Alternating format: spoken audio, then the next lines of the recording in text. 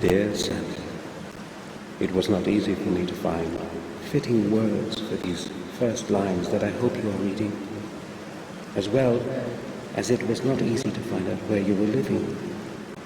I hope that my letter will reach your hands as soon as possible, as there is not much time left.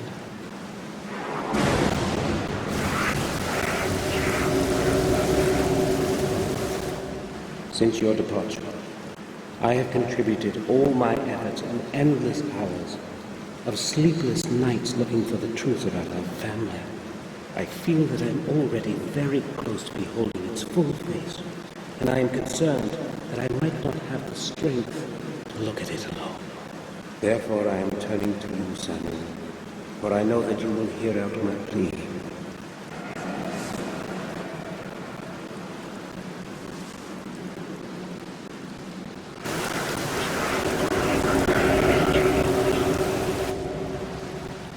In this envelope, you will find the ancient ring of our heritage. It is very important that you always have it with you. Take extraordinary care of it. Please return to our manor and help me. I know my time is closing in. I can feel it.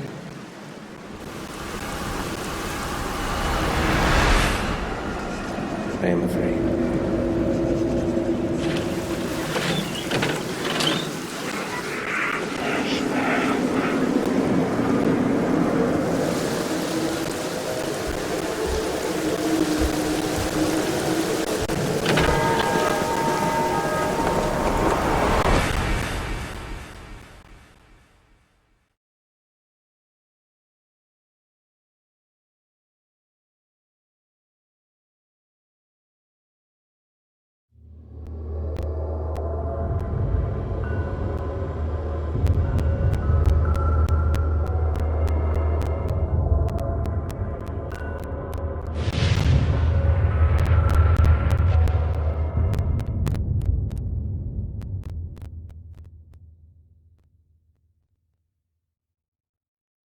After the funeral, we jointly returned to Black Mirror.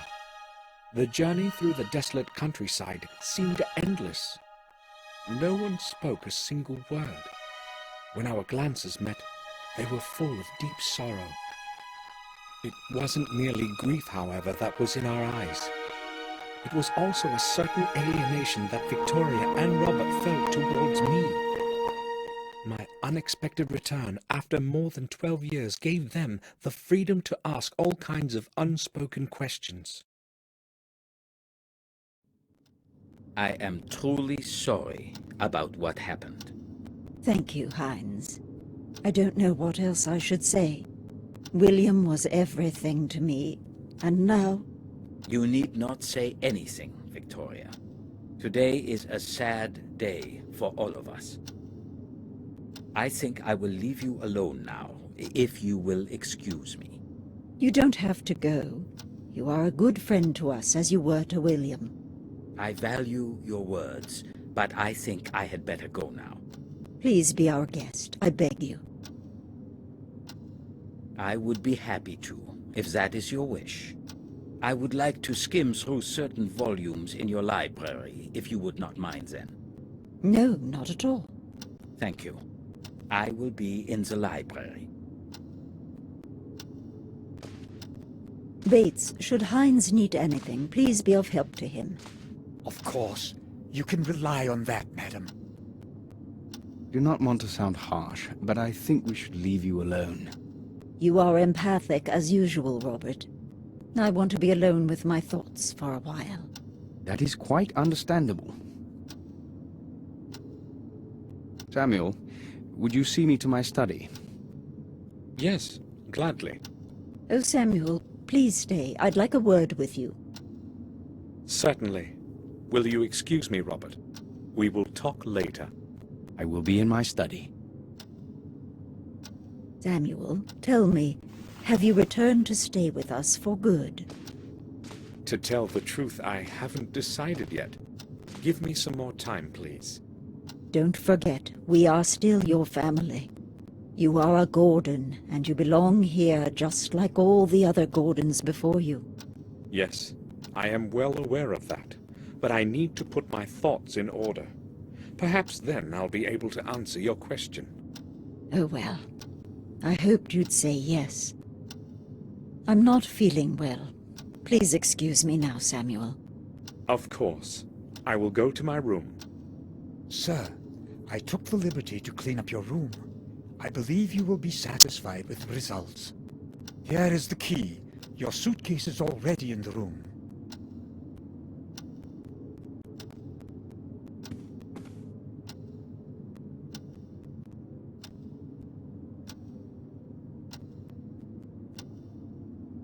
Thank you, Bates.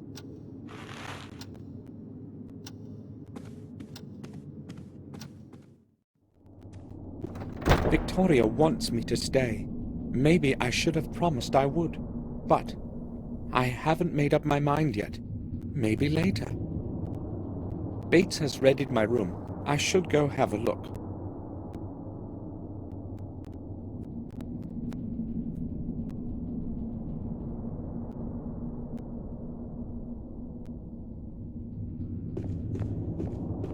This is where Bates leaves our mail. There is no letter now.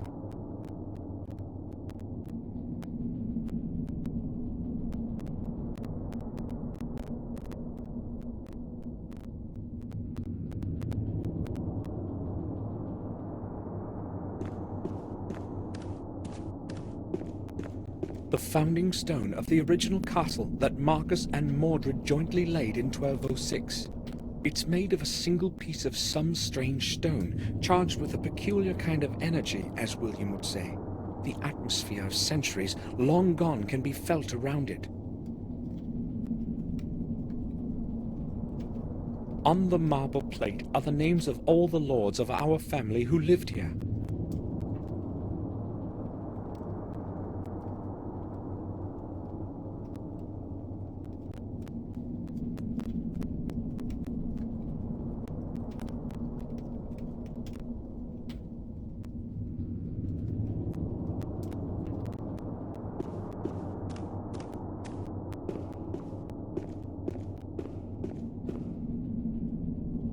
Marcus Gordon, the younger of the two brothers that began our dynasty.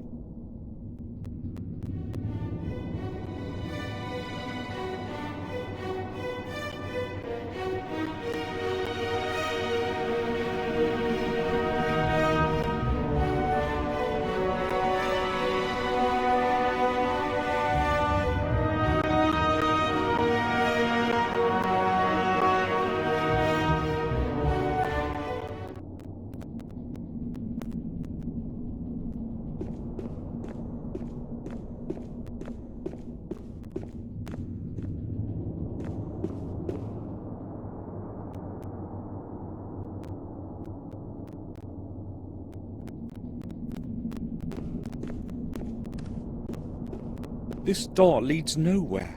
The lower floor of the old wing of the castle is behind it. The entrance has been walled up for years.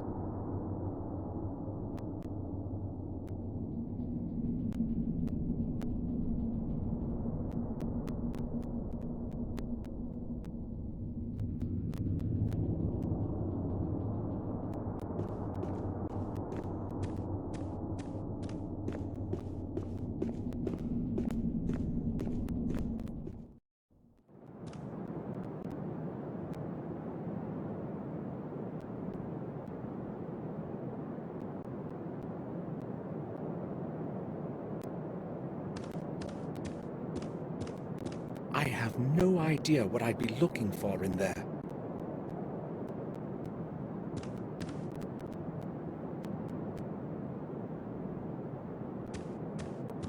There are only empty chambers further down the hall.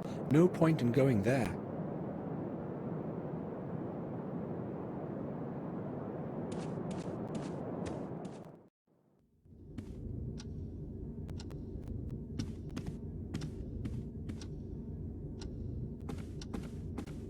Victoria is in the common room. Victoria.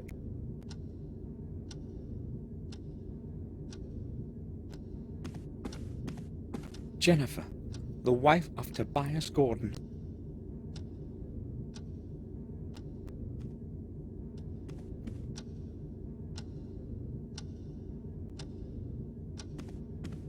Robert presented this one to William.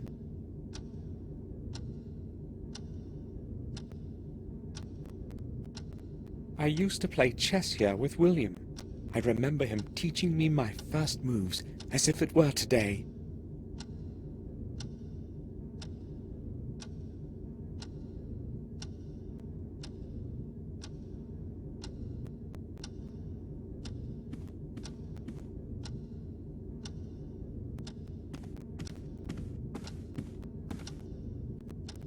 William's favorite canvas. Someone from the family painted it about 300 years ago.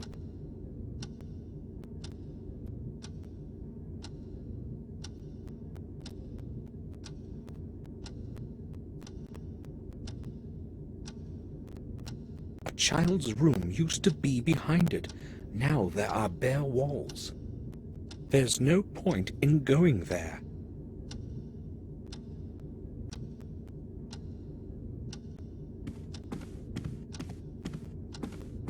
The ticking of the clock echoes throughout the corridor.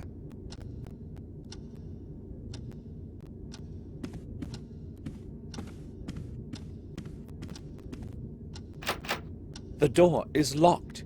Bates gave me his key. I can open it.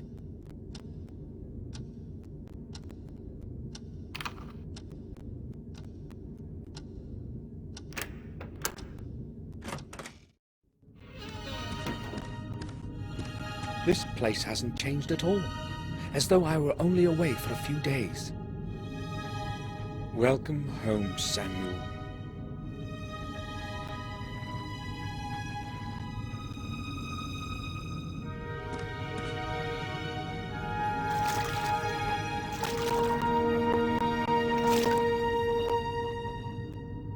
My hands are clean.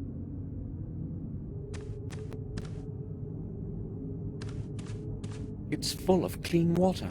There's still enough water in the basin.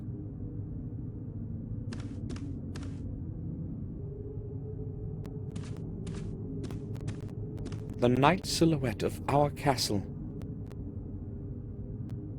William's portrait of my dear Catherine. She died in those horrible flames, and it was my fault. I will never forgive myself for that. The drawings of the Gordon Manor in Wales. William drew those when he lived there as a young man.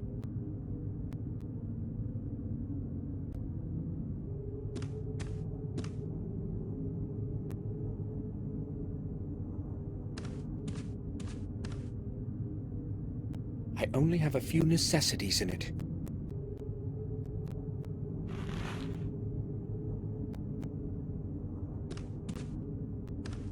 I'll take the pills in case my head starts to ache again.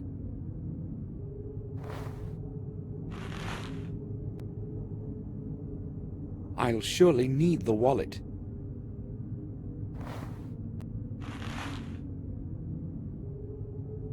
I can't see anything interesting.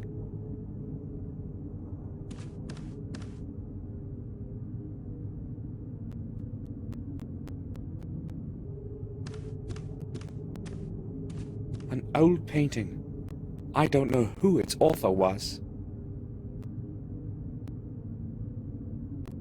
The Holy Cross.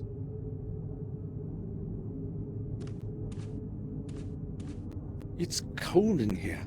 I'll tell Bates to light up the fireplace. The room is quite cold. The room is quite cold.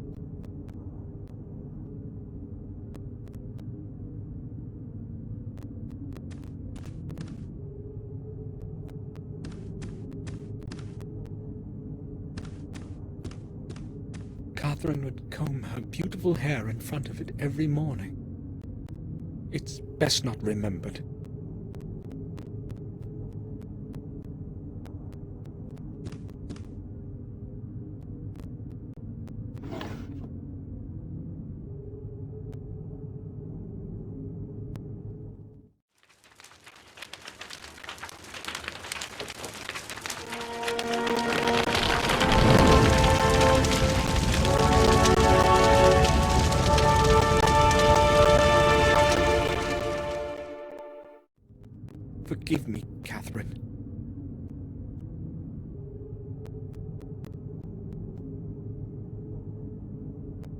collection of old pictures. I don't want to remember that time. I'll leave it alone.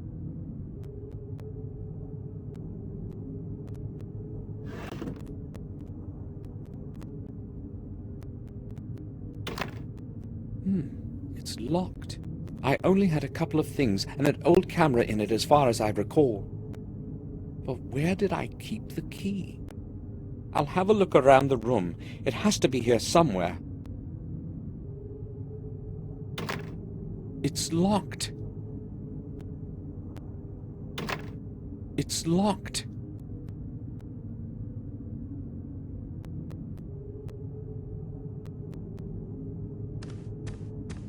I don't want to rest now.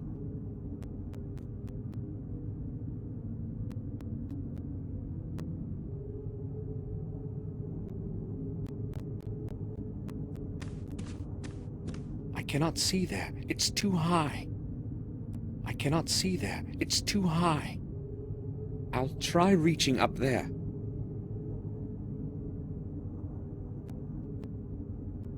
There is something there. The key to my drawer. I knew it had to be somewhere in the room.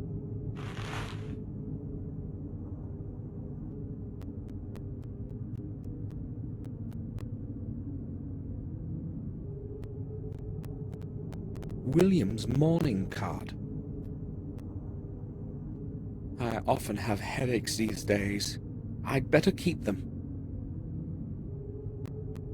There are some coins in it.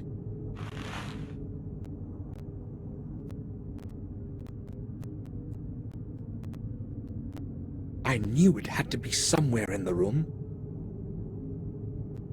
A common metal coin.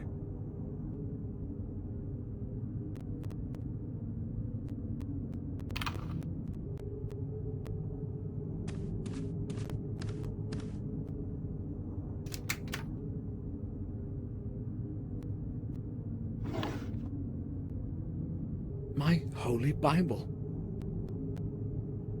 I have no need to take pictures of anything. They're too old to be used.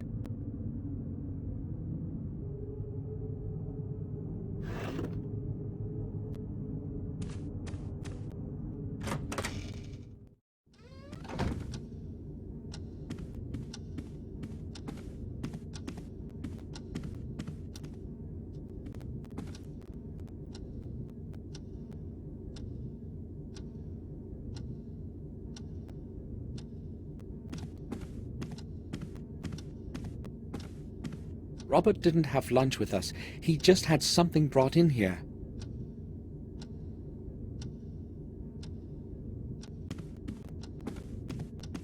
Today's paper. I'll have a look. Seems to be a note of some sort inside. Robert, I have only now received your letter. That permanently drunken goof whom you have paid to be the messenger brought it late. I will take care of your parcel as usual. Do not worry. Fortunately, no one cares about anything in this godforsaken place. P.S. I suggest you give more money to that blockhead Mark next time. Maybe it will help him be more tardy.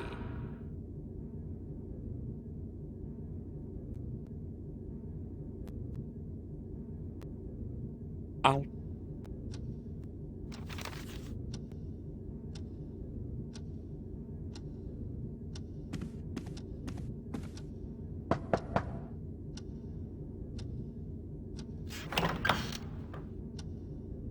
Robert, may I speak with you for a moment? Of course. I'd be happy to speak to you. We haven't seen each other for such a long time. How many years has it been? 12, maybe more. A long time indeed. I am happy that you have returned. I have not come to stay. I came only to be here for William's funeral. Really? That's a pity. I thought you would stay with us for a few months at least. Maybe you can still change your mind. So, what do you want to talk about? What do you think about what happened to William? That is a strange question. What should I think about it? I don't believe it was an accident, let alone suicide. I am afraid you are jumping to conclusions, Samuel. You don't happen to think it was a murder, do you? No, but really, who would want to kill themselves in the autumn of their life? William was a very old man. Look, William was alone in the tower when it happened, and the door was locked from the inside. So a stranger's intervention is impossible. So why didn't he leave a letter? That I do not know, and I do not even want to think about it. Trying hard to get my thoughts away from William's death, and I absolutely don't feel like talking about it. How is it possible that Robert is not at all interested in this? Am I the only one who wants to know the truth of what happened to William? The castle is falling into disrepair. How long can it last like this? It has been standing here for hundreds of years, and it is not going to decay anytime soon. It will outlive us, just as it has outlived our ancestors. But the old wing is on the verge of falling down. It was already on the verge of falling apart when I was born. Yet it still stands. Why hasn't anyone tried to restore it? Oh, sure they have. About 100 years ago, Werner Gordon attempted to repair it. Why are you saying attempted? Well, he was not the first one who had tried it. The new structure never lasted more than a couple of years. The original castle foundations that Marcus and Mordred jointly laid are within those walls. It is as though the old stones do not want to accept the new ones. Strange, indeed.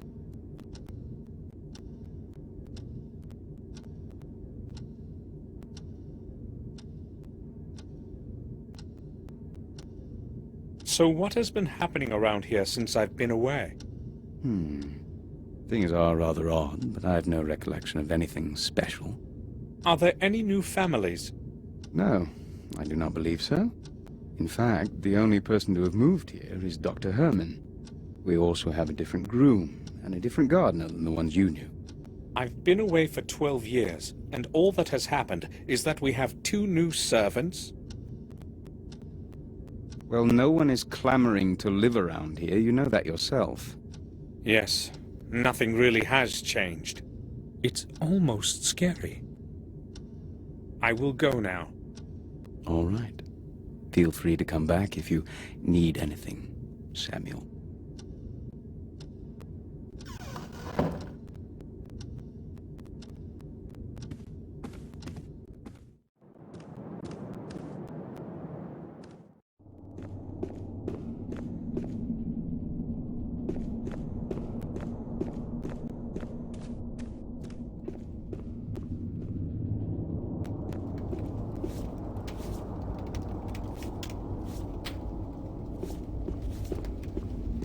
The entire outer rim is full of old symbols and signs. No one understands what they mean these days.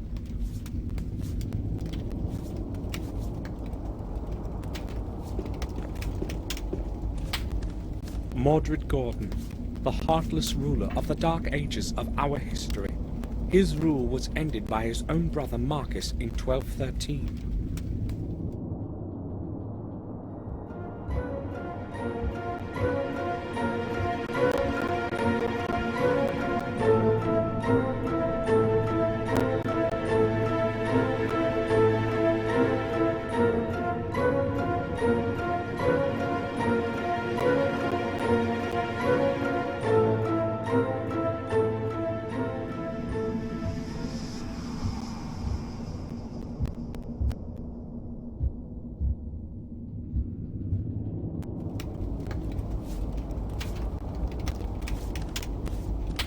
Our family's coat of arms. It has been symbolizing our noble rights since the Middle Ages. The fire has to be maintained in winter as well as summer. Otherwise, it's very cold in here. The crackling of the wood is quietly echoing throughout the hall.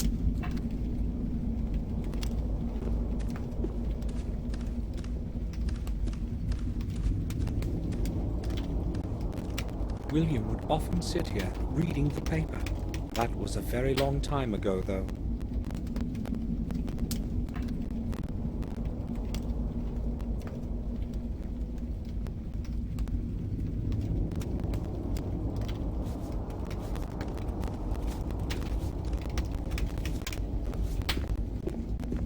Bates sometimes sits on it when he has nothing to do. It seems as if no one has moved it for years. He looks tired.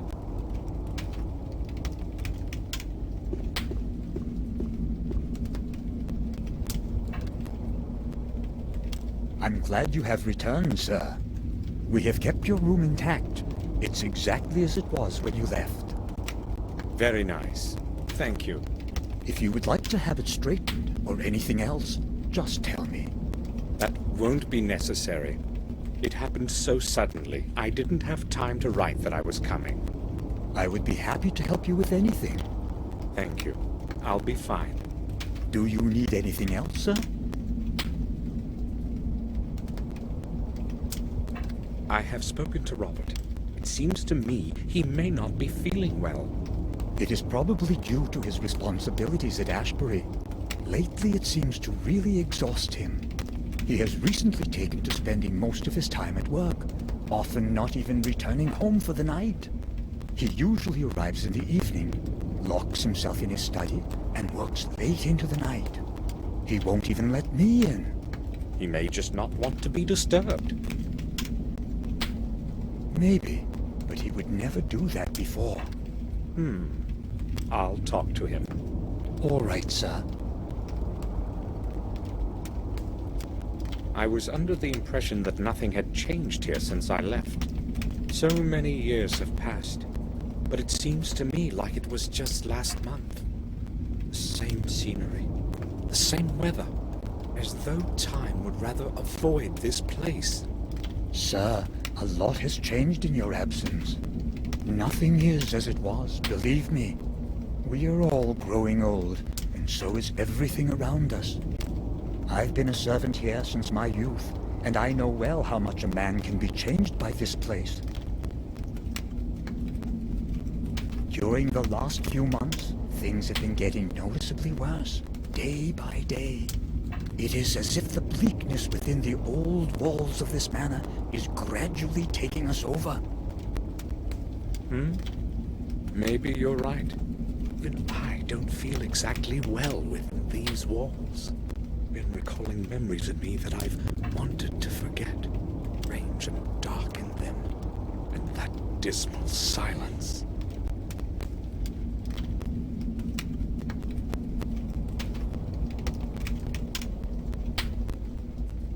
Bates, tell me, is the old part of the castle still safe? I would like to examine the ruins. I used to play there as a boy. But sir, it was not safe, even back then. Yes, you're right.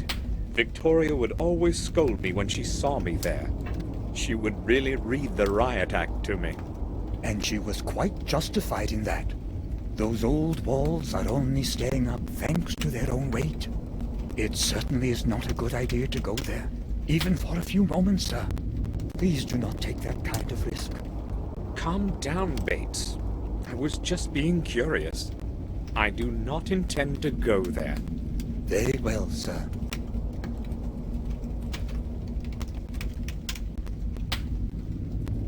Are you sure you're all right, Bates?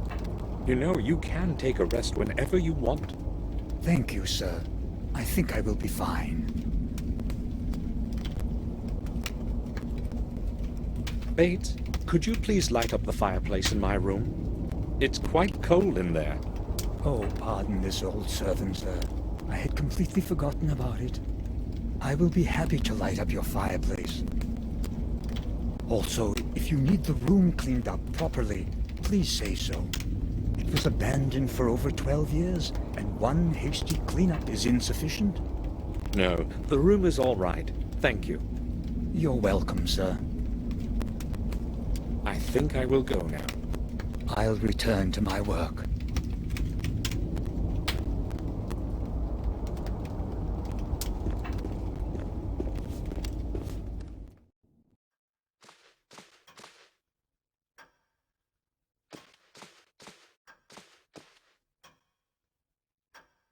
This bookcase is full of old dust-covered books. I don't think I could find one that would interest me.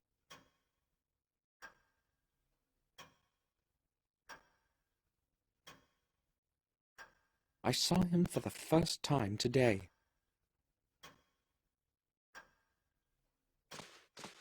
Doctor, can I have a word with you?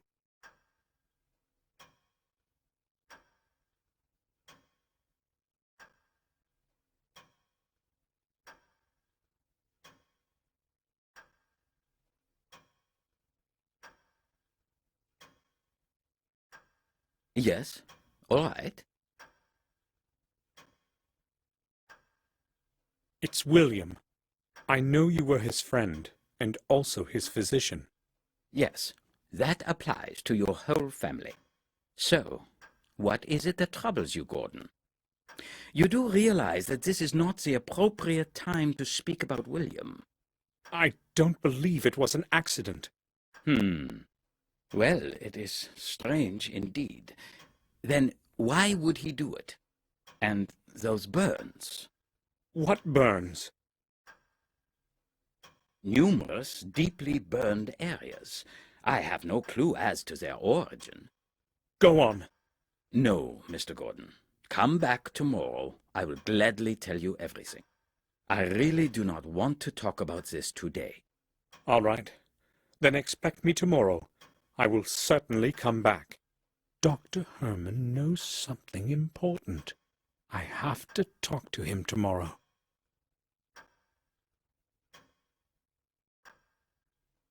He's reading a book.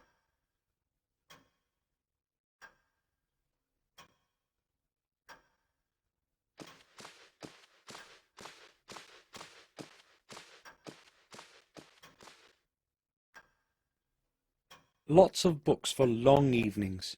I haven't got time to read them now.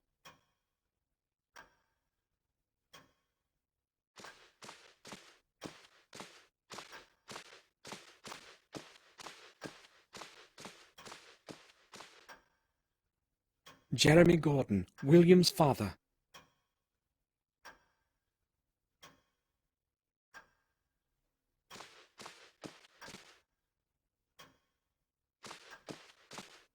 Old books and scrolls. They probably fell off the pile on the chair.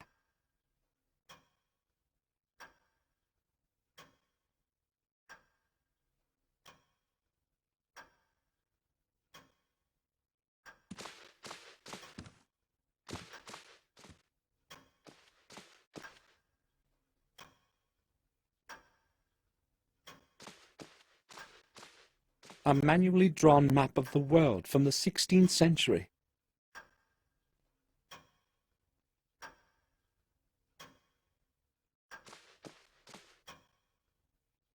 It seems like something's missing here.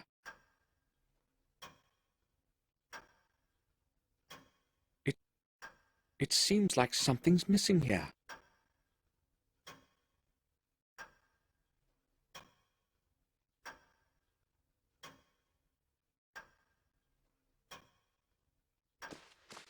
Literary works. Renaissance. Lots of great books are among them. Maybe I'll read one of them sometime later when I'm resting.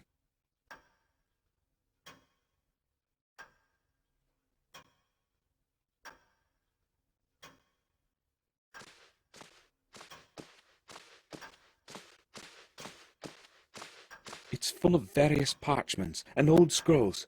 I can't see any interesting ones.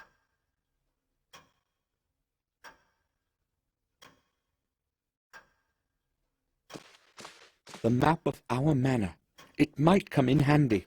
I'll take it.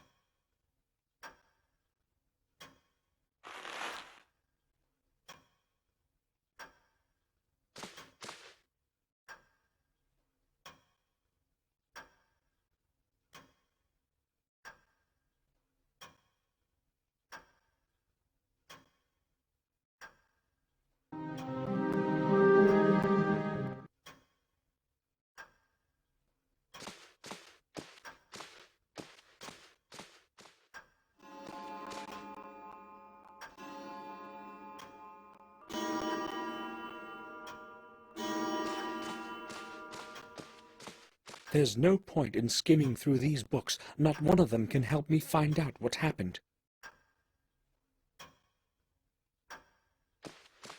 The statue is holding something strange in its hand. It appears to be a key of some sort, or an amulet.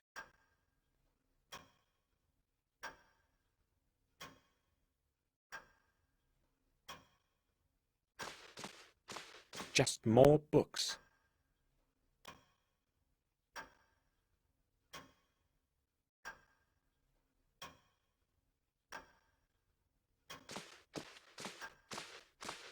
They'll be full of books or old paper. I won't bother opening them.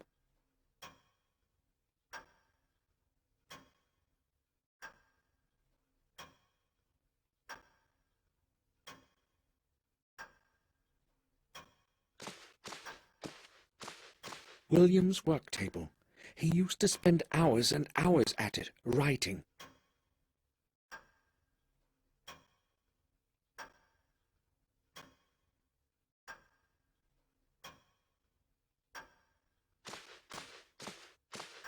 The Chronicle of the Warm Hill Manor. The local parish has been here for a very, very long time. According to the oldest books and records, it has been here for so long that only the walls of our castle may remember its foundation. Marcus Gordon had the church built so long ago that the date has already been lost in the mists of time. Therefore, the actual age of the building can only be estimated. As in the past, there was no accurate record keeping. Should we hold to the views of respected historians, it was around 1215 AD that the church was built. It is thought that Marcus had the church built on pagan lands where many innocent people died through the ages. There is no corresponding record to this, however. Not one mention in any books or volumes available to me at the manor or the vicarage. Therefore, from a historic standpoint, this is a mere assumption, or worse, one of the many fictitious legends circulating in these lands. One thing, however, is more certain. It was this age that also gave rise to the academy at Black Mirror. As with Warm Hill Church, it was Marcus who was responsible for the construction of such a significant building. The new academy, with its vast library, was supposed to serve as a knowledge base for all the people. It was also a safe place for depositing the chronicle of the Gordon family that Marcus ordered his wise men to protect. In this, however, fate was not kind to Marcus. The whole academy burnt to stone long after his death, around 1512 AD. Despite the vigorous effort of the people of the manor, who hurried to the disaster to fight the flames, the academy burned to the ground. When they saw there was no chance to save the building, they tried to save the records from inside. Not everyone was willing to risk their life in lethal heat for the scraps of paper that had been scribbled over. If it hadn't been for a few brave souls, however, we would have never known who Marcus Gordon was, nor some of the history of Black Mirror Manor, as most chronicles were lost to the flames. Garmoor Gordon perished in the fire at the age of 45. For his bravery, eternal memory is held. There was no one left of the academy to care for the remaining records and old books. Consequently, the volumes that remained were passed on to the Warm Hill parish to the safekeeping of Father Matthias. Father Matthias took meticulous care of the historical treasure until his death in 1543. To that holy man, the people of Garmoor Gordon are grateful for the preservation of the chronicle and the old records. Since those times, the Gordon family chronicle has been handed over from one successor of Father Matthias to the next, until today. Recorded by hand of Jeremy Gordon, 1632 AD.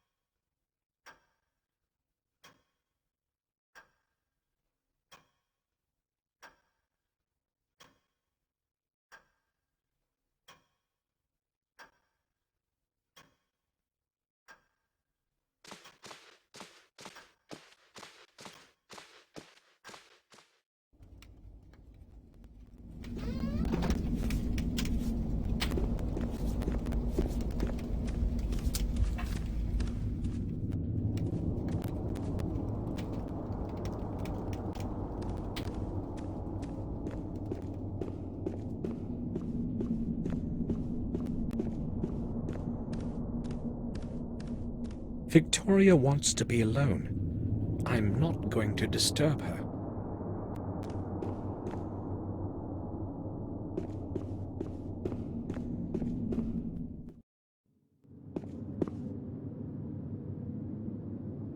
Fresh apples and a few sweets.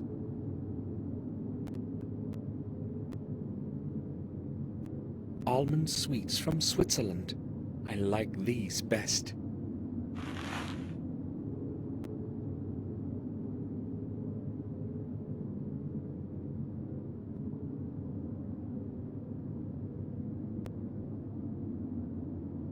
Chocolate sweets with almond in the middle. I have always liked these.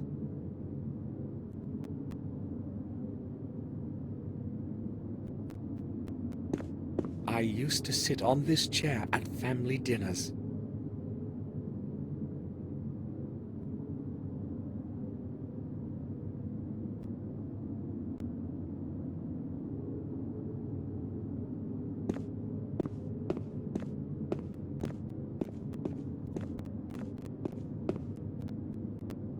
They don't seem to be working, showing 7:30.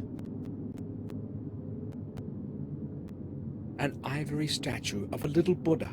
Victoria is collecting these things.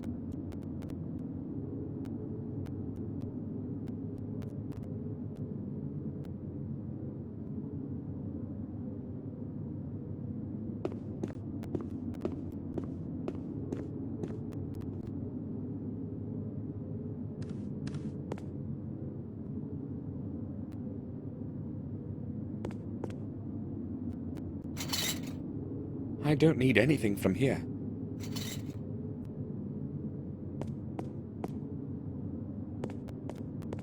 A dirty coffee mug. There's a big bee on its side. It probably belongs to Bates. Various kinds of spices and cooking ingredients. I'm not going to make a mess out of it for Bates.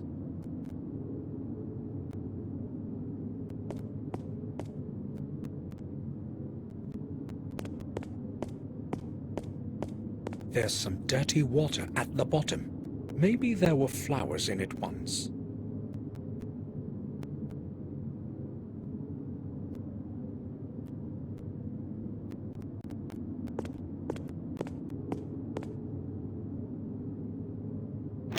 The door is locked. I haven't any reason to go into the cellar. I haven't any reason to go into the cellar.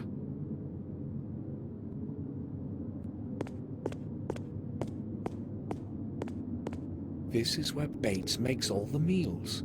He's a very good cook. At least I won't go hungry.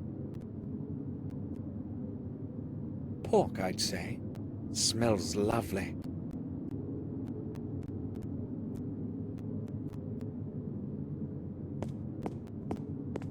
The dining table of the servants.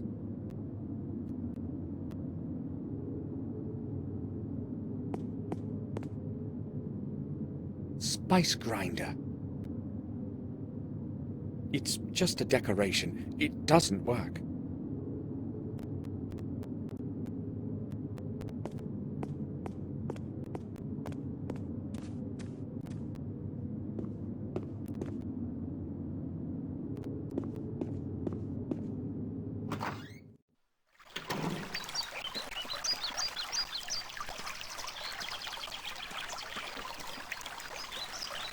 The rear path is completely blocked by bushes.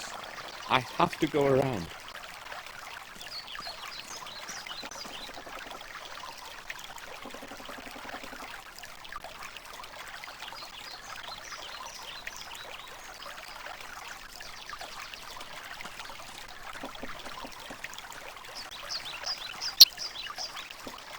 This is where the oldest trees grew.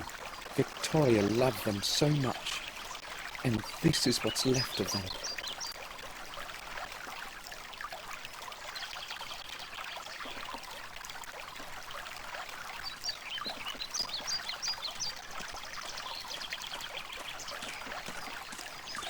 Its water used to be crystal clear.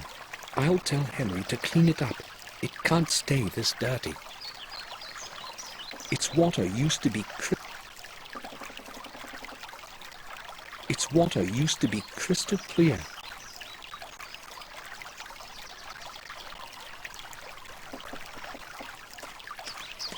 The fallen tree has surrounded it completely. There's no way to reach it. It's awful to see the garden in such decay.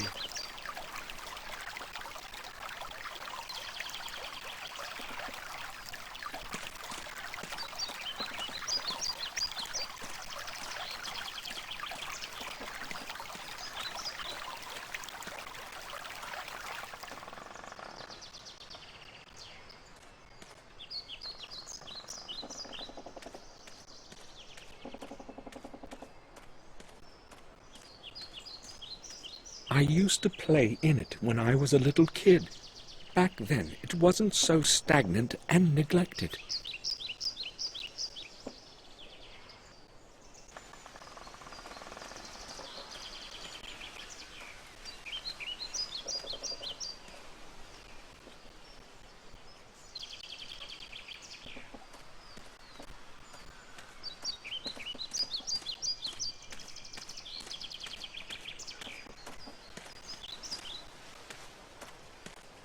It must be centuries old. It invokes a rather queer feeling in me.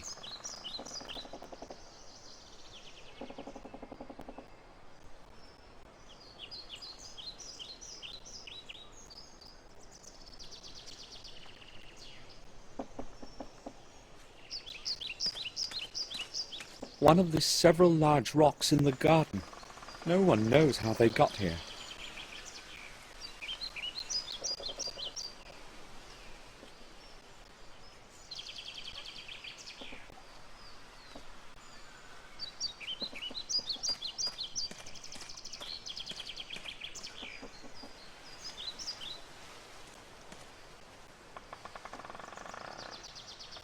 The window of my room.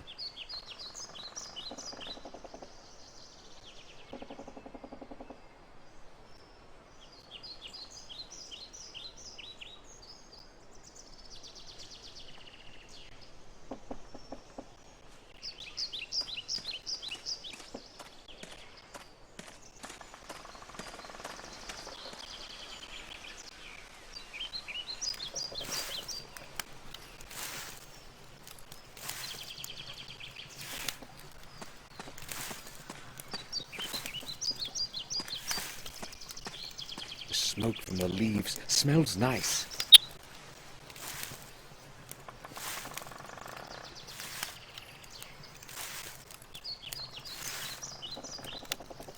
He appears to be a calm kind of person. He's only been working a couple of years for us. I do not know him. Good morning. Good morning, sir. My name is Henry. I take care of the garden. It's not an easy job. I don't have anyone to help me. But you probably wanted to speak about something else, sir. What can I do for you, sir? I would just like to ask a few questions.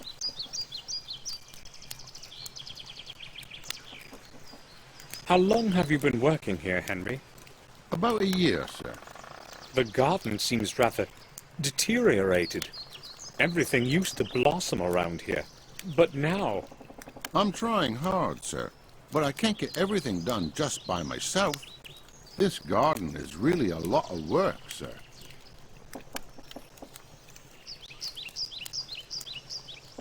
Tell me, Henry, what did you think of William?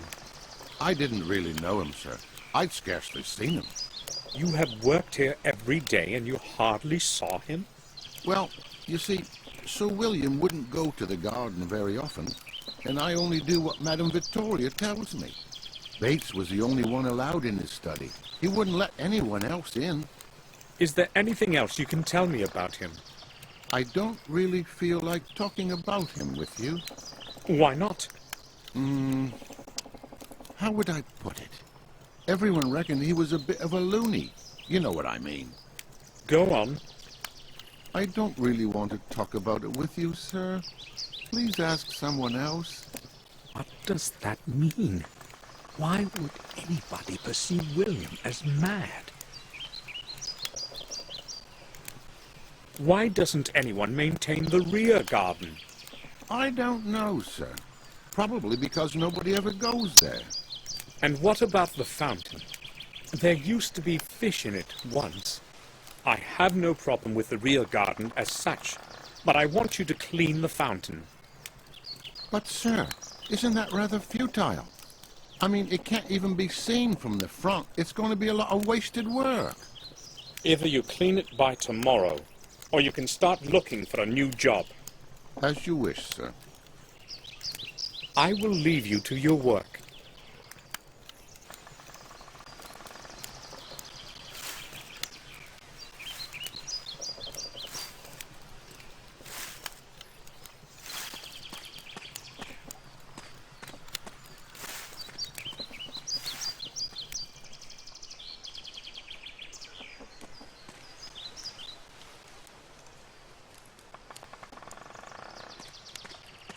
The wood is ready to go into the grinder.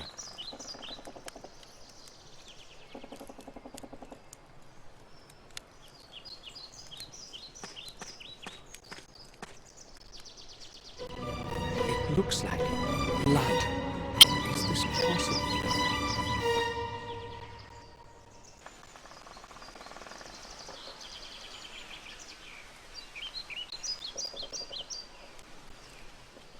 This is where the groundwood ends. Now it's empty. They're full of leaves. Henry has plenty of work taking care of the garden. All those leaves will get burned in the end.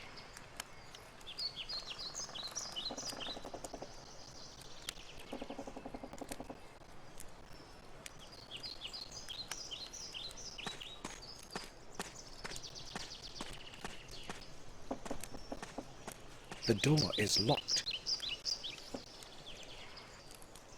The door is locked.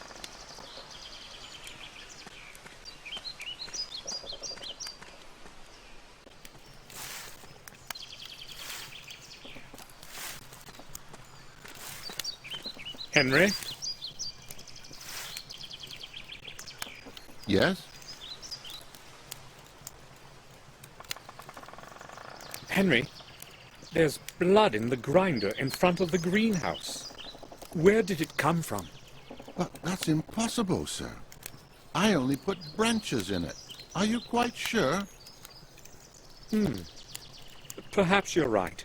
I probably imagined it. I should probably take a rest. Who knows what I've seen? Henry, I went to the greenhouse and found it locked. Why? I lock it during the day as well, just to be safe. To be safe?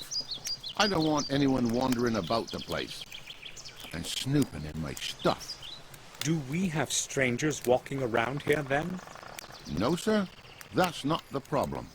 But I've seen Morris around there a couple times, and he's got no business there.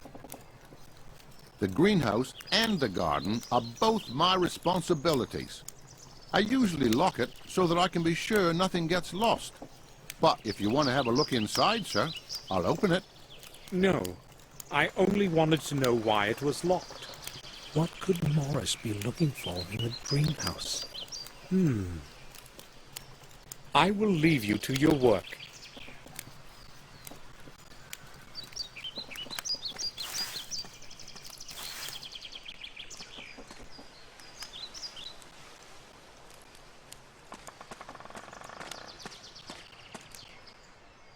There is nothing here. I could swear I had seen blood.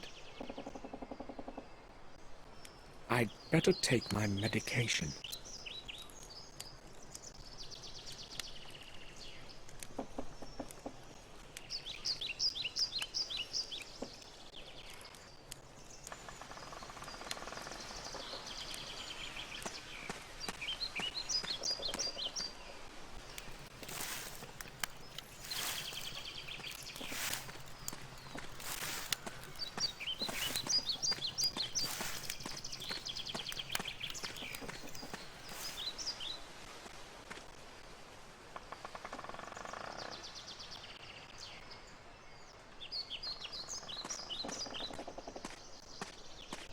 The main gate is usually closed, as it is today.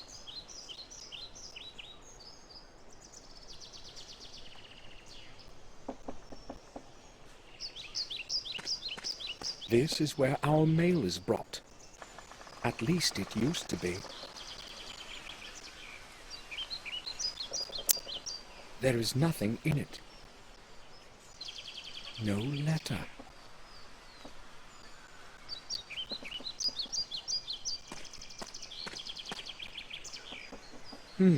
I'd be interested to know where these stones came from.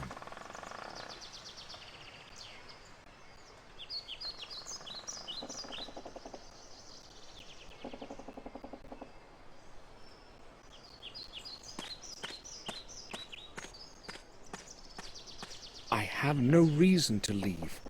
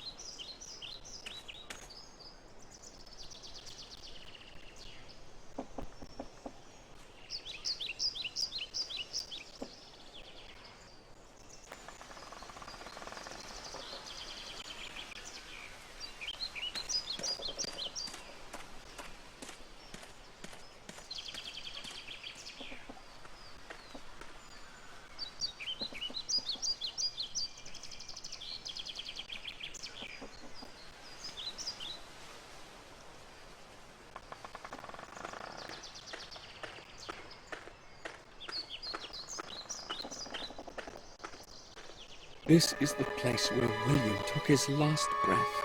I won't leave before I find out the truth.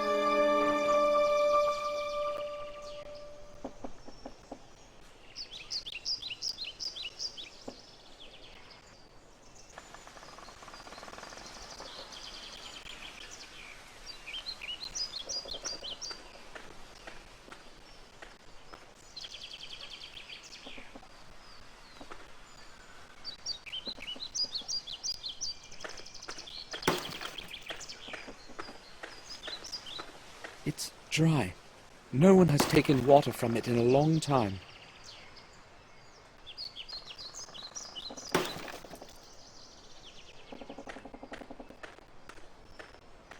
It's used so seldom, it's locked up.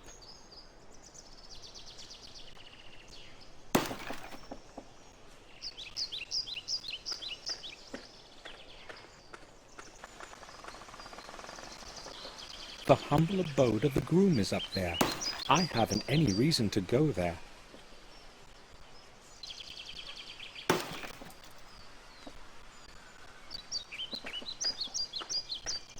The bags are full of dry hay. They should be carried off into the stable before it starts raining.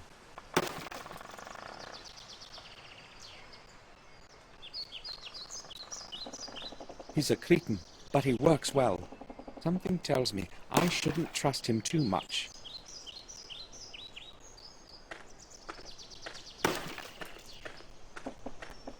My name is Samuel Gordon. You are Morris, the groom, aren't you?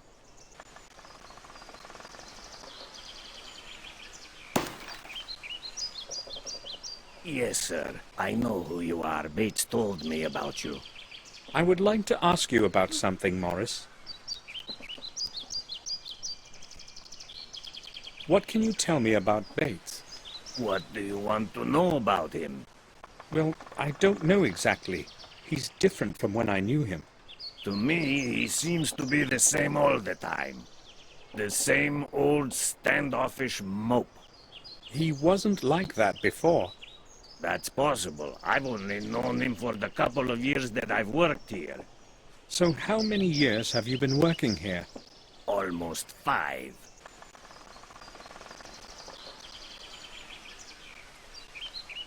Morris, how did you get along with William? Well, like a groom with the horse owner. Okay, I guess.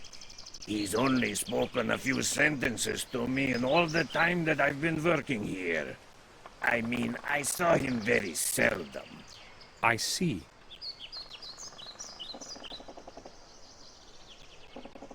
Morris, you are right next to the old wing. Can you see inside the old tower from your room? What do you mean? I never go there. Who told you that? It was that old drunkard, right? I was just asking, why are you so upset? I knew that Flores bastard was spreading gossip about me again. He tells you anything, don't believe him, sir. Ends to get smashed and talk out of his ass. Sure, but you've been to the old wing, right? Yes, but only out of curiosity. I've got no reason to go there. And it's a strange place anyway. What do you mean? Well, I haven't exactly got a good feeling about it. I feel like I'm being watched by something older than the centuries within those old, damp walls. And the silence, it makes one feel as if one cannot speak. Frankly, I'm glad I don't have any work to do there.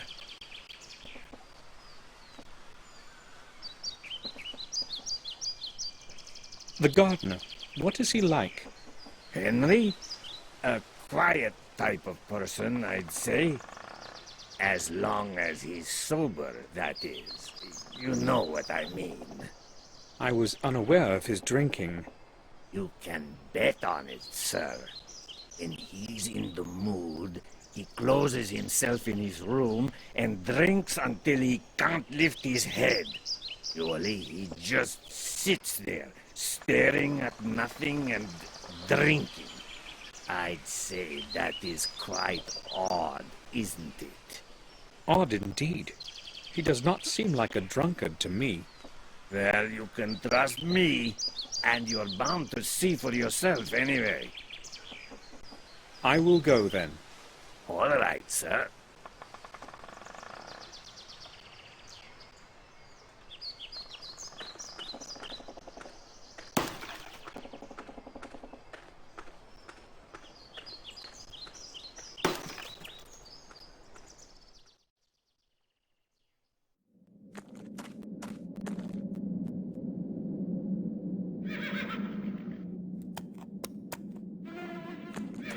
Water for the horses.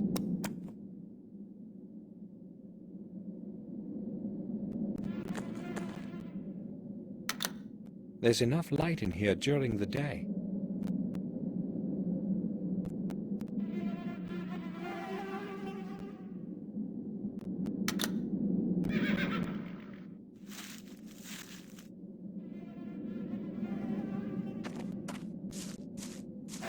I don't want to get dirty.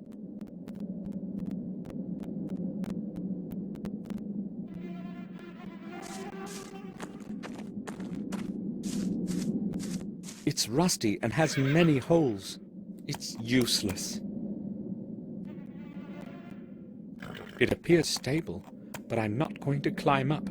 Hay for the horses is in there, and that's Morris's responsibility.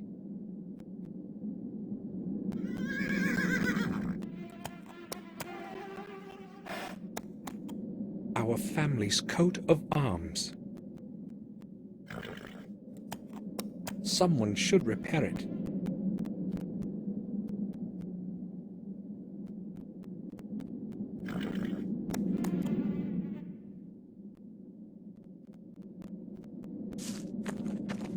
Empty glasses and paint cans. Nothing useful.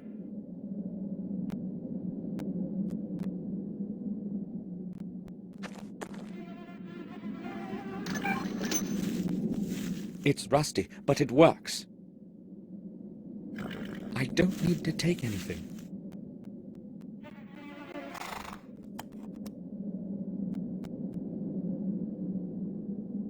Red wine from our cellar. How did the bottle get here? I'll ask Morris where he got it.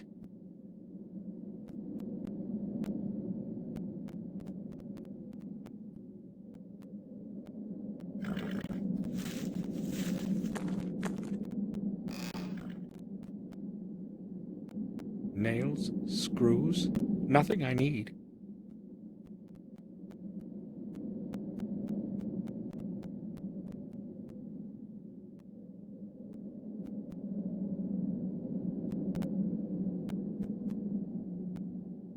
I don't need to repair anything.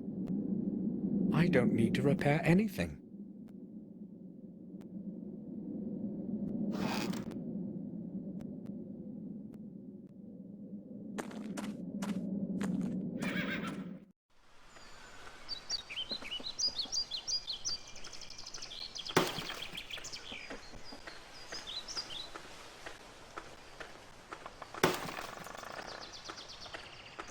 Morris, do you have a moment? Sure. Morris, I've noticed you have a bottle of wine on your workbench in the stable. Wine? I sometimes take a sip when it's cold outside, but never during work. It appears to be our vintage red. Where did you get it? Well, Sir William gave it to me some time ago. Just this one bottle. Really? Yes, sir. All right, Morris. I do not believe that William would have given away some of our best wine. Morris must have gotten it some other way. I will go then. All right, sir.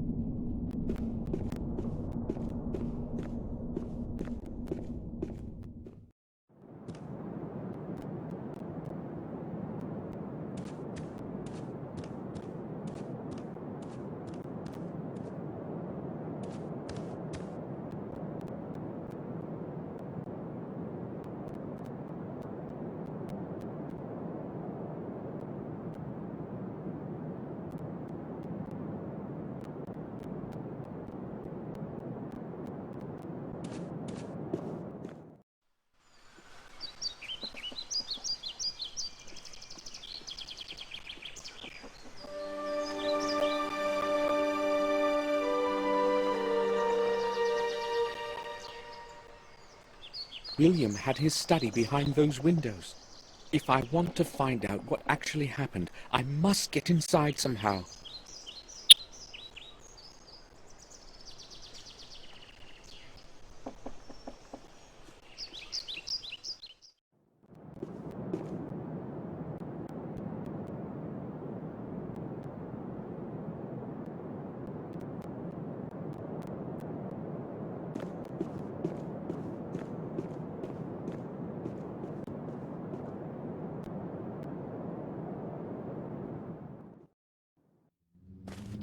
hoped I'd never have to return here.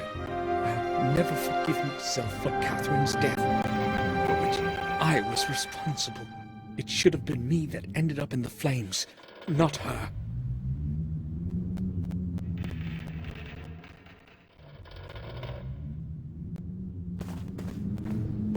It's made of black marble. There's nothing in it.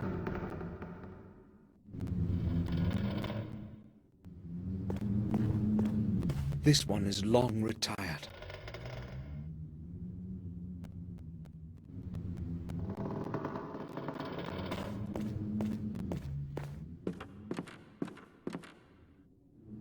There's nothing in it, just dust.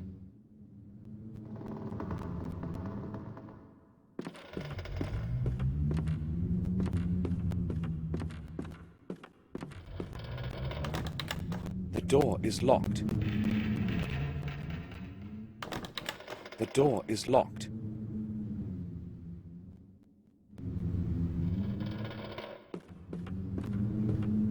The canvas has been entirely destroyed by the flames.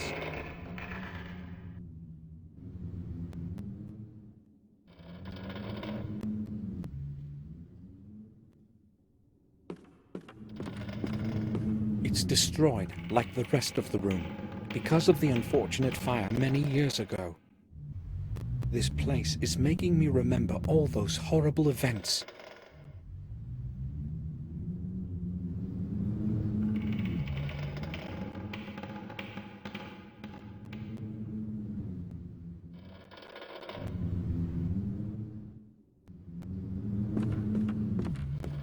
Just ashes. Just ashes. Something is glittering in the ashes.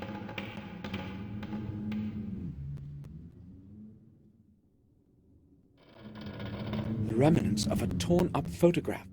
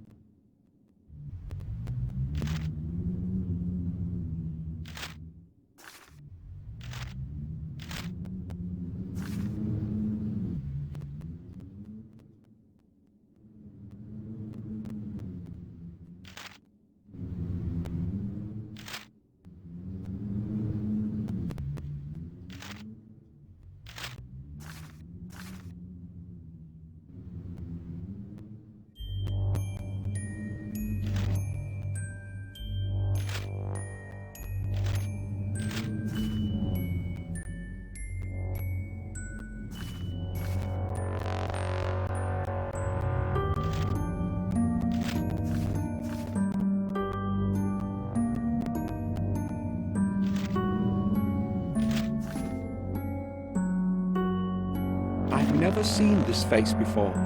But who could have thrown the picture in that fireplace? And why did they take care to tear it up first?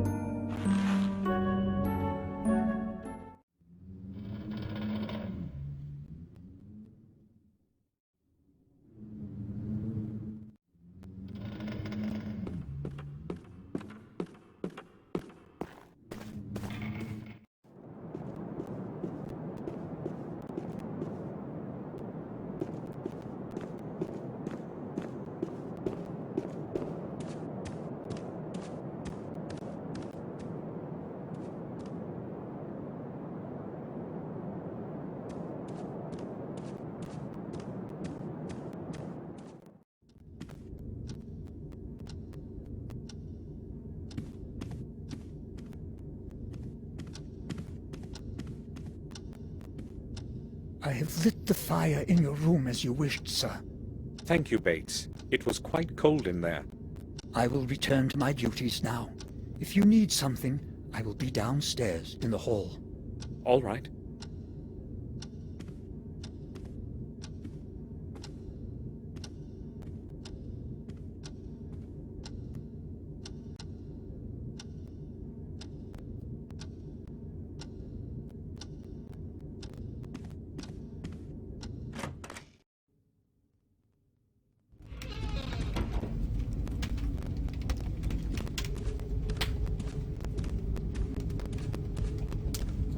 The fireplace is lit. It's warm in here now.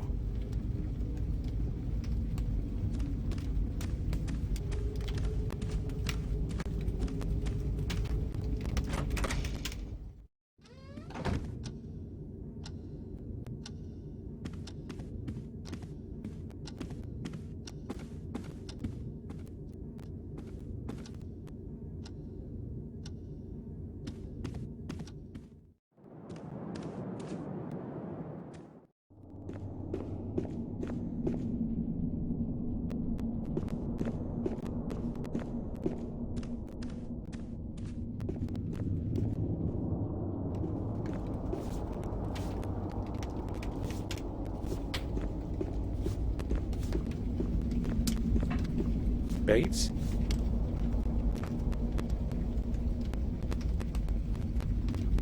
Yes, sir? You're not looking well. Why don't you take a couple of days off? Thank you, sir. I will be all right. It's just William.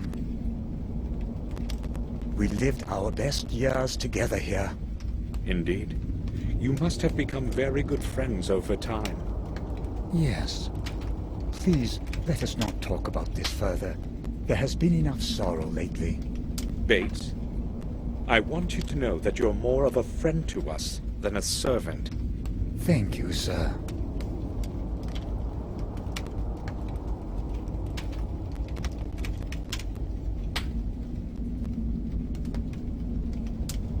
I need the key to the attic. Do you know where I can find it? It is hanging in the kitchen right next to the cellar door. You cannot possibly miss it. I'm going to need the key later today. Can you please put it back afterwards, sir? Of course I'll return it. Thank you.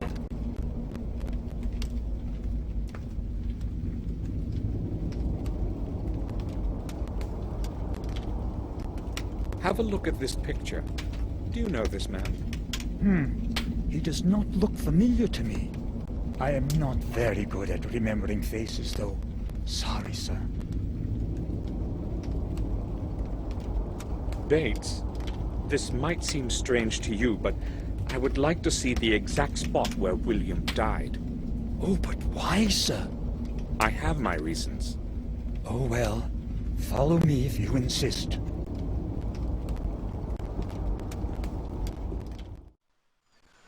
This is where the awful thing happened.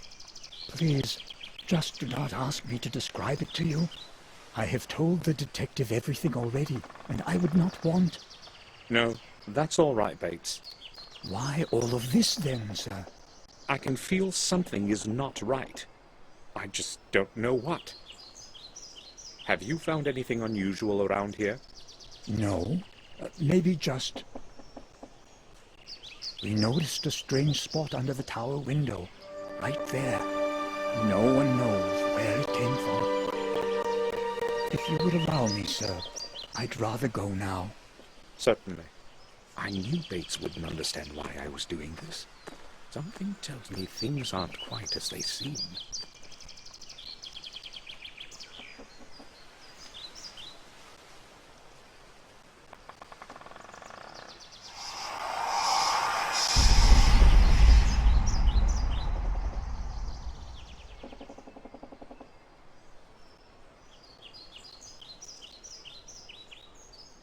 It looks like a symbol of some sort, or a sign.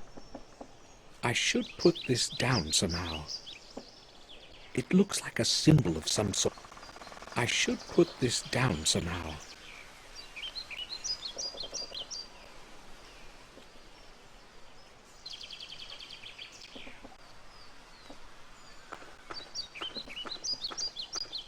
The castle is literally surrounded by bushes. The castle is literally surrounded by bushes. I'll have a closer look. Something got stuck between the branches of the shrub.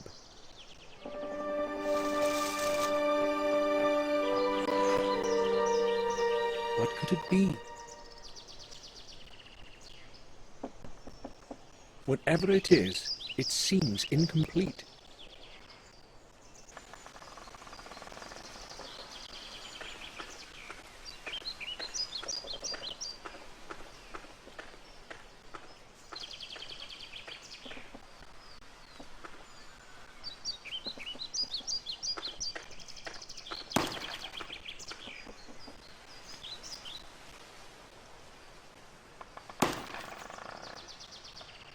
Yes, sir.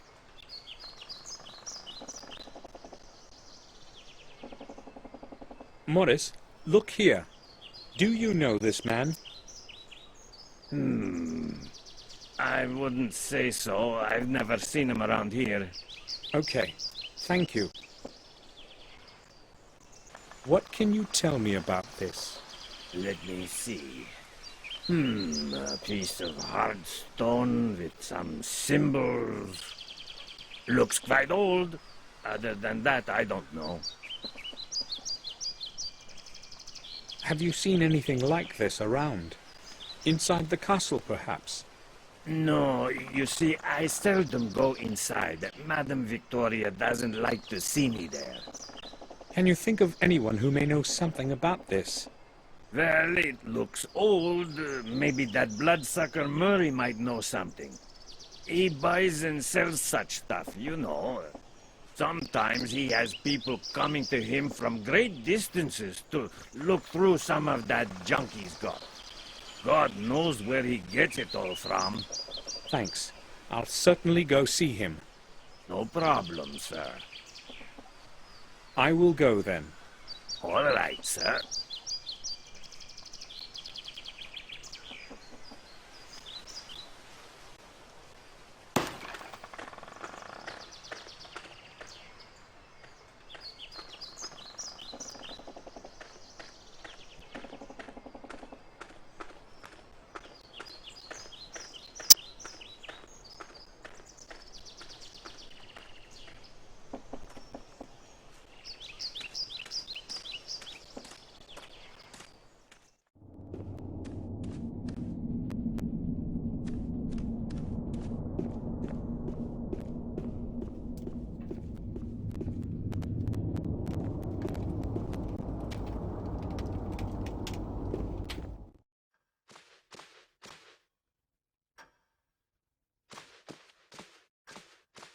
Doctor, can I have a word with you?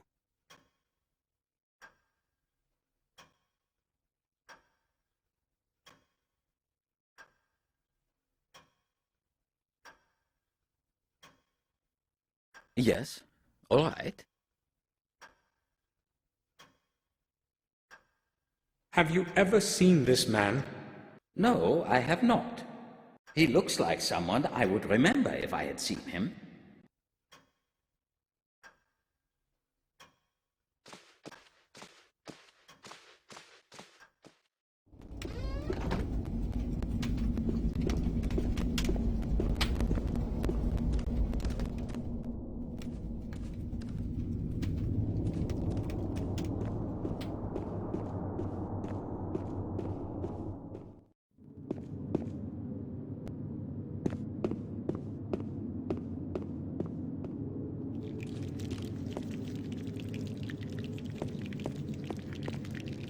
He's making supper.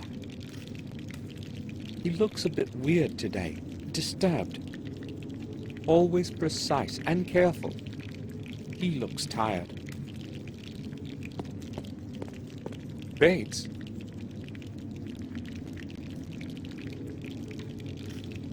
Yes, sir?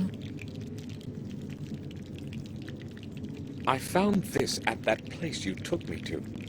You mean where Sir William? Yes, I'm quite sure it can shed some light on what has happened. I am not as optimistic as you are, sir.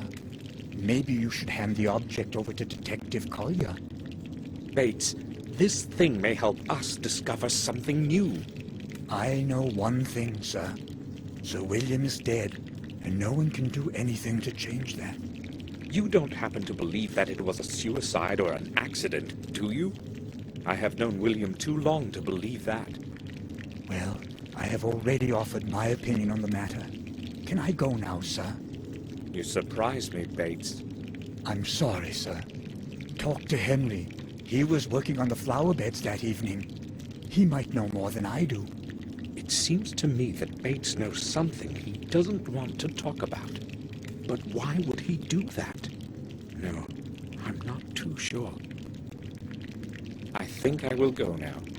I'll return to my work.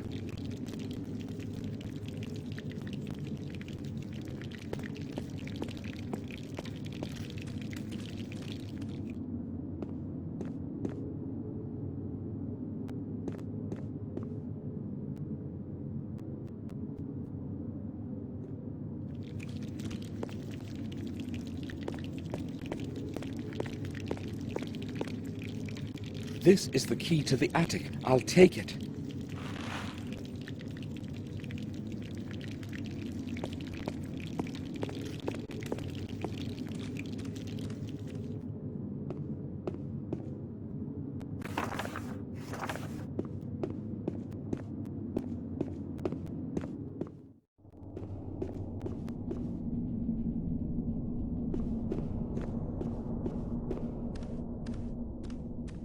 I'll come back later.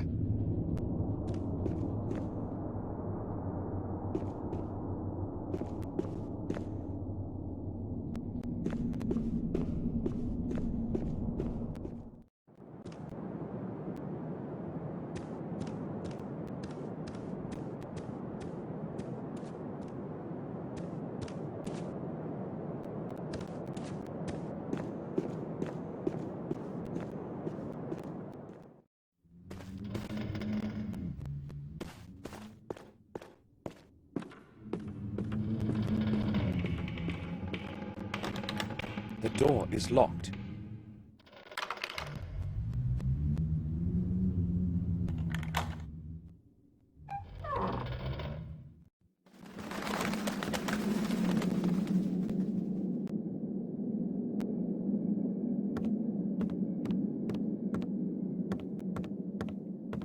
Empty picture frames and other old garbage. Useless.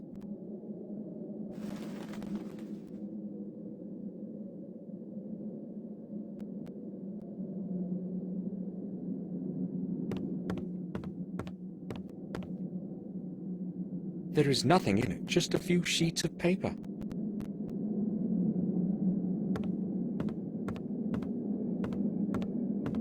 Old scrolls and lots of spider webs. There is nothing useful in it. It's quite well preserved. Strange.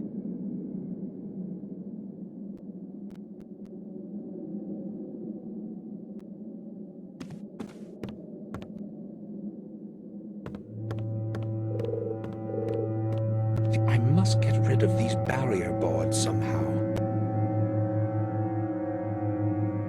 I can't do this with my bare hands.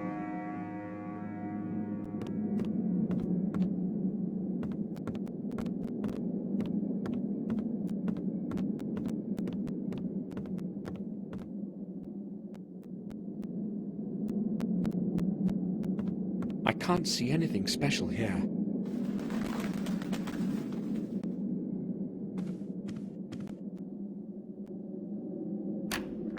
It's locked.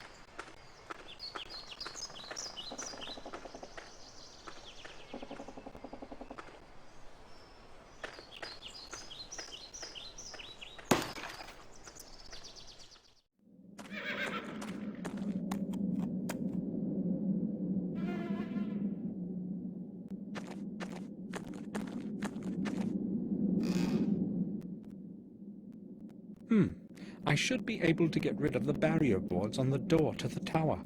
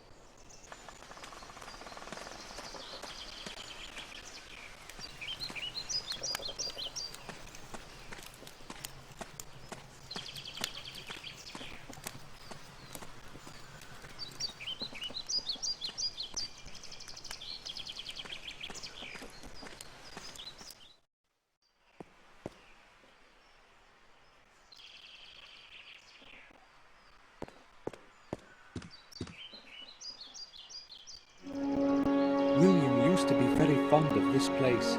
He would often come here to make paintings and sometimes would spend whole days here.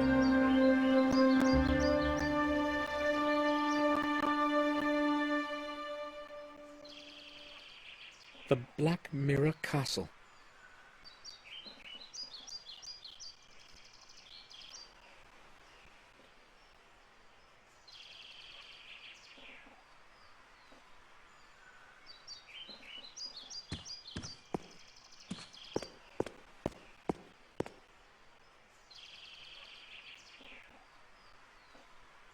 He appears to be a calm kind of person.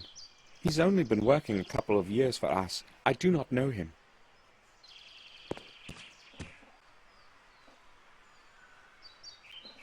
Do you need anything, sir? Henry, do you recognize the man in this picture? Have you ever seen him? No, sir. I don't think I have. Who is it? Should I know him? No, probably not. I just wanted to know if you had ever met him. I'm sorry, sir. That picture behind us, Henry, when did William paint it? A long time ago, sir.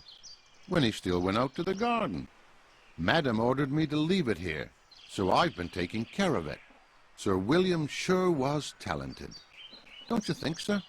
Yes, he was. Have a look at this. I found it under the old tower. Why are you showing it to me, sir? Well, I showed it to Bates, and he suggested I speak with you. Do you know anything about it? Me? I don't see why I should. I've never seen anything like it before. He also said you had been trimming the shrubs in the area that afternoon. Yes, that's true. But I have nothing to do with this thing. Calm down. Just tell me what you know about it, that's all. All right, then. But you have to promise you won't tell Madam. I can't afford to lose my job. Of course. Go ahead. Well, I don't really know what it is, but I found a similar piece near that place. Do you have it with you? No, not really. You see, I had to pawn it. I was broke. Pawn? It doesn't seem to be of any special value. Well, maybe not the one you're holding in your hand, but there was a beautiful gem. A ruby, I'd say, in the one I found. Where did you pawn it? At old Murray's. Where else? It's good that you told me while there's still time. Give me your bill of exchange, and I will redeem the object. But I haven't got it. I don't know where I've put it. Henry, it's very important. Try to remember. I have no idea where it could be. But you won't forget about your promise, will you? It's going to stay just between us. Right, sir? We shall see. Henry, Let's return to that bill of exchange. I knew you'd ask, but believe me, sir, I really haven't got it. You needed the money, so you conveniently lost the bill of exchange? Well, yes, I needed the money, not the bill. I really didn't intend to redeem that thing. Somebody might be interested in where I found the thing, and I could lose my job. You're going to lose it for sure if you don't give me that bill. But I haven't got it. You really promised this would stay between us. Henry, you need to realize that this is very important. You had better get that bill for me. I'd give it to you right away, if I could, sir. All right. I don't believe a word of what he's saying. I will leave you to your work.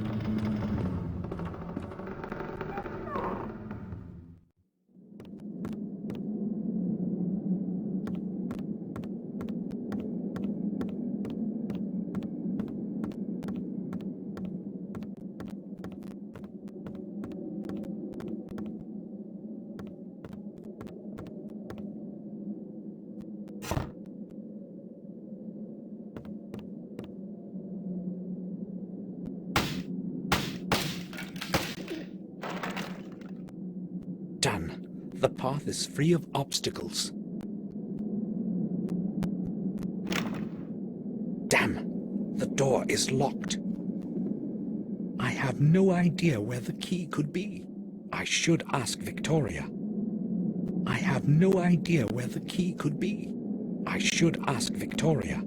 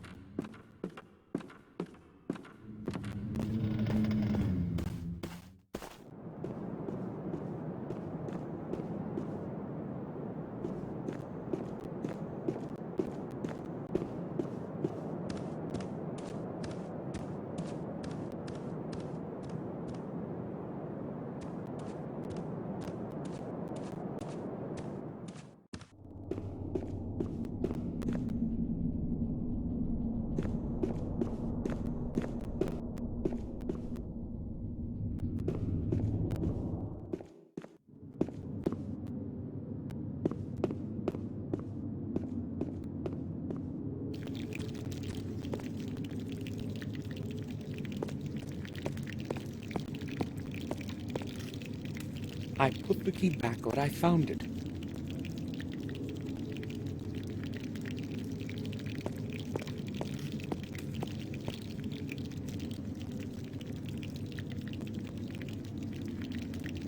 Do you need anything, sir? I would like to ask you about something. Certainly, sir.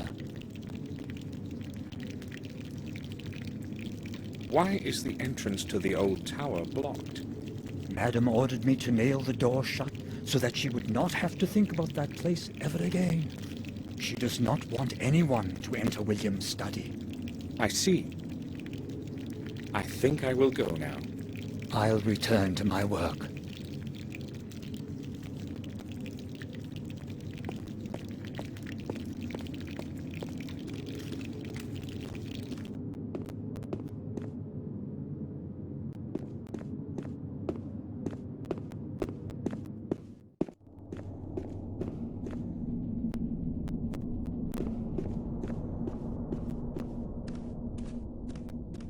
I know I should leave Victoria alone, but I must ask her about the key to William's study in the tower.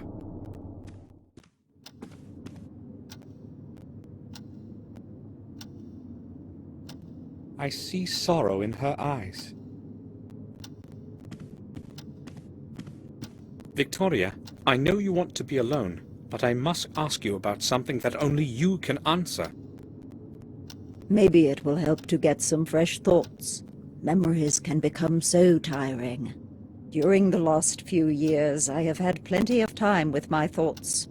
What is it that you want to talk about, Samuel?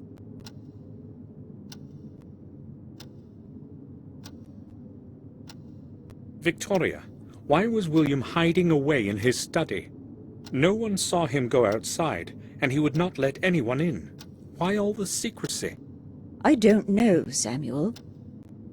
About half a year ago, he closed himself in that damn tower and spent whole days and nights there. He never told me what he was doing. When I asked, he merely stated that he was looking for the truth and that he would not stop until he found it. It entirely absorbed him, and you know how it ended. I hope that he has found his truth.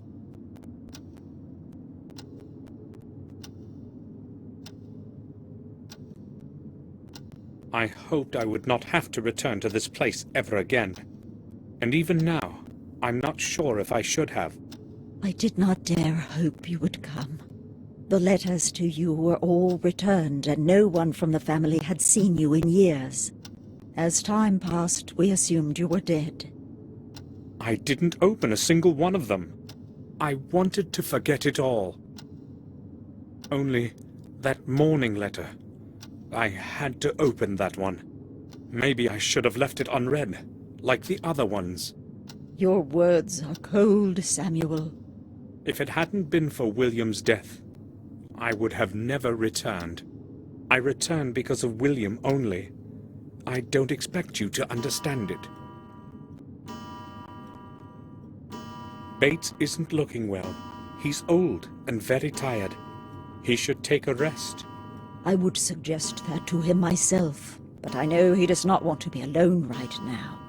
He and William were friends long before I knew him. He has worked here all his life, just like his father before him. He feels comfortable to be with us, I am sure.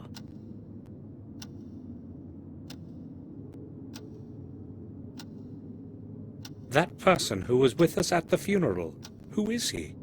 Dr. Herman, our family physician. But it would be more accurate to say our family friend. I had never heard of him. Well, how could you? He moved here long after you had gone away. He's a good man. He was a friend to William and has helped us a good deal. Until William began avoiding people, they were often together. Why are you interested in Hines? I don't know him, so I wanted to know who he is.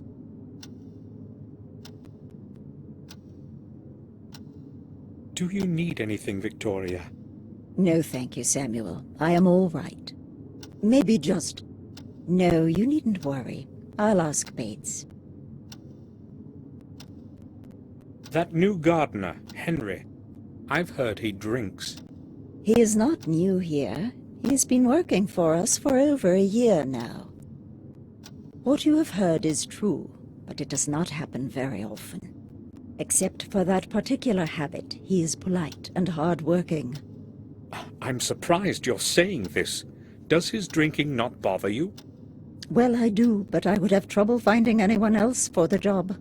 Replacing him with a new gardener couldn't possibly be a problem, could it? Maybe not a few years ago, but now... You haven't been here in a long time. A lot has changed, Samuel. No one wants to work for us, not after what happened. People are superstitious. They see dark forces in everything.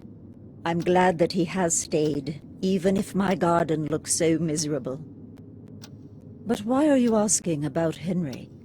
Is it that you know something about him that I should know too? No, not really. Morris said Henry acts strangely from time to time. Morris? That hardly surprises me. He is strange himself. If I had someone to take over his job, he wouldn't be here now. That reminds me.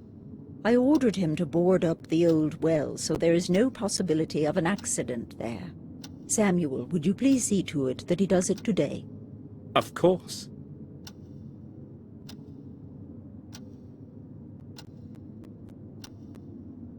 I spoke with Robert about the old wing. He said its walls were the only remnants of the original castle. That is true. It is all that survived the burn.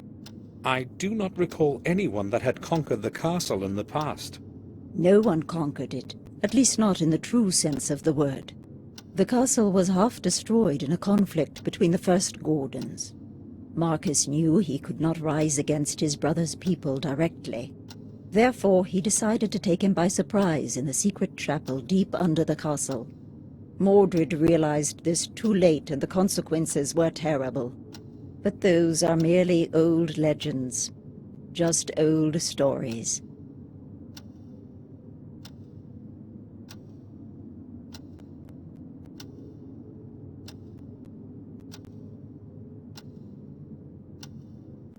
That secret chapel you have spoken of, it must be somewhere beneath us. Nobody has ever found a trace of the entrance, let alone the whole chapel, Samuel. It's merely an old legend from the Chronicle. What happened to Marcus after Mordred died? He became the lord of the manor and died a long time later, a tired old man. As a tribute to his leadership, they buried him in a secret crypt. Today no one knows where his body rests. Do any further records of his life still exist? None that I know of. Look at this stone fragment. Does it mean anything to you? No, I wouldn't say so. But yes, I have seen something similar on William's desk. He was very careful with that thing. Only I don't know what the big deal was. He never spoke about it.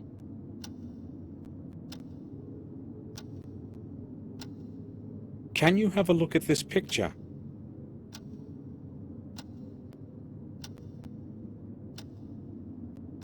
Do you know who this man is? I've seen that face before. Yes, but not exactly this one. What do you mean? He was much younger than this picture, but it was the same person. So, who is it? William once brought an orphan here and offered him food and shelter for a couple of days. He lived for a time outside by the stable, a humble, quiet boy. Do you know what his name was? It was a very long time ago. I cannot remember. He stayed with us for quite some time, but then he completely changed. It was as if he had gone mad. We could not let him stay here after that. They took him to Ashbury. What happened to him then? I really do not know. As I said, it was a very long time ago. Robert might remember. It was he who accepted that boy as a patient. Victoria, I need the key to William's study. I know that you insist that no one go in there, but... No one is allowed to set foot in there. Why are you talking about that place to me, Samuel? Why are you making me think of it? I just wanted... Go away. I need to be alone now. Of course.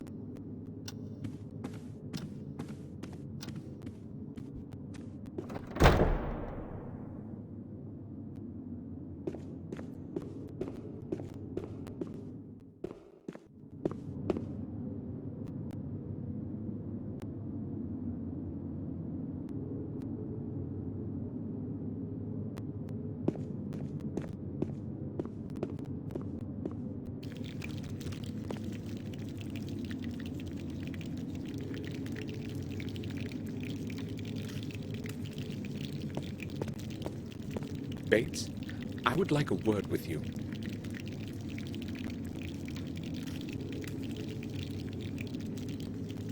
I'm listening, sir.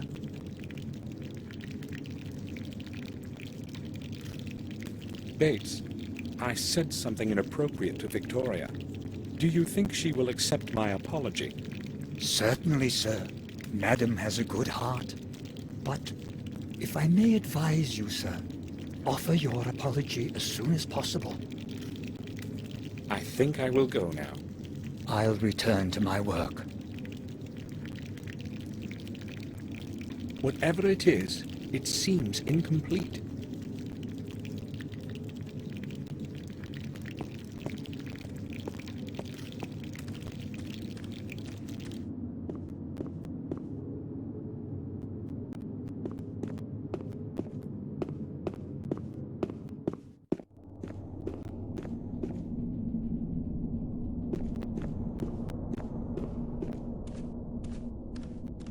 Should apologize.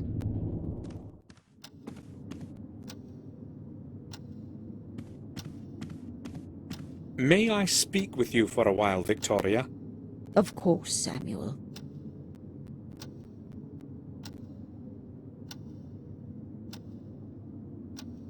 I'd like to apologize for what I said before. I may have been hasty in my response as well. I had that key destroyed so that no one can ever enter the tower again. Maybe William had another key, I do not know. Where are his personal belongings now? I do not know. Ask Herman. I do not want to talk about it.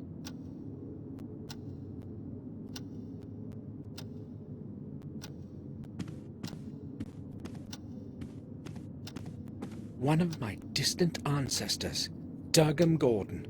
This canvas is at least 300 years old. Strange that time has not faded it. Durgam Gordon.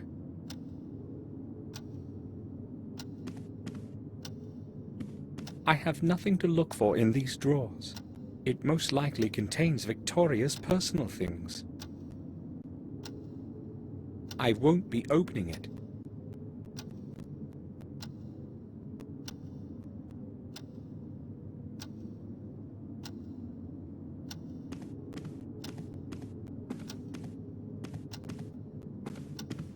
An old issue of a magazine on nature, Nature Will. I haven't the time to read now.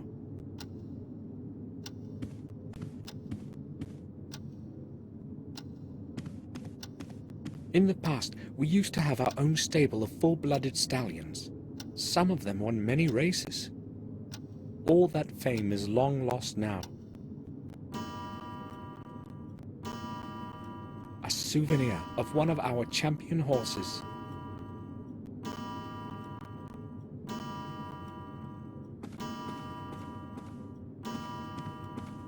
Lucky Arrow. 9 victories in one season. I can't remember the name. Probably one of the older stallions. Yes, 1890. Lucky Arrow, 1890.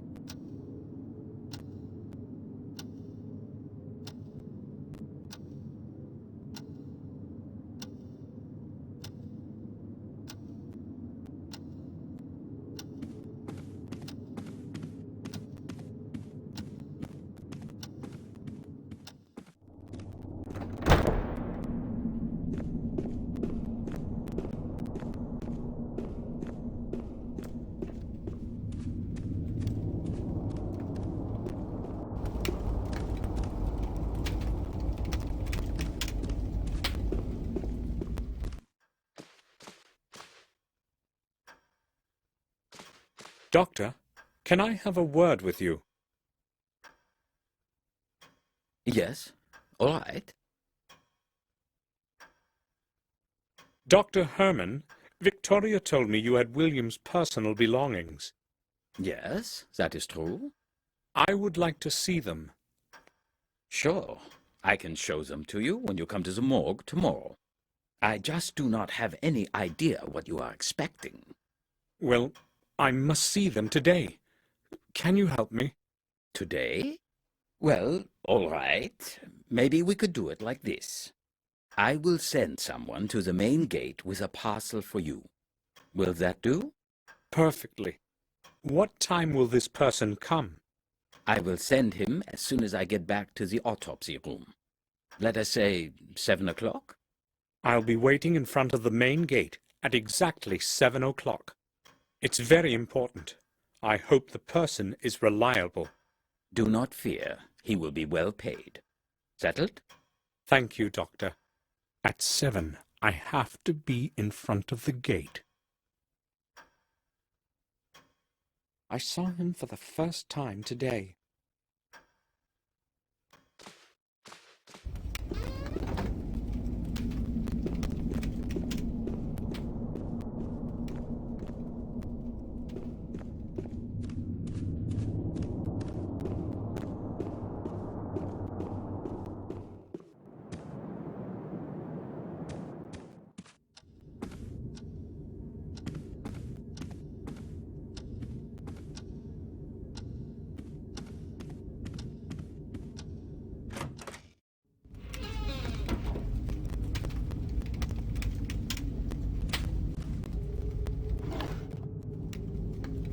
It should still work.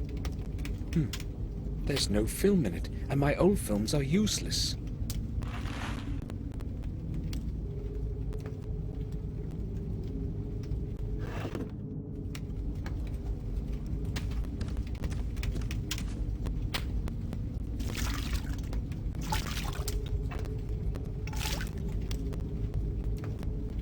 My hands are clean.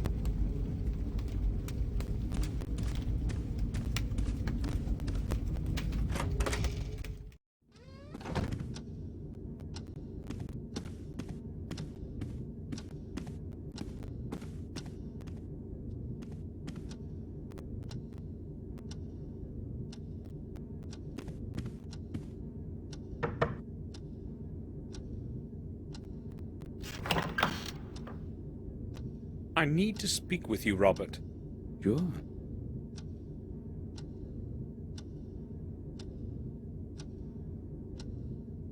I spoke with Bates. Why don't you allow him into your study? Did he tell you this? You see, I just don't want anyone to disturb me all the time. I have enough of my own problems and can do without his servility. What's the matter? Nothing special, I guess. I just happen to have a bit more work than usual these days.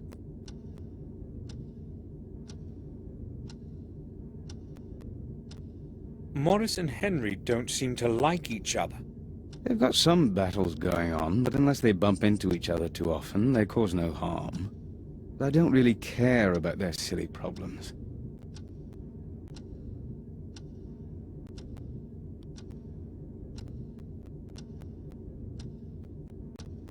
Morris says that Henry drinks quite a bit.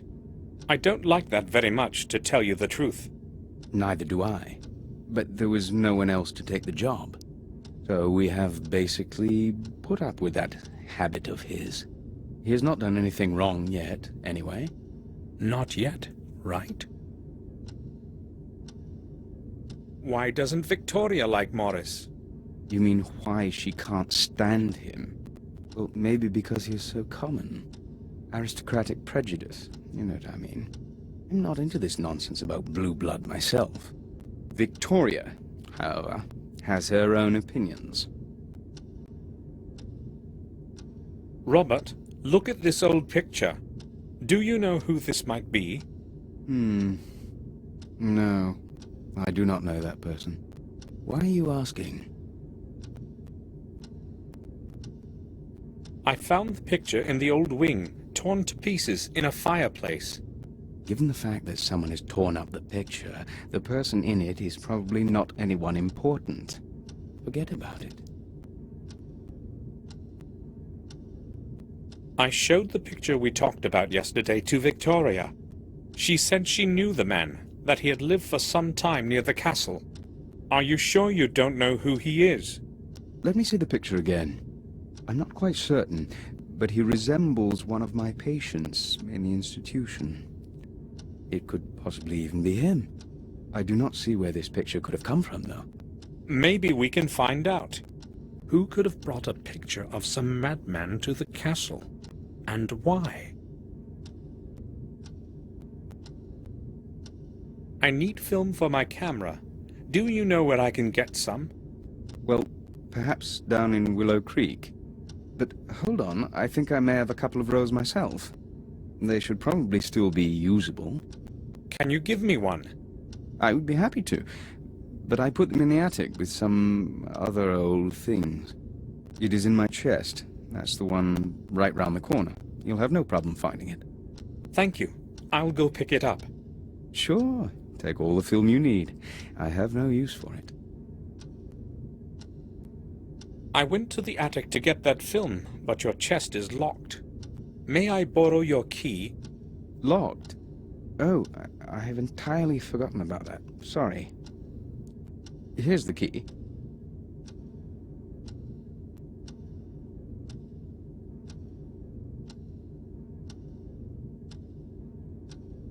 Thank you. I'll bring it back. You needn't hurry. I use it so infrequently. I will go now. All right. Feel free to come back if you need anything, Samuel.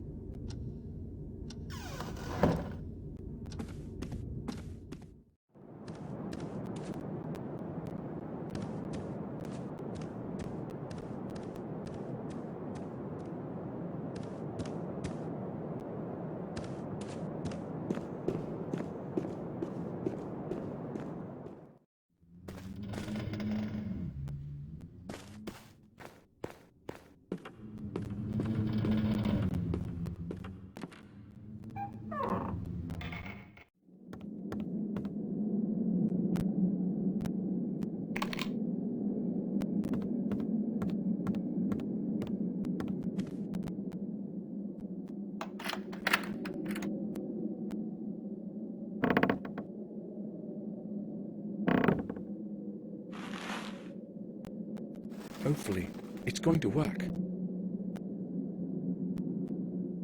I don't need anything else from it.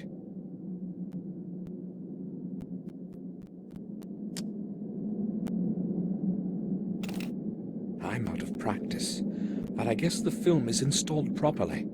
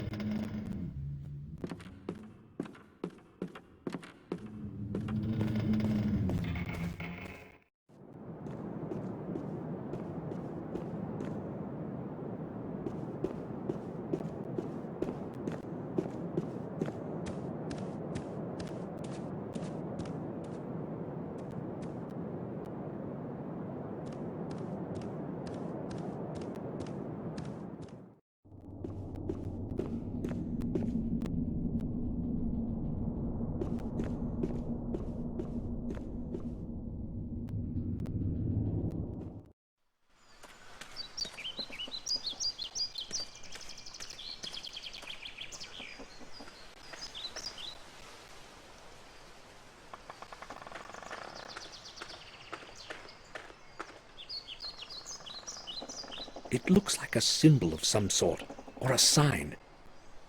I should put this down somehow.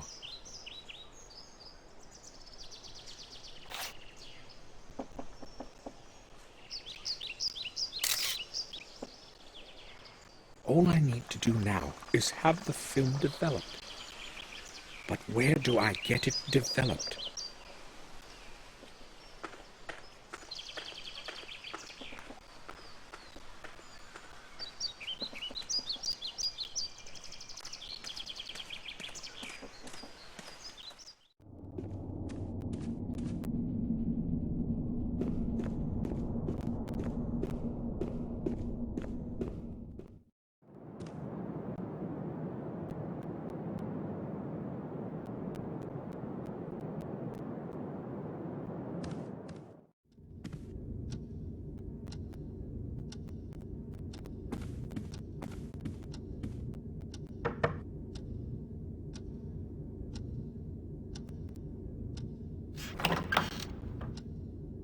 May I disturb you for a few moments? I would like to ask a couple of questions. All right. I'm listening. Here's your key back, Robert. Oh, thanks. Have you found what you needed? Yes, I have. Robert, do you know where I can get that film you gave me developed?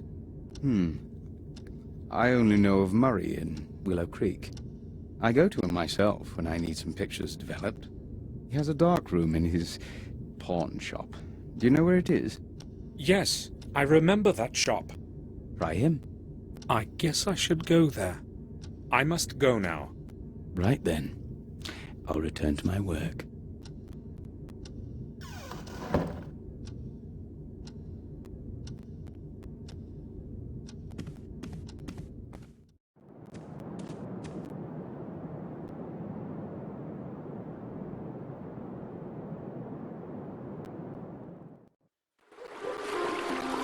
I'm glad to see this place again. William often took me here when I was just a little boy. Oh well, it's such a long time, but my memories are as clear as yesterday morning. How many years have I actually been away?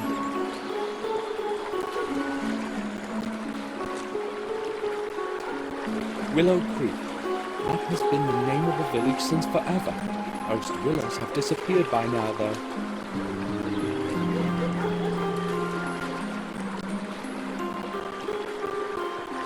It must be hundreds of years old. It seems to be on the verge of dying.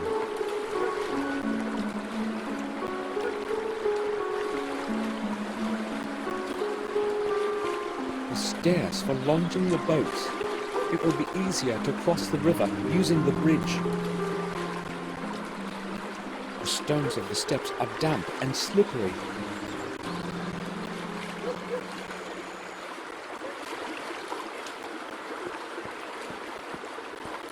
A lot of filth is floating in it. Who could be throwing things in it?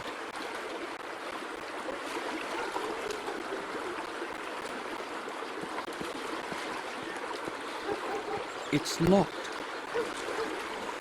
I don't know who lives there.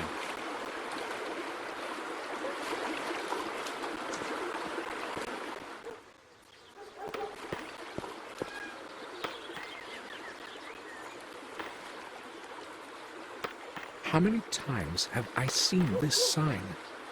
I'm not sure.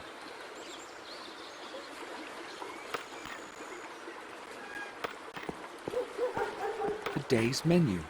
Roe deer on cream. Wild boar shoulder. Gamekeeper style. Harry's wife always did cook well.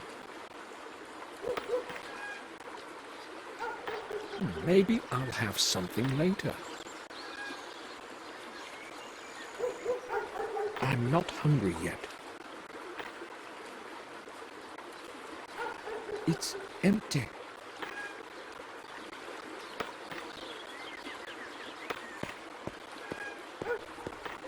It's full of dirty water. Maybe Harry puts it under the gutter when it's raining. It could use emptying.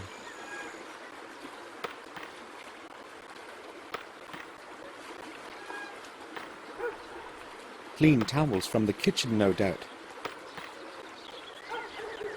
Just laundry.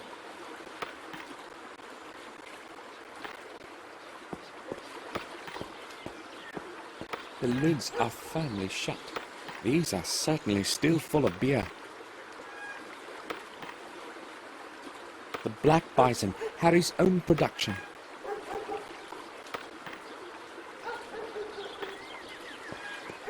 KDM Transport Services. It's probably used for carrying beer kegs.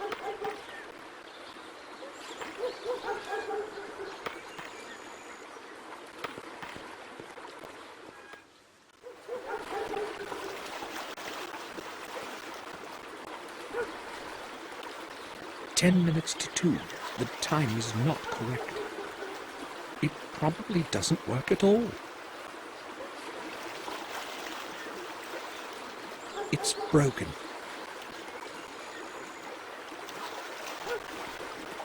The old fish market. I remember when old Mr. Fenton died, there was no one to take care of the fish market. I don't know what is there now, and I'm not interested.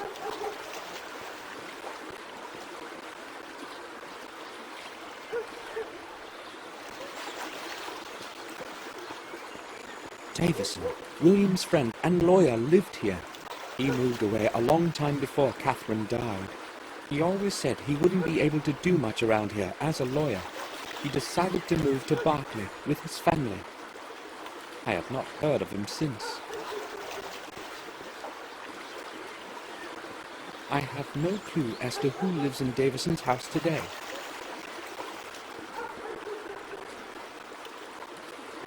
I have no reason to go inside.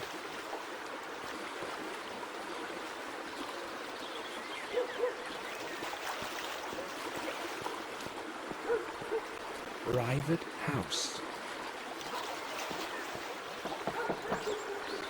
No one is answering.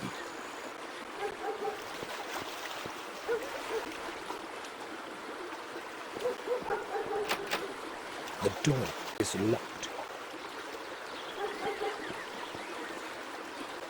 Perhaps no one is home.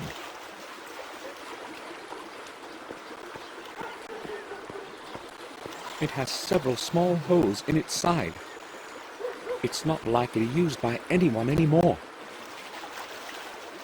It has several small holes in its side.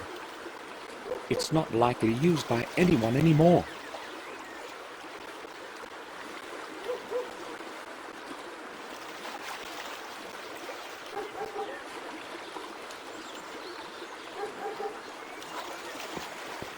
Murray buys and sells anything that brings him profit. Various objects, porcelain statues, gold watches, breastpins. Mostly trinkets.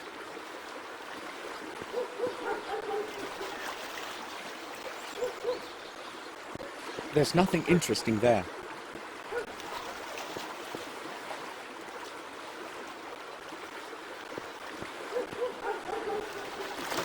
The door is locked. There is a sign that reads, "I'll be right back, Murray." And who knows if it hasn't been hanging here for a week already. The shop is closed.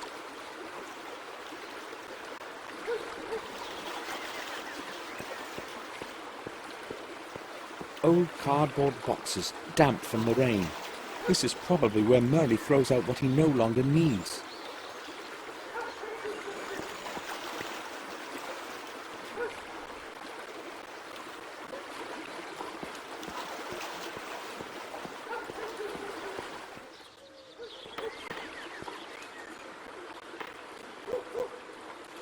He should be careful with that ball.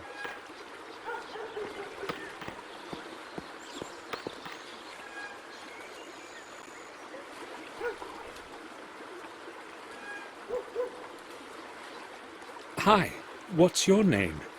I won't tell you that. I must not talk to strangers. My mum has forbidden me. So, will you tell me your name if I tell you mine? No, I don't know you. Have you got some sweets? Maybe some chocolate? Would you like some sweets? Sure, that would be great. Are they chocolate? I don't really know. My name is Samuel Gordon. Will you tell me your name too? Well, why not then? I'm Vic. Do you know of anything interesting going on around here? I haven't been in this place in a very long time. Probably not. Nothing much happens here. This village is terribly boring, you know. I see. Can I go play again? Of course. Watch out for the windows. Yeah, don't worry.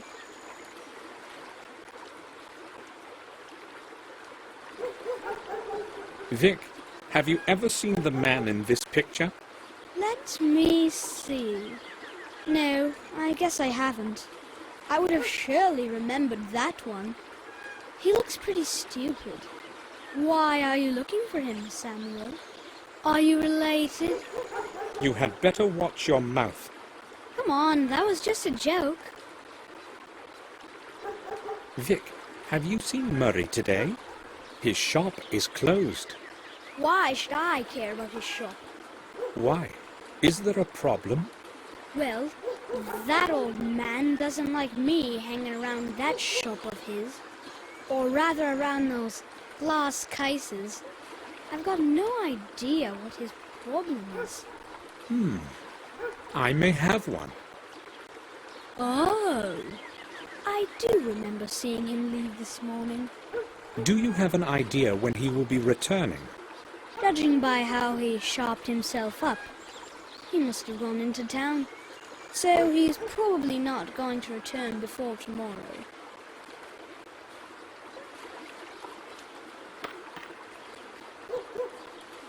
Oops! What was that? What's this here? A ball? Vic! I know it was you, and I know you can hear me. Just you wait till I catch you. I'll beat you within an inch of your life. Ah, damn. Now I'll have to clean up all this mess. I suspect Vic is not going to show up for a while.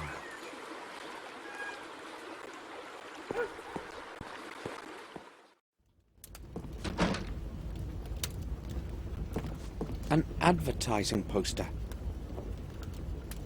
Harry has been collecting old posters like these.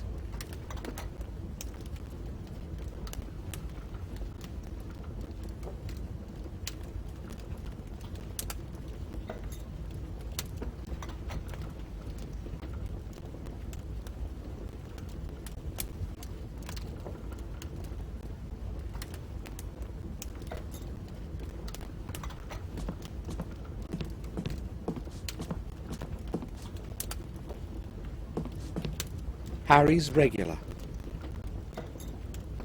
Harry is a cheerful fellow. He would put his hand in the fire for his wife's cooking.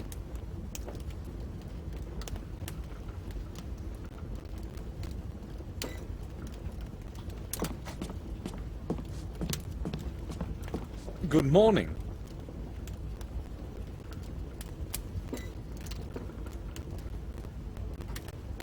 Hello, sir.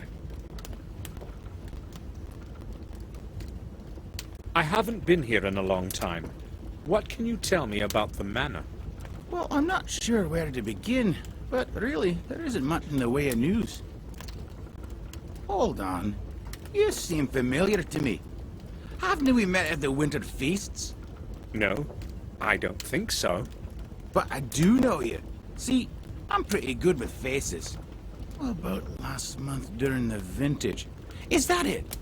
Listen, Yeah, I know. You probably owe me something and aren't comfortable with my having recognized you, right? I owe you nothing, Harry. Did you say Harry? Tom, this young lad here is calling me Harry, but he says he doesn't know me. Don't let him annoy you, sir. He's been trying that on strangers for as long as I remember. Is there a problem with the fact that I want me money back? There wouldn't be any if you weren't making those debts up. Bah! Indeed. You're the right one to say that. Should I show you your last month's bill? Right, calm down. I was just advocating this young fellow here, because he's a stranger and he doesn't know those tricks of yours. Okay, I've had enough. One more word and you're not getting a pint of water on credit. Or, let me tell you what. I'll pour you nothing until you pay off the whole debt. Come on, Harry. Don't be a cheapskate. Listen, if you let me finish, I'll tell you who I am. Sounds great. I'm listening. I am Samuel Gordon, the son of Randall Gordon, of Castle Blackmirror. Why didn't you say so right away? Well, I tried to, but you wouldn't actually let me speak. Okay, well that gives things a nice twist. Gordon is always welcome here. So, what can I get you? Today, we have smoked venison on the menu, along with a good stuffed beer. No, thanks. Maybe later. I'd like to ask a couple of questions, though. Oh, sure. Harry, what's new in the village? Things happen, but there isn't much news. How should I understand that? Well, I hear a lot of gossip, but nothing worth mentioning. You see, we all know one another here, so nothing's too interesting. Maybe. That's going to change now. Yeah, I'll let you know when it does.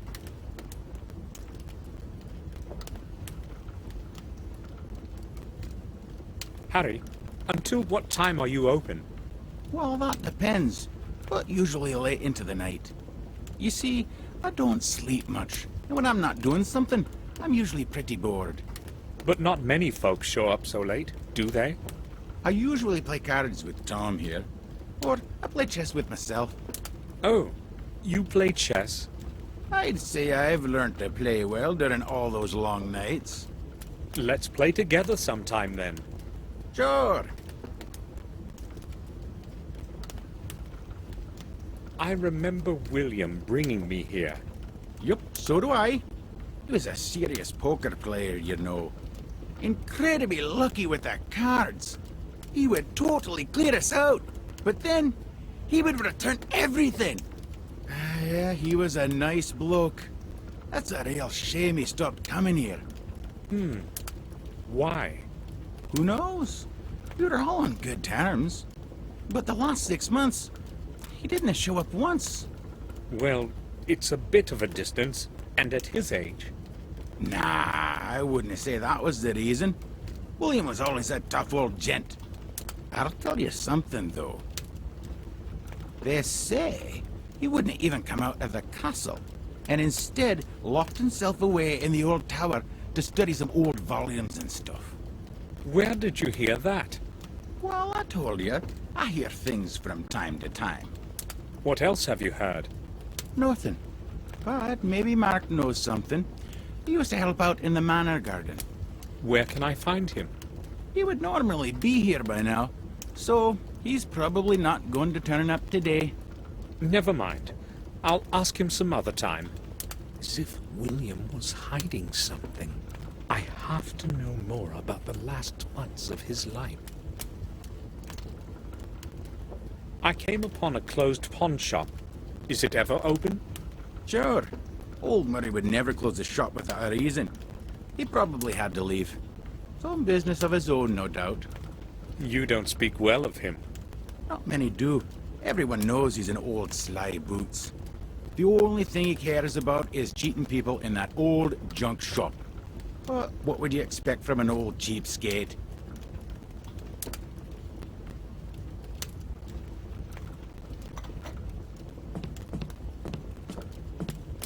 Hello.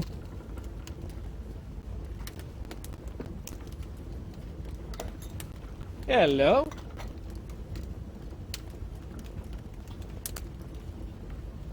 How long have you been sitting here? A few hours, I guess. Why do you want to know? That's my way of saying hello, I guess. Oh, okay. I've been here for 2 or 3 hours. I've got nothing to do today. Why don't you take a chair? No, thank you. Maybe some other time.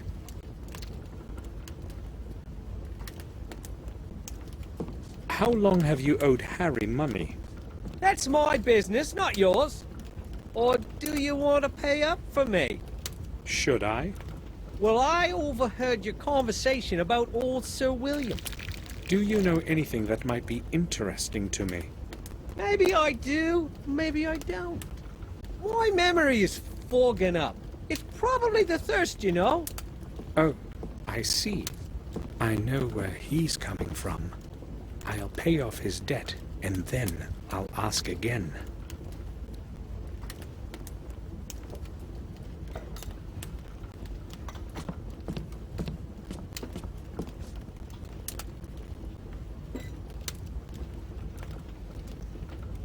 Changed your mind about the dinner? My Mary makes some wonderful meals. Everyone around here will tell you that. I believe you. I'm just not hungry yet. I would like to ask a couple of questions, though. Okay, feel free. Will you change your mind about that debt of Tom's? It's partly my fault, you know. I'd be glad to, but then he wouldn't pay it off next month either. They say he who doesn't pay should not drink. Well, there is some truth to that. I have decided to pay off Tom's debt. But why would you want to do that, Mr. Gordon? I just want to. Could you sum it up? Okay, well, as you wish. At £17. All right. Here. Well, I've no idea what Tom might have promised you, but you better not believe him. That's none of your business. So what is his bill like now? All clear. Good.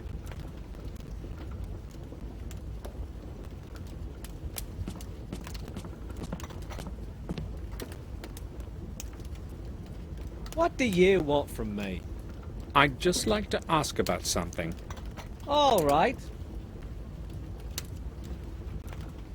I have done what you have asked. Now it's your turn. Right, I heard you. I guess you have done me a good turn. So what do you know about William? I'll tell you what I've heard. Nothing more, nothing less. I'm listening. People have said that from time to time, Sir William would go to the vicarage at night. That's all? What's so strange about him going to church? Nothing much, I'd guess, if it hadn't been late after midnight. Oh, that is strange indeed. Just ask the gravedigger, or the vicar. They both saw him. But don't mention me if you decide to go see him. They needn't know that I told you anything. Oh, thank you.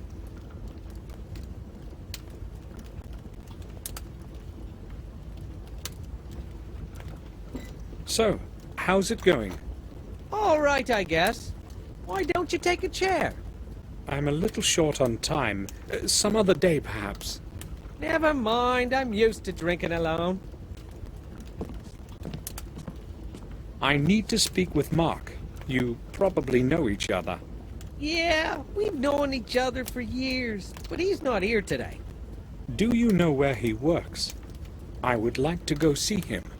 Mark only works when he must. He hasn't got a permanent job.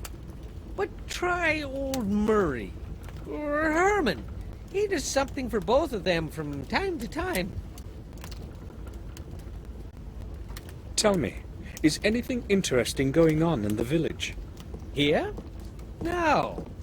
In fact, I don't remember anything interesting ever happening around here. In Willow Creek, nothing ever changes. I saw a fisherman on the shore on my way here. Do you know him? Oh, Jim? Of course I know him. He's my uncle from my mother's side. Is he always sitting there, fishing? He appears to have been sitting there the whole day. Yeah, he's the most patient person I've ever known. He spends hours on that pier just sitting. I wouldn't last a single hour, you know.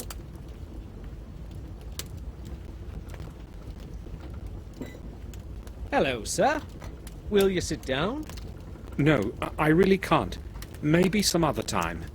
Never mind. I'm used to drinking alone. Later then. See you.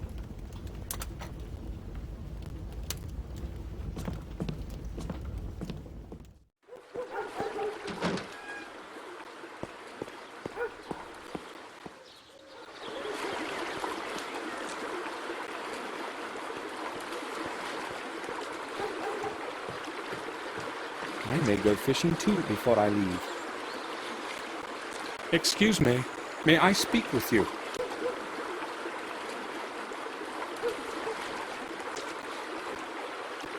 Sure you can, young man.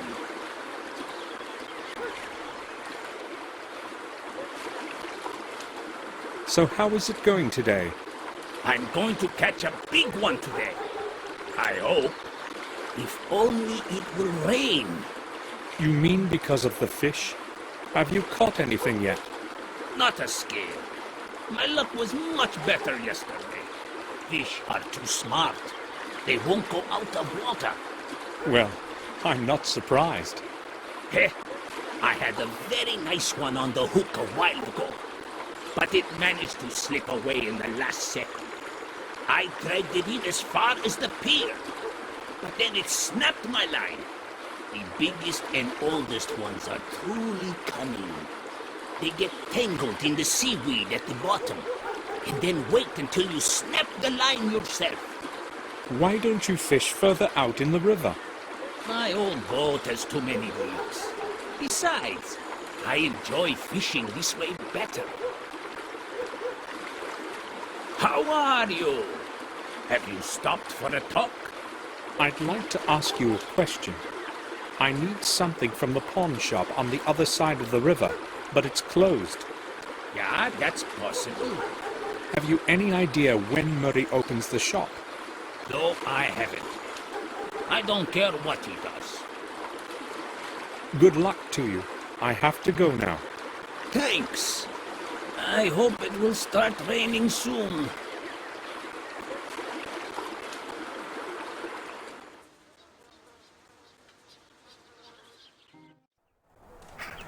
The Warm Hill Parish.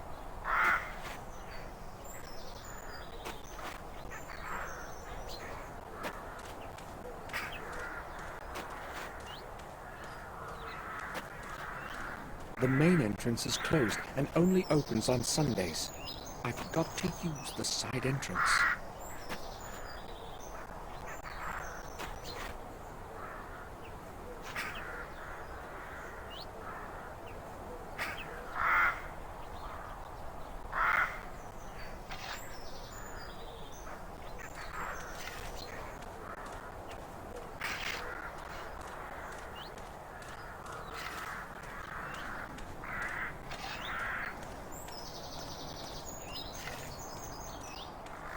The church is locked. The church is locked.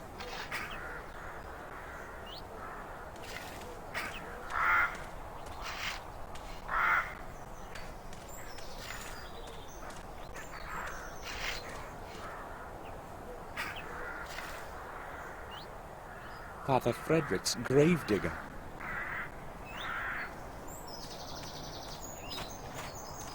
Good afternoon. Have you time for a little talk?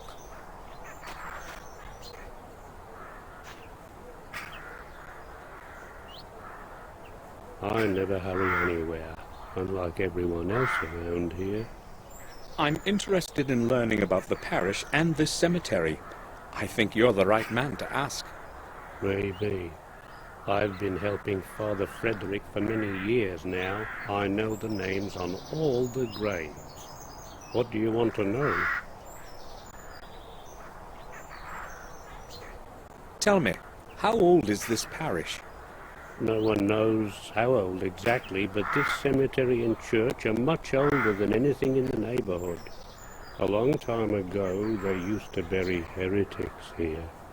They say there's a system of corridors under the cemetery where the souls of the innocent wander looking for a way out. You know, I've seen quite a lot all these years here, but... For instance? Well, it was a long time ago, but some years back I heard something like the voice of a child in the distance. It was moaning and singing verses. At first I thought it was just an illusion, but then I could no longer contain my curiosity and went outside to have a look. I followed the sound of the voice, but the closer I got, the less audible the voice became. Maybe it was just a child playing nearby. 2 hours after midnight? I don't think so. Plus, look around. There are graves far and wide. But that's past now. I have no idea what it was, and I do not want to know. I don't even know why I'm telling you this. Have you heard the voice again, or anything similar? I've already told you enough. Don't tell anyone about this. I don't want to look like an old fool.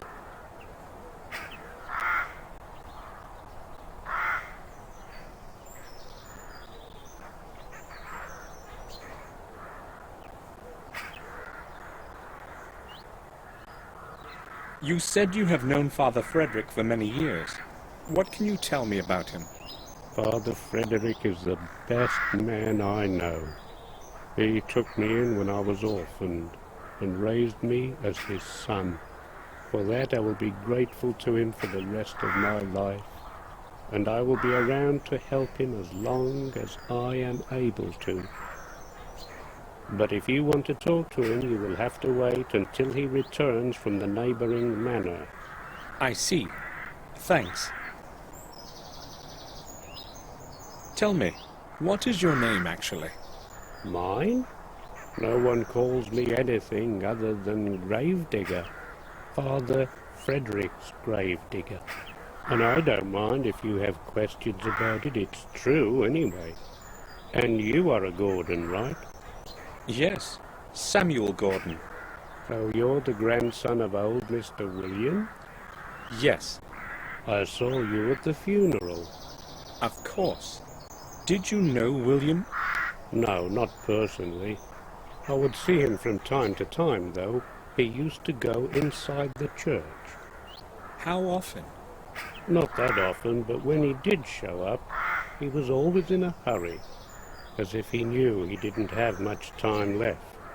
Did he ever speak with you? No, I told you I did not know him well. But he would speak with Father Frederick, wouldn't he? You will have to ask Father that yourself. I will. Thanks.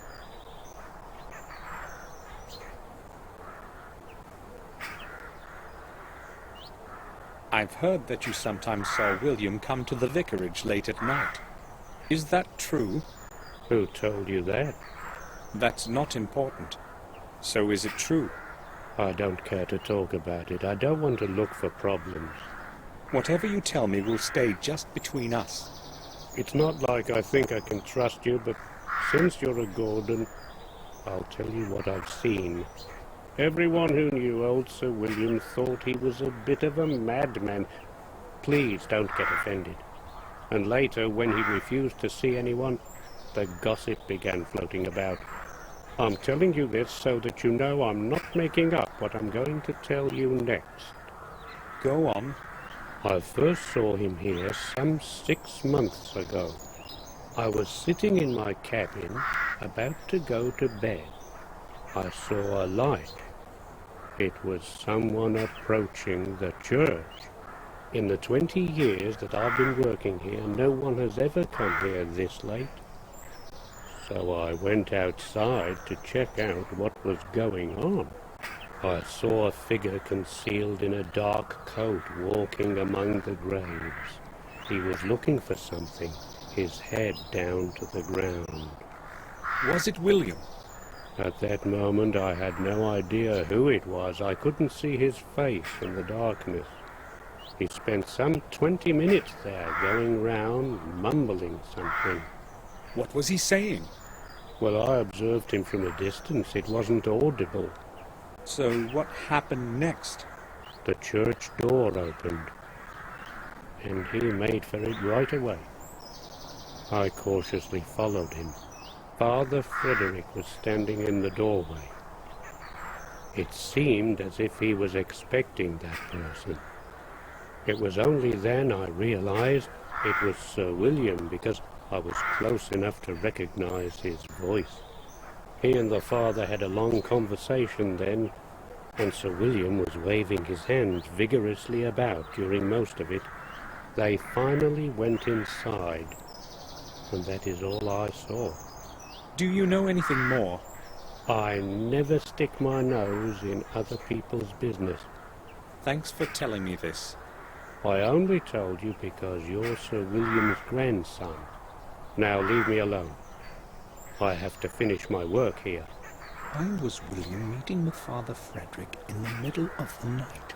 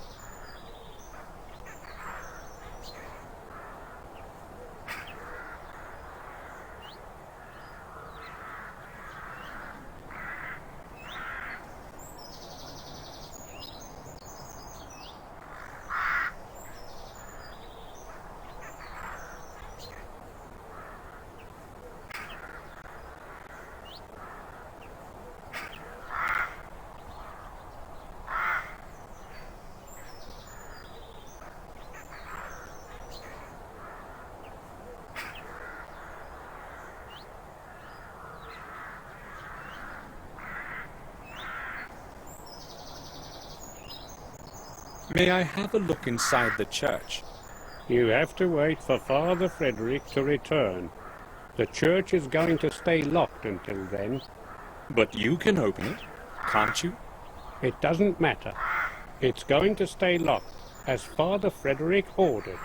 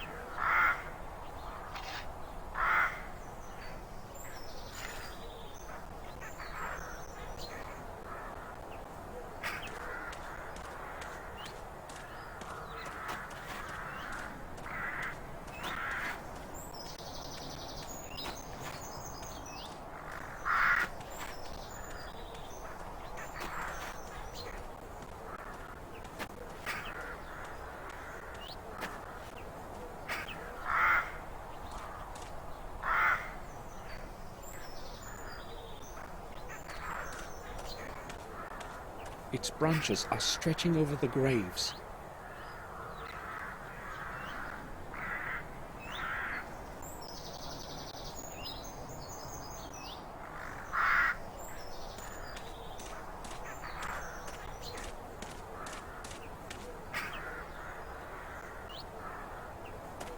The names carved in stone are no longer legible.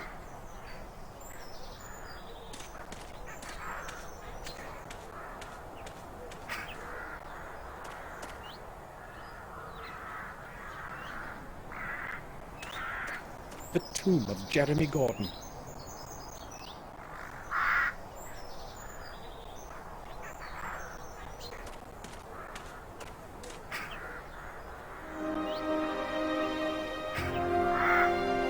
William will rest in this cold grave forever.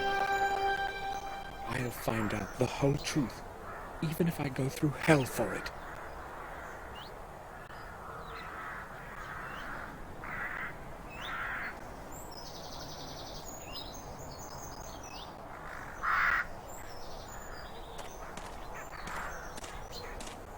One of the crypts of our family. I don't even know who's buried in it.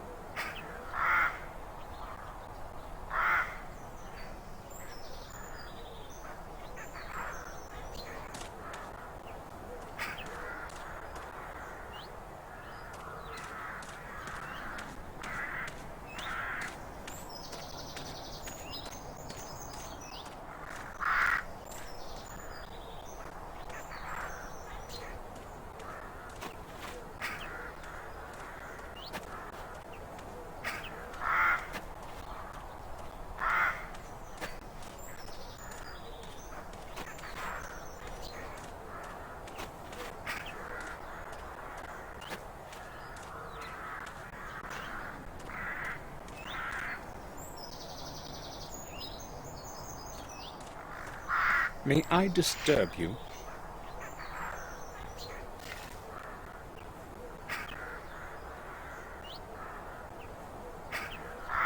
Not for long. I've got a lot of work to do. Has Father Frederick returned yet? No, he hasn't. It's a long journey from Windshire. He won't be back until tomorrow. Tomorrow? I'd like. You'd like to go inside the church, but I already told you about that. Now go. I have to finish this before dusk.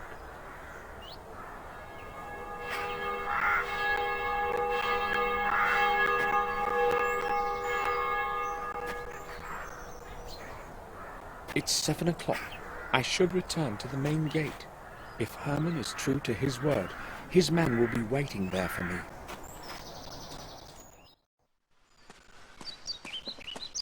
You must be Dr. Herman's man, is that right? I'm not Herman's man. I just work for him from time to time.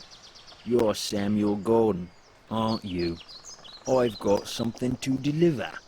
Yes, please give it to me. Yeah, why not? I don't care who you are anyway. I was supposed to give this package to whoever came to this gate at 7. That's when my job is over. Take it so I can go. Hold on a minute. Are you Mark? Yeah, that's me. Why? Harry said you had worked in our garden. A couple of times. So what? I'd like to ask you about William Gordon. What can you tell me about him? Nothing. I barely knew him. I just worked in the garden.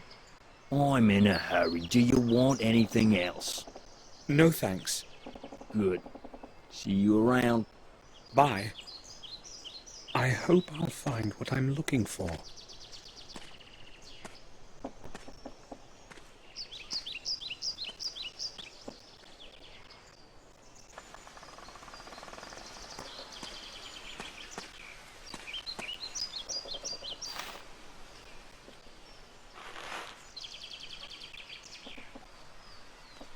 There's only a watch and a few trinkets in it.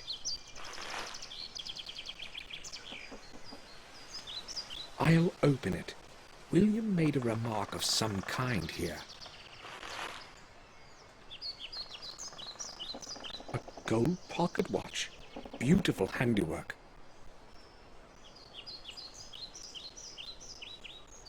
To my forgetful head, the path to the key begins in the library, on my work table, hidden away under the blue curtain of unwritten words.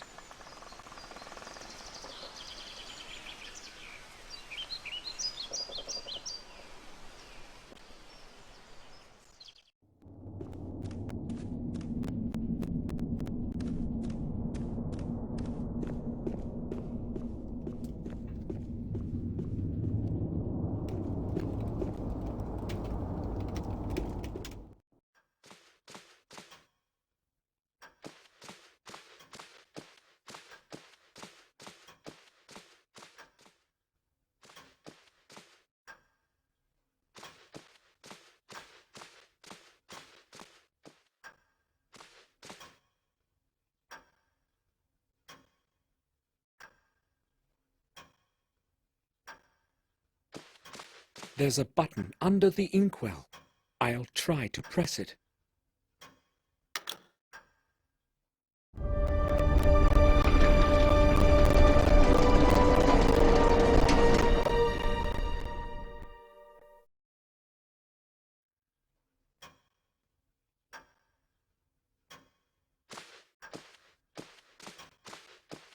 There's a box of some sort. I'll take it.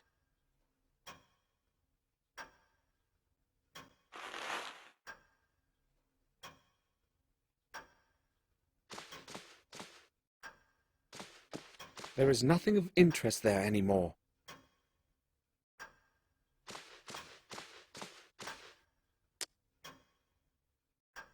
Miniatures of the planets of the solar system, carved from hardwood.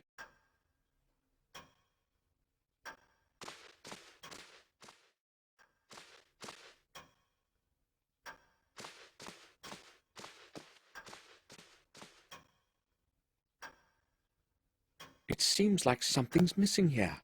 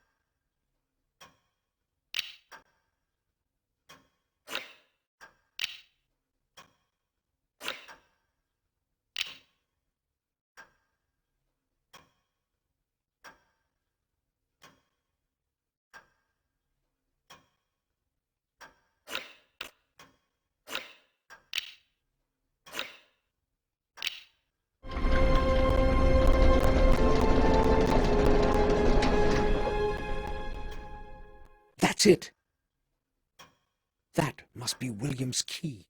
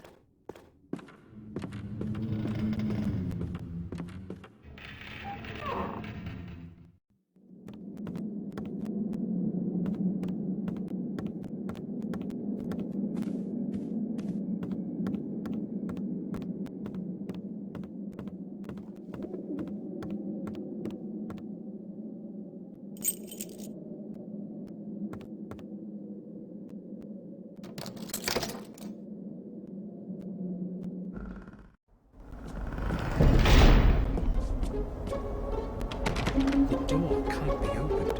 I left William's key on the other side of the door. The lock must have gotten stuck.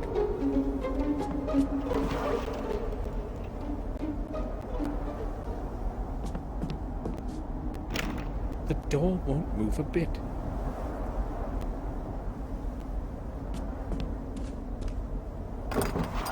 The lid is locked.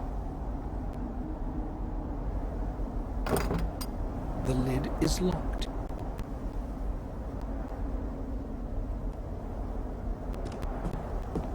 The black rook is missing.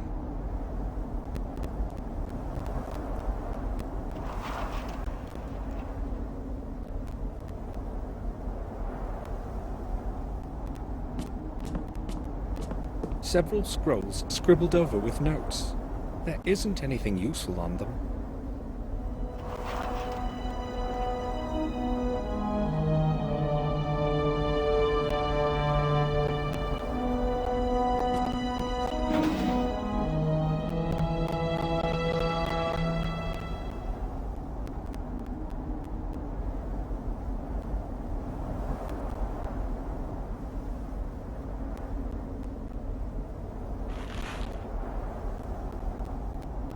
Lots of scrolls and papers, but none with William's writing. He must have been recording the important notes somewhere.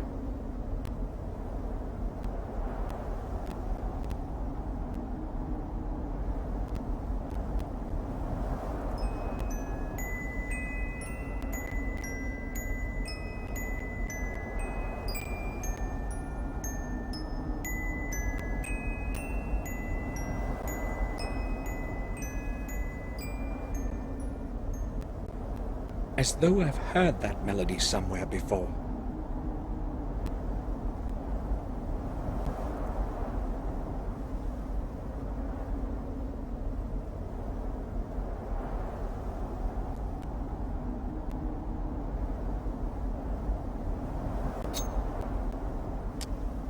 As though I've heard that melody somewhere before.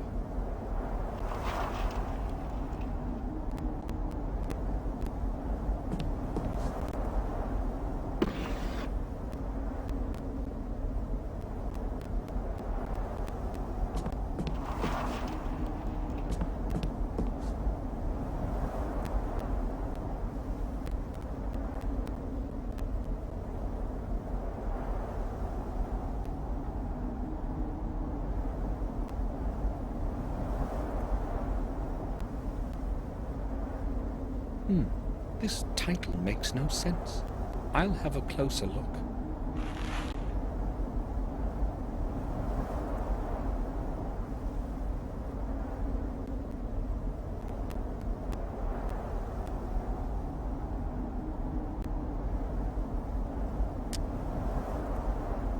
There's a small key inside the book. The pages have been cropped so as to hide it.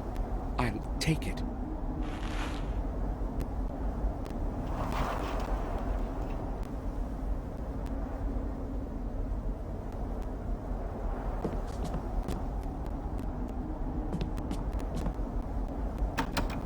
The lid won't move.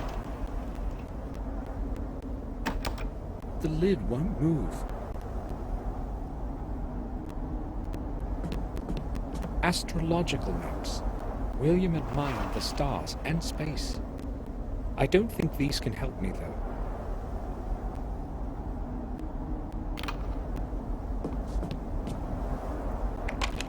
It doesn't fit.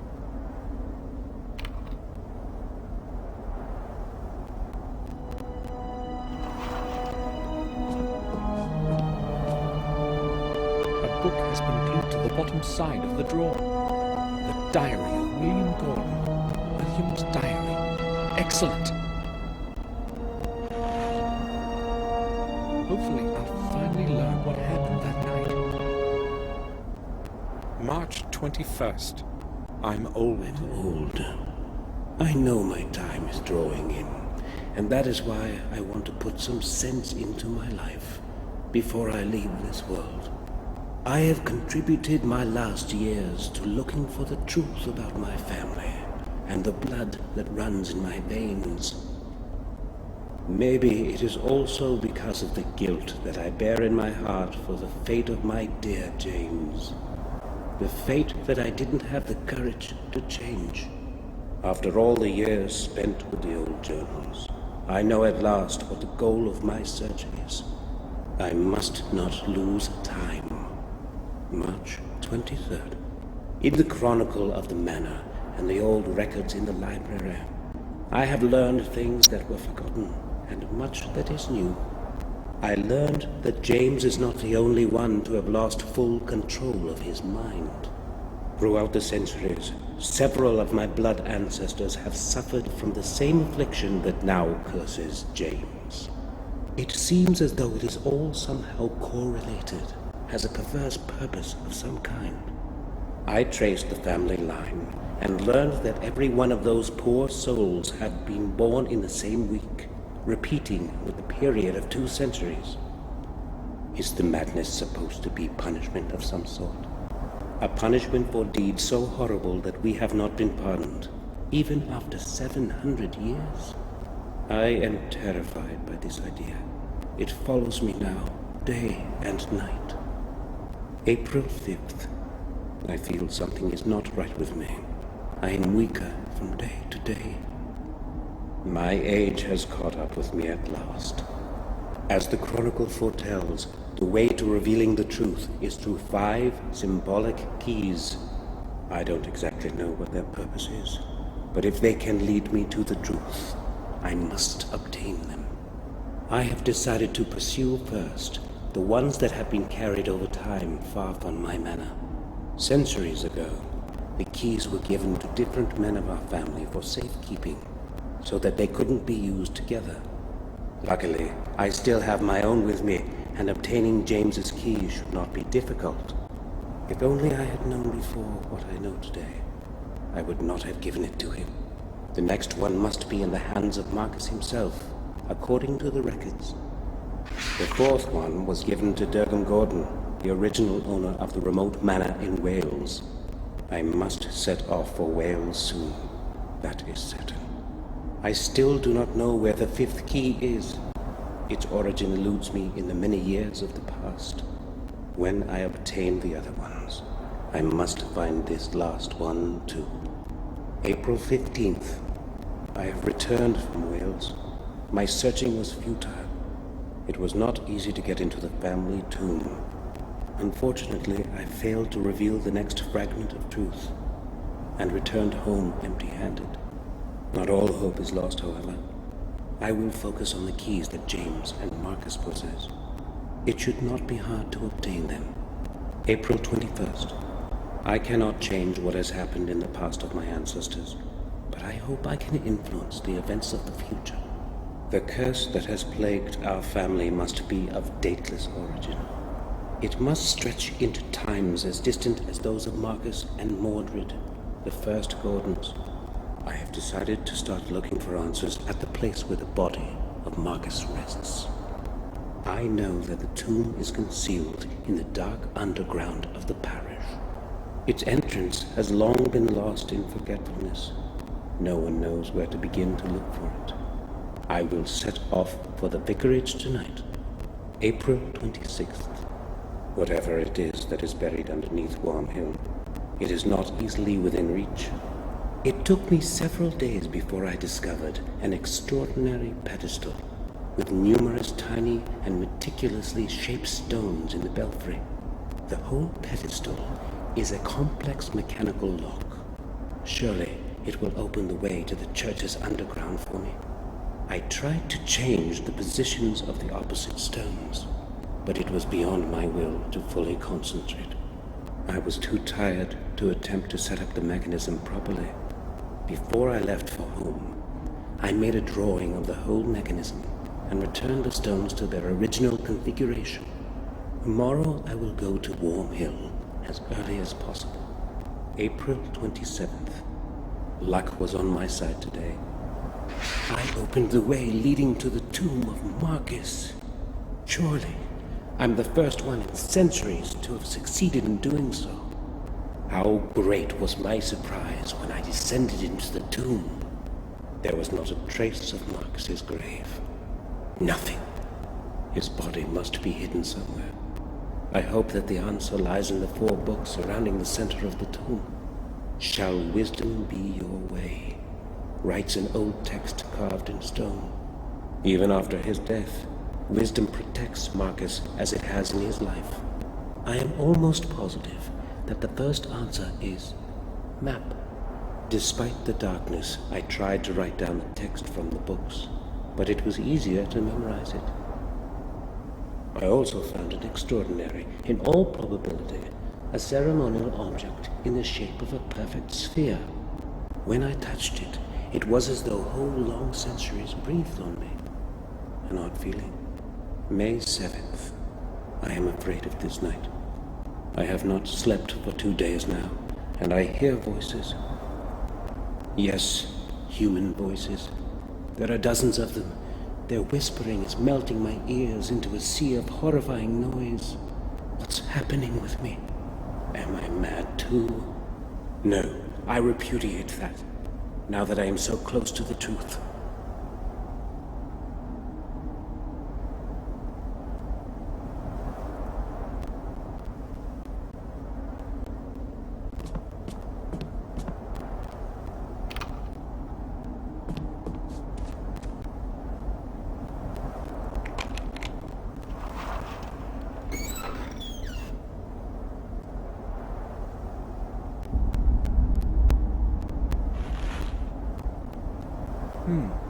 It's cold to the touch. Old maps, a globe, and a sextant. What did William need all this for?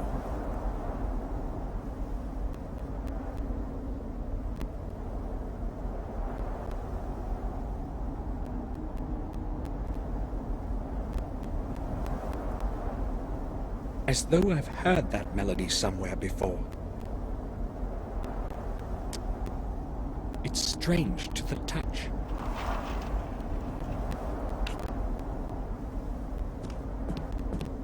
I'll try to push the latch open. Success! I don't think I can find anything more in here. I'm feeling so strange. My head.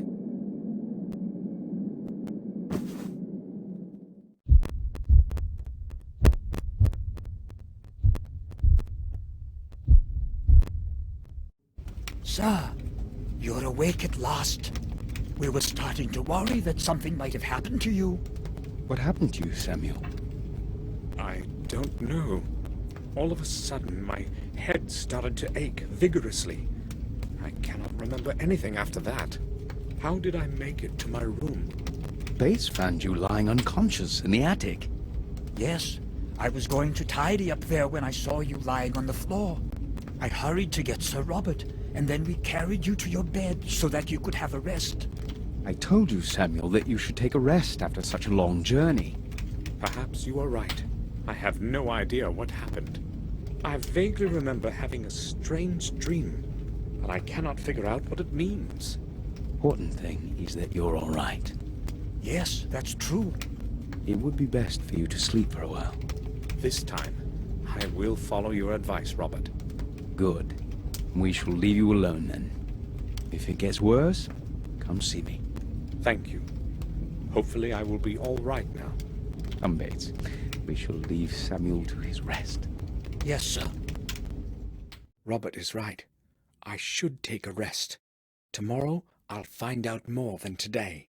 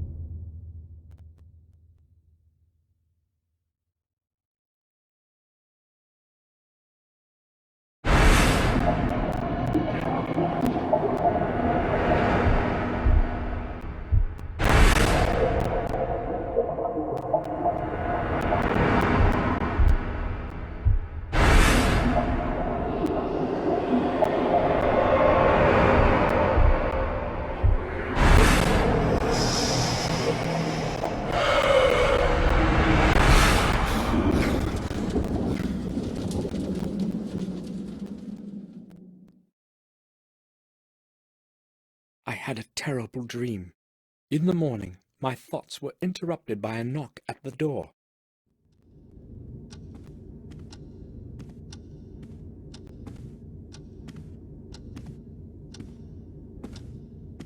Sir! Sir! Open up! What's going on, Bates? Open up, sir! I have to tell you something.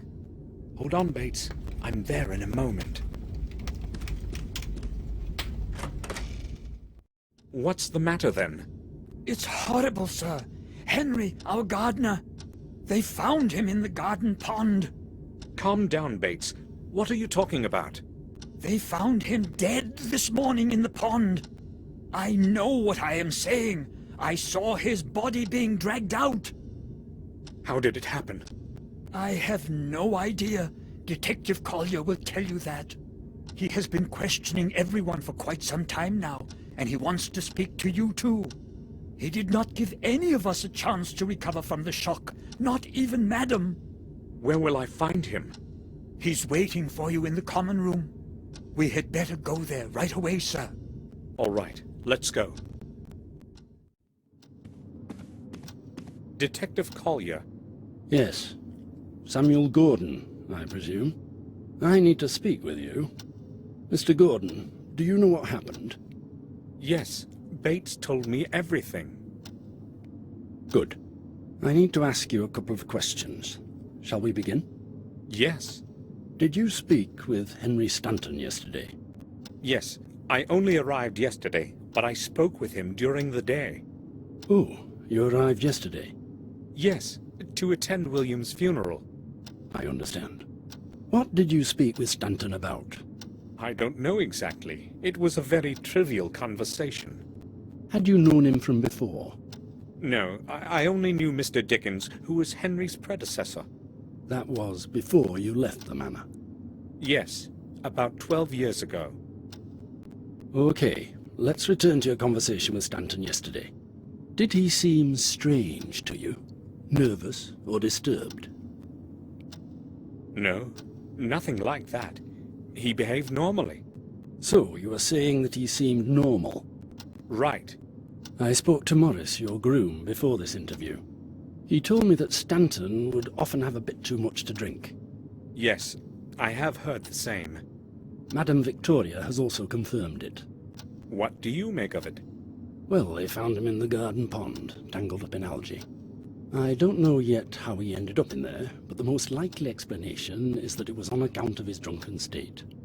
He might have bumped into something, lost his balance, and fallen into the water. Maybe. But don't you think the water would have awakened him? No, exactly the opposite. It was water that caused his death. He fainted, fell into the pond, and the cold water did its thing. Stopped his heart? He wouldn't be the first drunkard to have drowned like this. What's ironic, however, is that it didn't happen in a lake or a river, but in a little bit of water in the back garden. Oh well, no man can choose his death. If there is nothing you need to ask, I won't be keeping you any longer. Thank you. I have all I need for now. Would you please see me out? Certainly. Follow me, Detective. I will now wait for Dr. Herman's report and close this case. Thanks for your time, Gordon. You're welcome, Detective. Goodbye. Collier wants to close the case. Now that Henry is dead, I've got to find a way to obtain the second part of that strange object.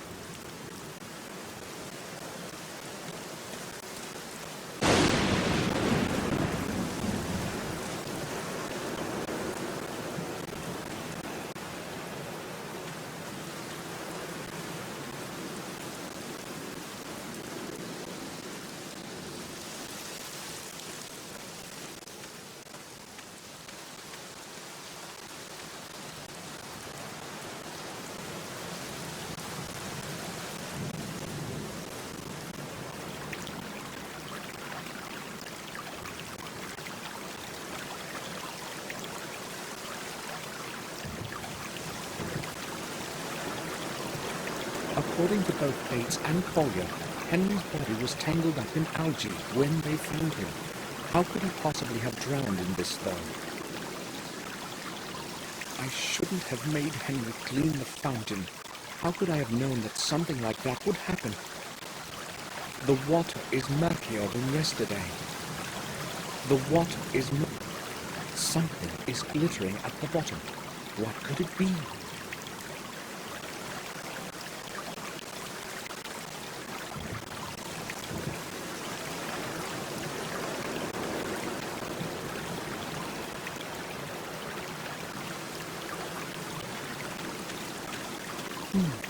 There's a deep footprint in the mud. It looks quite fresh. Whom does it belong to?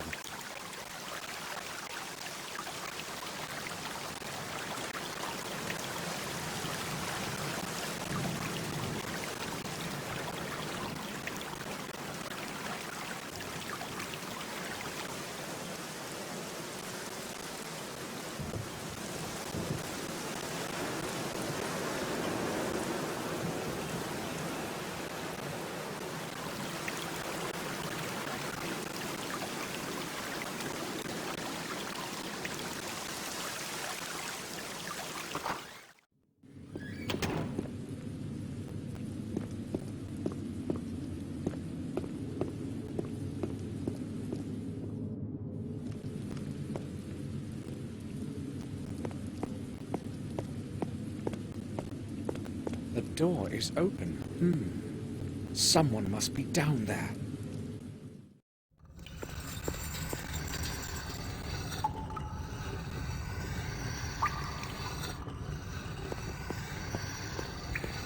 Wine kegs full of quality red.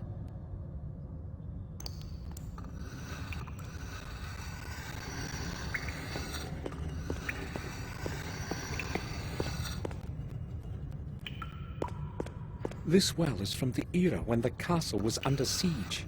It was supposed to connect the castle with an underground system of corridors, but that's merely old hearsay. No one has ever seen those corridors. It's several tens of meters deep, but the water from it can't be drunk.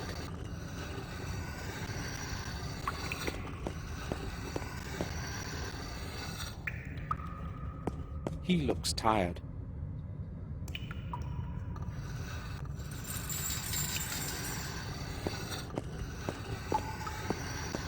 Bates?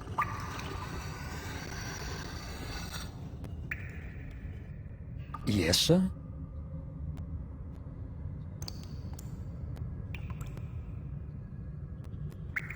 You said you were there when they dragged Henry out of the fountain. Unfortunately, I was. The sight was terrible. I have to tell you something. I feel responsible for what happened to him. Why would you say something like that, sir? Well, I ordered him to clean the fountain. He did not want to do it, but I insisted. You mustn't think that way, sir. Surely, if he had not been drunk, nothing would have happened. And I actually heard Dr. Herman say that his death occurred sometime after midnight. It is not your fault. Certainly, he would not be cleaning it in the middle of the night. I really hope so.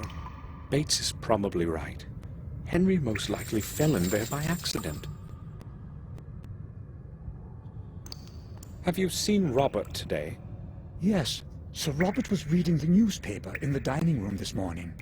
If you would like to speak with him, I am sure you'll find him in his study. I spoke to Collier. As you can imagine, he asked me a lot of curious questions.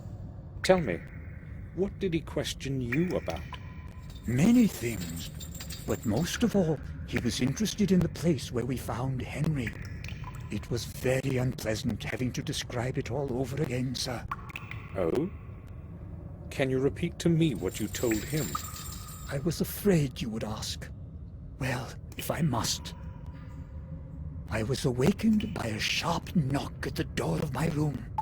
Morris was shouting something about Henry. He seemed utterly confused, rapidly pouring out incoherent sentences. He wanted me to go with him to the back garden immediately. At that moment, I still had no inkling of what had transpired. Did you go with him right to the fountain? Yes, and only there did I realize what had happened. It took me a while to come to myself again, but then I went straight to the telephone. What time was it? It was about 6 in the morning. Collier and Dr. Herman arrived an hour later. That is all, sir. You know the rest. Yes. Thanks for being so patient, Bates. When did Dr. Herman leave? Half an hour ago. He took Henry's body to the old morgue. Did he mention to anyone what he thought about all this?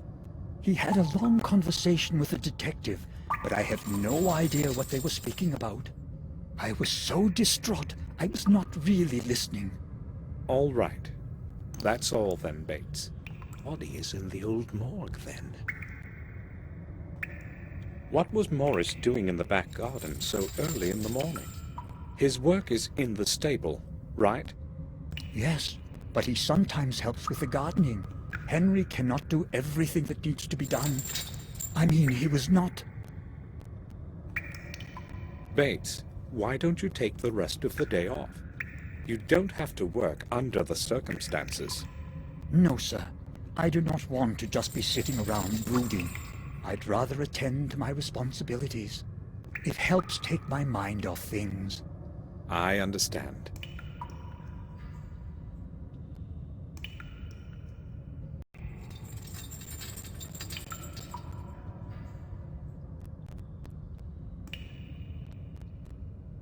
Bates, can the fountain back in the garden be drained? Yes, there is a big pump in the cellar. It controls the water flow for the whole castle. It is possible to adjust the water level. However, I do not think it is a good idea to drain it after what happened. And Detective Collier should probably be notified about it, sir. I am merely considering all the alternatives. We have the right to find out what happened. Do you understand? Yes, I do. In that case, it is probably best not to tell anyone. Is that what you meant, sir? Very much so. I think I will go now. I'll return to my work.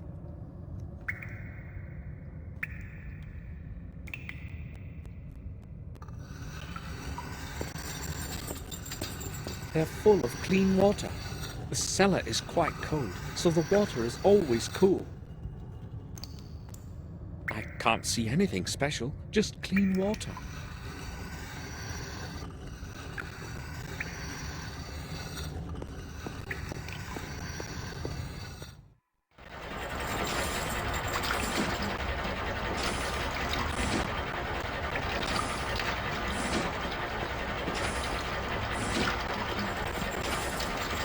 This is where our best vintages are stored. The temperature as well as degree of dampness is ideal. Maybe I'll choose a bottle sometime later. I have no time for that now.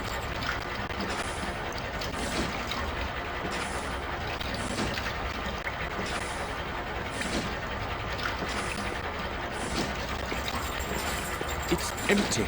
There's nothing in it.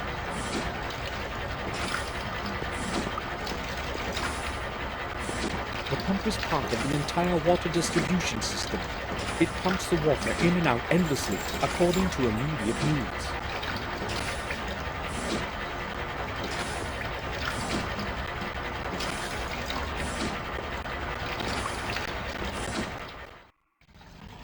Water distribution controls. I have no idea which one does what.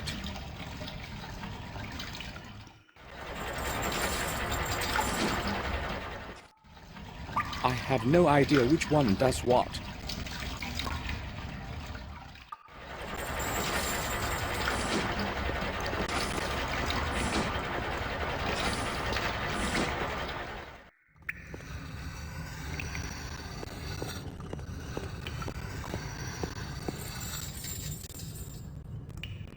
Do you need anything, sir? I would like to ask you about something. Certainly, sir. Bates, that pump we talked about. Yes, sir? I think it is broken. Which valve controls the water level? The pump works all right, sir. Only one of the input valves broke off some time ago. The water level can still be adjusted using the other valves. It just takes a moment to figure out the right setup for what you want to do. How do I know if I have drained the fountain then? If I remember correctly, the second column from the right displays the level of water in the fountain. I will give it a try. I think I will go now. I'll return to my work.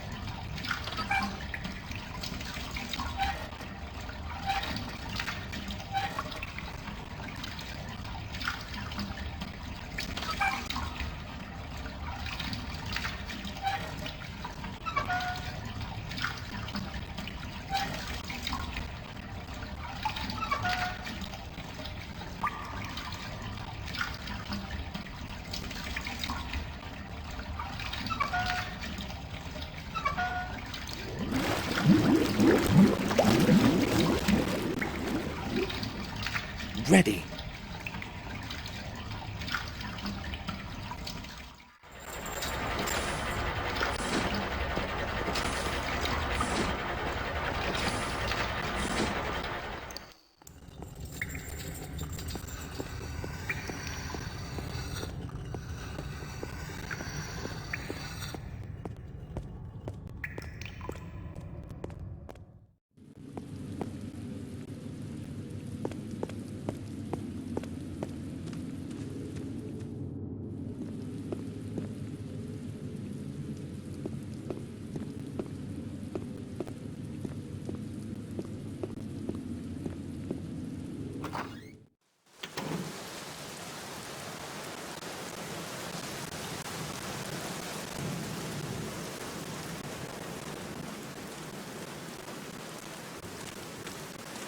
I can't see anything, just mud.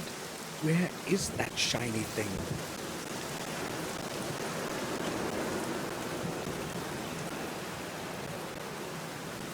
A sign of some sort, or a symbol.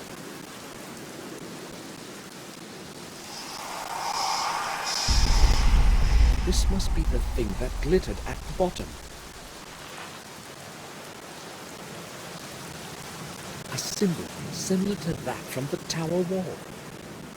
Strange, a new symbol beside another corpse.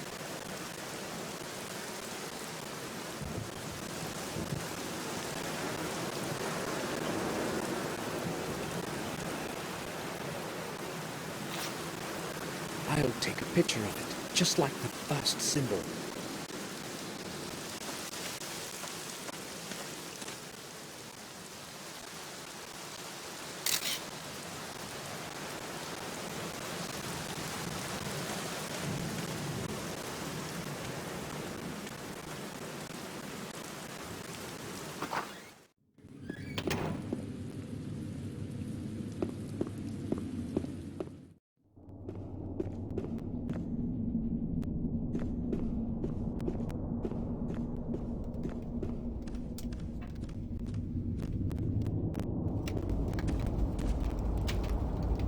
She's reading a book.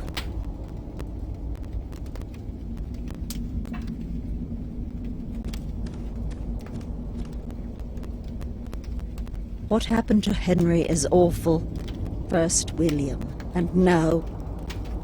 Henry liked to drink, but other than that, he was a good man. I'm sorry, Victoria.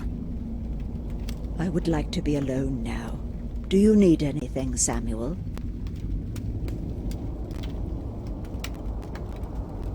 Dr. Herman, the physician, does he live in Willow Creek?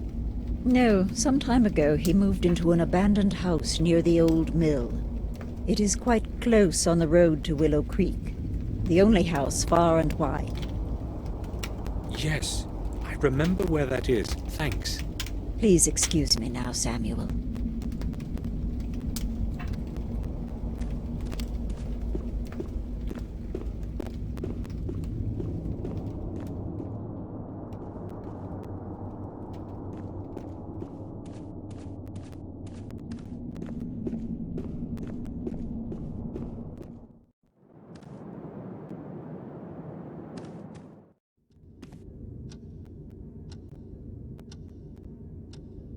Today's newspaper.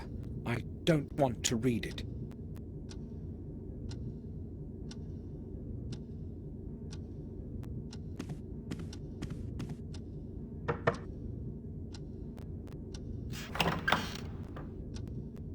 I need a word with you, Robert. Yes, but I am quite busy at the moment. I won't keep you long. Yes, I'm listening. Did you speak with Collier? Yes, he detained me for over half an hour with those questions of his. So, what do you think about all of this? Me? Collier's theory seems logical to me. I do not believe anyone would want to kill Henry. Henry drank himself to senselessness many times before, but this time he was unlucky enough to fall into the pond.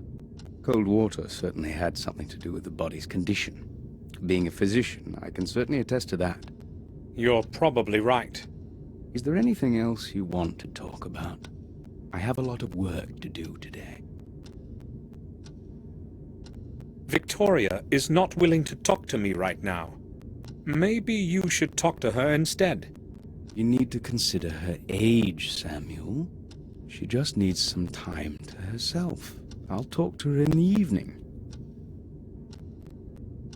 You have mentioned often since I arrived that you have a lot of work. So, what are you working on?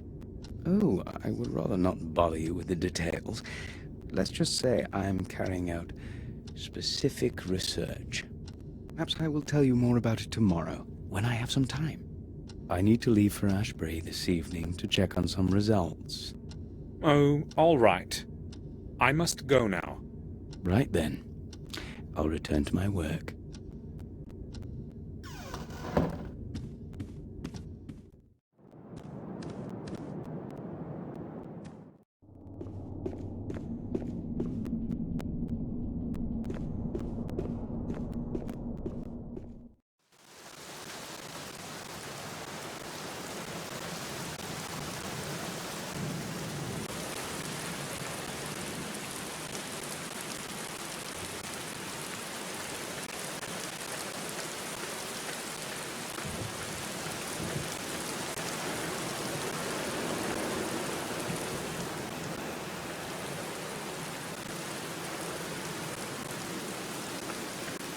Morris carried the hay sacks away in time before it started to rain.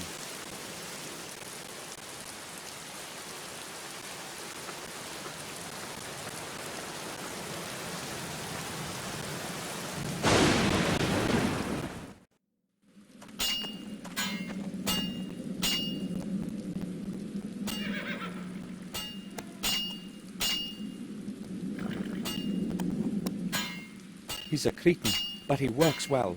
He's fixing something. Something tells me I shouldn't trust him too much.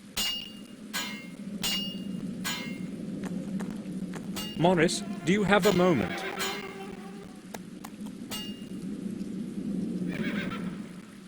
Sure. What do you think about what has happened to Henry? It was to be expected. He drank way too much. I guess it had to end like this. It sounds like you really don't care that it happened. Well, we didn't exactly like each other, but I wish no ill will to anyone. It was you who found him, right? Yes, I needed something from the back garden, and as I was walking past, I noticed something floating in the fountain. I went closer to have a look, and he was totally tangled up in the weeds. I could see nothing except his coat. Did you notice anything else? No, I panicked, you see. I ran to the castle to get Bates to go have a look with me. I kept thinking I might have been confused and imagined it. But it really was Henry. What happened next? I rode into the village to get the detective. You know the rest. So, Morris found Henry. Were you in the stable yesterday? Sure I was. Where else would I have been? The lights were not on. Well, maybe I wasn't. Why are you asking? Oh, I can see where you're coming from. You're thinking that maybe what happened to Henry might not have been an accident, and that somebody might have helped him into that pond. I may be a drunkard and a saucebox, sir, but I'm no murderer. No one is calling you a murderer, Morris. I was just asking. All right, fair enough, sir. If Madam learns that you are starting to suspect me, I may as well go looking for a new job. There's not much work available in this neighborhood. And besides, who would want to hire a man with one leg that is almost completely lame? I'm not accusing you of anything, Morris. At least not yet. Morris, have you boarded up the old well like I asked you to yesterday? Not yet, sir. I'll do it today. It should have been done yesterday. I'm surprised that Henry didn't fall into it. Excuse me, sir? You know well how I meant that. I want to see it secured today, or you can start looking for a new job. Is that clear? Sure, I'll do it. You need to shout at me, sir. I have no idea what has gotten into me. Why did I yell at him like that? I took a look around the fountain.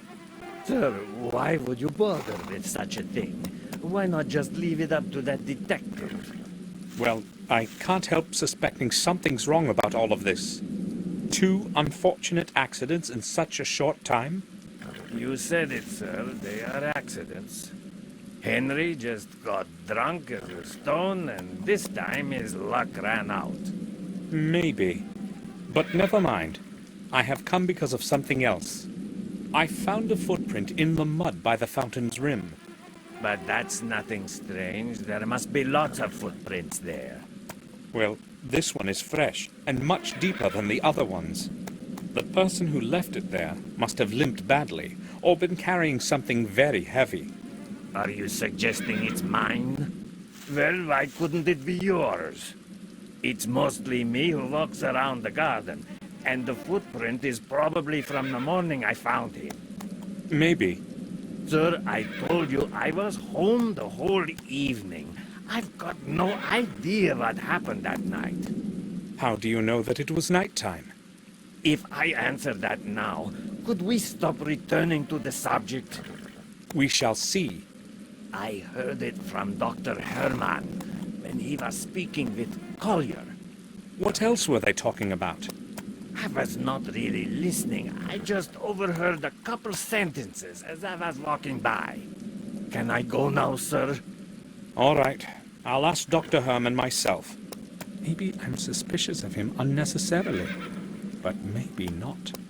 I'll go see Dr. Herman and find out what he knows about that footprint. I will go then. All right, sir.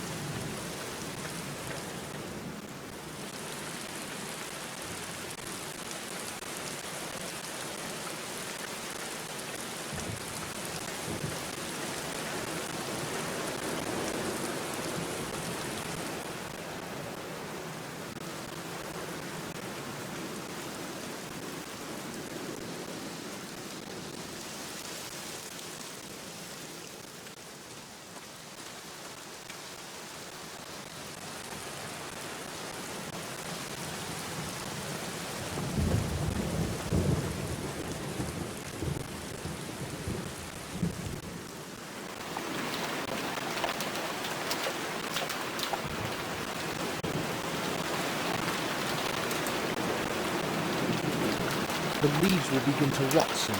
The bags have soaked badly. Perhaps Henry forgot to burn the leaves. Who will take over his job now that this thing has happened?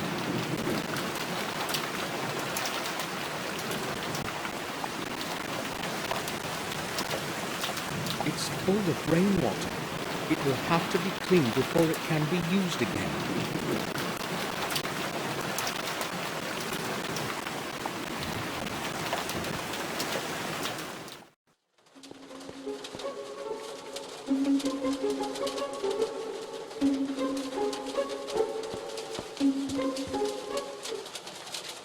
The Black Mirror Castle.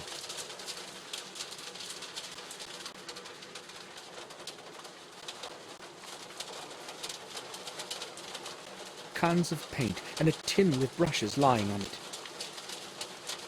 Only painter's stuff, nothing else.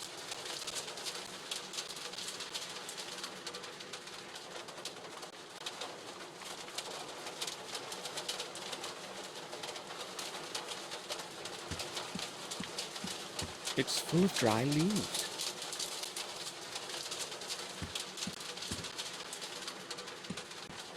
Nothing but leaves.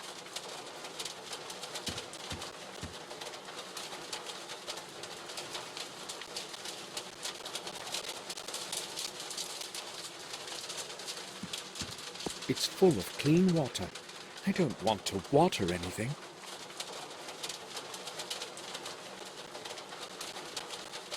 They're empty, ready for planting in.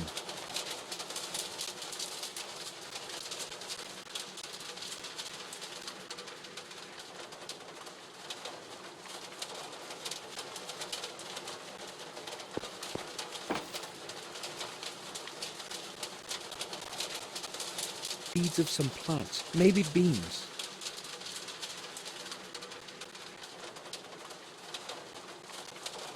Gardening tools and small tubes with fertilizer. I can't see a bill of exchange anywhere. Where could Henry have put it? There is nothing interesting in the drawer.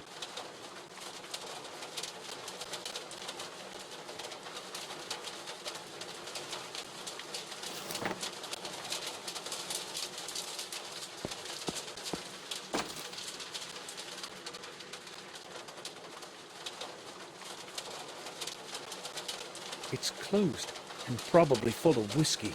Henry hid it here so as not to carry it.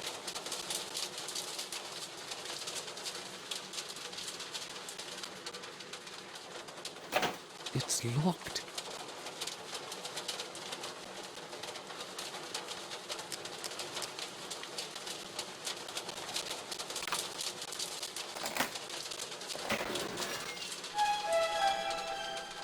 Some papers and a few coins. The bill isn't here. Where could he have put it? A letter. It's addressed to Victoria. Madam, please regard this letter as one from an anonymous friend. One of your servants is not whom he pretends to be. You may find it interesting that he is an ex-prisoner. And a thief. On several occasions, I watched them sneak quietly into the castle cellar, using the old back door. I saw that person take away several bottles of some of the best vintages of your wine that you value so much. No doubt, some of your other valuables have also gone astray. I decided to write you this letter to prevent further stealing. The person's name is Morris. Henry meant to blackmail Morris. I am curious as what Morris will tell me about this.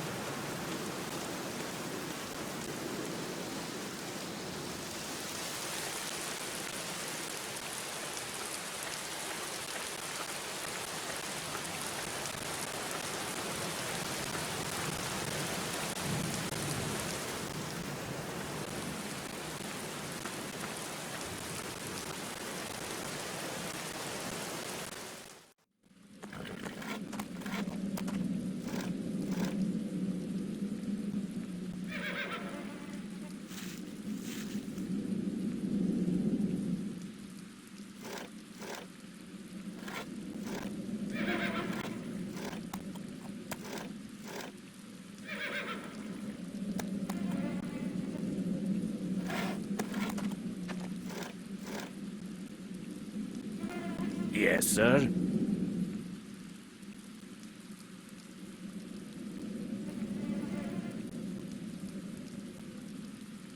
Morris, I know you've been stealing wine from our cellars. Me, sir? Who told you that? No one told me. I read it in a letter that Henry wrote to Victoria. So what do you say about that? Well, I only took a few bottles, sir. I swear. There's such a lot of them in there, I thought nobody would notice. It won't happen again, I promise. Will you give me that letter, sir? All right, Morris. But I'm going to be watching you. Here it is.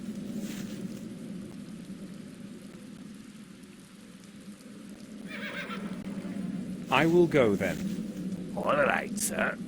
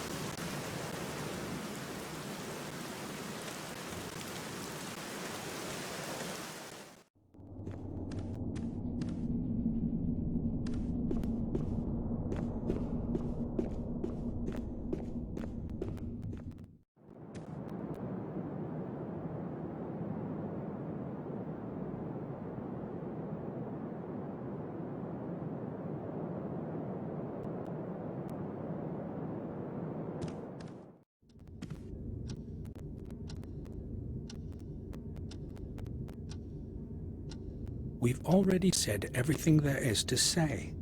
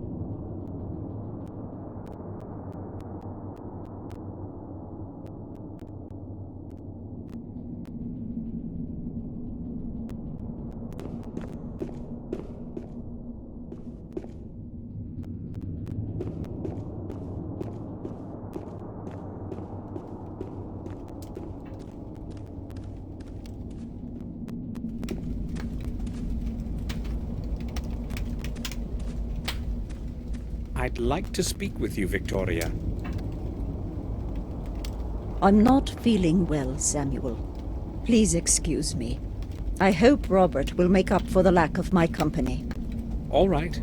I'll come back later.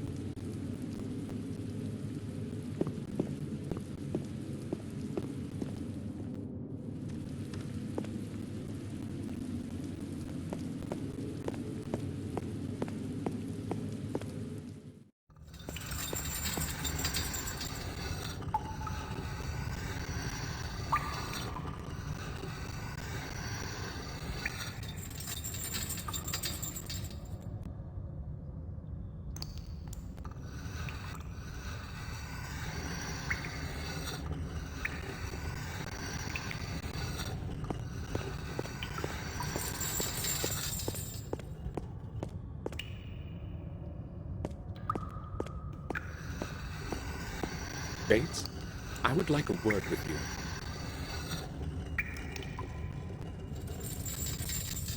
I'm listening, sir.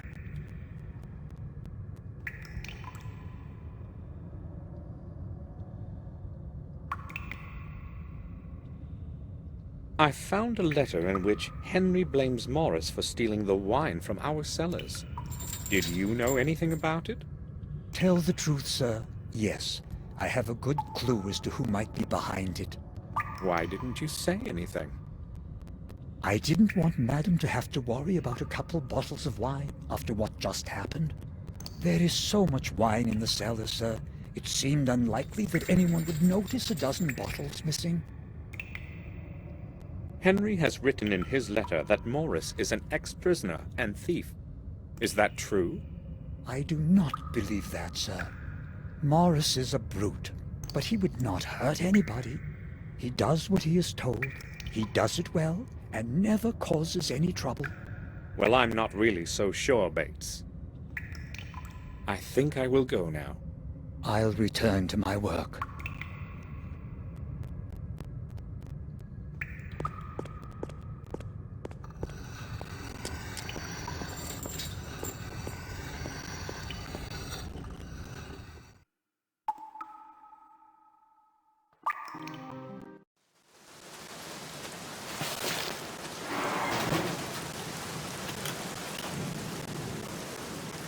Oh, Mr. Gordon.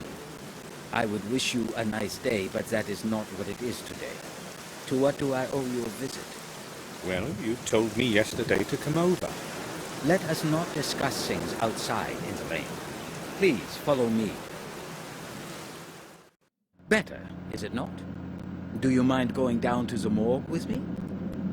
I have a lot of work to do. We can speak there. Not a problem. Let's go. Watch out for the steps. There's not much light in here, and the dampness can make your footing dangerous.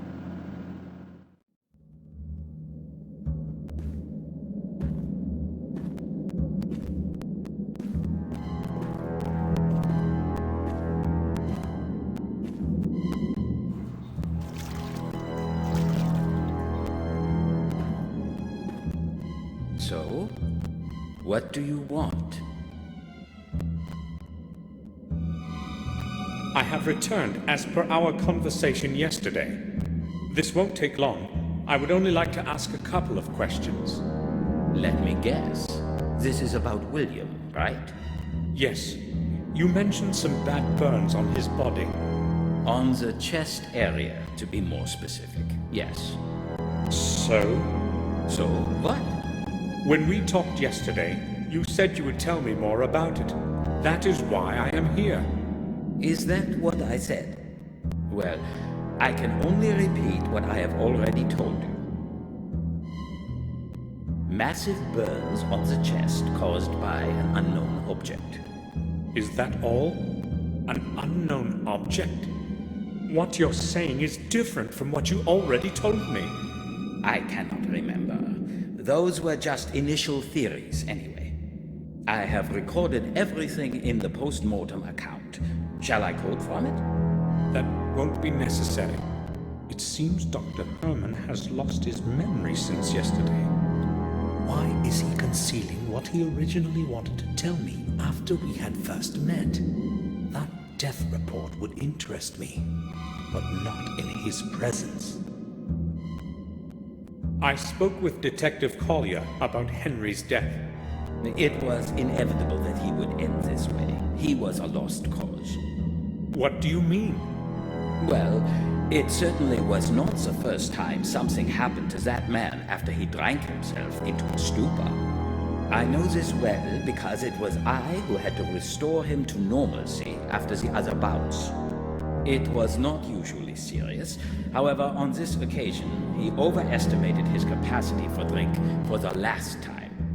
This is rather awkward, but you see, Henry had something important that belongs to me. I have looked just about everywhere and have not found it. So it occurred to me that he might have had it with him, and that you... So, what is this it supposed to be? Actually, it's just a small piece of paper, but it's very important. Otherwise, I would not ask you. You want me to search his personal belongings? I would be grateful if you would do that, Doctor. Gordon, that parcel is part of the evidence. I cannot just remove something and give it to you until the police have completed their investigations. But that something was mine. No matter. Until the case is officially closed, I cannot even show you any of those things. I understand. Thank you, Doctor. At least I know where that blasted bill of exchange is.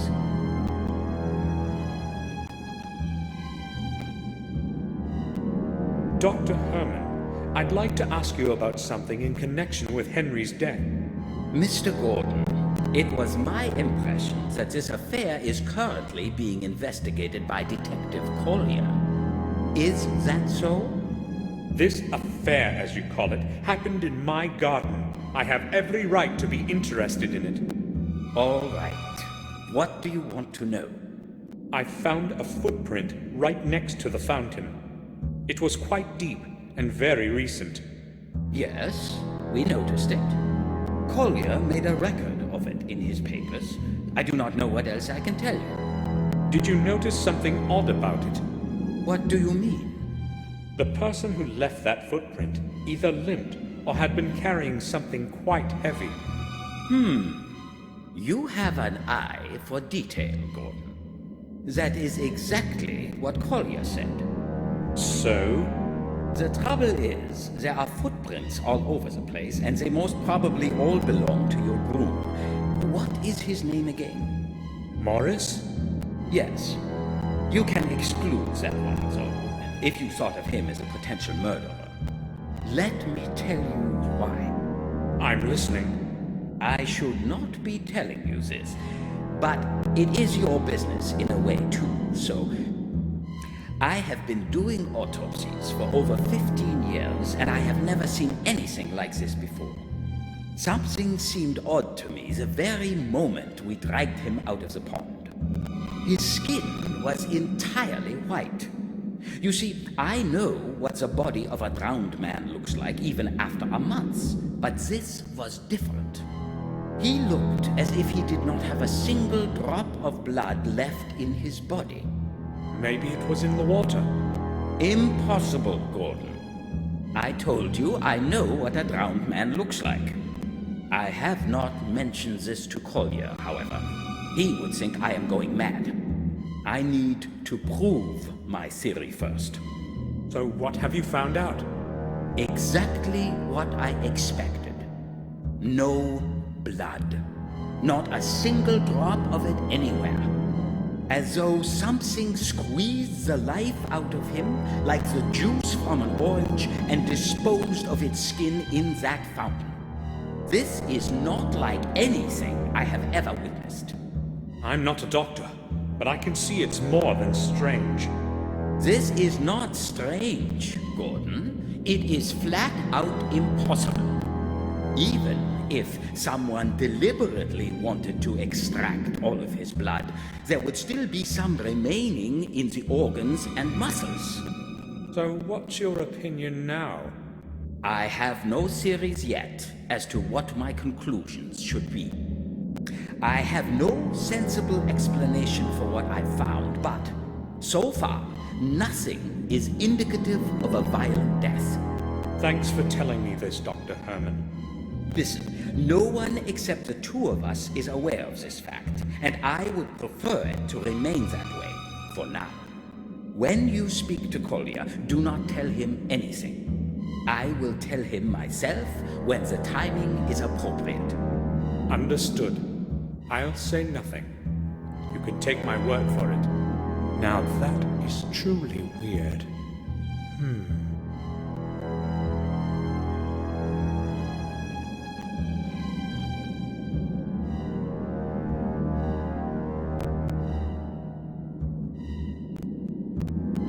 Doctor, do you think you could go outside for a moment so I could have a look around?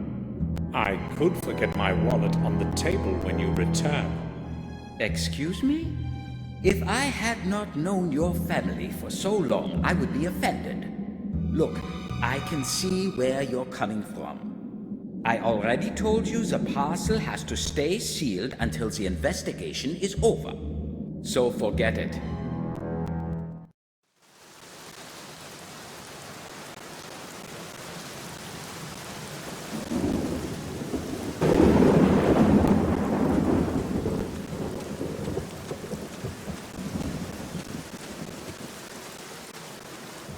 A lot of torn papers are on the top. Somebody must have disposed of them only a little while ago. They're not wet. I'll have a look at them.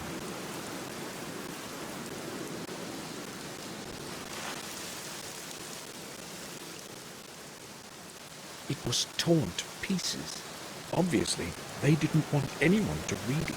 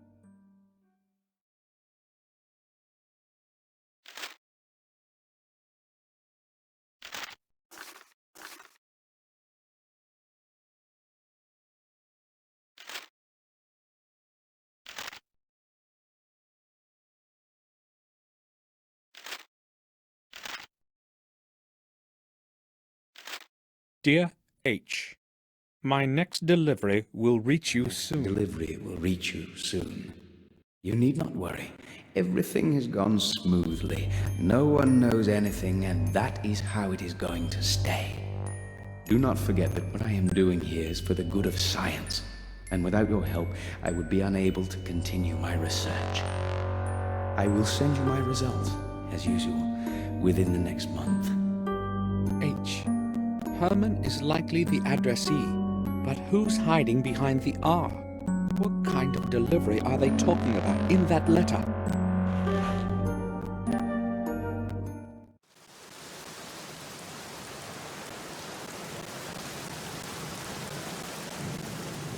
The lid is held shut by a large padlock.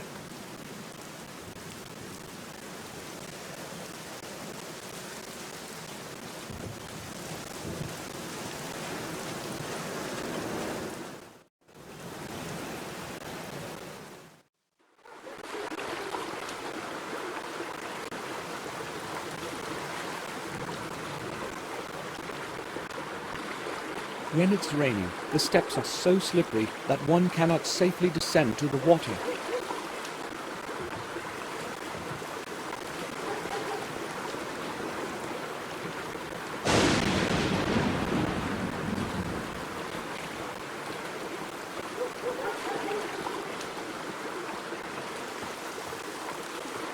I may go fishing too before I leave. Excuse me, may I speak with you? Sure you can, young man.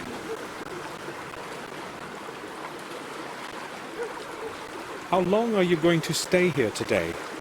As long as it takes. The whole day, unless it stops raining.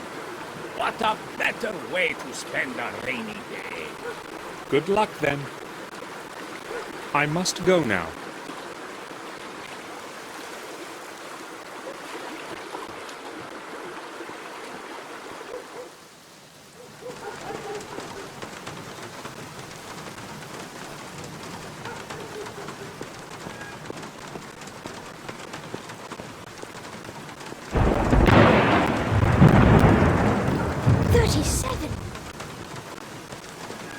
Hello, Mr. Samuel. What a great big bang that was, eh? The second greatest today, I'll bet. Hi, Vic. Are you counting the thunder? Right. Why are you sitting here like this in the rain? Wouldn't you rather be at home? I don't mind the rain. And also, I can't go home. You can't?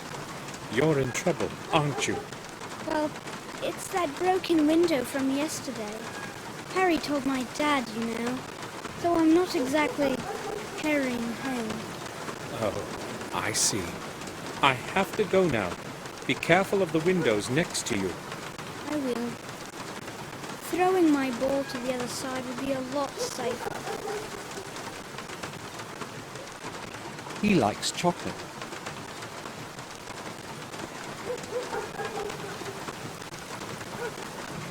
I'm surprised Harry didn't bother to cover it up.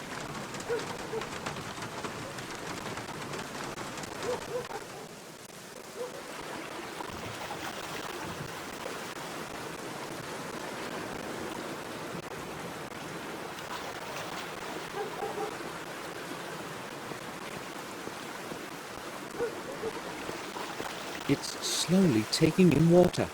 Maybe the fishermen would know about it.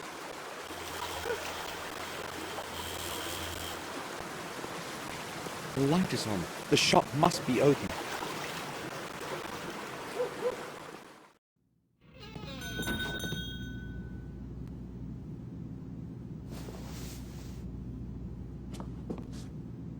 I wonder if it too is for sale, or if it's part of the inventory here.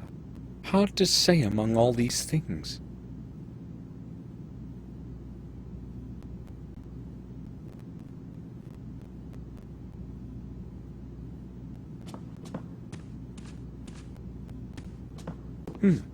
I can't see anything I need.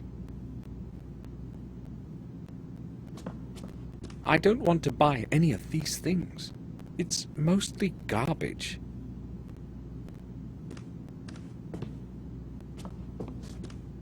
It only contains more trifles for sale.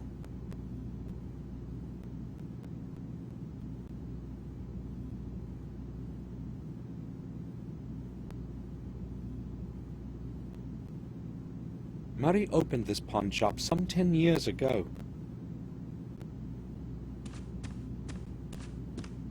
Good morning. How can I help you? A few days ago, a man pawned a certain object here. An article similar to this one. I remember Henry pawned something that looked like that. Yes, that's true. I'd like to redeem the object. Certainly, sir. It's £35. And I require the bill of exchange with the owner's signed agreement, of course. I'll give you the money, but you see, I haven't got that bill. Sir, surely you know that I cannot return any pawned object without the corresponding bill of exchange. I can understand why you do not want to release it without the bill, but I will pay for it. I'm sorry, that's the rules. That object is very important to me. I am willing to pay a special price. That's possible, but how fair would it be to the owner if I sold their property to somebody else within the pawn period? According to the rules, the object belongs to them until the expiration date of the note has been passed. Murray, Henry can't possibly redeem it.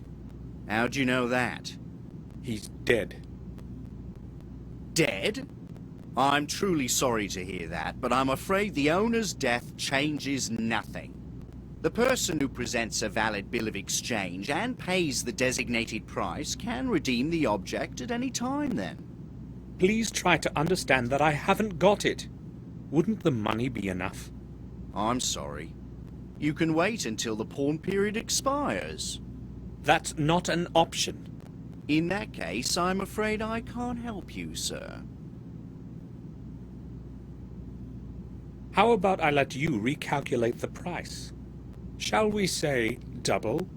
No, that's quite impossible. I don't want to lose my license because of your offer. Although I've got to admit it's very decent. There's nothing I can do. There are only 12 days left. Then you can have it. I've heard various things about you, all right. But I thought you were more into money. What do you mean by that? What have you heard, and from whom? That doesn't matter now. Let's get a few things straight, Murray. We both know that all you care about is money. You're going to make me come back a few times and then negotiate a new price. So why don't we just skip all that, and you tell me how much right now? What did you say? Keep your damn money to yourself. Even loan sharks have their pride. From now on, we will only continue this conversation as a seller and a buyer. What else do you want? Calm down.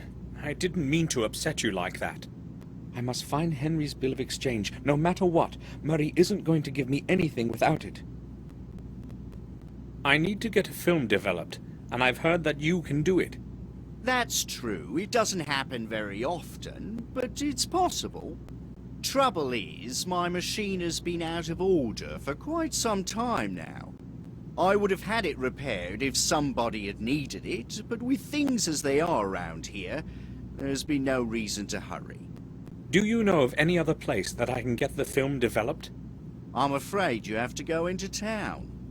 I can't be of use in that respect. Sorry. Bye.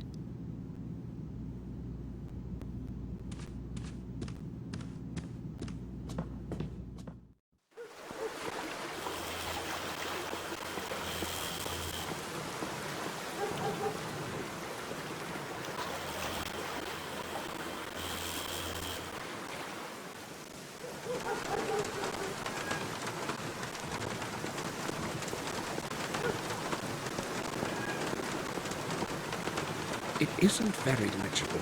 The chalk is all blurred. I can ask Harry directly.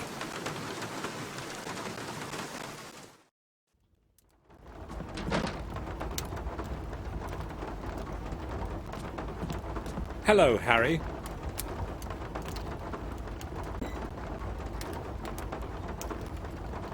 Welcome back, Mr. Gordon. Have you come to get a bite? What do you mean? Oh, come on. I know your Bates is not exactly a great cook. It's not so bad. I have no reason to complain. All right, if you say so.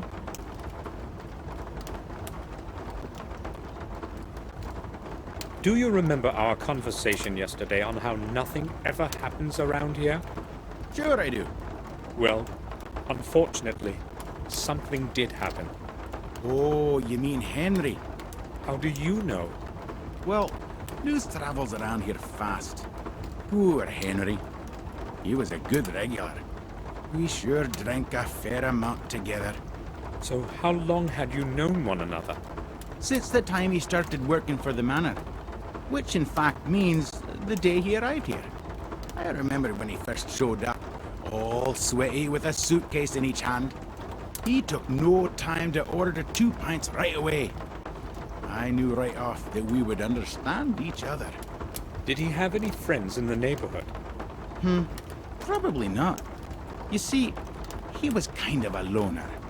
I don't think he knew anyone else. He used to only come here. Thanks anyway, Harry. You're welcome, Mr. Gordon. Harry, tell me, is Mark reliable? Well, that depends. He's not exactly a saint, you see. But I reckon he'll do what you tell him for a pound or two.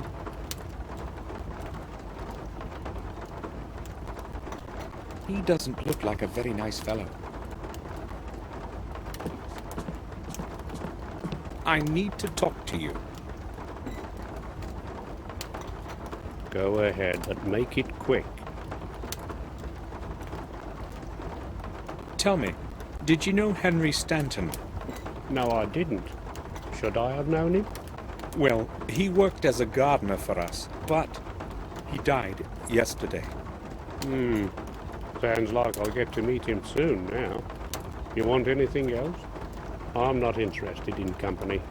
No, I'll leave you alone. Harry's regular. Harry's regular.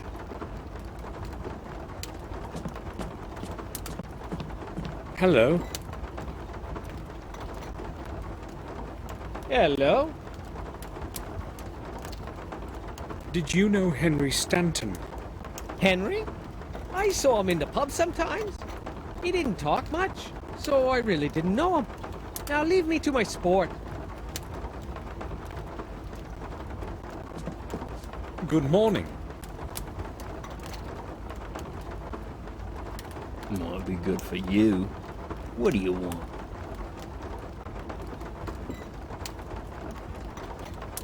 Tom told me you worked for Dr. Herman from time to time. Tom tends to have a bit too much to say. I've been unemployed for some time now, so I've been taking what odd jobs are offered to me. I've got to make money somehow, and it sure is better to do stuff for Dr. Herman than that dirty bastard Murray. Well, I need a certain favor from you. As a matter of fact, it has to do with Dr. Herman. So what's the deal? This is what I want you to do. I'm listening. I need you to come to his house at a particular time and keep him busy for a couple of minutes. Ring the doorbell and wait until he comes upstairs. Talk about whatever you want. Just keep him there for as long as you can. Well, I don't quite like that plan, to tell you the truth. It doesn't look exactly innocent, does it? Also, if Herman learned about my getting involved in some scam on him, he'd never hire me again. You better find someone else for this.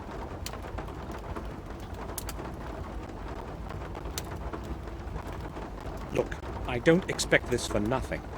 And that's supposed to be surprising? How much does Dr. Herman pay you? That depends on what he wants from me. No, you don't understand. I mean, what is the maximum he has ever paid you? £6 per day, with food, I guess. I'll give you 10. That's not bad for a couple of minutes, is it? 10? Well, the money is nice, but You see, these days I at least have a sure job from Dr. Herman. No, I can't do it. All right. I'll give you 20. Take it or leave it. 20? Damn. I haven't had so much money click in my pocket for quite some time. £20 take home and it's a deal. 10 now and 10 later. Okay then. What time should I show up?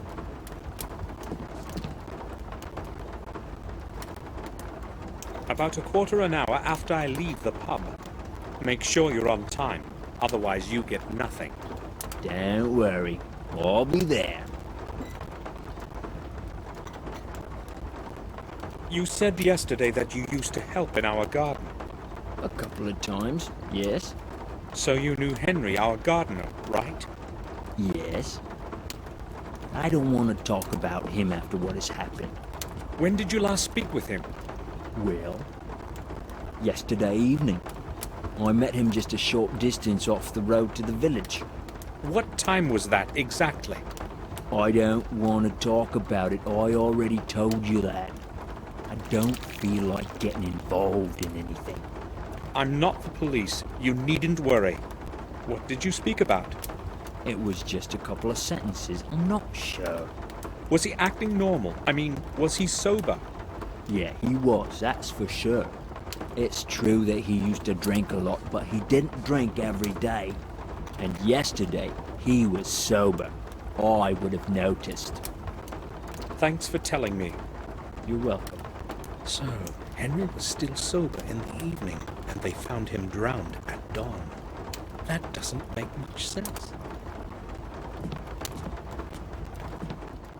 I walked quickly to the morgue to get there before Mark. I hope he'll show up on time, as we have agreed.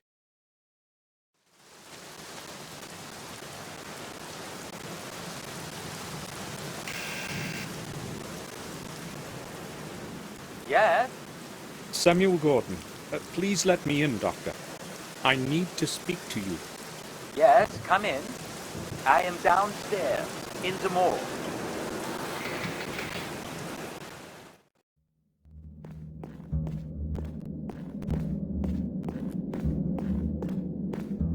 Can I speak with you for a moment, Dr. Herman?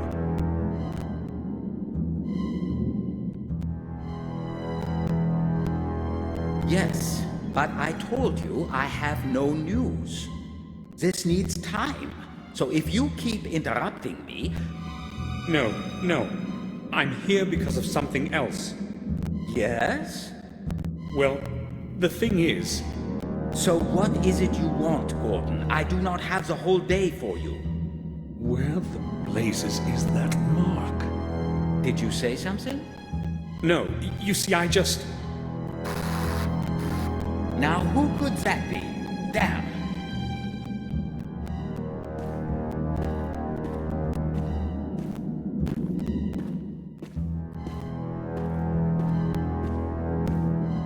Who is there? Wait for me here. I will return shortly. Of course. You needn't hurry. I thought my blood pressure was going to hit boiling point. Now where's that bloody bill of exchange? Maybe I should start with his table.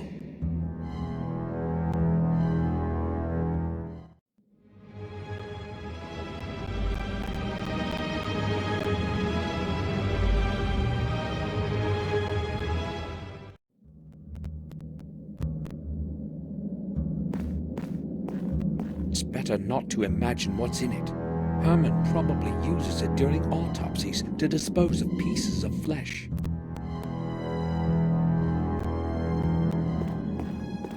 I don't know what's in them, and I don't want to.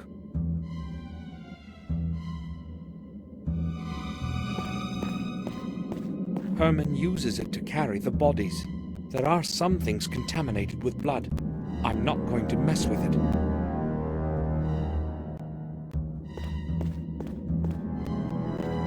To the garbage container at the front of the morgue is in this bundle. I wonder what Herman was disposing of so quickly. It must be the large one. The other keys are small. I can't pick it up right now. Herman would surely notice.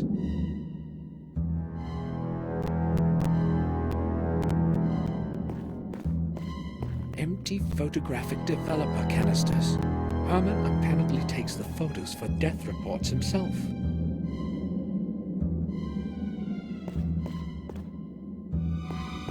Human muscles and certain organs. Legend is composed of a great number of Latin phrases. There's no point in studying them.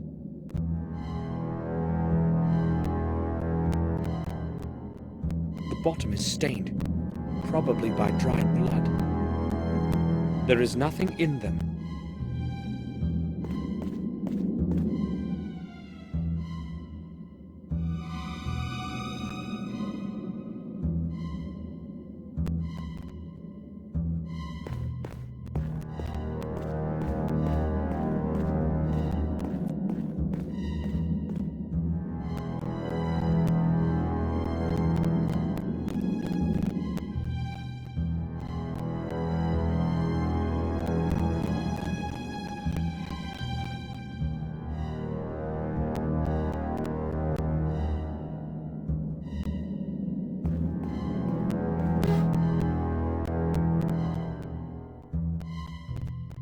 An old microscope. Is this what I think it is?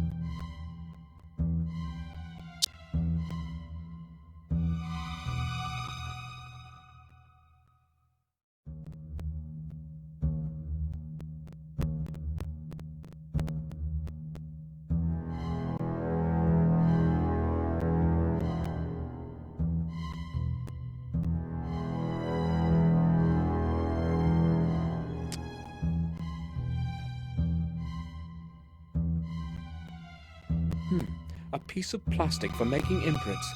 It could come in handy.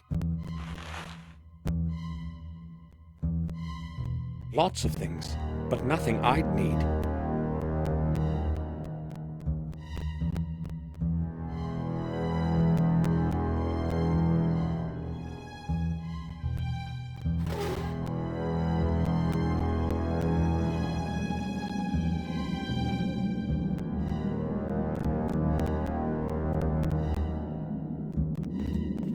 There's a label with Henry's name on this box. Henry's bill of exchange. Excellent.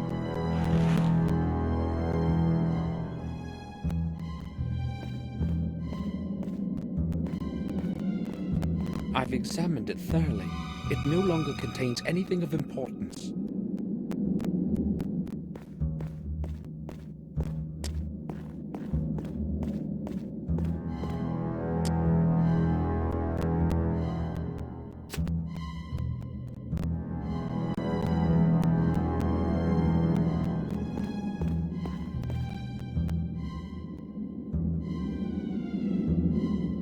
I made an imprint of the key in the plastic. Herman is returning. I can hear him on the steps.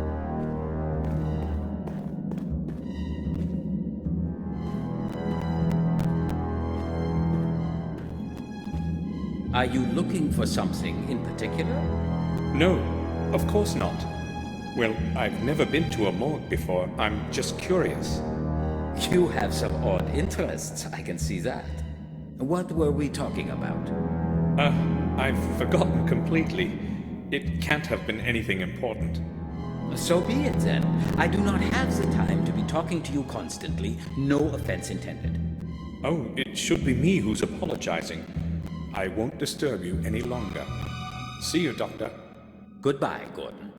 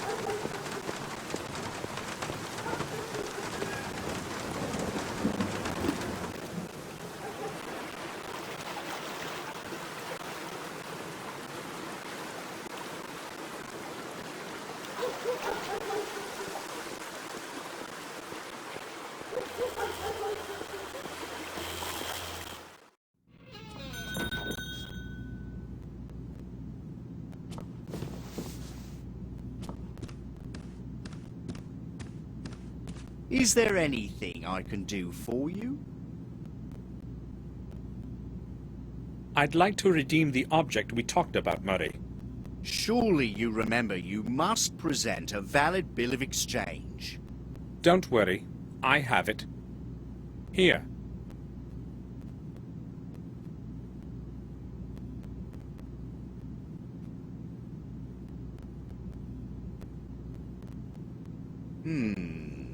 Yes, everything seems to be all right. It's £40, sir. Didn't you say 35 at first? Oh, you're right. Excuse me, I've made a mistake. Sure. I'll go get it for you right away.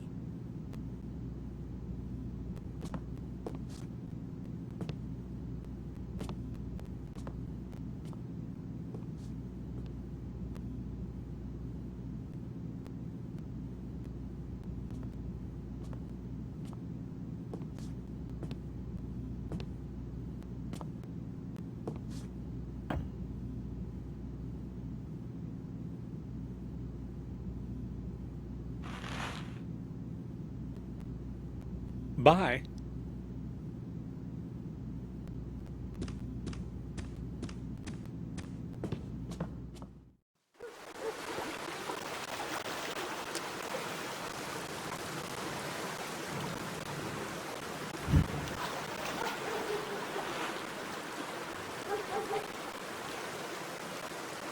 The parts have clicked into one another.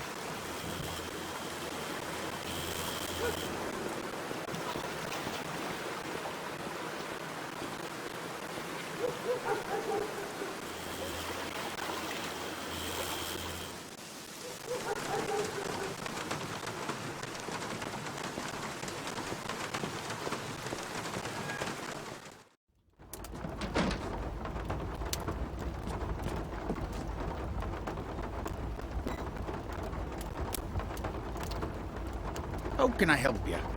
I want to ask about something. Harry, you know everyone around here.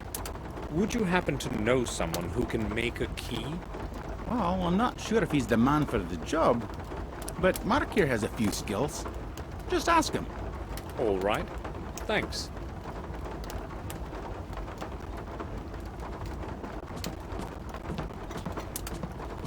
May I bother you for a moment?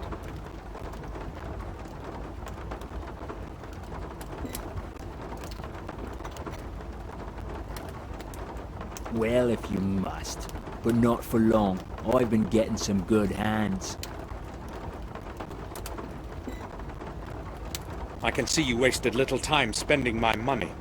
It's mine now, and I'll spend it however I want. I have no problem with that. Did you have enough time to do what you needed? Yes, I did. But maybe you could have rung a bit earlier. What were you doing down there anyway? That's none of your business, really. Yeah, I've got no problem with that. If you need something again, you know where to look for me. I need someone to make a key for me. Harry said you can do it. A key's no problem. Give me the original and I'll bring it back with a copy in a little while. And it's for free. I'll just assume it's part of our deal today. Trouble is, I only have an imprint. That's going to be a lot harder. I've never tried it with an imprint before. Just give it to me and pick up the result in an hour or so. I'll see what I can do. Good. Here it is.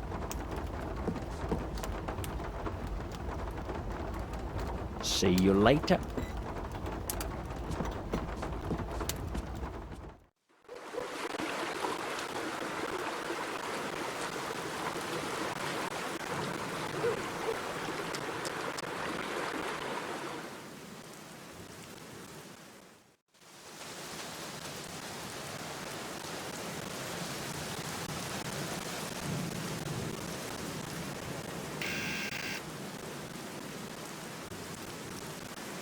Yes?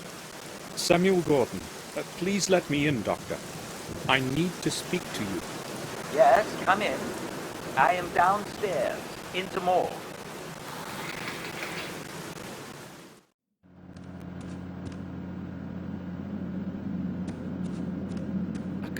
collection of night butterflies. I'd never say there are so many species of them.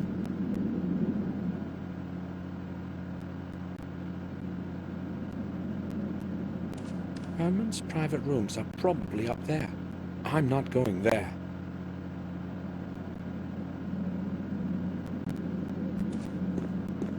I'm feeling odd.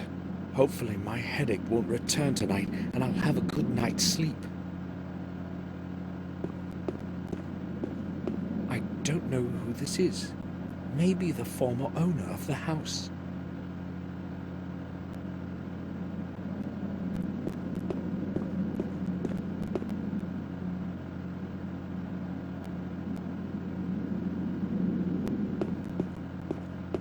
A model of a human skeleton watching over the hall, like a quiet guard in the darkness.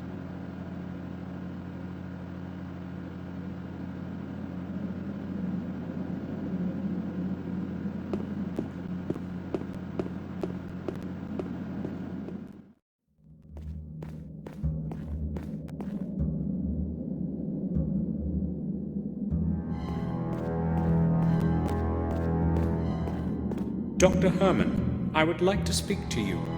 Just a moment. So, what brings you here? I've noticed the place can also serve as a dark room. Yes, I'm developing the autopsy photographs here. No one provides such services in the village. It is almost like the Middle Ages around here. Nevertheless, one eventually gets used to it. Are you asking because you'd like to have some photographs developed? You see, Gordon, this is not a copier for tourists. You are standing in a morgue. Oh yes, that's quite apparent. I only need very few pictures, though. All right, then. But I will only do this because of my friendship for your family. Give it to me. Thank you, Doctor. Hold on. I would like something in return. I cannot get you the picture without it anyway. I have run out of toner. Would you bring me some from the village? Didn't you just say that no one could provide that kind of service in the village? Yes, and they do not. I have an agreement with old Murray. He orders me supplies from town. Tell him the toner is for me. He will gladly sell it to you. Right. I'll be back.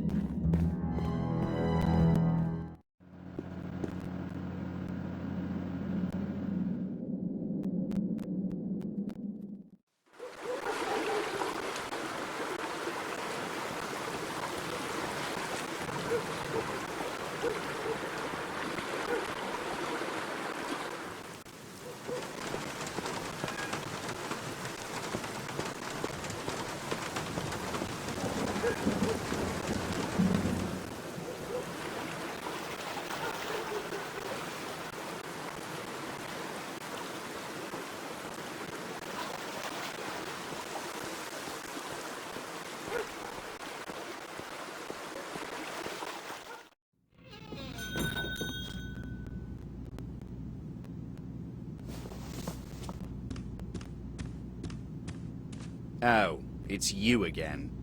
Have you come to buy something? I don't know yet. I'll have a look around first. Sure, just don't touch any of my stuff.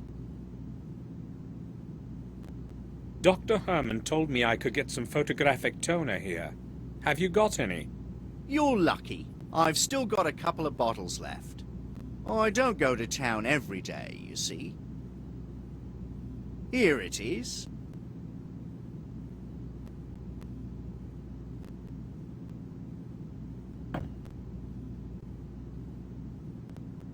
Thanks.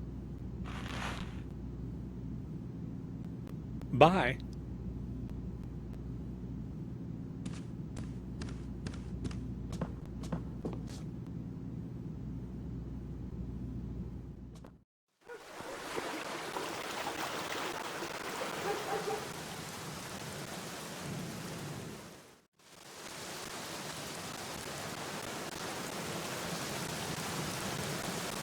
I should ring the bell.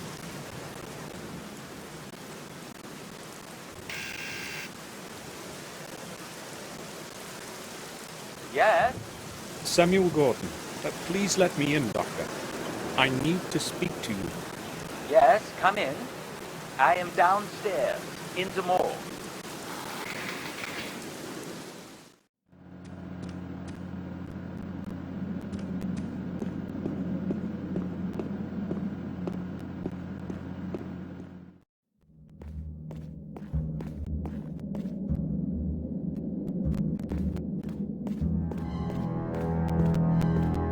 I would like to ask you about something, Dr. Herman.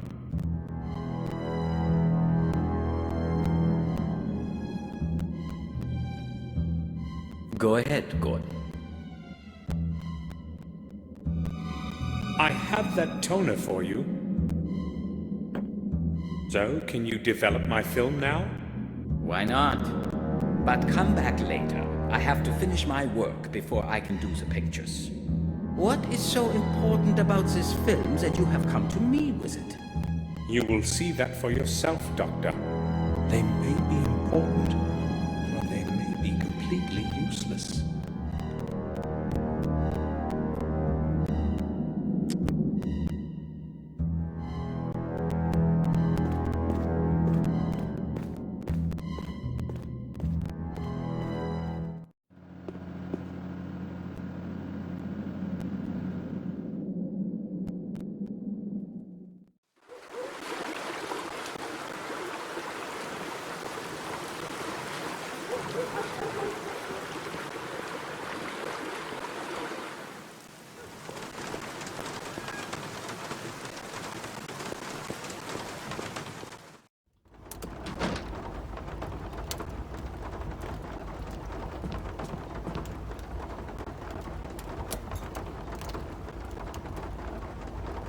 What'll it be, sir? Have you seen Mark around? No, he hasn't shown up yet. He's probably got some work to do. Are you looking for him? Not really. Just asking.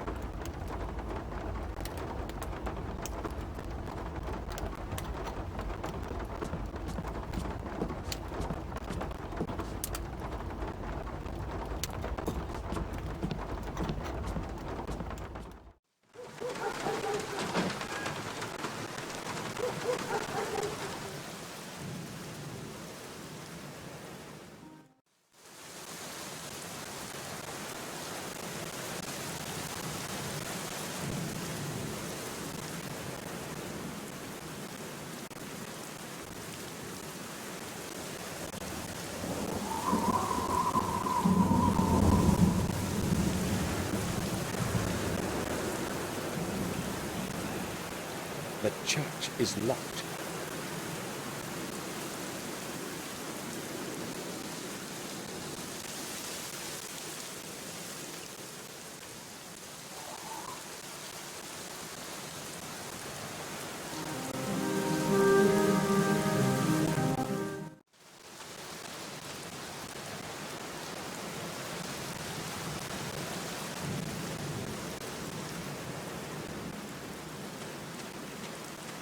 The light is on in there.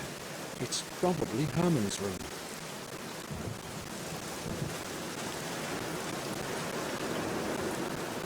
Rotten garbage. I'm not going to dig in it.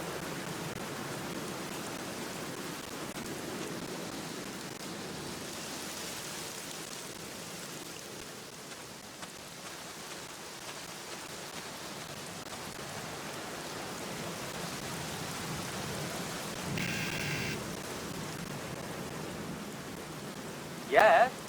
Samuel Gordon, please let me in, Doctor. I need to speak to you. Yes, come in.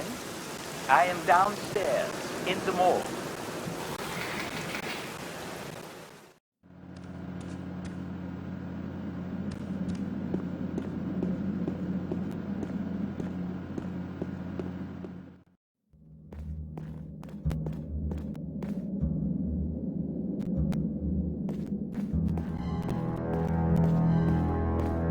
Can I speak with you? Hold on a minute.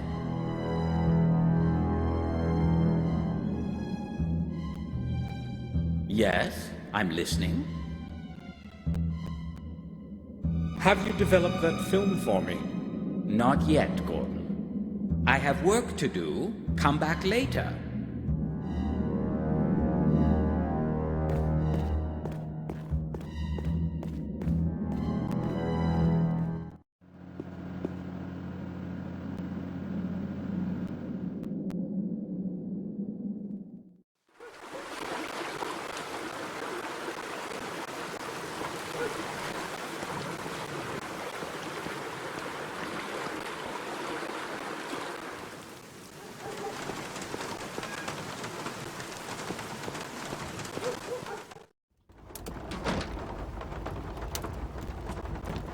How about a pipe for Mr. Gordon? No thanks. Maybe later. Have you seen Mark around? No, he hasn't shown up yet. He's probably got some work to do. Are you looking for him? Not really. Just asking.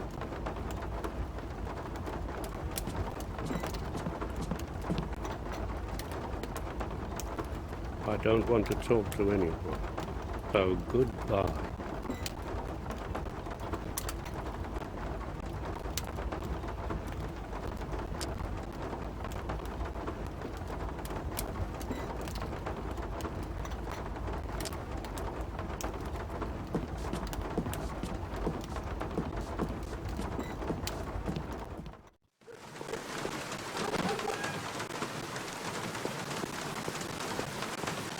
I have nothing to talk to him about.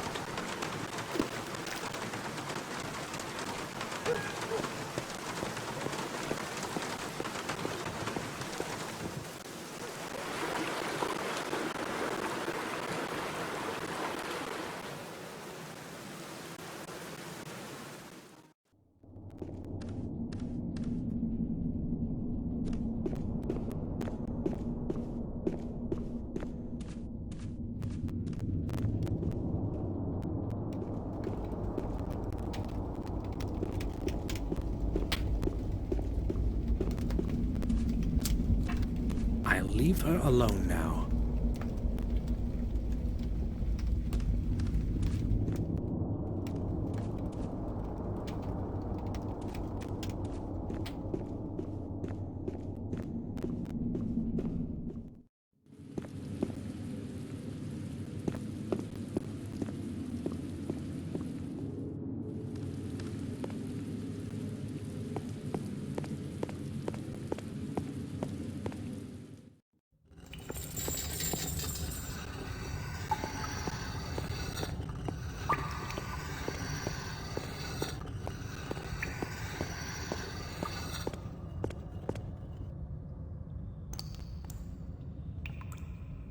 Do you need anything, sir? Not really. I was just passing by.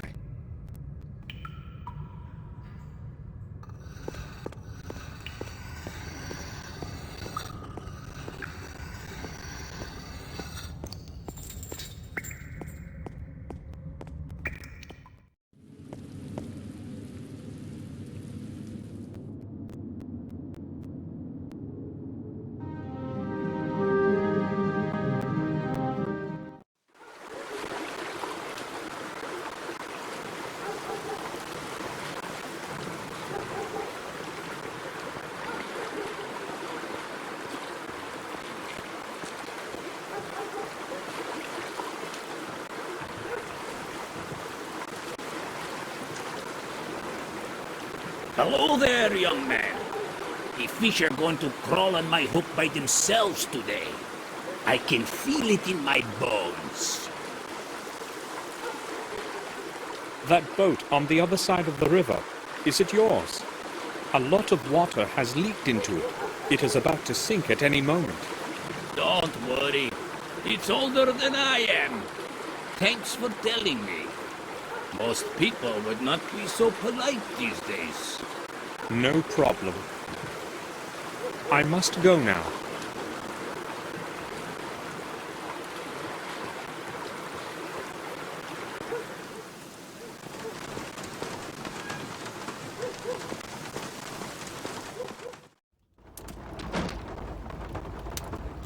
Harry is a cheerful fellow. He would put his hand in the fire for his wife's cooking.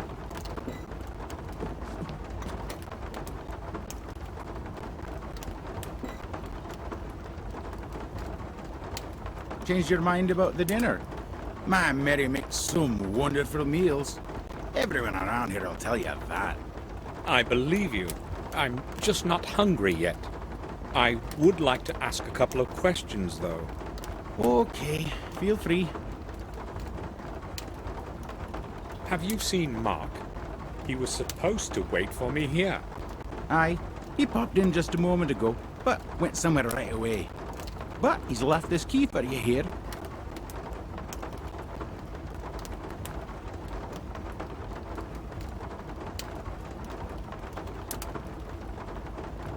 Thanks.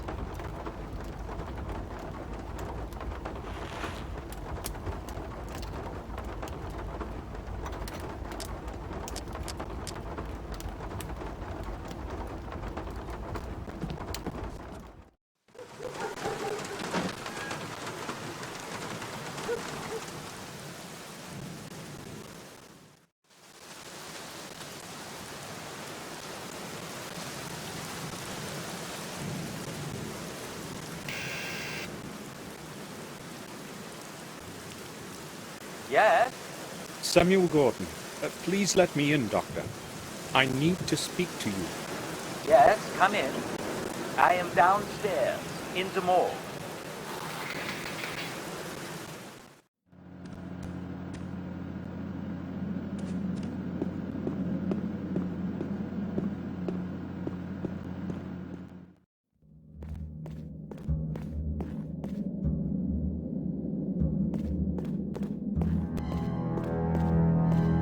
Doctor, can I have a word with you? Yes, all right. Doctor, have you got those photos ready for me? Sure, I have put them on top of the sink over there. Thanks for your time.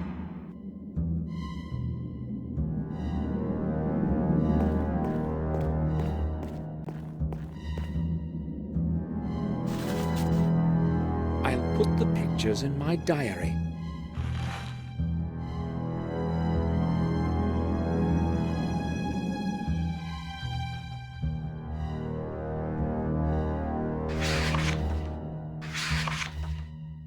The symbols are much alike, only with a different symbol in the center.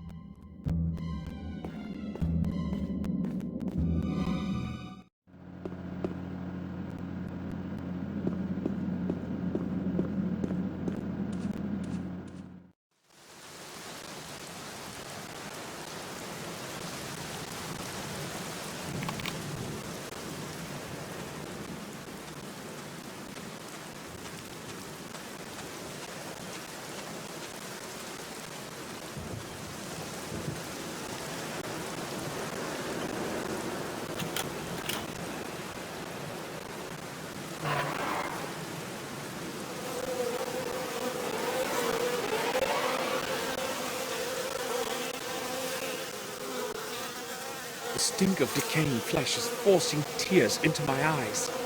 Disgusting.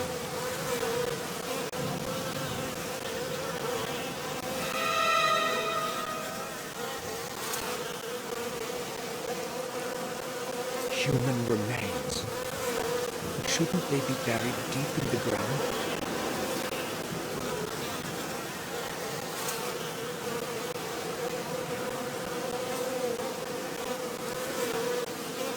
Tied up bags, oozing blood. I'm not touching that.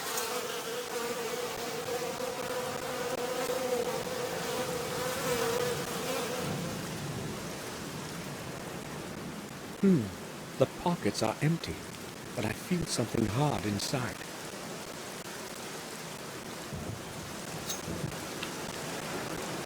The gem has perfectly smooth edges. The gem has perfectly smooth edges. All the parts have clicked together perfectly.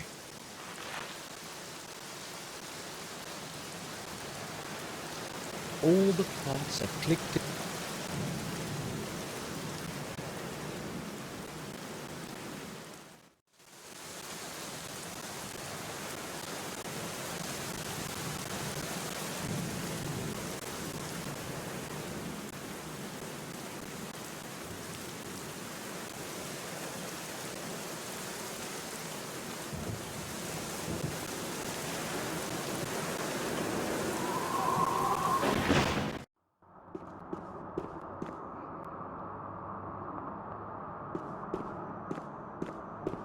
The church was built during the reign of Marcus Gordon the Merciful in 1230. Let this parish lead people to goodness of soul and trust in our Lord.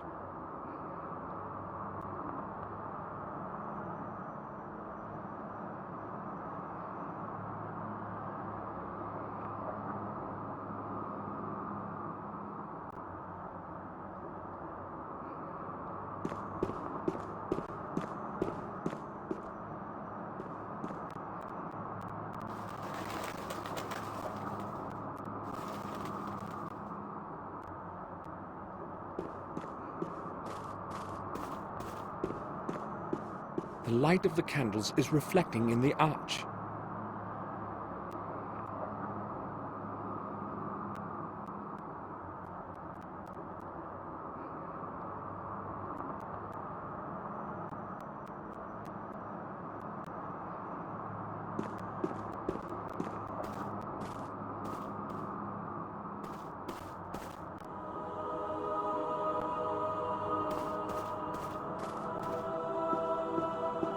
This is where I took confession after the Holy Communion many years ago.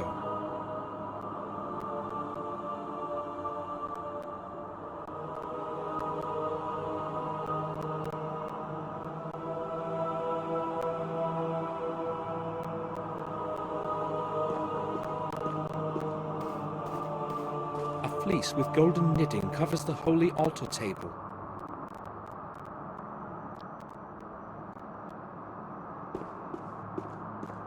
Holy writing, all Latin.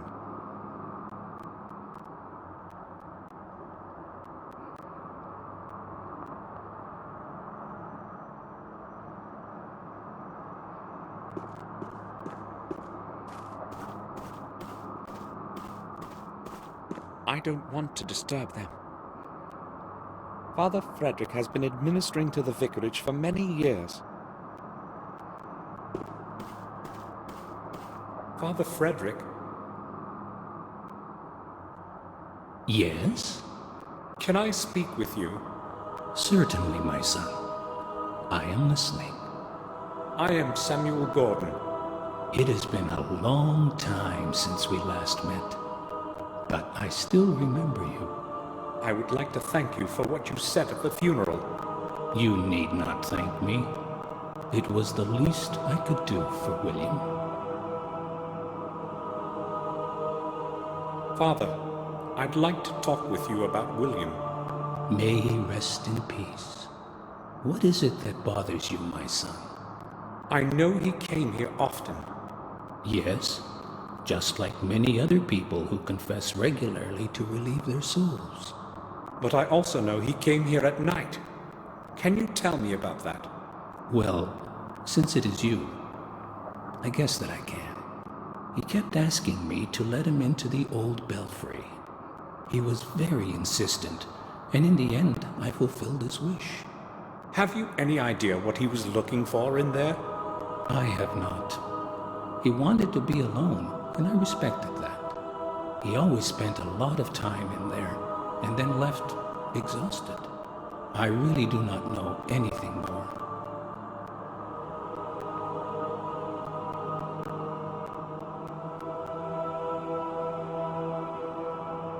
I've heard they used to execute heretics in the attic here a long time ago. According to the chronicles, the trials would have taken place exactly above where we are standing now. A strange place to build a church, don't you think? It was Marcus Gordon, your ancestor, who had the church built. He wanted to at least partially atone for the sins and injustice that occurred here. I believe he chose the right path. Tell me, Father, what do you know about Marcus Gordon? He was a great man of his time, the exact opposite of his older brother. Mordred was a cruel antichrist. He would torture and abuse the innocent in mock trials. Thank God he didn't rule for long. Marcus convinced the peasants to rise and revolt, and they succeeded in overthrowing his reign. You can be proud to be of his blood, my son. Have a look at this, Father. Have you any idea as to what it could be? I'm afraid I haven't. It's very old, I would say. Other than that, I'm sorry. I really have no clue. Father, may I make a confession? Of course. Would you like to do so now? No, I meant later. Such things should not be put off. Believe me. I'll come back later. I promise.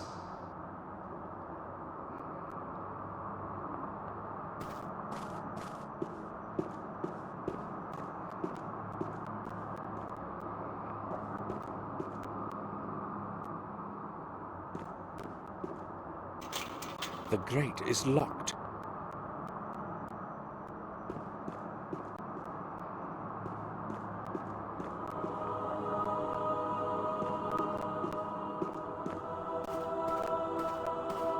Father? Yes, my son? Can I disturb you for a moment? Father, I would like to ask you for a favor. I'm interested in having a look around the old belfry. But my son, the belfry is closed to the public. Why do you want to go there? I'm afraid I can't explain it at the moment. But it is very important. Believe me. All right, then. I will make an exception, then. But just for this once. Thank you. Follow me, please.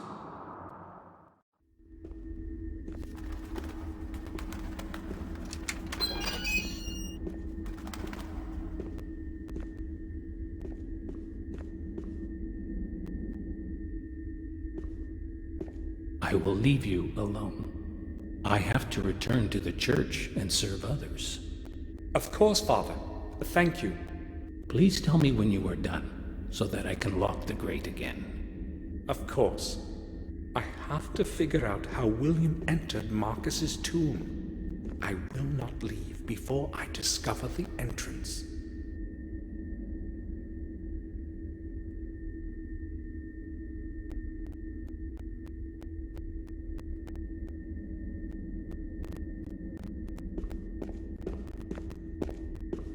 It is very firm, though quite old. The trailing part is very worn, probably by human hands. Perhaps they used it to ring the bell. Who knows?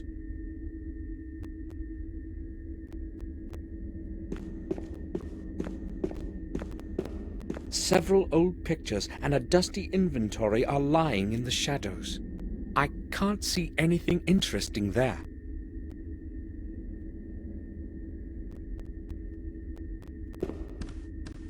How many eyes over time have looked through this greyish glass? The window reveals a dismal view of the old graveyard.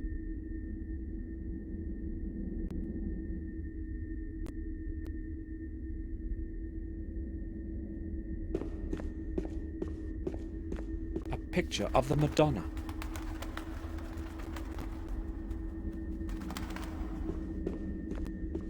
It leads to the rear part of the graveyard. The gate is locked from the other side.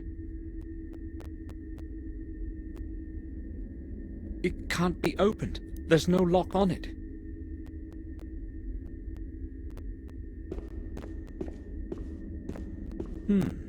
Its shape resembles that of the stone object.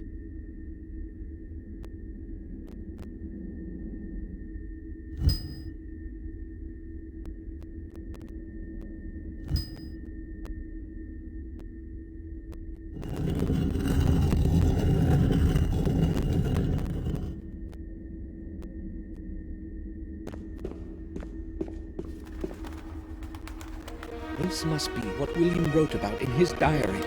I have to figure out how it works.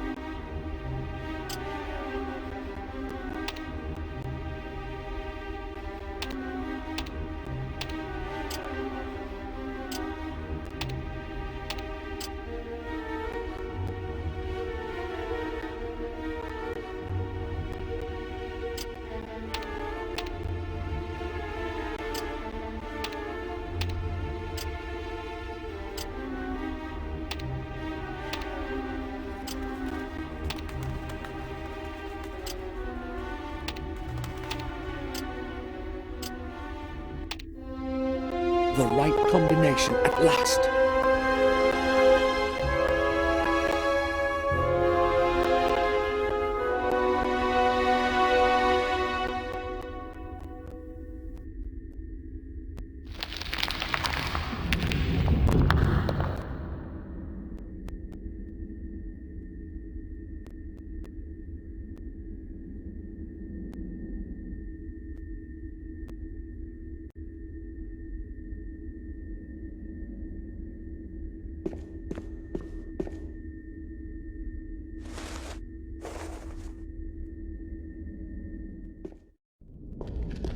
Air in here is barely breathable.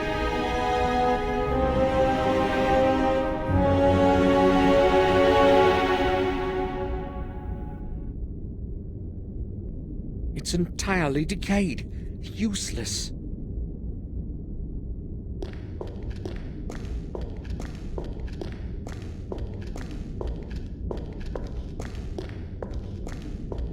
It's the same as the one upstairs.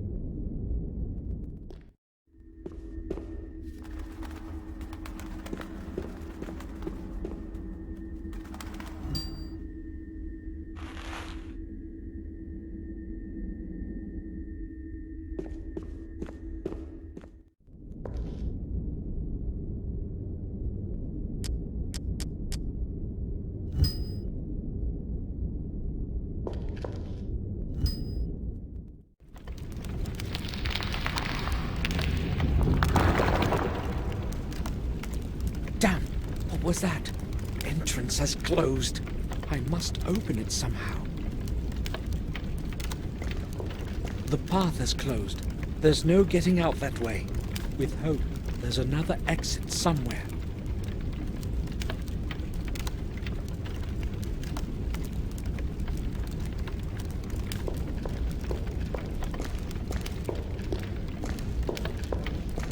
Part of the ceiling has collapsed here. The tomb is very old.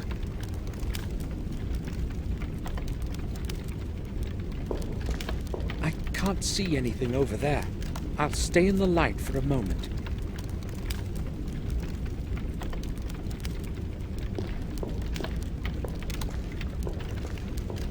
Shall wisdom be your way? The Saint 4, the year of the Lord, 1243.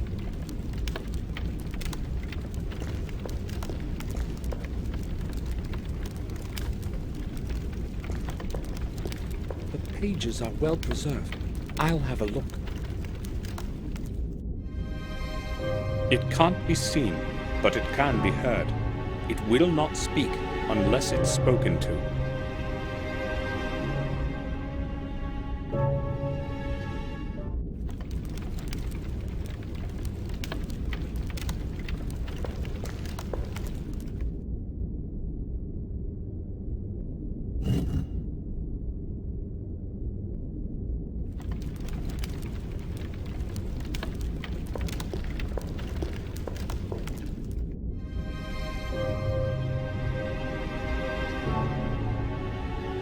Black when bought, red when used, grey when thrown out.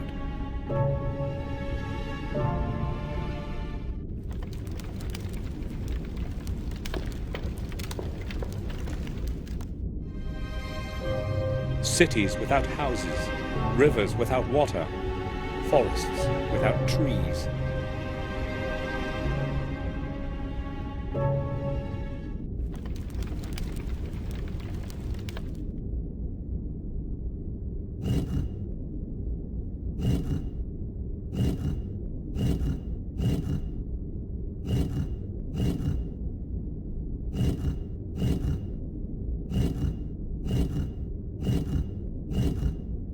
It works. Shall wisdom be your way?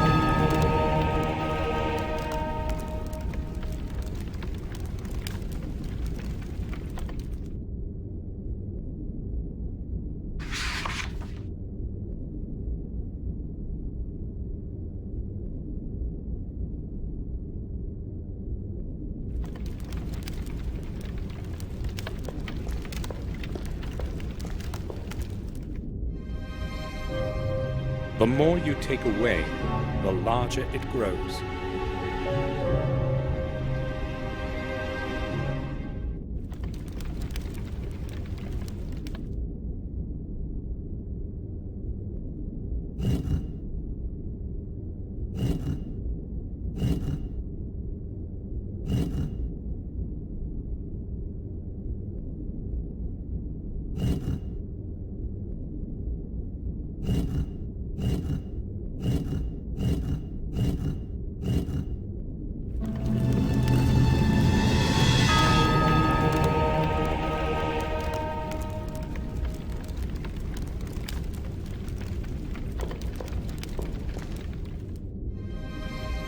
It can't be seen, but it can be heard.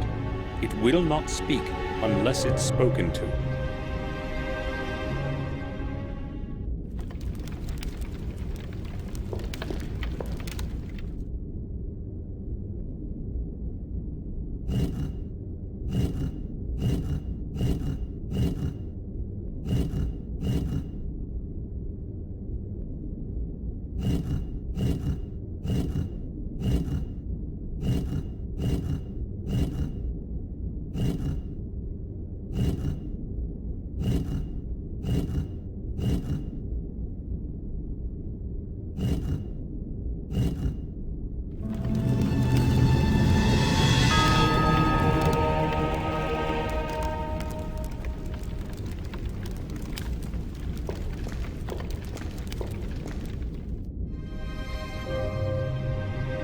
Black when bought, red when used, grey when thrown out.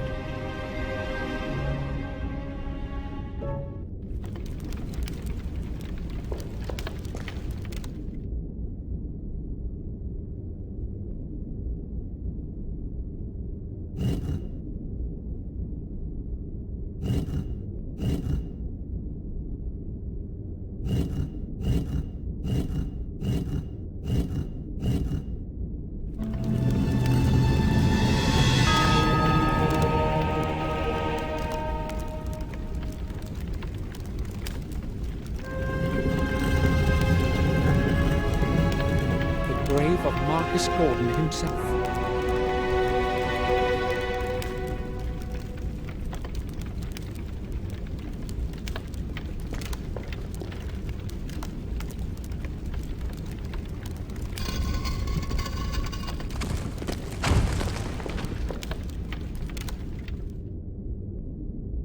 Marcus, the first Gordon.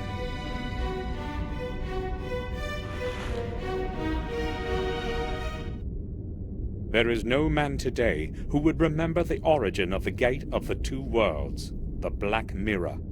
This record shall be a warning to all who blindly long for power, not hesitating to stray from the path of fate, exposing their soul to dark forces. Mordred, the lord of our manor, an amoral, evil man, plagued the people of these lands for many long years, with his ill nature and hatred. His power, however, was soon ended by Marcus, newly returned from the battles with the disbelievers in distant lands. Well acquainted with the habits of his enemy, Mordred made meticulous preparations to withstand the attack of his brother. Realizing that not even the strong walls of the castle could hold against the onslaught forever, he descended into the underground of the chapel. There, he opened within its heart the Black Mirror, and urged the entities of shadow to help prevent his doom. He was not the only one, however, to know of the secret corridors below the castle. By the hand of fate, the balance of power began to lean towards Mordred's side. There was not much time left. Watching his men die around him, Marcus understood what had to be done. Overwhelmed by fury, he battled his way through many lines of enemies into the labyrinth of corridors leading to the heart of the underground cathedral. With haste, he took advantage of the momentary surprise and thrust his sword with all his might against his brother. Righteous anger hit its target, and cold steel pierced the black heart of the traitor. Victory was within grasp. Staggering on the edge of a bottomless abyss, Mordred gathered his last ounce of strength and brought forth his final desperate deed. With merciless hatred and zealous rage of his defeat, he pronounced the dark words of the curse.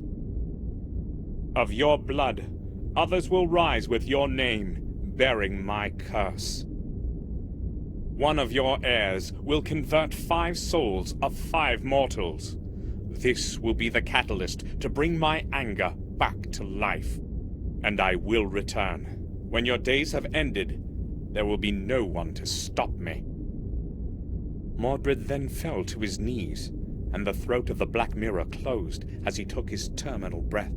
In that instant, the whole place was filled by a deafening sound and blinding light, followed by an absolute silence. And one last thing to be done. 4 keys of power were divided by Marcus among the lords of the Gordon Manors, the 5th key remaining with Marcus himself. Never again would the keys meet in the hand of a mortal to open the gate between the worlds of good and evil. Such is the story of our Lord that saved us in the Dark Ages. Let his soul rest in peace forever. Isidore Vale, in memory of Marcus Gordon, 1240 A.D. Black Mirror. The secret chapel the book mentions must be somewhere below the castle. I'll obtain the 5 keys and finish what William couldn't.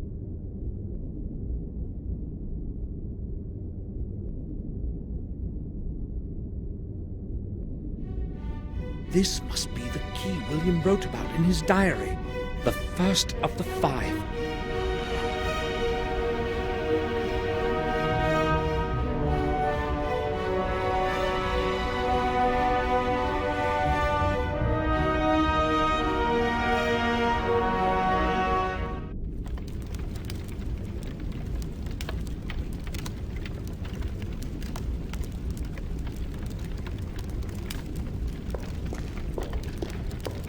I can't see anything interesting. I can't see anything interesting.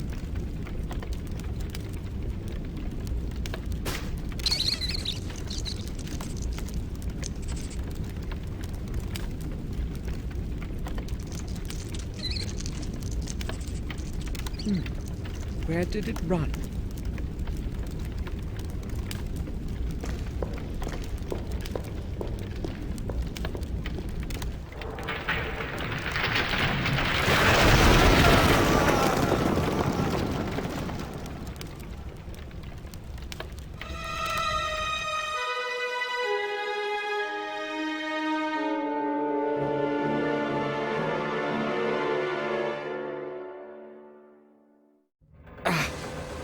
Must have hurt my arm. Could have been worse, though. At least I'm alive.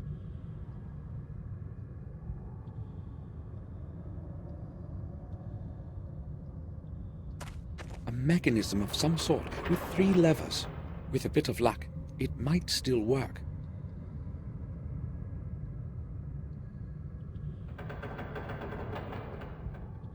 If only I knew the correct setup.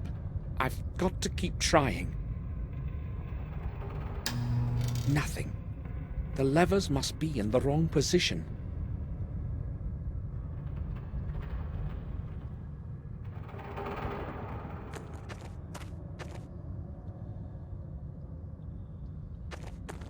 A rusty valve. It might be feeding the fuel somewhere.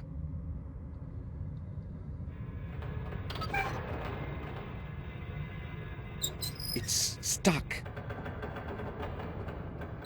It won't move the slightest bit. It's stuck.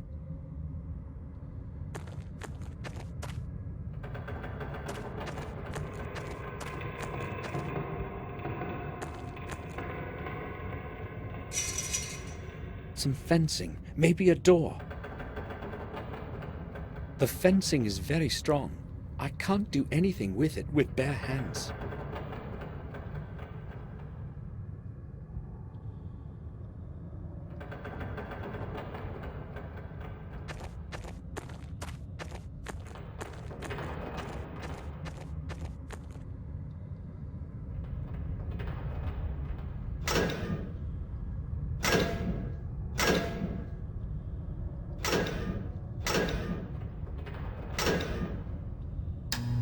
The mechanism is short on power consumption.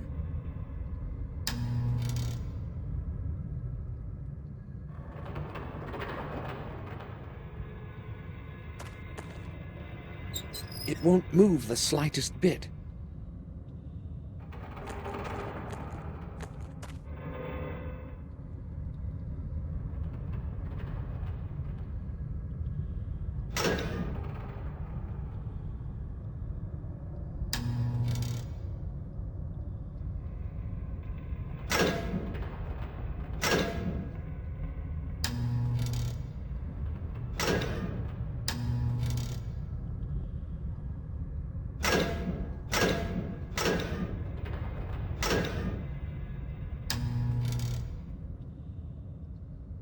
Excellent.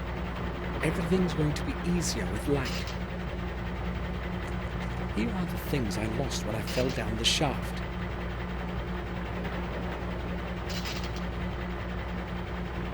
Most of the items are all right.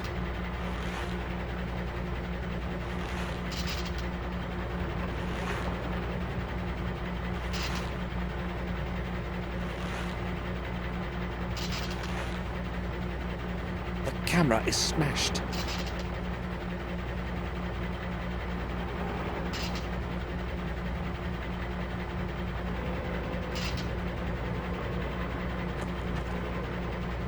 It's stuck.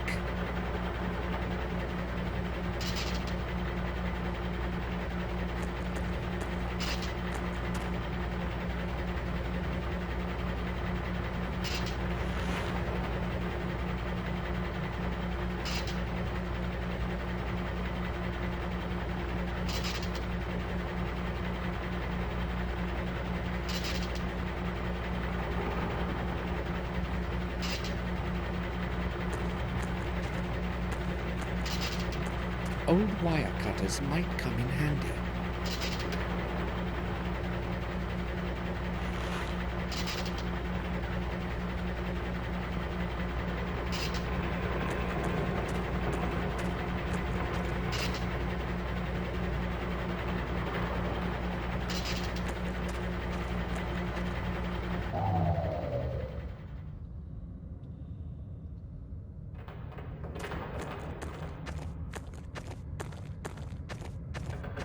A firm cable. A firm ca-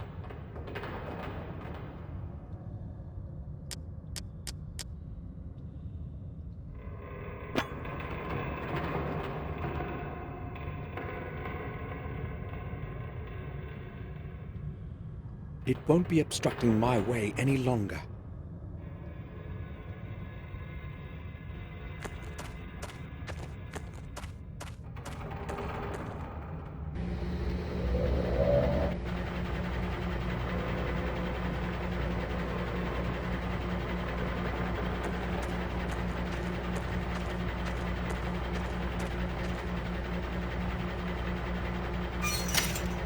Locked.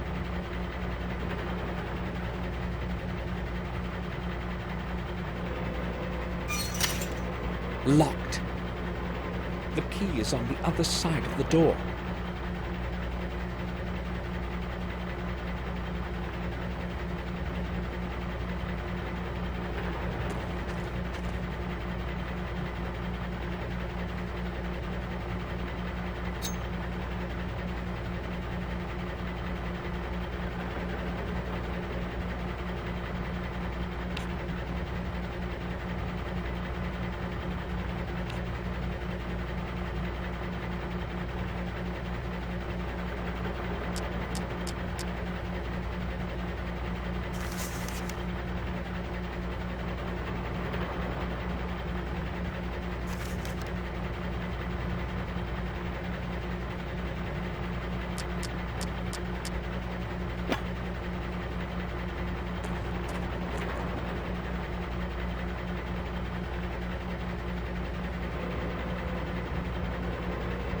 I'll try to get my hand through to reach the key.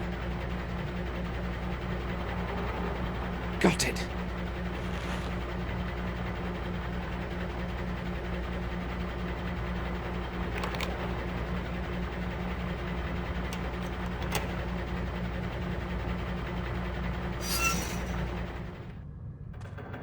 Another shaft. How many of these are there in here? Maybe I'll never make it to the surface again. They'll probably be empty, but whatever the content is, it's sure to have been destroyed by water.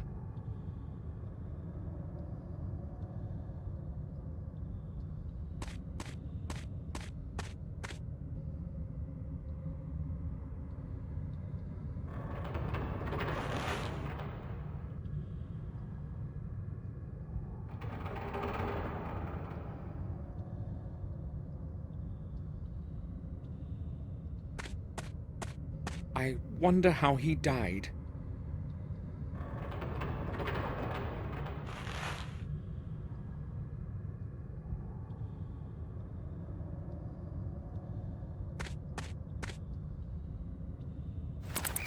This corridor is entirely clogged.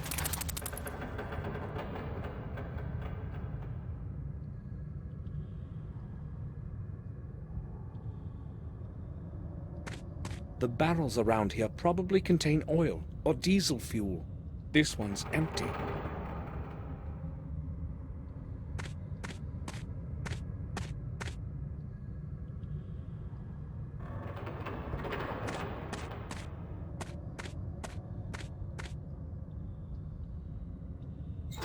The door is tightly shut.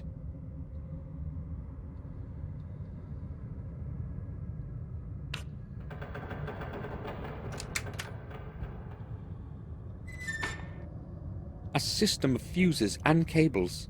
Nothing I could use. A system of fuses and cables. Nothing I could use.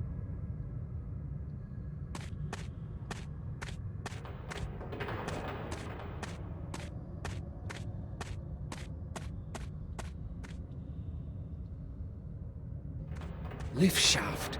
The lift is my only chance to get to the surface. Hopefully, I'll be able to call it somehow.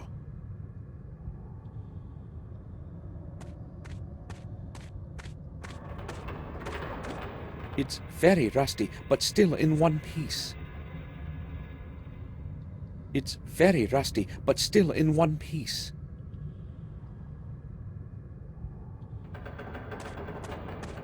There is nothing in it, just mud mixed with dirty water.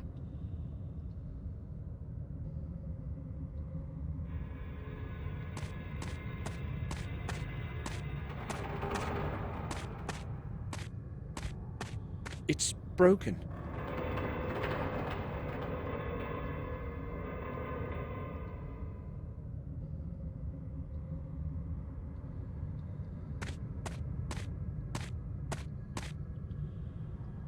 There might be something under that lid.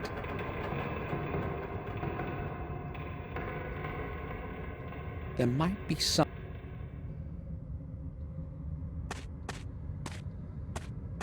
I have to push it off somehow in order to get to the lid.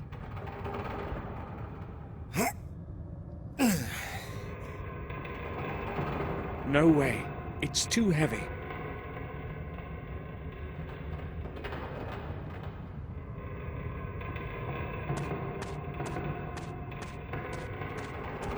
I can't see but a few meters ahead. Maybe I could use the lift if it's not beyond repair to somewhere further on.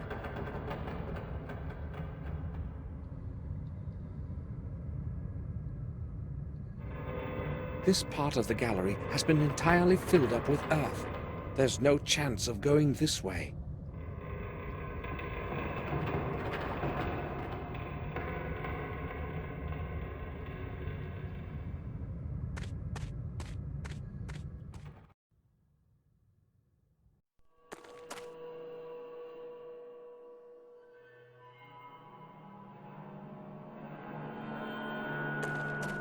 I could climb it, but it leads to nowhere.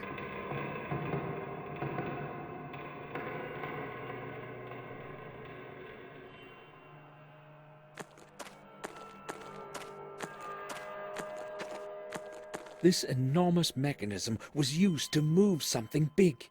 Maybe it controlled the main lift.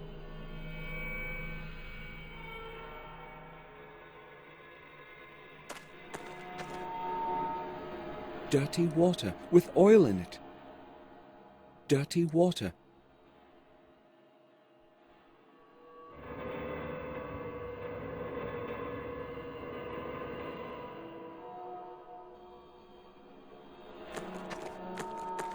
I could try starting the machine, but I don't know how.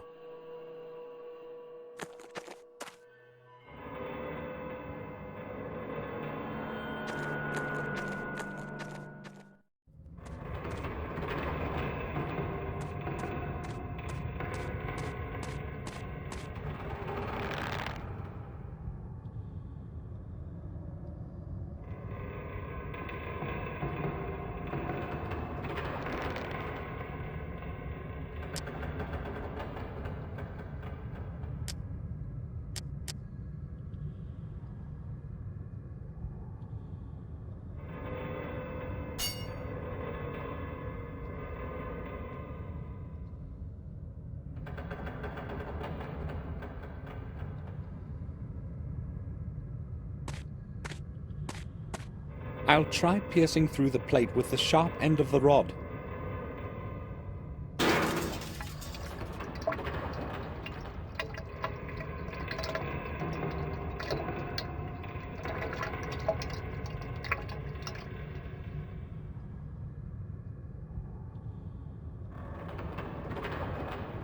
This should do the trick.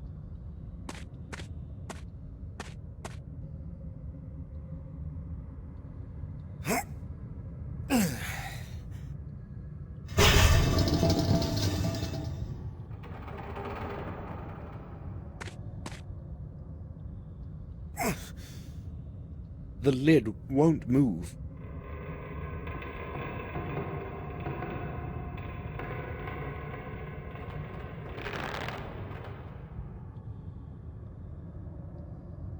I tied one end of the rope to the lid.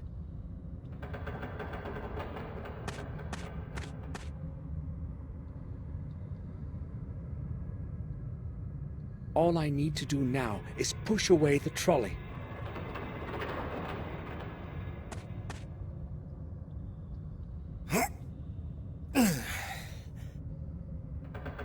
It can't be moved.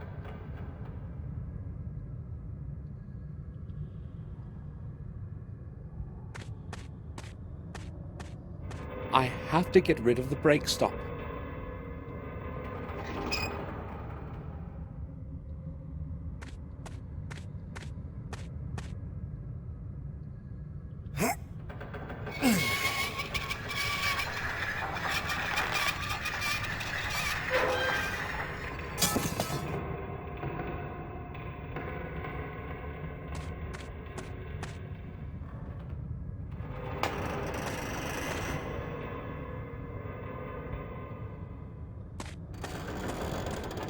It's too dark over there.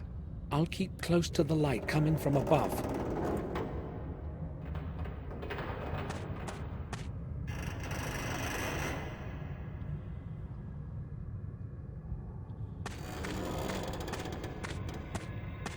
I think it could work. Nothing. I think it could work. Nothing.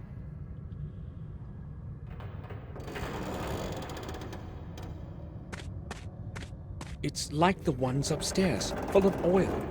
I don't need oil now. The wall ends here.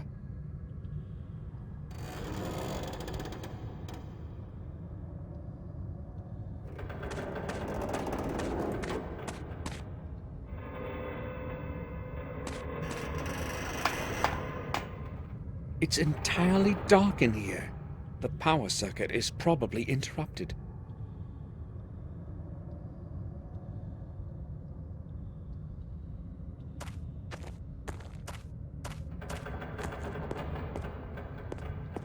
It looks like a power distribution circuitry box.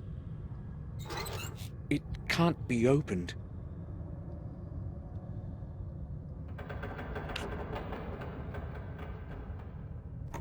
It has loosened. I must reconnect the circuit.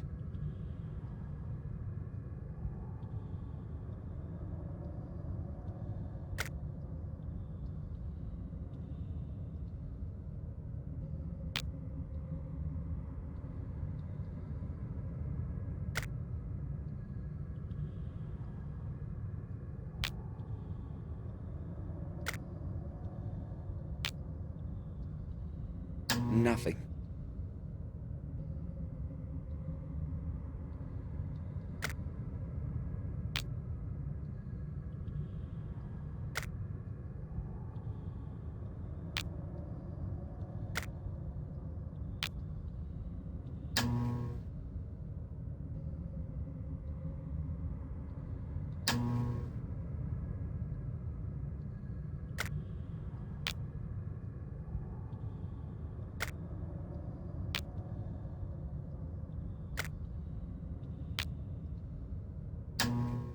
At last! I'd say this used to be the lift room. A fuse box. I'd better leave it alone. A fuse box. I'd better leave it alone.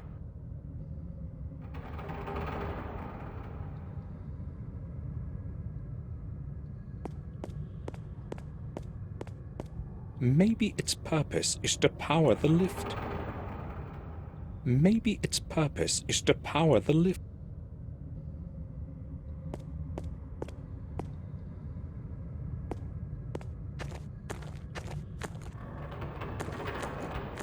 Who could it have been? Who could it have been? I found a small key.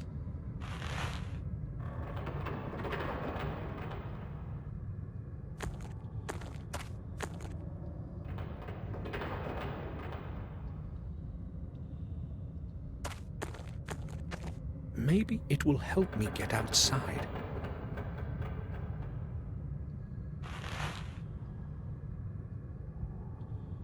May 29th. Everything has gone smoothly today. Another day without any malfunction. Another day without any malfunction. Except for the dreadful heat here. A horrible 55 degrees. If it were not for the drinks from the surface, we would all drop dead from thirst. May 30th. One of the 3 vent shafts seems to be clogged.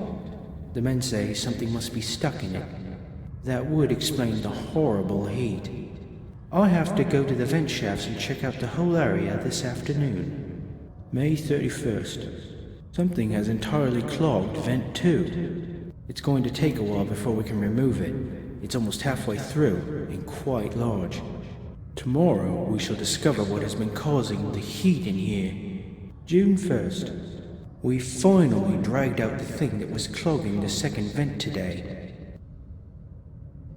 It was a body. One of the new workers must have fallen down the vent. Nobody knows his identity yet. The body must have been there for quite a while. And the heat here. June 15th. The last fortnight has been peaceful. No major malfunctions. June 18th. Old Morton has gone mad. They found him at the end of the new corridor, just sitting there, gazing into space. No one managed to get a sensible word out of him. He just kept mumbling about some ghost. Perhaps he has breathed in too much gas. I had him taken to the doctor. June 19th. We had another ghost episode this afternoon. Such nonsense. There must be a gas leak around here somewhere. We'll carry out a reading tomorrow morning. June 22nd.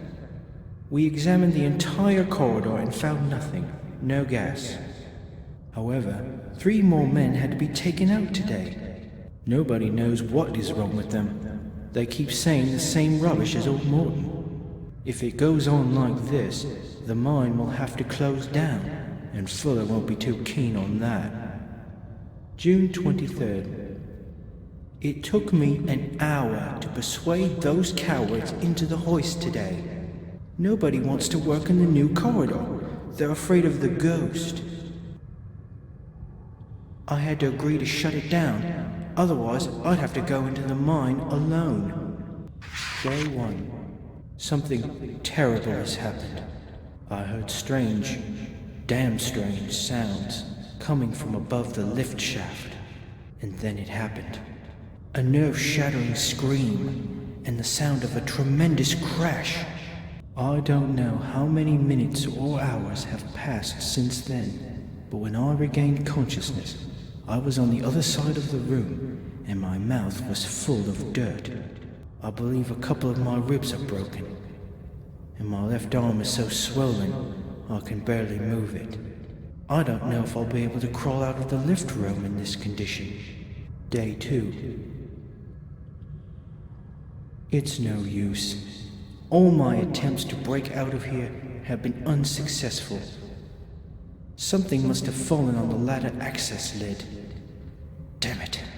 The only other way out is by lift, but it is not working. I hope someone will open the lid for me from above. Otherwise, I fear what will happen. Day 3. I estimate I've been in this bloody hole for 3 days already. I'm very hungry, but my thirst is worse. Thank God for all the moisture. I'm drinking water from the pools under the pipes. My arm hurts badly. I cannot raise it anymore. My whole body aches from screaming. But nobody can hear me. The only possibility is that damned lid, or the lift. But I can't do anything about it from here. How ironic. Day 4. I am getting weaker. I know I won't make it much longer. My arm is in flames, and I'm running out of candles. The light is barely flickering. If nobody finds me soon, I am going to die from blood poisoning, or slowly from hunger and thirst. Without light, it will be much worse than even now. I know that these are my last words, but I don't know what to write. Maybe just... If somebody finds this and takes it out to the surface, please, bury me like a proper man. Farewell.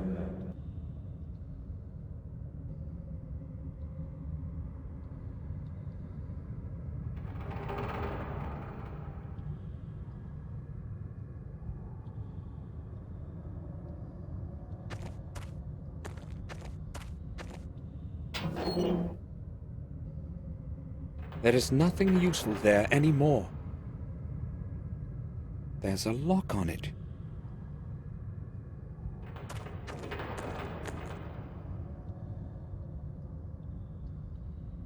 The cloth is rotten, but still usable.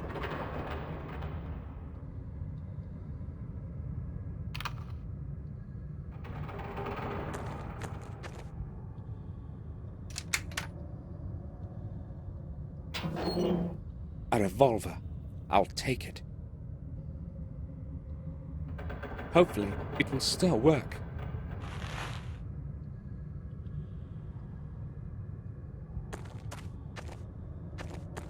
There are some old bullets here. Let's hope they aren't useless.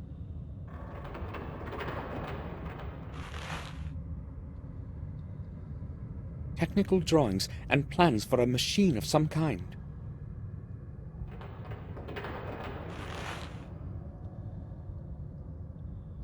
There's nothing in it.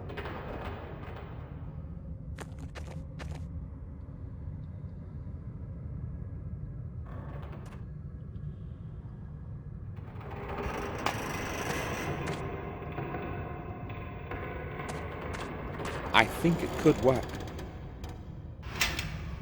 Nothing.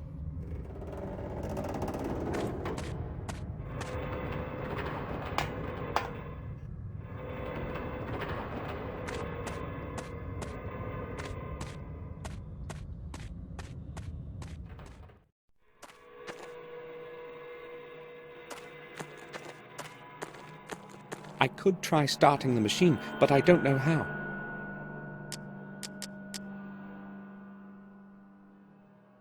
An old revolver. I think it can still be fired. If it weren't so damp down here, I should be able to use them. There were just 2 bullets in the box.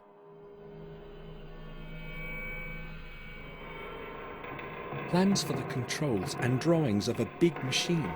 Perhaps I can use them somehow.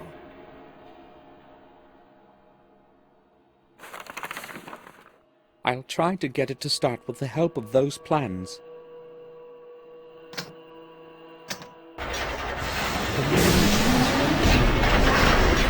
Controls in the living will be functional now.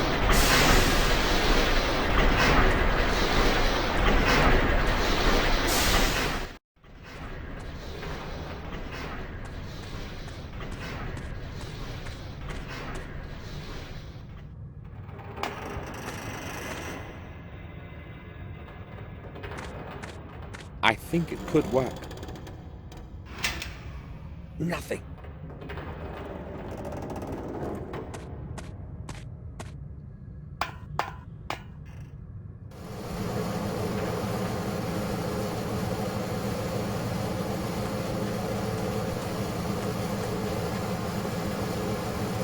Steam is running out through one of the pipes.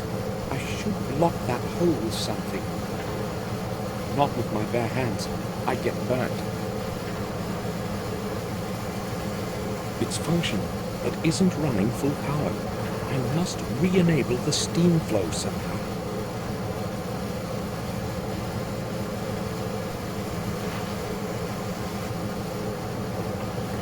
I will burn myself.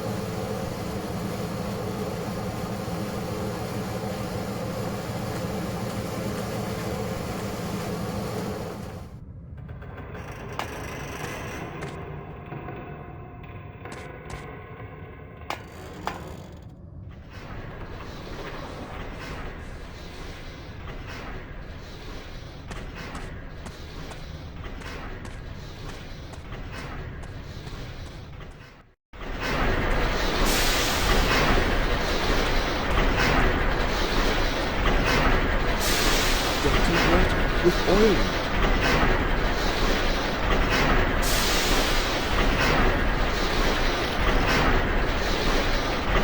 I have dampened the window.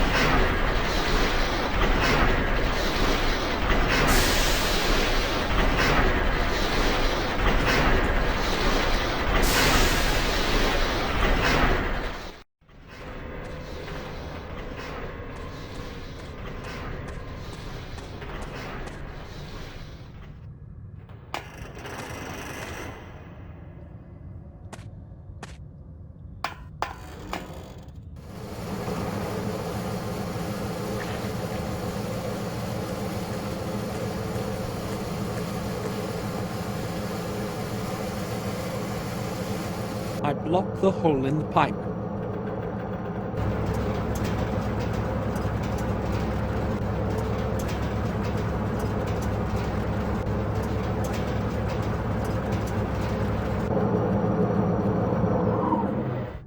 The machine couldn't take a full power input, damn it. Maybe it's just a blown fuse.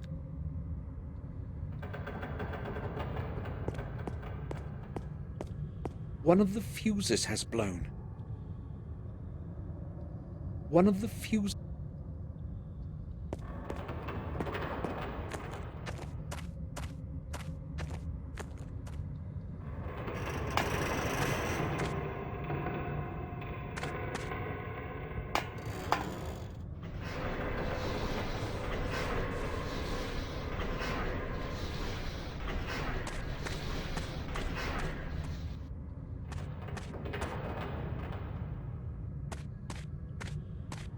I'll try using the fuse from this box in the lift room generator.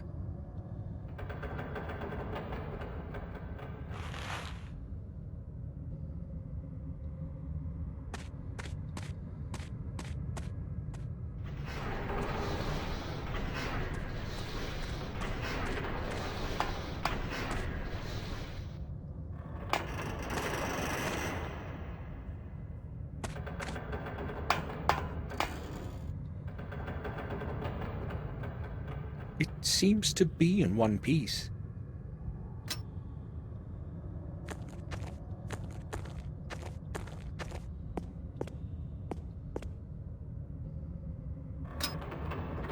It should work with this fuse.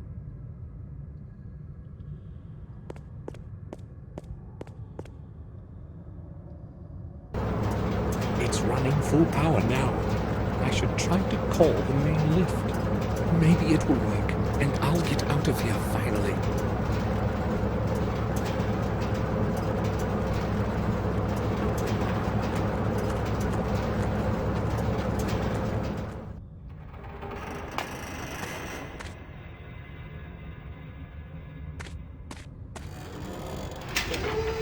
Perfect. The lift is operational.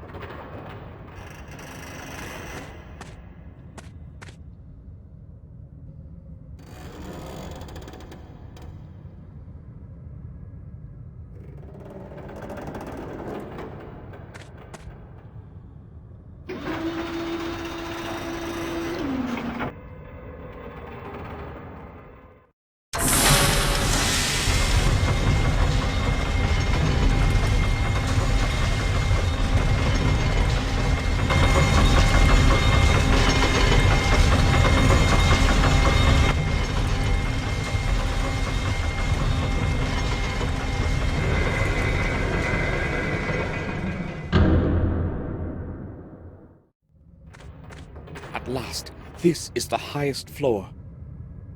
I should be out of here with only a little effort now.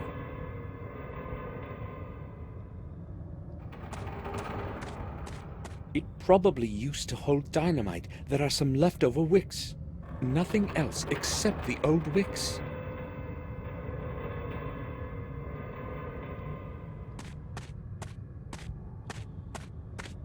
Just a big heap of damp earth, nothing more. It smells of metal rust.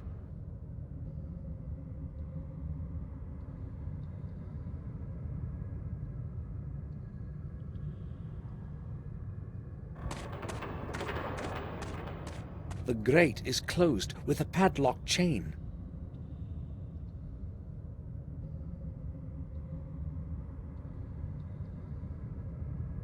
I can't get rid of it with my bare hands.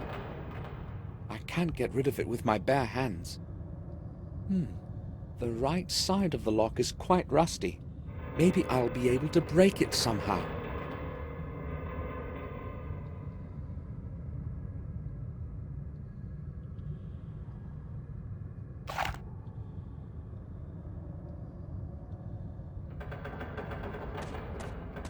I must aim carefully and hit the most fragile part of the lock.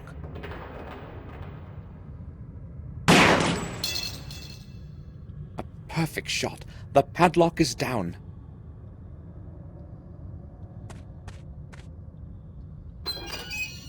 The way is free. I did it. This isn't looking good.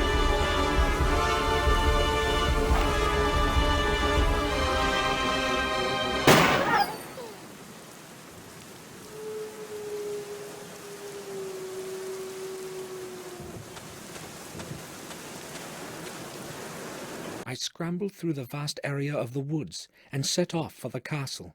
I was lucky today. I thought I would never make it out of the depths of the mines.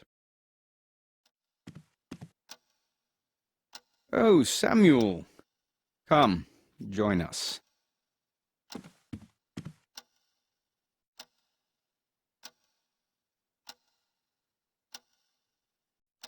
You look terrible, Samuel. Did something happen? No, it's just that I've had a difficult day. I'm all right. You came in rather late. I did want to have a word with you, but I have to leave for the sanatorium in a short while. Now?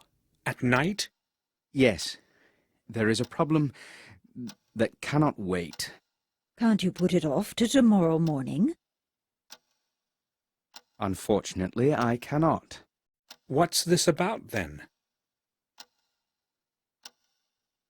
I do not know exactly myself. I will determine the situation when I arrive there.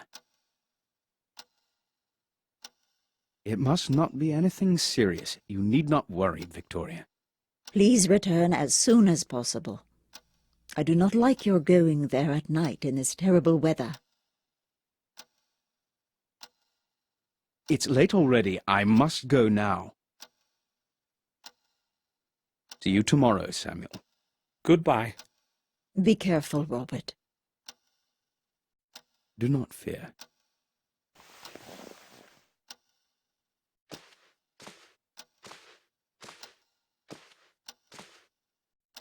I'll be leaving for Wales tomorrow, Victoria. I should return in 2 days. To Wales? May I ask why?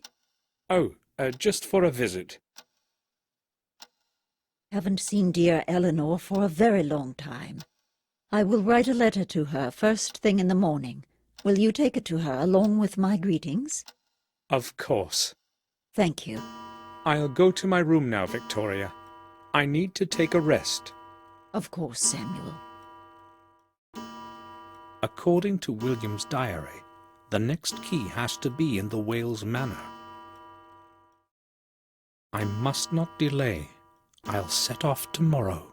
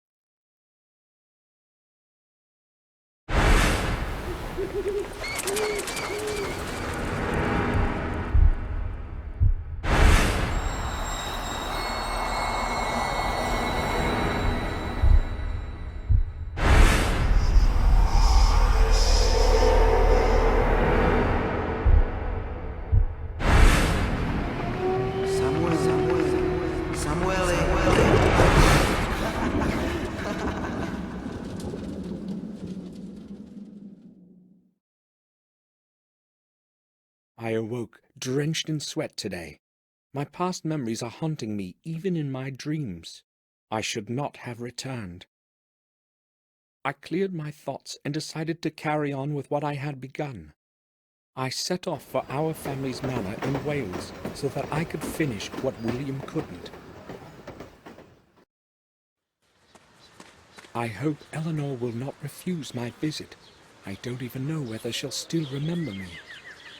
According to William's diary, the next key must be somewhere at the manor. I have to obtain it. However, I have no clue as to where to start looking.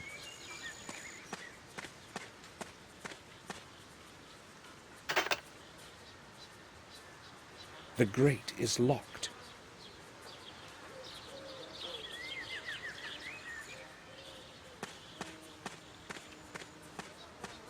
The upper spikes look as sharp as the lower ones.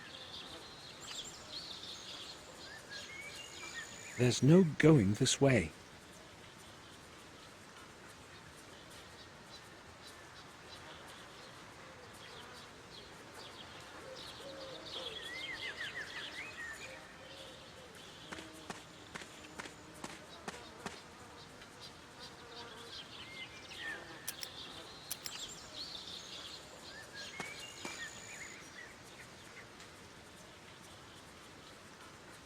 I'll wait for a while.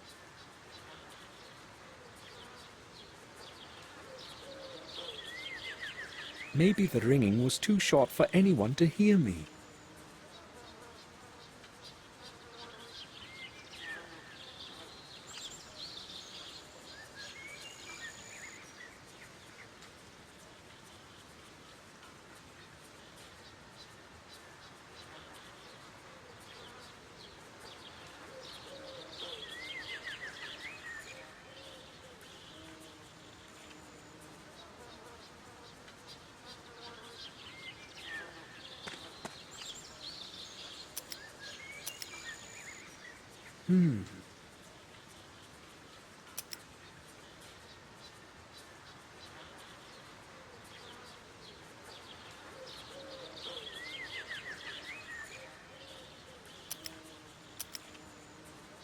Maybe the doorbell doesn't work. I can't hear it from here. It seems that the wires inside barely connect.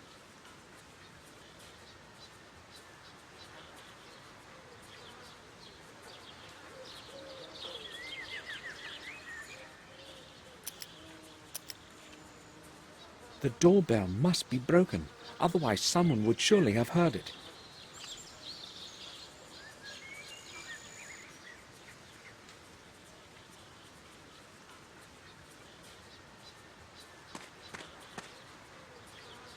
The left leg of the statue is broken off. There's a nail stuck in the column.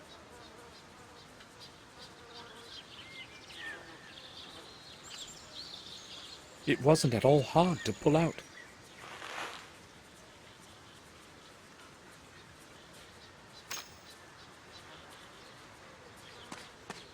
I'll try to stick the nail under the doorbell so that it connects the wires.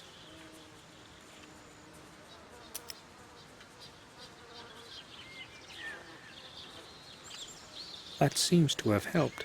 Someone's coming.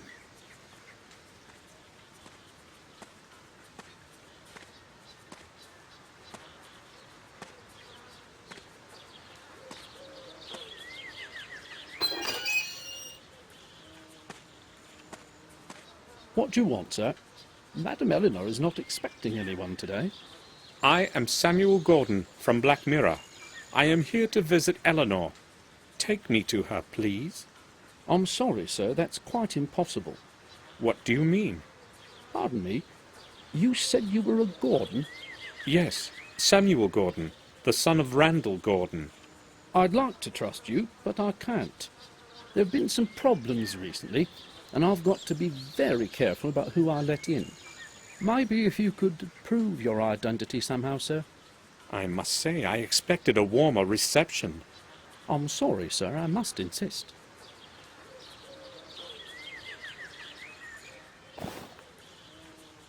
Sir, I have served Madam for over 12 years, and I am completely loyal to her. All right, no problem. I hope you will find this to be sufficient proof of my identity. It's William Gordon's mourning card. He is one of the reasons why I have come.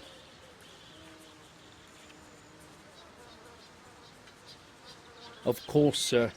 I apologize for the disbelief. Some hoodlums tried to rob us a short while back, hence the extra caution, you see. I understand. May we go in now? Follow me. I'll see you inside.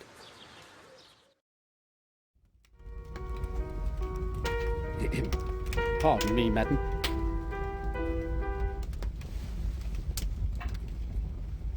Yes, Louis. I see we have a visitor. This is Samuel Gordon. He has come from Castle Black Mirror. Oh, yes.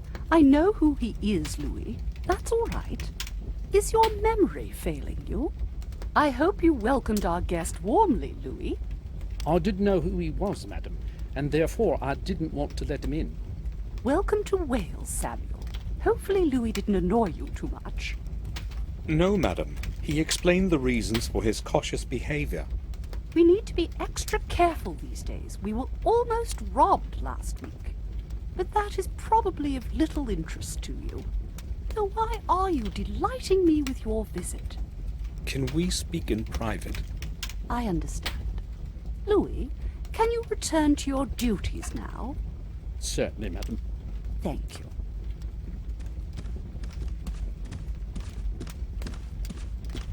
I am so glad you have come, Samuel.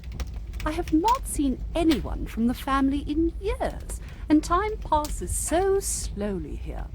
Tell me, how long are you planning to stay with us? Several days, I expect, but I don't know yet. Only a few days? That's a pity. Victoria wrote about what had happened to William. I liked him very much. He was a great man.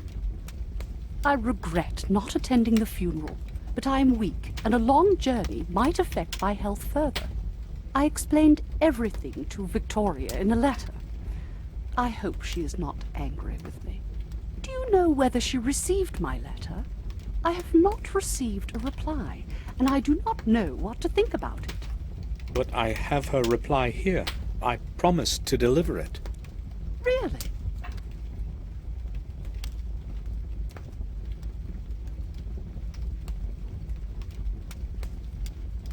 You are very kind. I am not keen on waiting in uncertainty. I will read it this evening. But surely you have not come just to deliver a letter.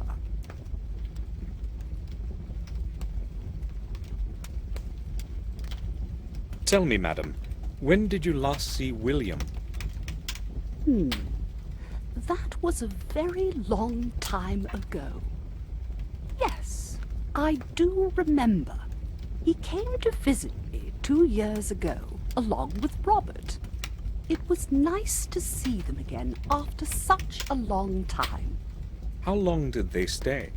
Less than a month, I think. Why are you asking about it anyway? I'm picking up certain pieces of a puzzle. I see. Do you remember any significant occurrence from that visit? Did William behave normally? I do not remember him behaving in a... or maybe... As I recall, he was enormously interested in our family tune. That surprised me. He seemed quite obsessed with it. In fact, he kept asking me about it all the time and finally convinced me to take him inside. I did not want anyone to disturb my ancestors' rest, but I eventually gave in. I don't know what he'd been after, though he did not want to answer any of my questions, even though I asked him directly. That day, he really did behave strangely. William was inside the tomb. However, he found nothing, just as he recorded in his diary.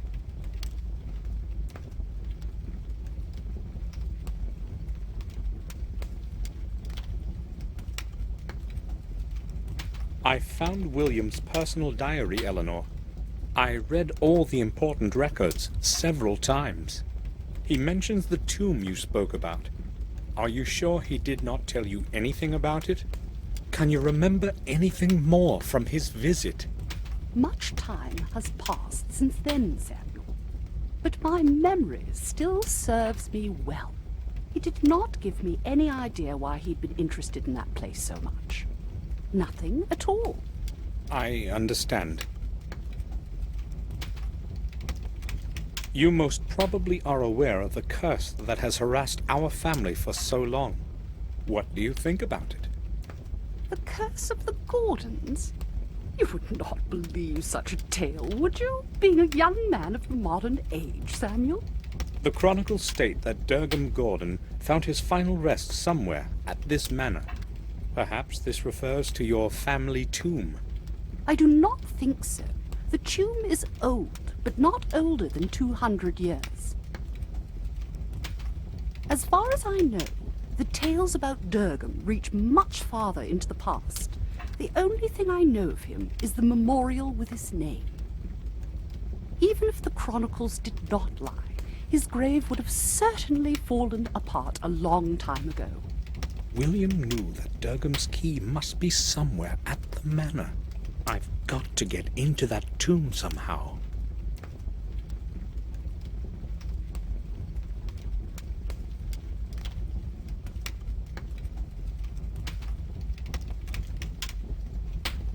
Madam, do you know this man?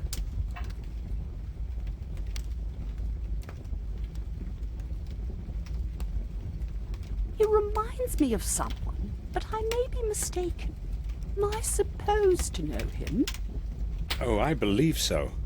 It's William's protege. James! I didn't recognize him in this older picture. I only knew him as a little boy. Oh, where could he be now? He is in Robert's care, in the sanatorium in Ashbury. Is he still... Poor lad. James was quite normal when he was young, but as he matured, that strange illness of his got worse. And he started to regress rapidly. That is why in the end William put him in Robert's hands. Poor boy. I'm glad you told me. At least I can pray for him. I remember the last time I was here as well. However, I'm a little surprised that you remembered me. Of course I remember you. I have not lived here all my life. You know, I also spent some years at the Black Mirror Castle. My memory is the only thing that still serves me well. You were very young then. I can certainly understand that you would not remember the boring visits of relatives from afar. I would also like a word with Richard. Can you tell me where I can find him? Richard? My husband? I do not know. We barely see one another. I will tell you why before you ask. It's that damned chemistry lab of his and all those nonsensical experiments. You see, when he was young, he was an avowed scientist, but never made his breakthrough. Years ago, he stopped his experiments for a long time, and I thought it was for good. But lately, the old fool has returned to those silly experiments and would rather spend his time with a microscope and formulae rather than with me. So you don't know where I can find him? I am angry with him right now. I'm not interested in the least what he is doing or where he is. I forbade him to carry out any experiments in the mansion because I am afraid something might happen. If you want to talk to him, go to the old house in the garden. Most of the time, he closets himself in there with his chemicals. Surely you will be able to find him.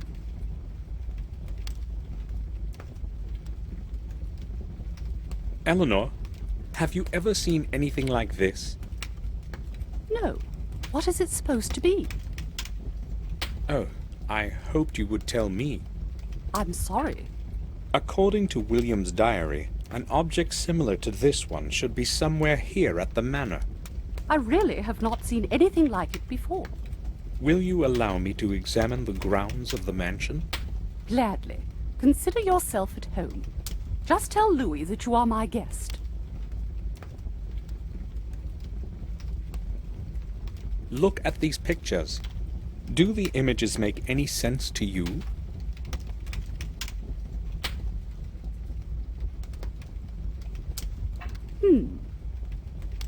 No, I'm afraid they don't.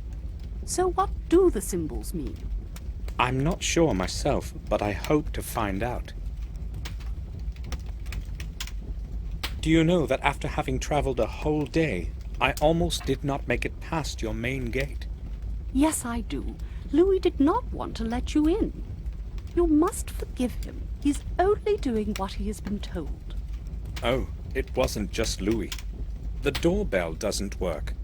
Oh well, this whole place is falling apart. Many things do not work anymore. The mansion is slowly deteriorating. Richard does not care about these things, and I cannot manage it all alone. I'm glad I at least have Louis to help me. Without him, the garden would have become desolate a long time ago. Would you please tell Louis to fix that silly doorbell? Certainly. May I know which room you plan to make available for me this evening? Louis will get the east room ready for you. It is cozy and warm. You are my guest. Thank you. I think I'll go now. Eleanor and Victoria have been friends for many years. Her father was a piano virtuoso.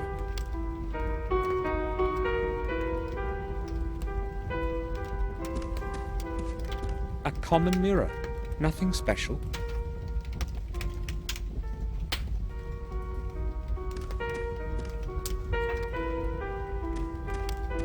It's carved from dark mahogany. The lid hosts a chessboard with only 9 fields.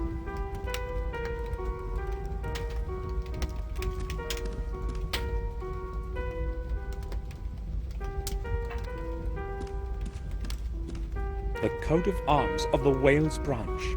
our family line is much older. The wood is crackling within the flames. The whole room is comfortably warm.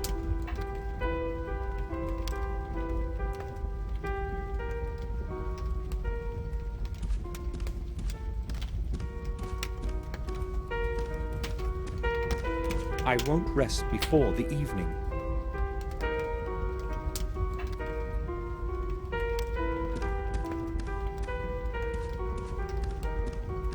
Matthias Gordon, Eleanor's father. He was a famous piano virtuoso in his time.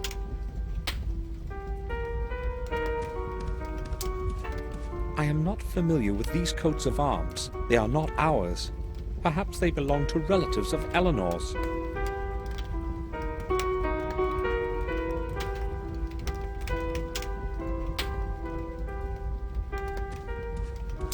The staircase leads to the rooms in the upper floor.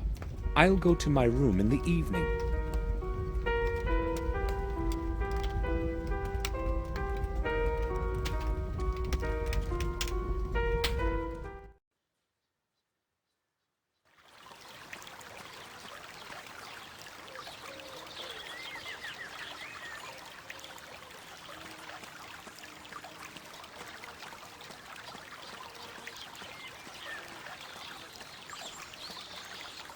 I can't see inside. The glass is very dirty. Perhaps no one lives in this part of the house.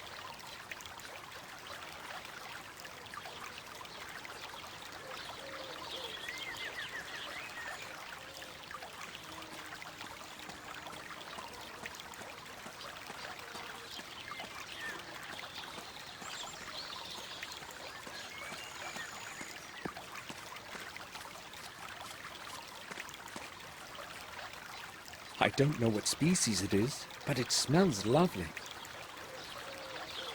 There are many of them around. They probably thrive on the damp air.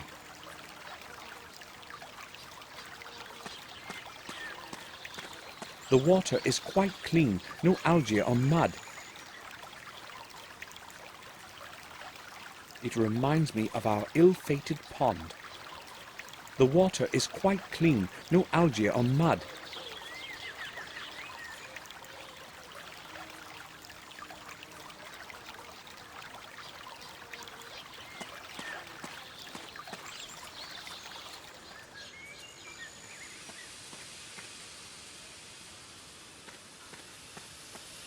I've never seen leaves of such vibrancy before. It's probably a very special species.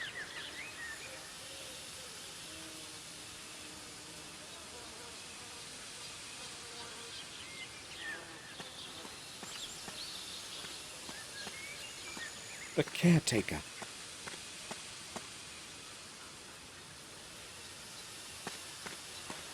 May we talk?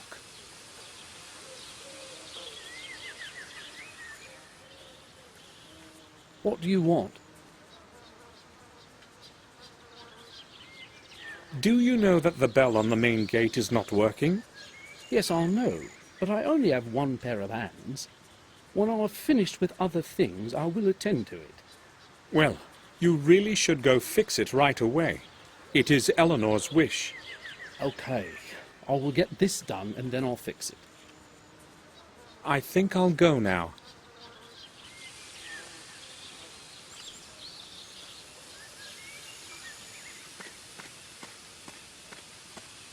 Sir.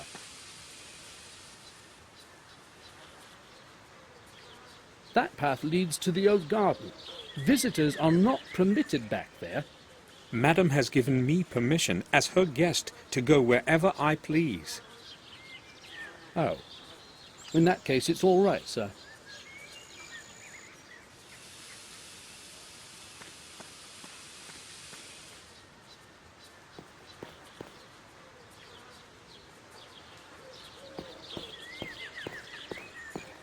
There's no way to see inside from here. There's no way to see inside from... I haven't got time to sit here. Pity though, this place is beautiful.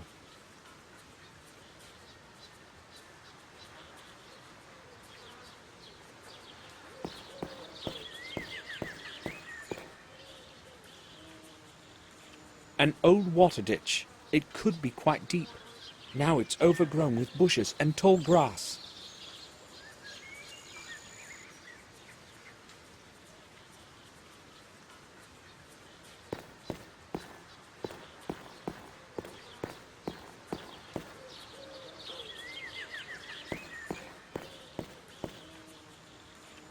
I'd say it has survived from the times of the old manor, just like the old grape that's bearing it.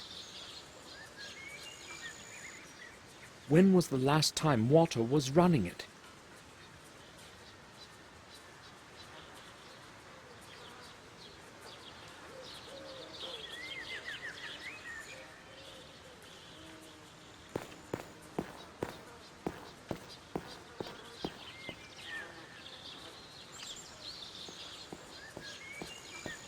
According to what Eleanor said, Richard should be somewhere inside this old house. It seems to be deserted. D. and J.B. Fraser. These names don't ring a bell.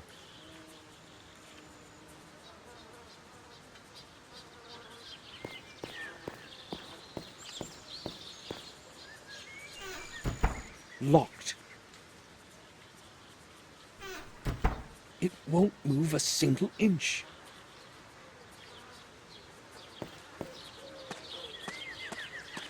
The staircase doesn't look very stable. The lower steps are broken. I can't go up. There's no going inside this way. Someone dropped it here. Nothing that I would be interested in.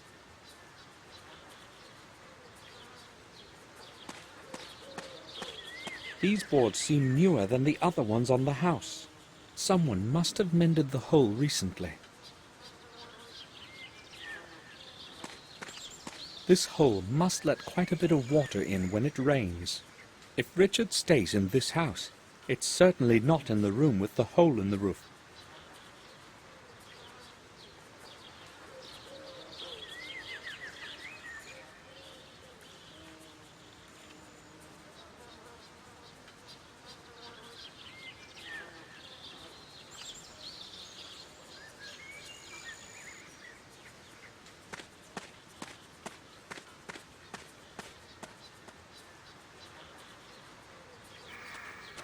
This must be it. Durgam Gordon's tomb. I've got to get inside somehow.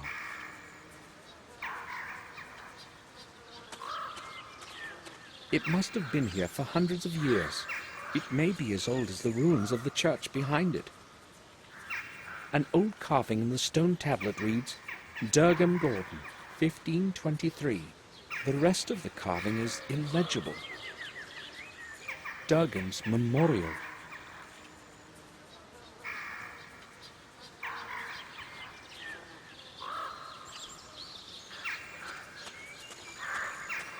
The swamp in the rear part of the garden could be quite deep. I cannot go there.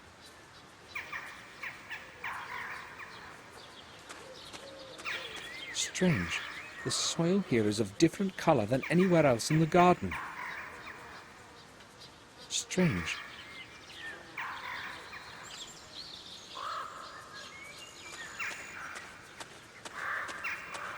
Part of the stone fence that the wall could no longer bear. It's sinking into the earth, saturated by the swamp.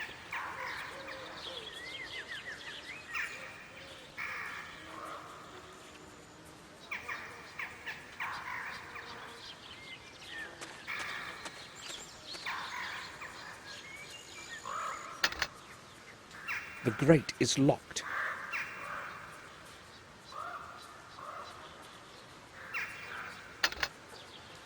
The lock is holding the grate shut. The same species as the other shrubs in the garden. This one doesn't blossom, though. Strange. Perhaps the dampness from the nearby swamp is affecting it. Who knows? A dead shrub. Nothing interesting.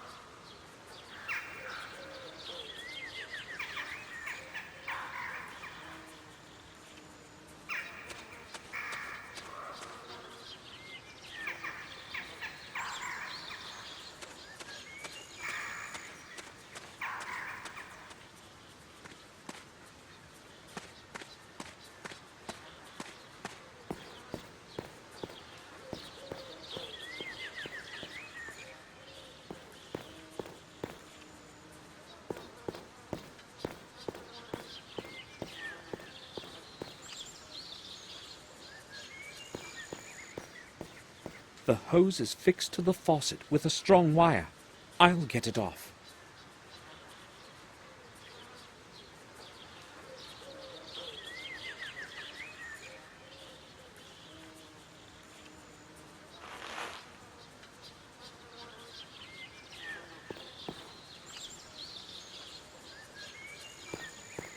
Just turning the faucet should be enough to make the water run now. I don't need to wash anything yet.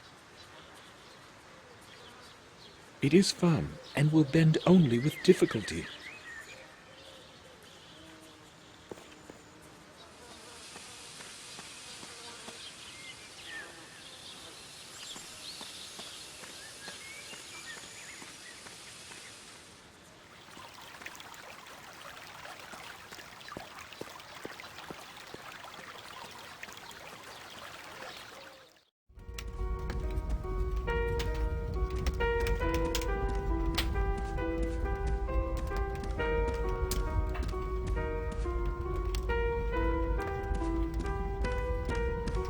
Well, Yes?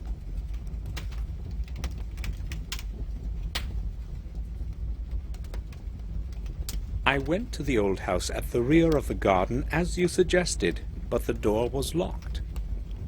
Oh, that does not surprise me. Richard is crazy about all those tubes and flasks and treats them as if they were something valuable. Ask Louis. He brings him his meals.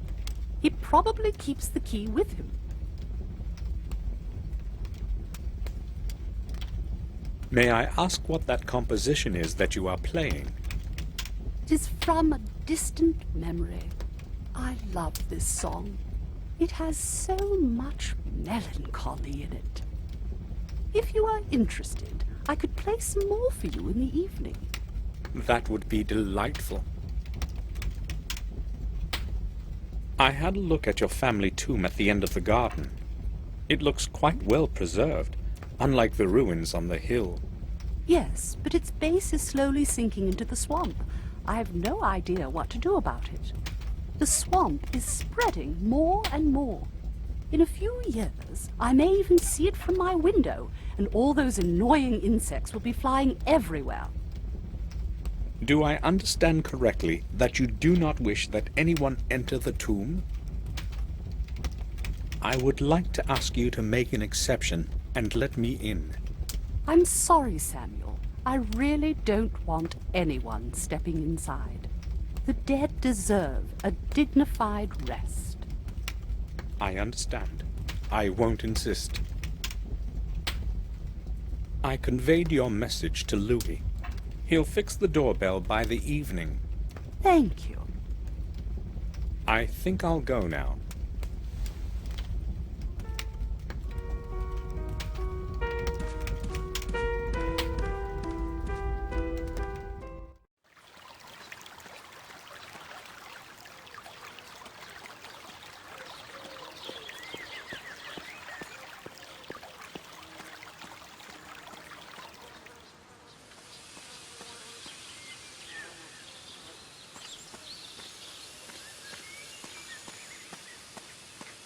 May we talk?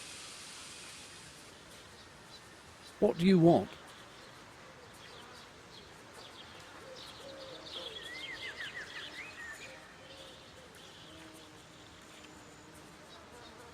Madam told me you have the key to the old house at the back of the garden. I need it. But I haven't got it. Madam must have made a mistake. Are you sure? Yes, I am. Louis, I'd like to have a look in the family tomb in the back garden. There is nothing to be seen there, sir. I'll decide that for myself. Can you open it for me? No, sir, I can't. Madam has explicitly forbidden it. I can't let anyone in.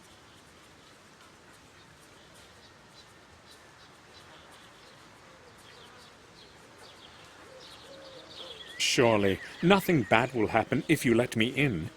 Lend me your key, and I'll bring it back in a minute. No one will find out. It will stay just between us.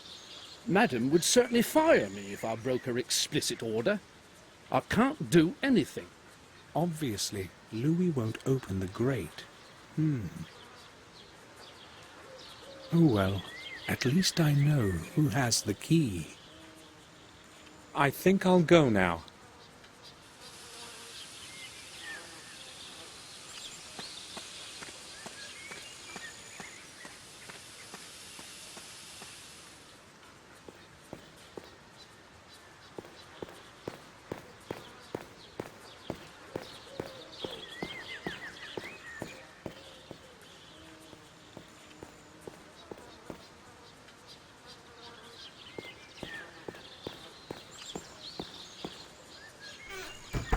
Locked.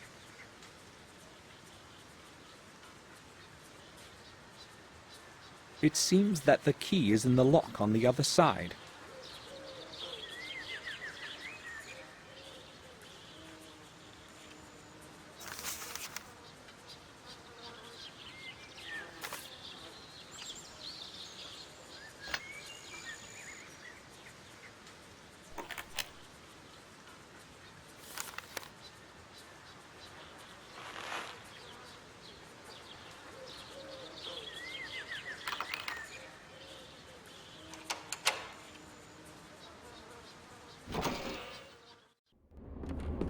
The house seems abandoned.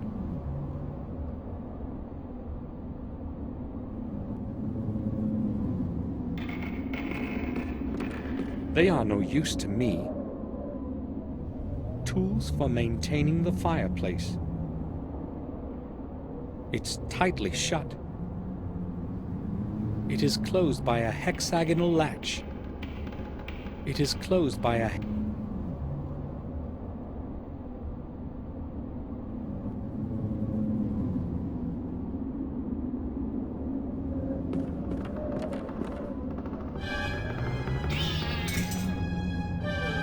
Where did it run?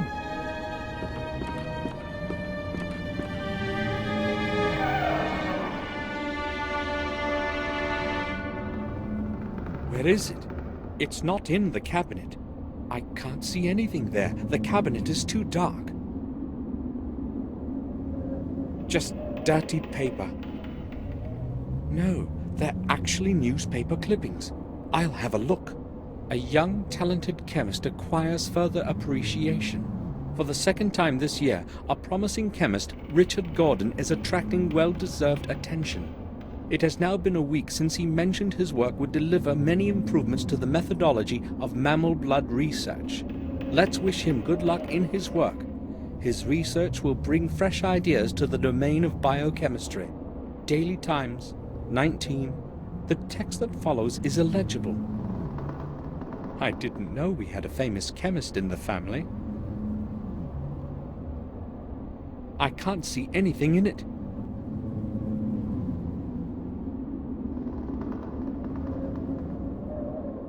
It's entirely dark inside. I can't see it.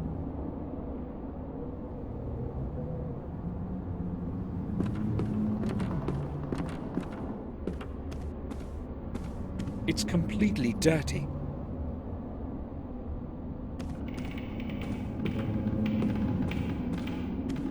I don't want to make tea.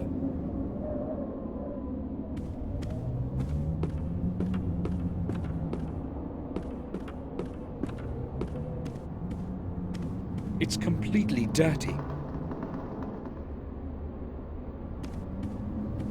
Some old paper.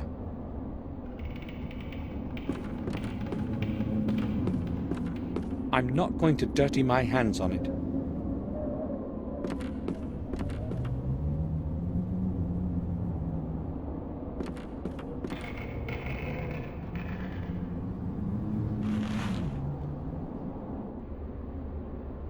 A wrench for tightening hexagonal nuts. Completely rotten.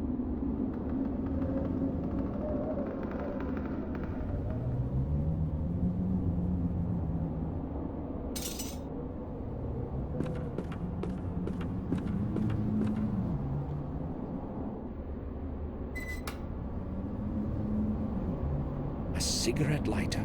It appears to be missing a wick.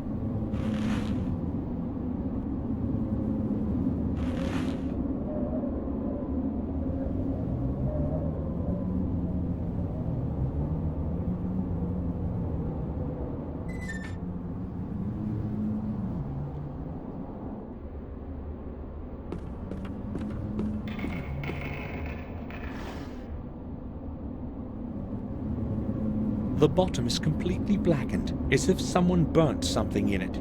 These do not look like cigarette or cigar ashes.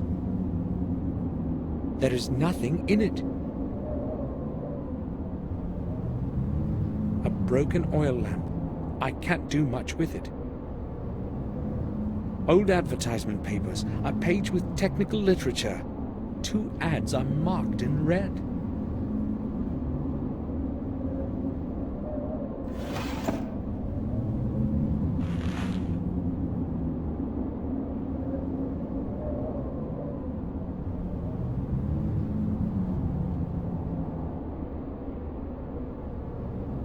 Just a few sheets of paper, some cards, and 2 test tubes. I don't need anything from here. I can't see anything interesting. I don't need anything from here.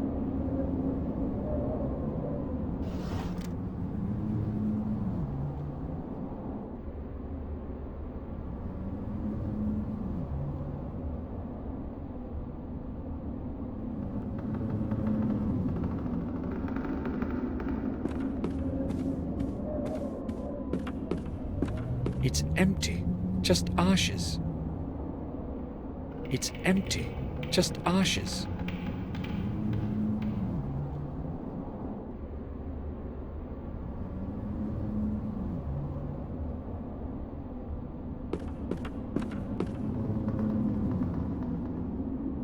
An old candle with a firm wick. The cartridge is full of blue ink.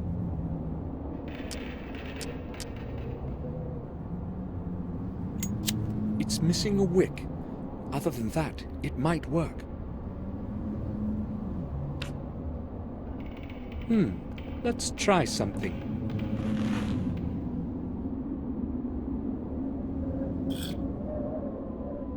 It should be usable now.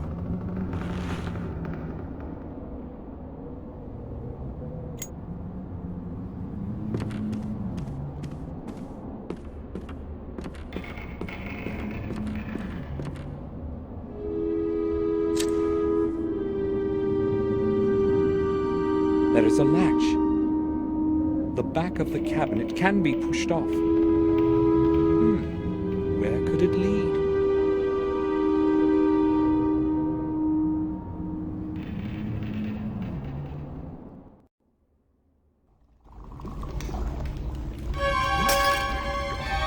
Damn! Who the blazes are you? I am Samuel Gordon. You scared me half to death. What do you want? Oh, I'm sorry. I didn't know somebody would be here. How did you get in?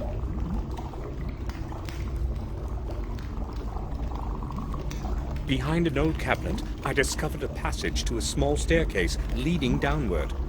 I descended into the darkness and felt a doorknob on the landing. And when I opened the door... Why did you sneak in so quietly, like a thief? I was about to say something, but you instantly spotted me. I'm glad you aren't lying, at least. The sample in that flask was the last I had of that substance. I'm sorry to have caused you trouble. It was not intentional. Your apology will not help me now. I urgently need that substance for an experiment I'm planning to carry out this evening. How can I help you then? Would you want to? I'll try. Great! The flask contained an EX52 oxidant. It's neither uncommon nor expensive, but it was my last bit, and I'm not getting any until a new package arrives next week. Next week? Well, this place is just too far away from about everything. You cannot even get a stain cleaner in the surrounding villages. So where am I supposed to get a hold of this oxidant? I'd tell you if I knew. You could try Leechdale, but you would have to be back by dusk. You should be able to be here on time if you hurry. There's a drugstore in the square. That's where you want to go. Okay, I'll see what I can do. It's a boron oxidant, EX52. Write it down. Make sure of the color, a vigorously saturated blue, You can't possibly confuse it with anything else. I understand. And now, please excuse me. I have a lot of work to do. Boron Occident. Oh, great.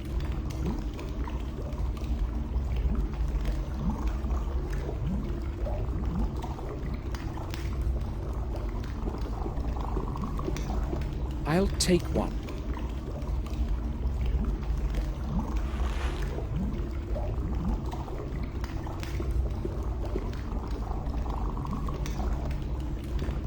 A technical drawing of the machine in the middle of the room, I'd say.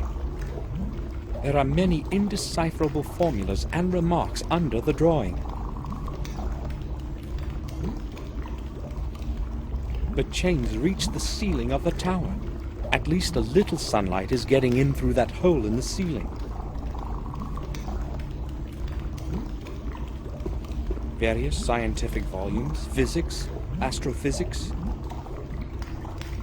Nothing I'd be interested in.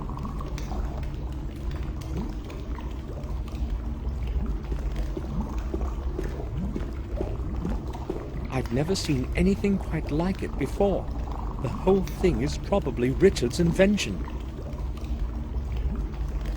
It probably has got to do with electricity, judging by the cables on the floor.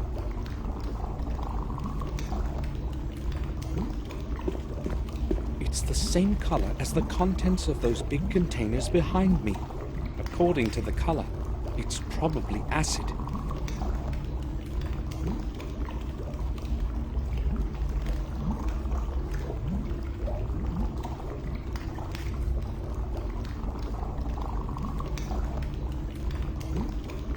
It's sure to be full of various chemicals. I'm not opening it. I didn't put anything there.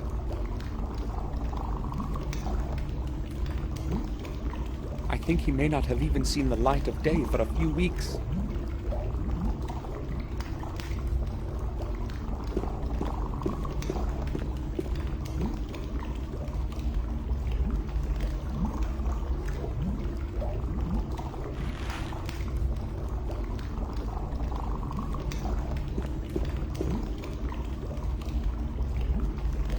It's empty.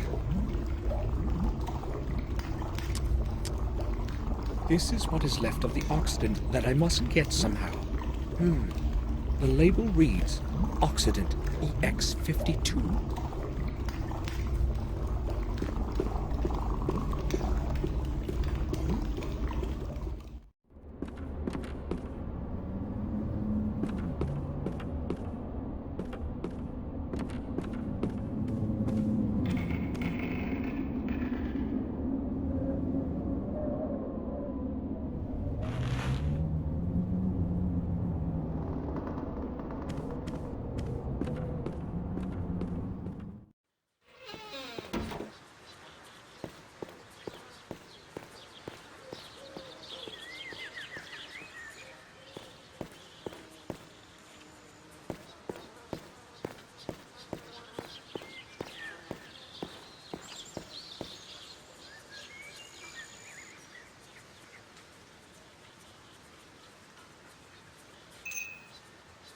I'll fill it with water.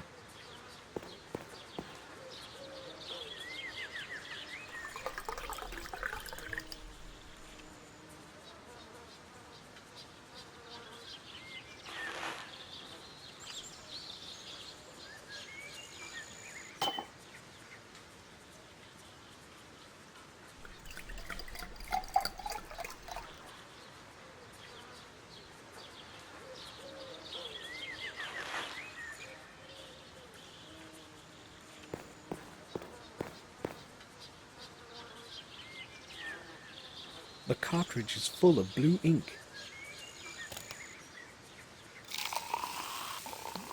I spilt all the ink from the pen into the glass.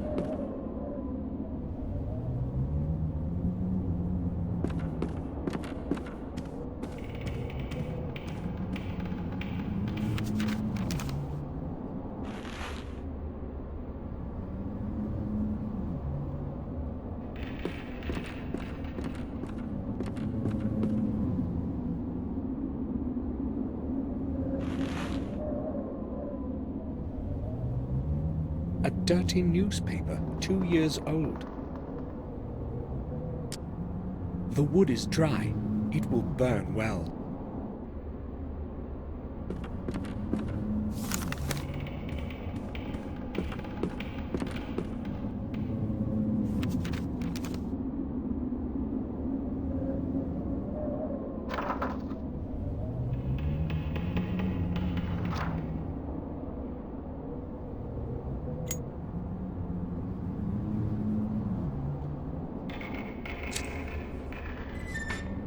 It lit up.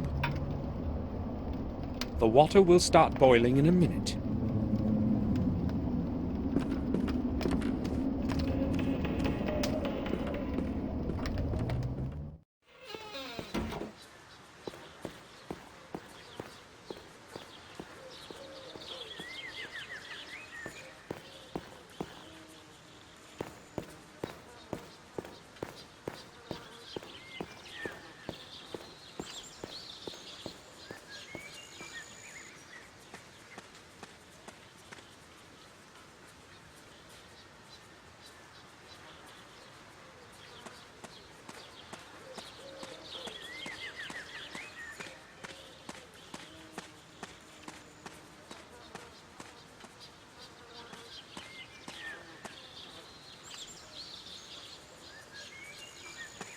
May we talk? What do you want? So what is with the doorbell? It's broken. What did you expect? It shouldn't take me long to fix it. I'll just need to find out what the problem is. All right. I think I'll go now.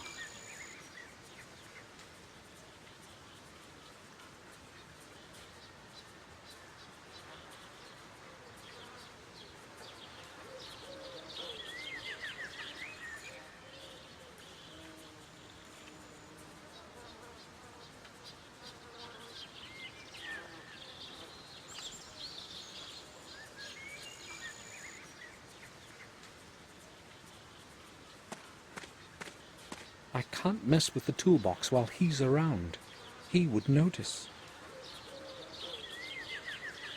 He's fixing the doorbell.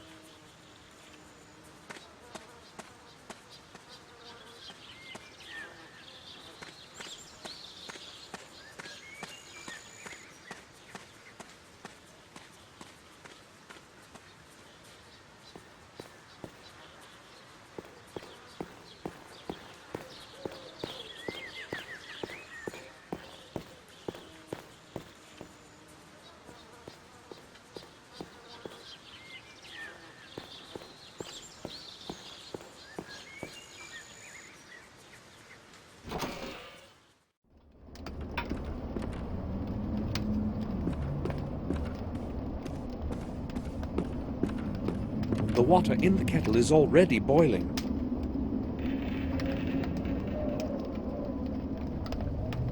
The kettle is steaming. The kettle is steaming.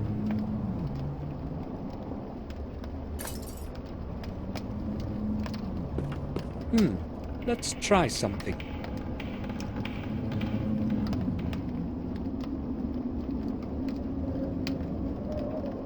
Good. I managed to get the label off the shard.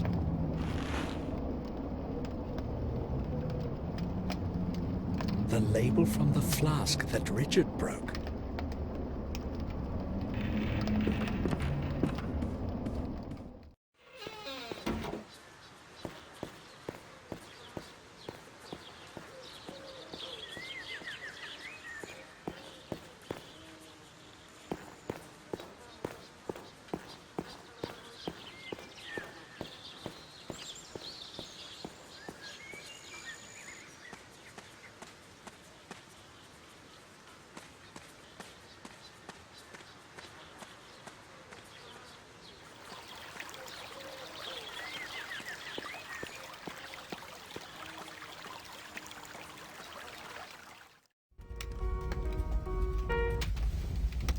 Oh, Samuel.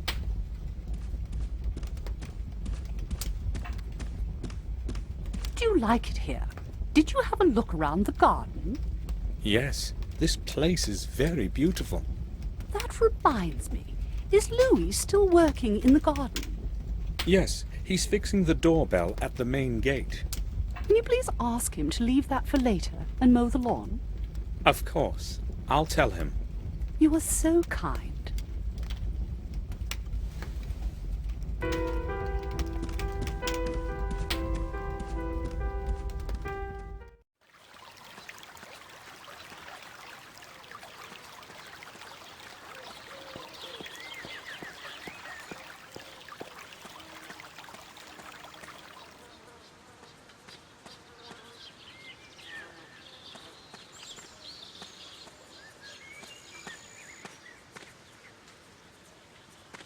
May we talk? What do you want? Louis, Eleanor asked that I tell you to mow the lawn. I know my duties, sir.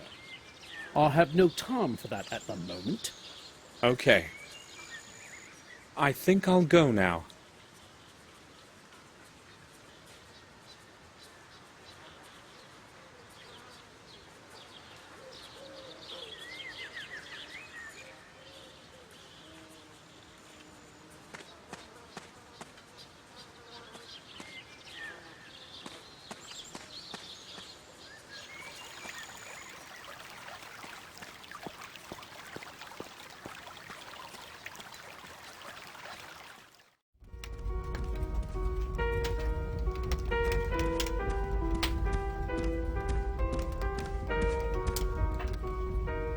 May I bother you for a moment?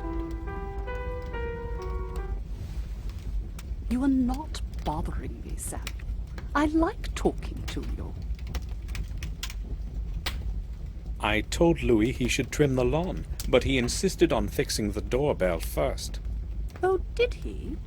He's hard-working and reliable, but sometimes it is difficult to get him to leave work that he has begun. Tell him that I wish him to mow the lawn right away, especially around the house. I don't want to be disturbed by that horrible sound in the evening when I'm playing. Sure. I think I'll go now.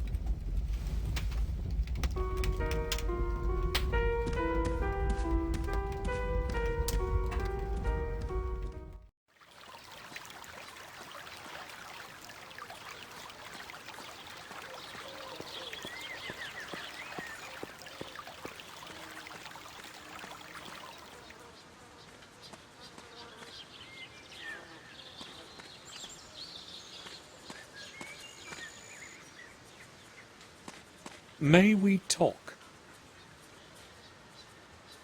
What do you want? Louis, Madam has explicitly ordered that you start to mow the lawn. Really? Oh well, I'll do it by this evening. You must be finished before it gets dark. Madam does not want to be disturbed during the evening. Right. I'll do it as soon as possible. I think I'll go now.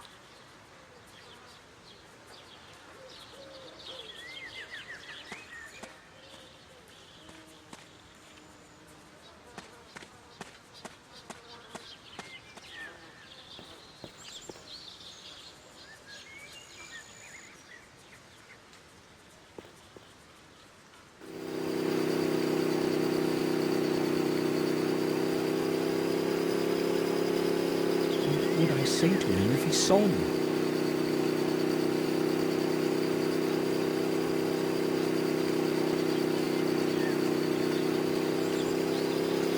The freshly mown grass smells sweet. The freshly mown.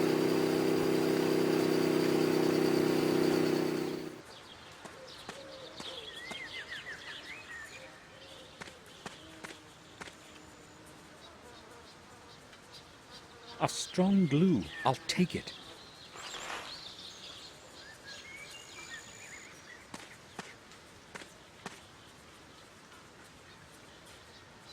A firm wire. There is nothing else I need from the toolbox.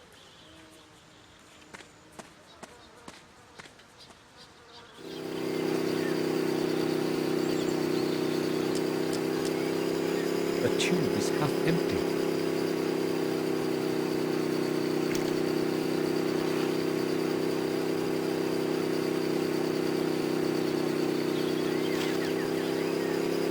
This should be it. The oxidant is ready. I just hope that Richard won't be examining the contents too closely.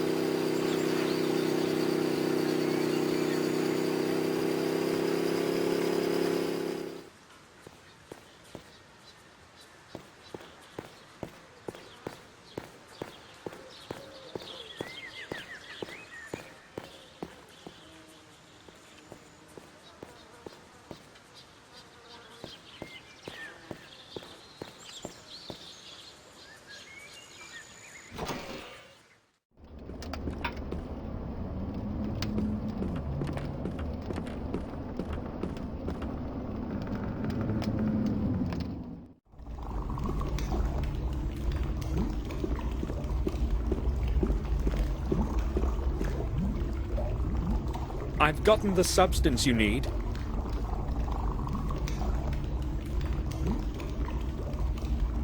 Oh, did you? Excellent, excellent. I'm surprised you're back so soon. You must have hurried. Well, yes. No matter. The important thing is I can go back to the original variant. Thank you, young man. You have helped me a great deal. Oh, it was nothing. I only hope Richard doesn't find out about the oxidant before I'm long gone.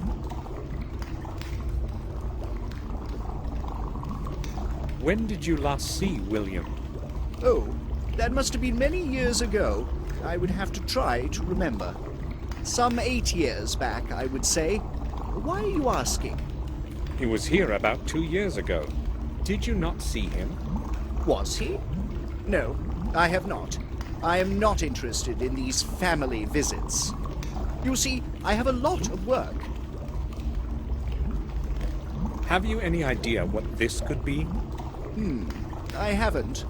But it's silver. I don't think I can tell you anymore. Do you know who has the key to the grate of the tomb by the swamp? You want to go inside? Maybe. I can't help you with that. There's only one key as far as I know. And I haven't got it. Who then? Don't know. I'm not interested in the past. Ask my wife. She looks after the place. Or try Louis. He has the key to every lock around here. Thanks. I will. If it's Eleanor who has the key, I have a problem. I have no choice but to try Louis. I'll leave you to your work then.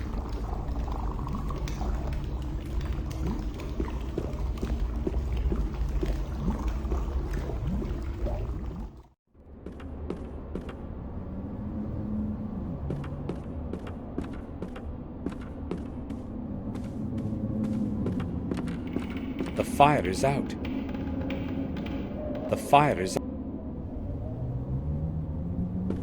The kettle has cooled down.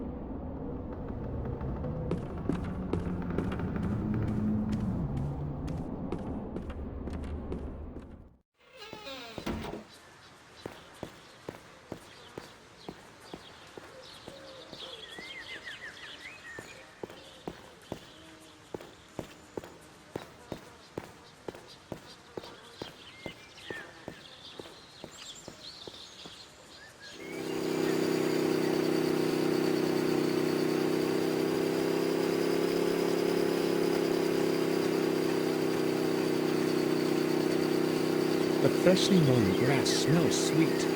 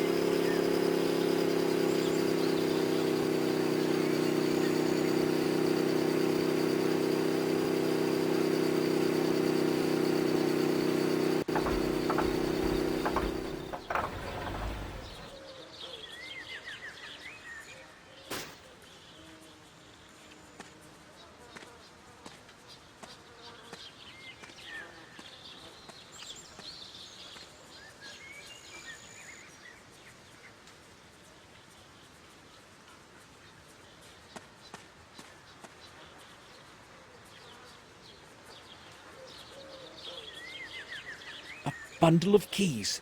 Great! I'll borrow it for a little while.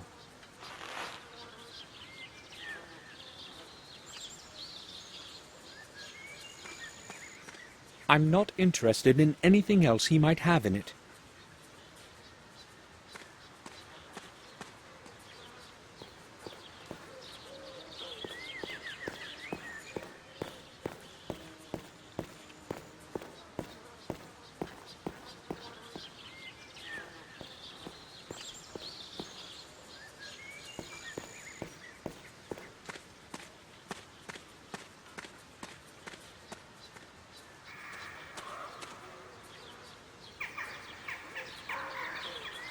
The keys Louis had in his jacket.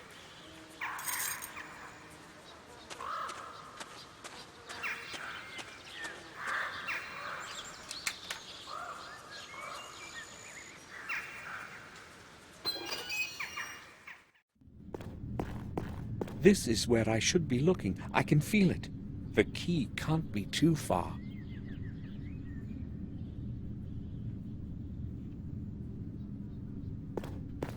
I can't see any lettering, not even a name. The writing has probably decayed over time. A stone lock. Strange. Maybe it is just a symbol carved in a stone tablet.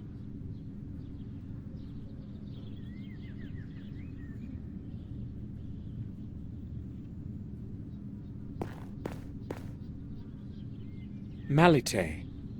Maybe it's a name. The bowl is empty. Odire?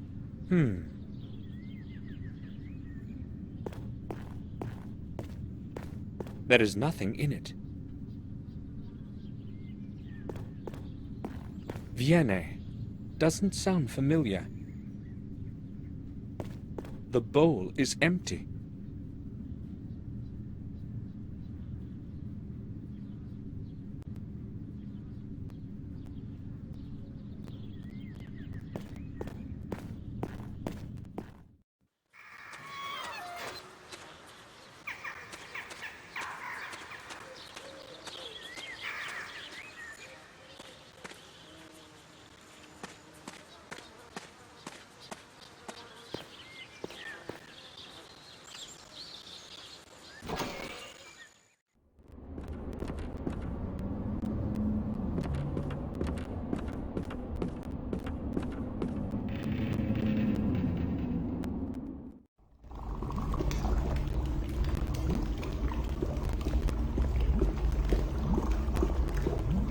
Pardon me, can I ask you something? Yes? Viene, Odire, Malite. Do you know what they mean? They sound like ancient names to me.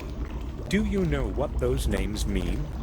Well, it's not something I'm familiar with, but if you give me a bit of time, I may find the answer here somewhere. Thanks. I will ask later. I'll leave you to your work then.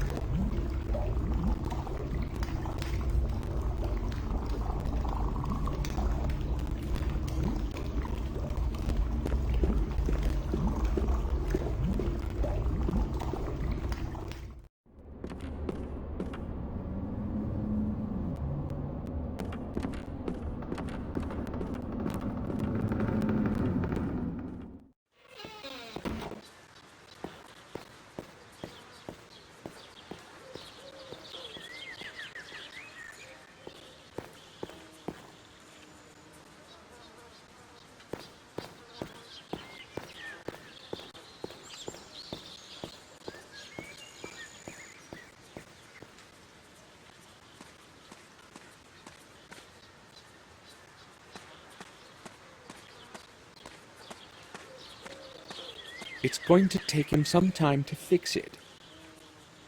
May we talk? What do you want? It looks like you are having a bad day. How do you mean? First the doorbell, now the lawnmower. Well, At least I've got something to do. I was planning to adjust it a bit anyway. I think I'll go now.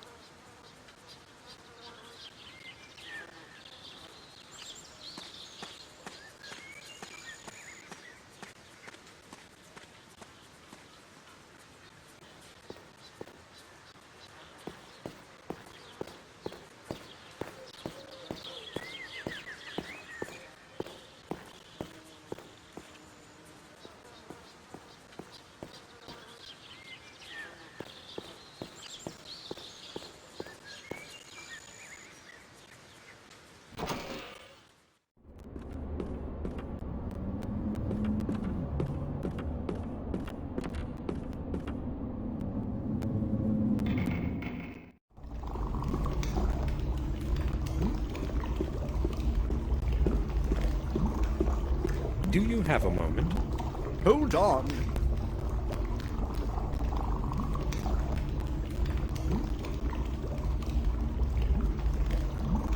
Go ahead.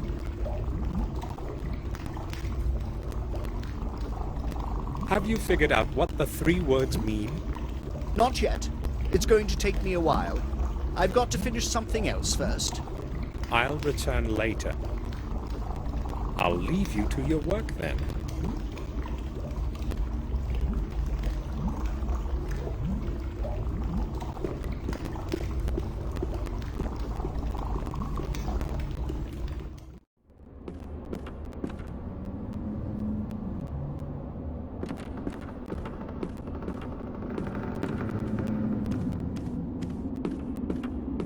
The fire is out.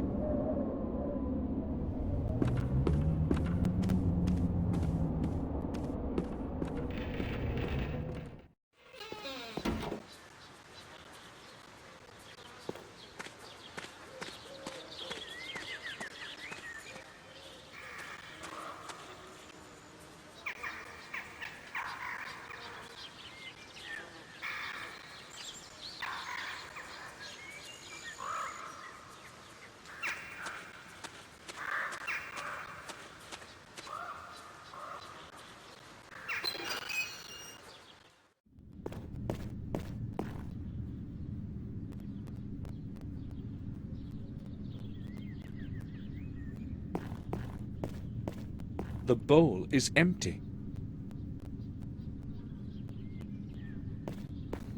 There is nothing in it.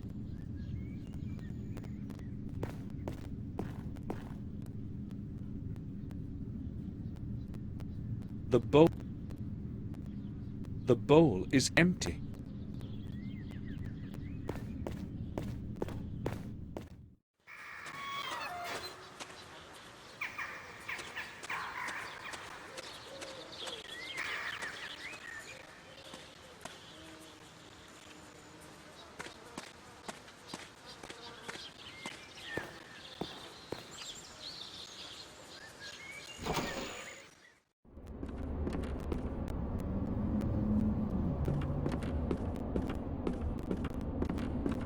I have no use for it.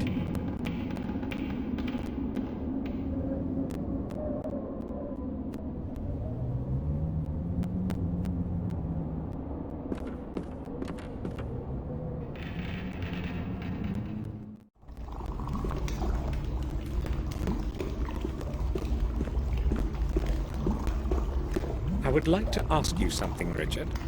Oh, give me a moment. I'm listening. Have you managed to discover the meanings of those 3 words? Yes, maybe it won't be entirely accurate, but they do make some sense. The first one is apparently the name of an ancient Irish god of strife. The second one was more difficult, but I believe it's the name of the druid goddess of the harvest. The third one was quite simple. It is the old name of the god of the waters of the earth. Interesting. Thanks for your time. You're welcome. It was actually quite entertaining to go through the dictionary again. I know of you from some old newspaper clippings. A write-up of your research on mammal blood. That was a very long time ago. Nowadays, I only do electrochemistry. I need something from you. Would you help me? From me? What would that happen to be? I don't know how to explain this properly, so I'll be direct. I need some blood. An ounce or so. What? Well, that really cannot be exactly easily explicable. You have all sorts of chemicals and substances around here, so it occurred to me that I might have this as well. Well, hold on. I'll probably be able to fish something out for you. There should be some leftovers from my former experiments in the freezer here. An ounce shouldn't be a problem. Oh, so I can have it? It's all yours. Take it for whatever you need. Should you need some more, or maybe human? Well, I just ran out of it. Very funny. I'll leave you to your work then.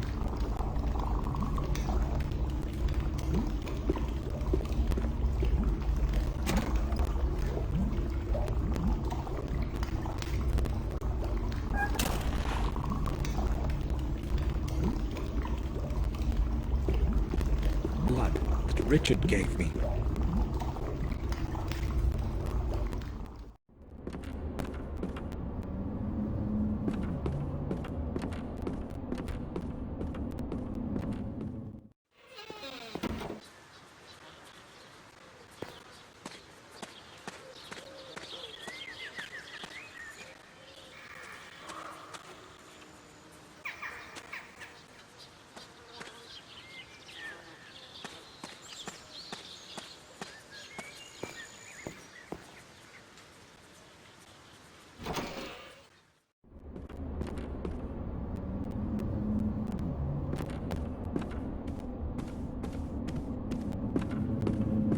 The kettle has cooled down.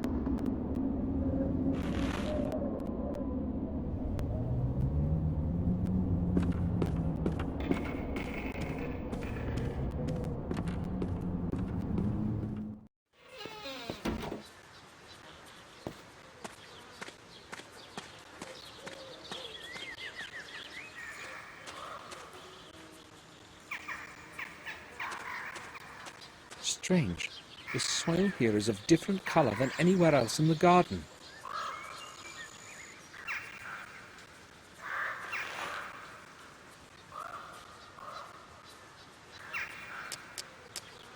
It's quite damp.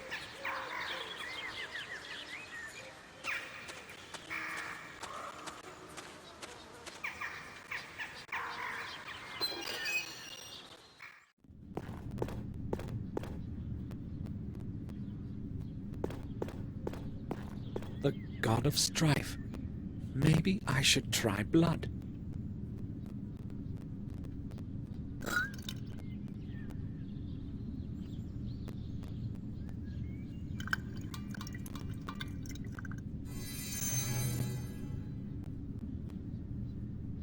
I poured the blood into the bowl. There is nothing in it.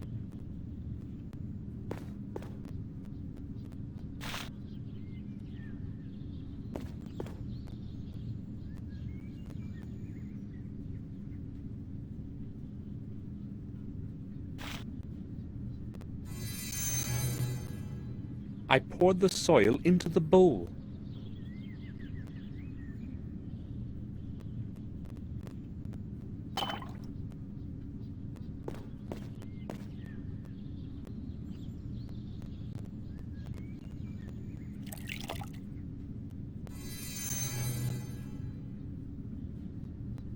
I poured the water into the bowl. I can hear something.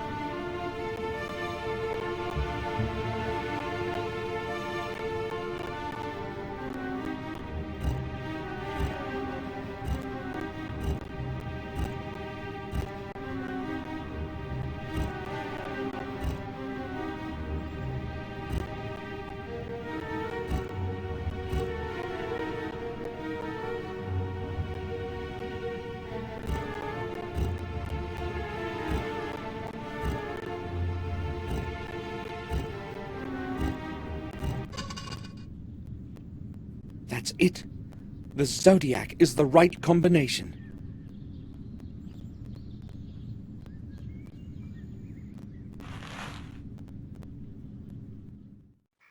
What are you doing there? How did you get in? Give me those keys, for God's sake. I just wanted to see the inside of that chapel. Nobody is allowed to enter it. If Madam learned you were inside, it would be my fault. Guarding this place is one of my responsibilities, and Madam is relying on me to do it. If you don't tell her, she won't ever know. Well, you're lucky. I would get in bigger trouble than you for letting you in there.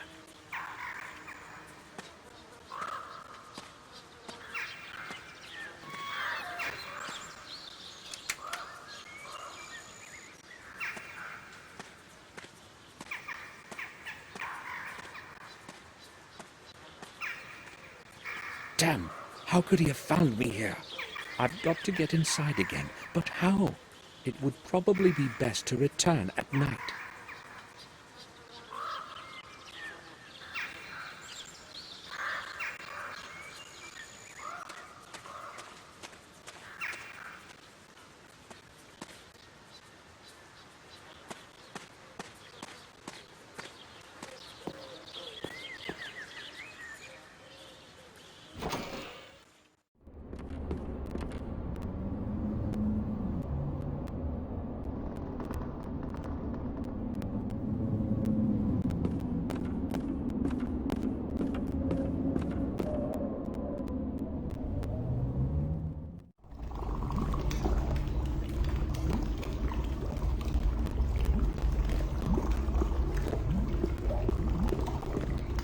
Can I bother you for a moment?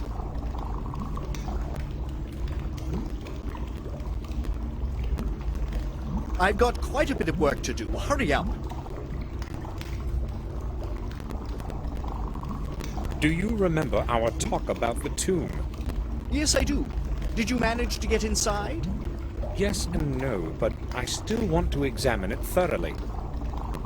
You're starting to interest me, young man. Why have you come to Wales anyway? And why are you so interested in our tomb? Unfortunately, I cannot explain the whole thing just now. I fail to see what draws you to that place so much. I have to get inside somehow, that's all. But? But Louis won't let me. Louis makes no trouble. He's just doing what he is told. If it was something else, I'd settle it for you. But the tomb is a problem.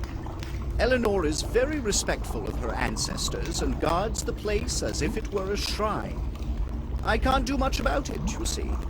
Yes, but no one will find out. I promise. I just need the key for an hour or two. No, that's quite impossible. Eleanor takes the key from Louis in the evening and keeps it in her bedroom for the night. What do you suggest then? Me? Well, maybe. I can't promise anything, but if you help me out, I'll make it easier for you to get inside. I'll do what is needed. So what's the plan? I'll explain everything later, but I have a couple of rules. First, you will come down here when it's dark. Second, you must not tell anyone. Why are you doing this anyway? You mean why am I helping you? I have my reasons, just like you have yours. So, how is it? I will do anything if you get me inside. All right, we have a bargain then. I'll leave you to your work then.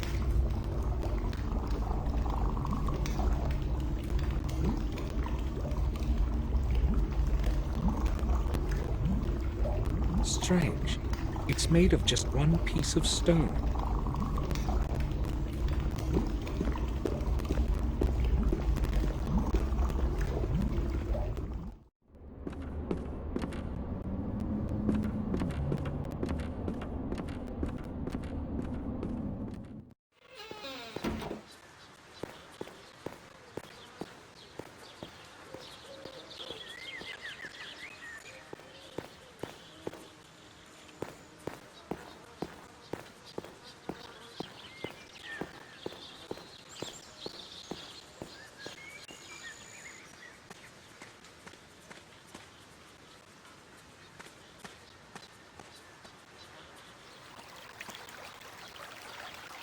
I'll go to my room and rest a while. I've got to get into that tomb again in the evening.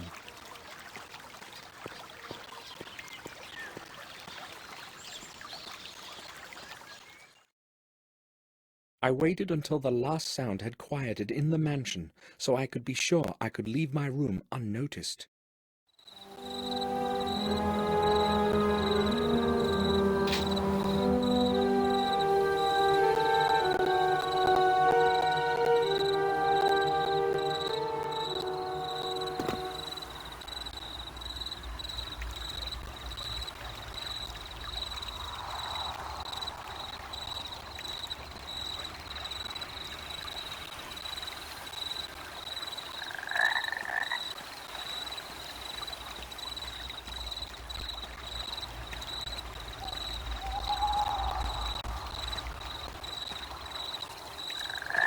It reminds me of our ill-fated pond.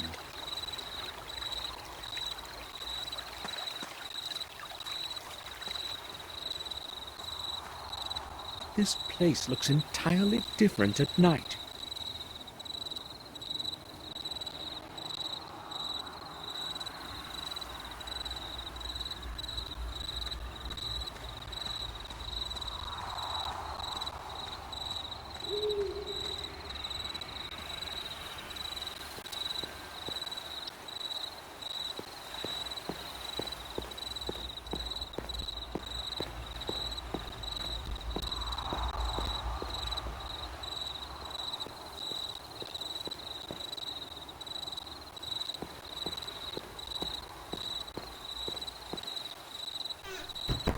Richard has locked himself in.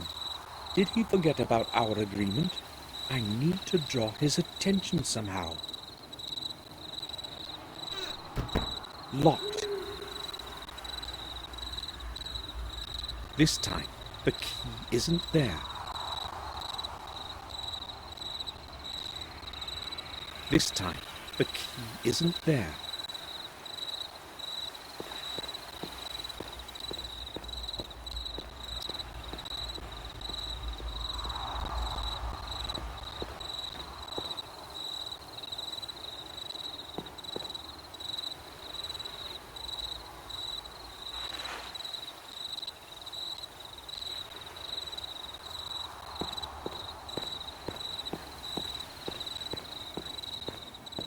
There's no way to see inside from here.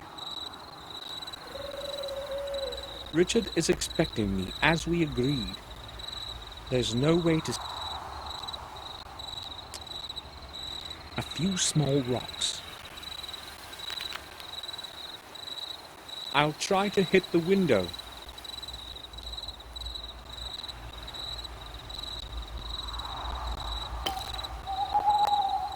Missed.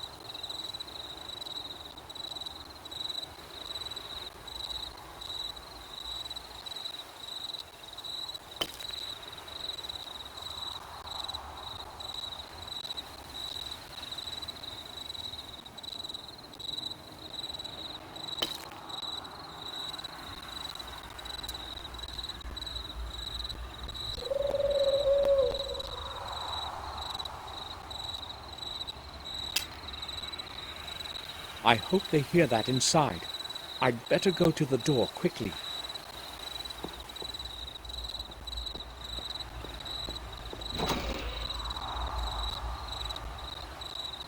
I've been expecting you. Follow me. So is everything clear? Yes, I believe it is. I'd better describe the whole process once more. No, that won't be necessary. I understood everything. You will have to assist me. Follow my orders exactly during the whole experiment. Agreed? Of course. Variant 2. Variant 2. Variant 7 follows. Nice and simple, so it has time to mix. I understand. Back to variant 2. Number 3 will follow.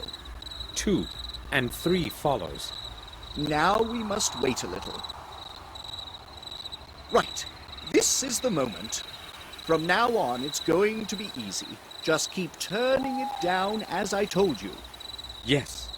Easy. Easy. Keep going. Right then, we're mostly done. We just need to add the oxidant. Oxidant? What oxidant? The one you managed to break this afternoon. What luck you had catching the druggist. Well, maybe I should tell you something. Hurry up then. The time's almost up. The oxidant, you see, it actually isn't... Now!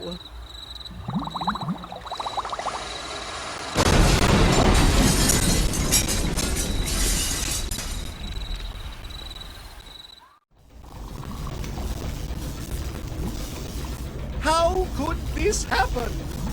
I checked my calculations to the smallest detail. A mistake was inconceivable. Well, maybe... You needn't apologize. It's not your fault. I must have made a mistake with the ratio somewhere. Damn. Yes, everyone makes mistakes. Well, you have fulfilled your part of our agreement. Now it's my turn. It's right there by the door. That green flask. Flask? You promised to get me inside the tomb. I have promised to make it easier for you to get inside. You must realize I could not look Eleanor in the eye if she found out I had lent you the key. Sure, but what do I do with that flask? The container is of little importance. It's the content that matters. It's a strong concentrated acid that will dissolve most metals on the table of elements. That should do the trick for you. Right.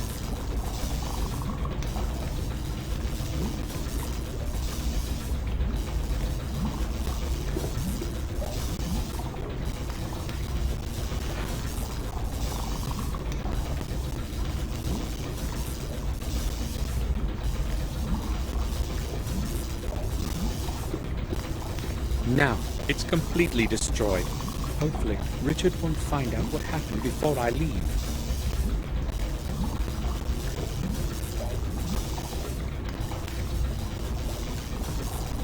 I think he may not have even seen the light of day for a few weeks. The explosion has pushed it over. Now a chemical of some sort is pouring out of it. It's going to take Richard quite a bit of time before he begins another experiment, I'd say.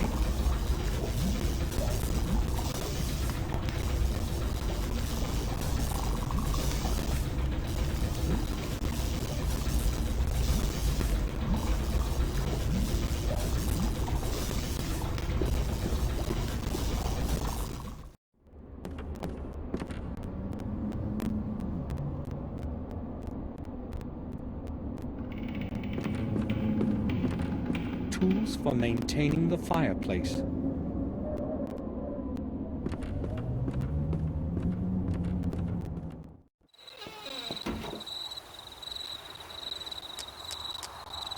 Strong concentrated acid that Richard gave me.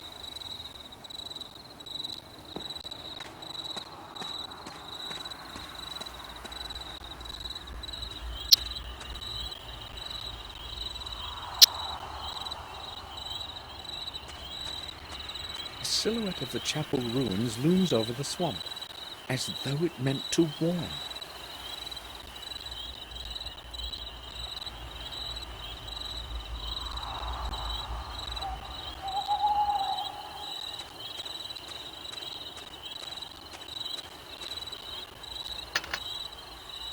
The grate is locked. We'll see how strong this acid is. Very well. The lock has fallen off.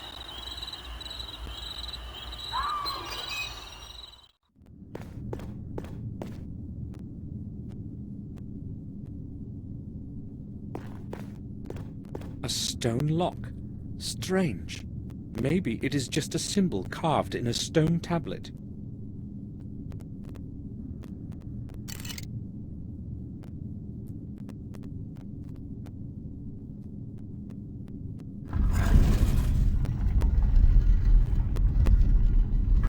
A secret passage.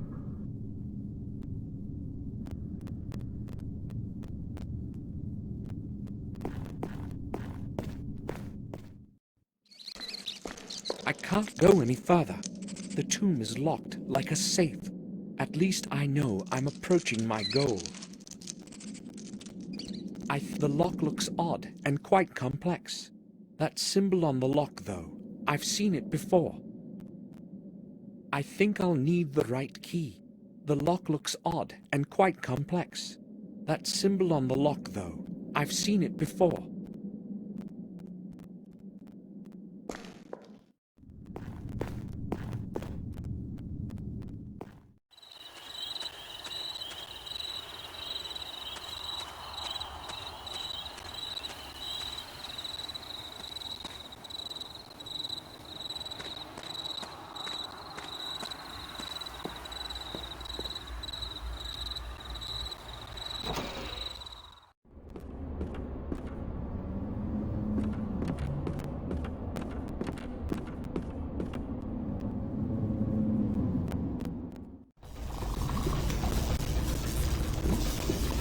Pardon me, can I ask you something? Yes? There is a symbol of a very unique cross-like shape in the chapel. Would you happen to know anything about it? Oh, I think I know what you mean. It's an old symbol of the nobleman of the manor. It's strange, though. I've never noticed it there myself. Eleanor has got the only remaining one in her jewelry box. I'd like to see it. Where exactly is that box? She tends to keep it nearby. It's probably somewhere in the main hall. The mansion will be closed for the night. Take my key from the table over there. Thanks. I'll leave you to your work then.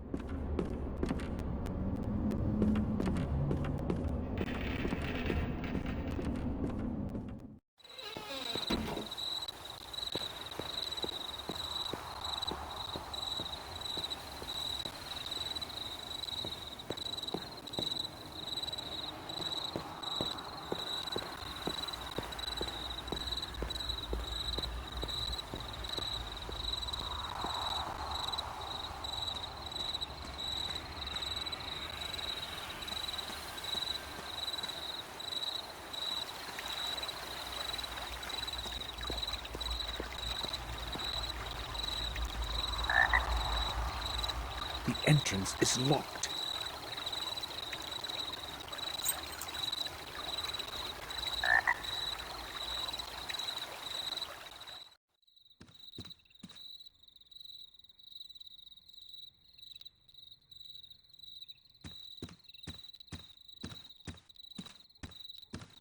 The fire is out.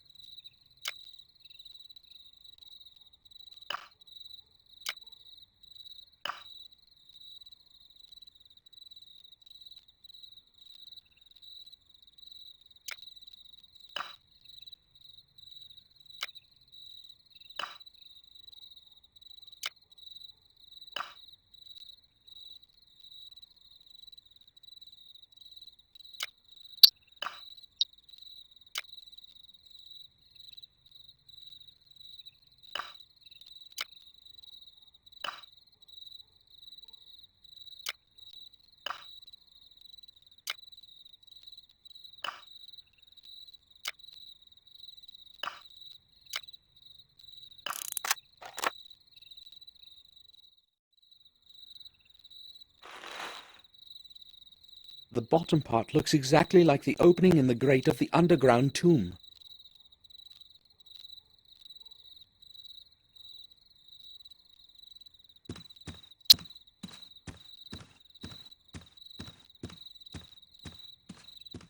I cannot go upstairs now. I would wake Eleanor. She need not know I'm walking around the mansion during the night.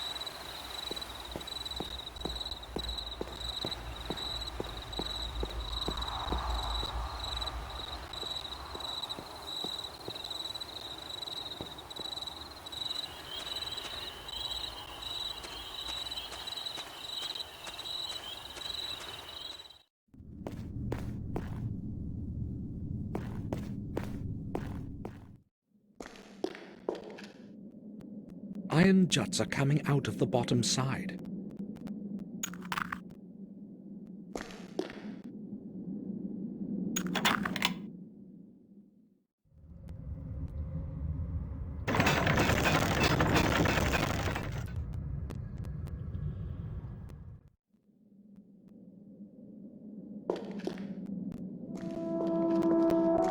This must be Durgan's tomb.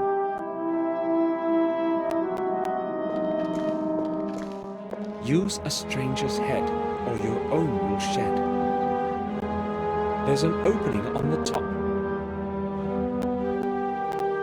There's an opening on the top.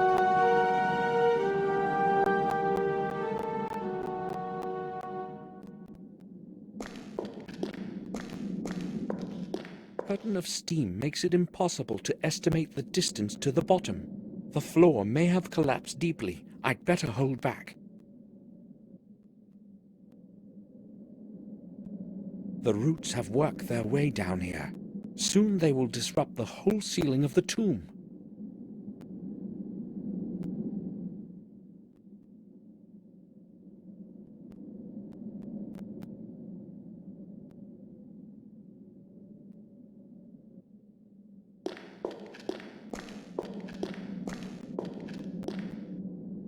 They've all been chiseled from stone. Except for their size, there is nothing special about them. Why are there so many of them about the tomb? They've all been chiseled from stone.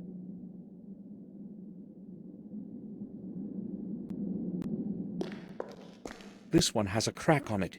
It looks a bit different than the other ones. It has probably cracked by itself. Who knows? This one has a crack on it.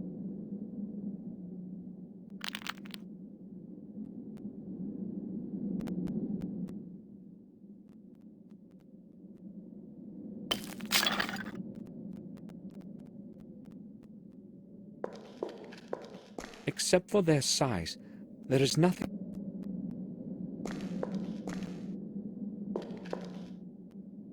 It can't have fallen any worse. I probably ran out of luck in the mines yesterday. This one isn't made of stone like the other ones. To whom could such a large skull have belonged?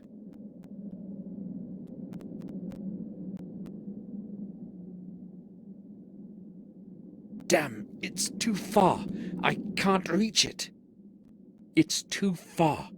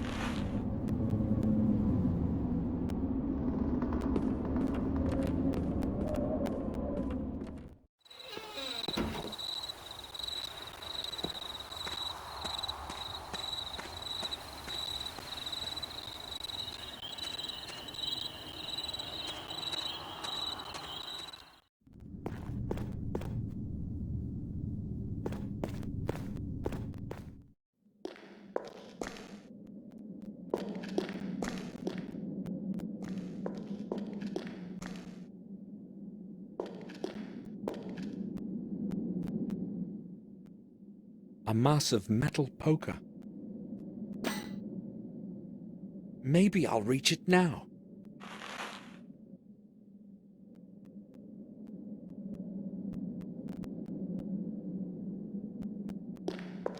There's an opening on the top. An old key with a drawing of a human skull.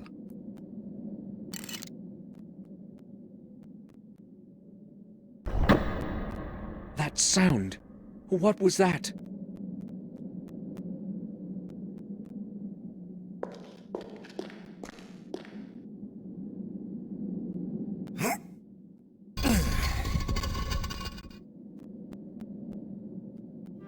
Duggan Gordon.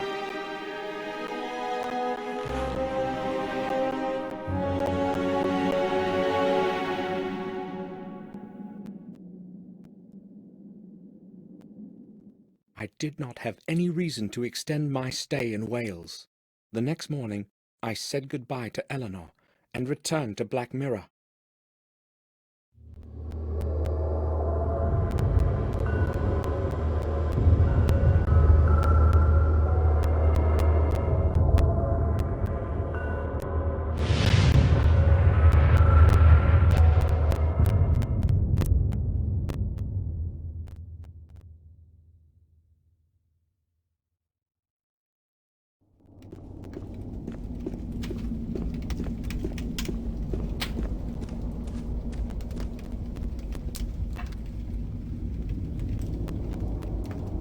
Samuel, you have returned sooner than I expected. How are things in Wales? Is Eleanor well? Yes, she's quite well. I gave her your letter. Thank you, Samuel. I can hear uncertainty in your voice. Has something gone wrong? I'm afraid it has, my dear. Bates, you tell Samuel.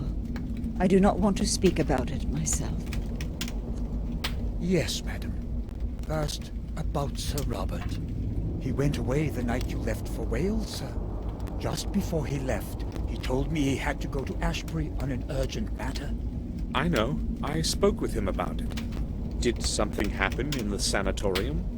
Unfortunately, sir, I do not know. Sir Robert did not return home that night. In fact, we have had no news of him since then.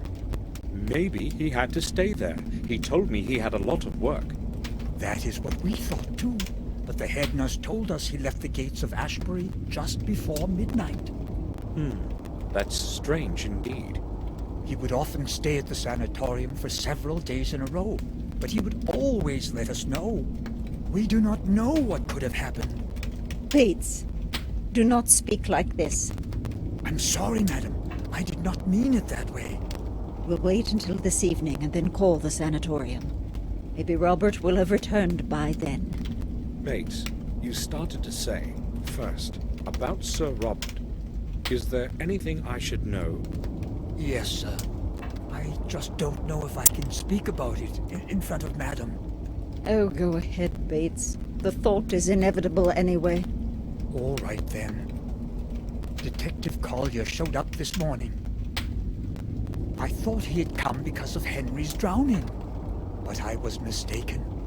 Someone from the village found a body of a boy in the woods. Collier came here to inform us only.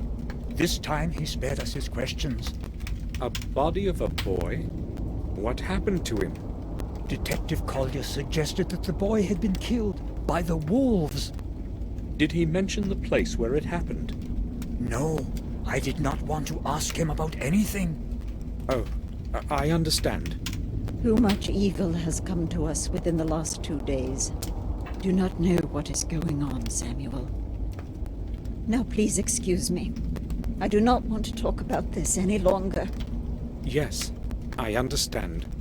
I'll probably go to my room. I lit up your fireplace already this morning, sir. It's very cold today. Robert said something about a runaway patient before he left. Robert and that boy. Indeed, some very strange things have been happening around here lately.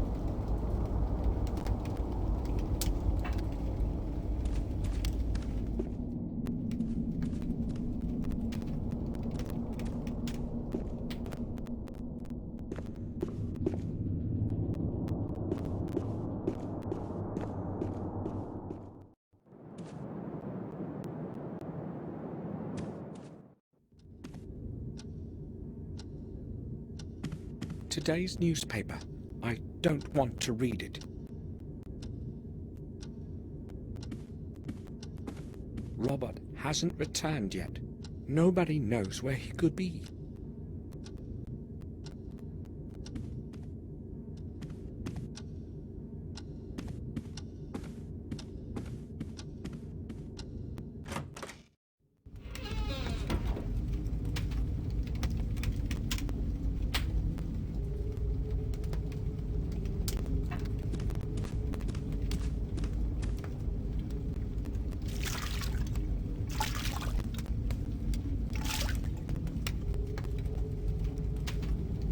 My hands are clean.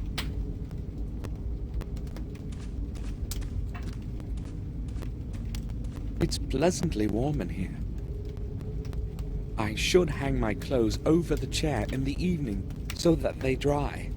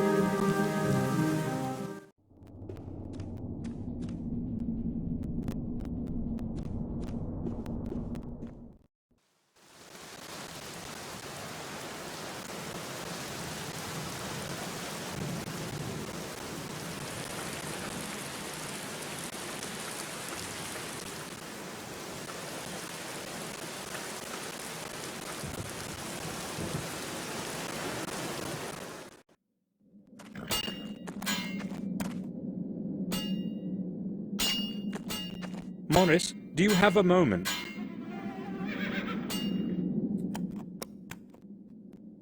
Sure.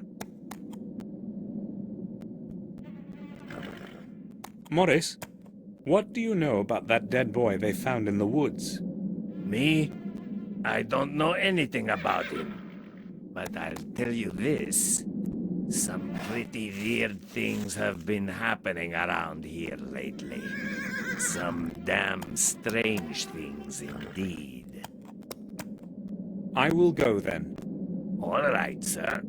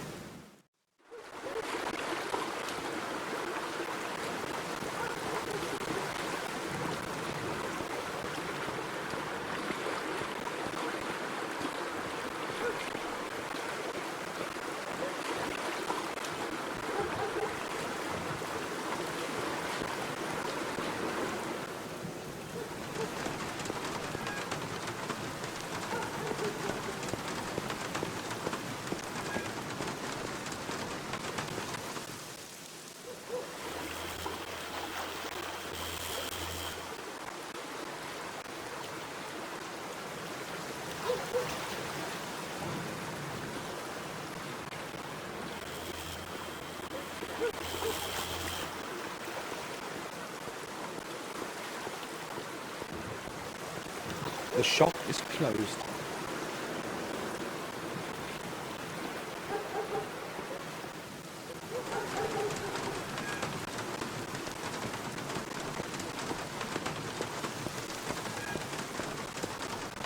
The day's menu. Roe deer on cream. wild boar shoulder, gamekeeper style. Harry's wife always did cook well. Maybe I'll have something later. I'm not hungry yet.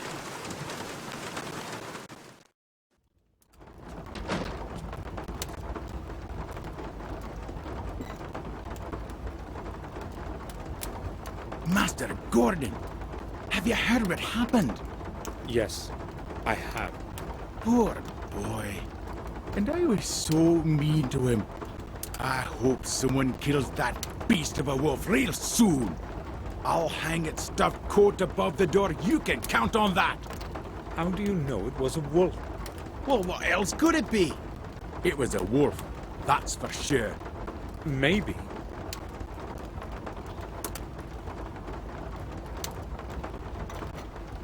Harry is a cheerful fellow.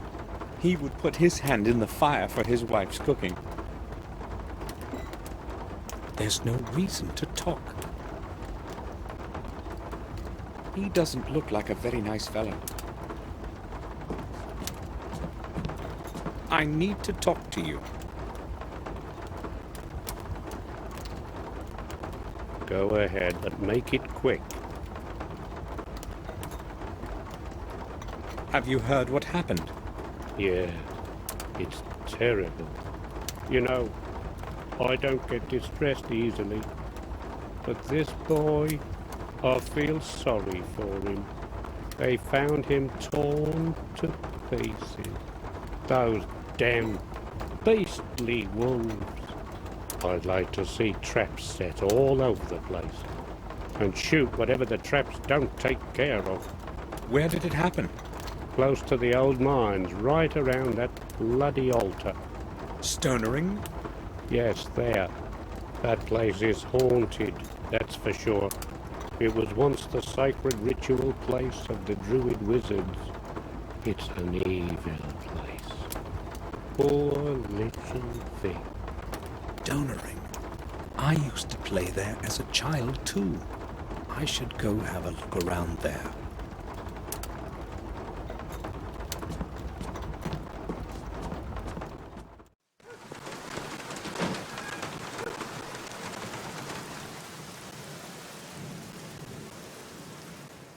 From Willow Creek, I set my steps towards the dark woods at the edge of our manor. My thoughts were with the ritual place of the ancient druids, Stonering. Mr. Gordon, may I ask what you are doing here? Why have you come to this place?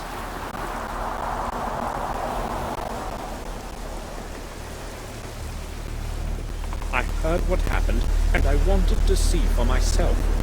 I don't like what's been happening at all. You don't mind, do you? No, it's all right as long as you do not impede my investigation. Strange that we should meet again at a place where a tragedy has occurred. Don't you think? No, I don't. I'm trying to understand what is going on here. Just like you. This is police work, Mr. Gordon. Things have been getting more and more complicated recently, and I don't need more added confusion. No offense intended. None taken. I quite understand.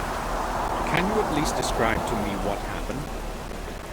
Oh well, since we've come this far, I suppose I should tell you what I know. But first, you tell me what you already know, so I'm not wasting my time. I only know that they found the body of a young boy here, and it appears that he was killed by wolves. Then you know almost all that I do. There's not much more I can add to that. The boy probably wandered too far from the woods last night. Very imprudent. When the wolves attacked him, he was trying to escape.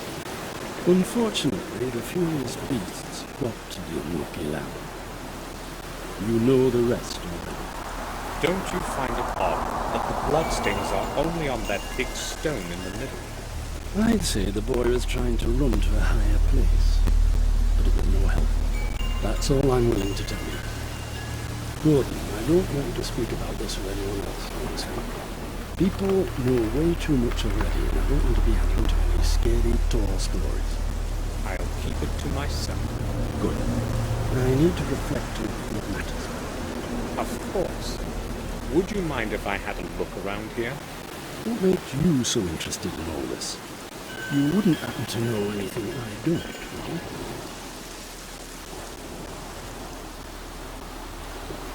Of course not. You would tell me if that were the case, right? Certainly. Very well then. Do whatever you want here. I have no reason to ask you to leave. Have you found out anything new about Henry's death? Yes, a new fact has come to light that has made things clearer to me. I was just about to close the case, but then I spoke with the pathologist. Dr. Herman? It seems that Mr. Stanton did not die by suffocation, or drowning for that matter. How did he die then? Herman has not been able to determine the exact cause yet. He has not arrived at a conclusive assessment yet, so I'll give him some more time. What's certain, though, is that Stanton's lungs were not full of water, as is common with drowning. You see what this could mean if it were confirmed. Not quite, Detective. It would mean that he died somewhere else, and his body was carried and dumped into the fountain. Another murder, then? Doubtless, should Herman confirm his theory. I will not tell you anything else. You know more than necessary already. I would, however, like to ask you something. Just a routine, you see, Gordon? Yes, go ahead. I have only one question. Where were you yesterday at about this time? Well, if you must know, I was visiting my relatives at a remote manor in Wales. And what was the purpose of that visit? Well, just a family visit, nothing special. Why are you interested? Just a routine question, Gordon. But that's all for now. All right.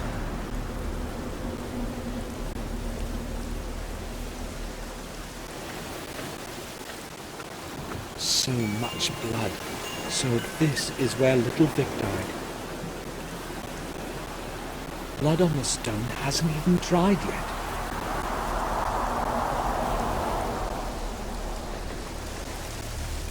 He keeps writing something in his notebook. He's asking too many questions for my taste. He keeps writing something. One of the many stones around the altar. Perhaps they were once used to form a circle around the altar.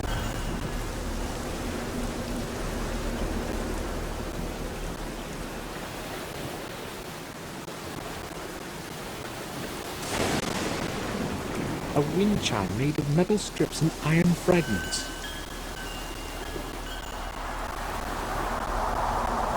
Strange. The plant that's clinging to it looks burnt.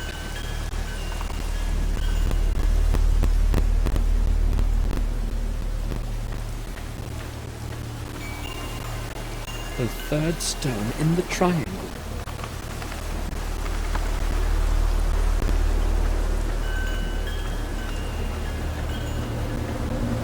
One of three menhirs that form a triangle around the altar. The stones may have played a role in the Druids' rituals.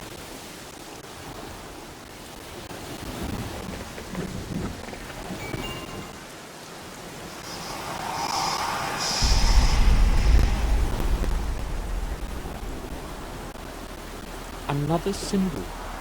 I should make a drawing of it.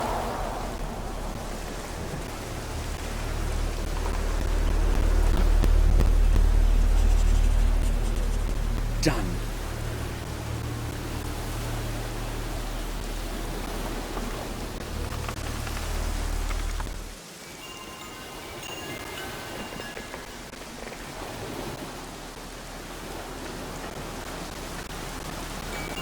There are many such as these in the forest. Green fern. Green fern. A small piece of cloth is sticking from under the leaves. The detective probably doesn't know about it. Green fern. I can't pick it up now. Collier would see I found something. I've got to distract him somehow.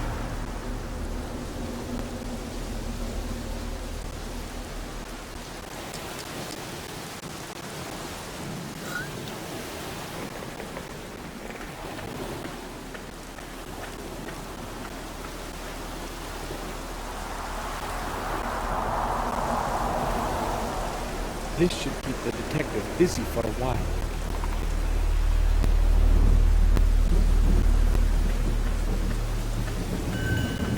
Detective. Yes? I have had a look around this place, and I've noticed something. You might be interested in this. Yes, I'm listening. There is a symbol of some sort over there on that big stone to the left. Yes, I've seen it. It could have been here for years, maybe even longer. Oh, I don't think so. Why do you say that?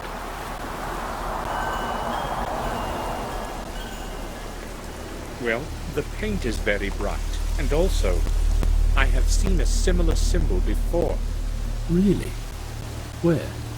Not exactly like this one, but quite similar. In fact, I have seen two different symbols. The first one on the old tower of our castle, and I noticed another one on the fountain where Morris found Henry. That's rather strange indeed. But you can remain calm, Gordon. I know from experience that often even the strangest things sometimes have little meaning. To me, those are just old signs. Who knows? Maybe they were used in the past to mark something that have long been forgotten. There might be dozens of them across the manor. Maybe. I doubt they have any connection with the case. I'm not so sure about that.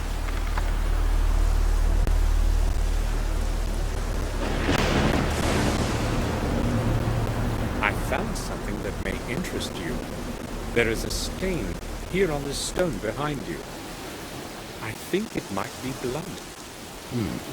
Where exactly is it? Right behind you. On the right. Oh, thanks for warning me. I didn't notice it at first. You're welcome. Here is my chance. I have to pick up the handkerchief while he is distracted elsewhere.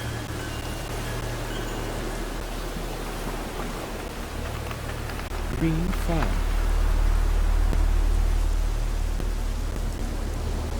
The Gordon symbol is embroidered in the cotton. How could the handkerchief have gotten there?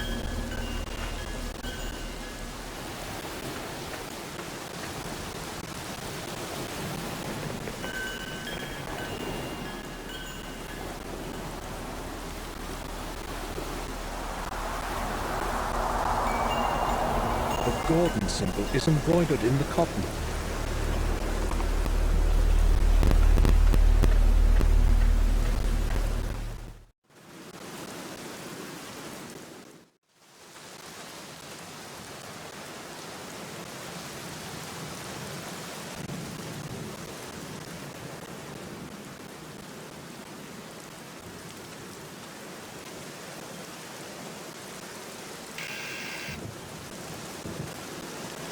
Yes? Samuel Gordon, please let me in, Doctor. I need to speak to you. Yes, come in. I am downstairs, in the morgue.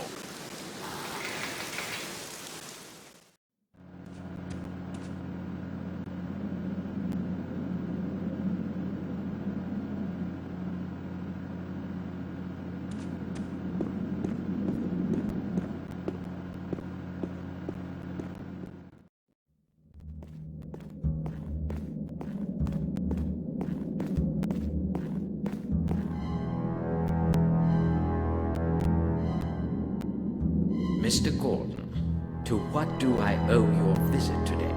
Good afternoon, Doctor. I have come to ask you about something. Oh, would you believe that does not actually surprise me? In fact, I sensed that you would show up. You have come because of that poor boy, correct? Yes, mainly. So, what do you want to know? I spoke with Collier about that boy.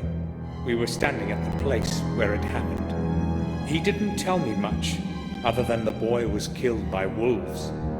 Yes, that was the original theory. The wounds were suggestive of an animal's assault. After a closer analysis, however, I can safely reject that possibility. So you have a different opinion? Yes, I have. The cause of death was severe blood loss and critical injuries of numerous organs. No animal living in these lands would be capable of doing this. Not injuries like these. What about an entire pack of wolves? The signs on the body are clear. No traces of sharp teeth bites, nothing like that. So do you have a possible explanation? I do not exactly know yet, but the boy was certainly not killed by wolves or any other animal. Of that, I'm positive.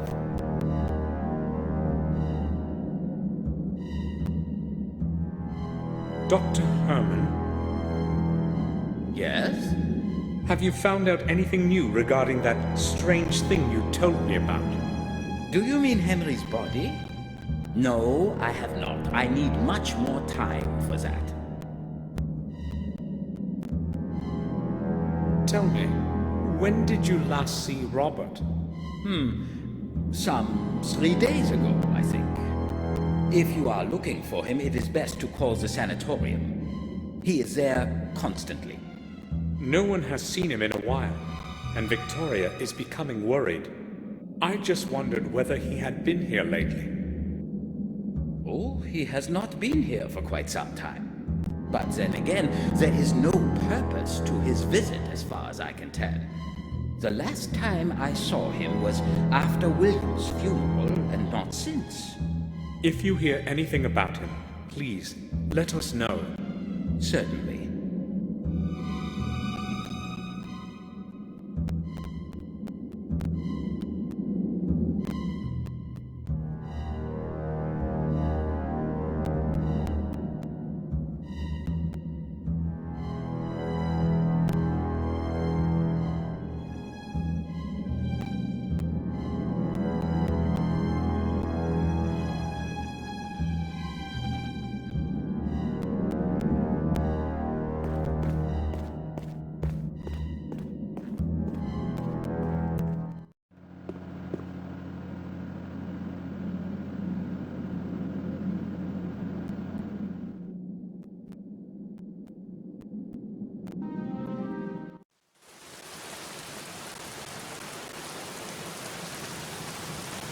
There's a letter in it.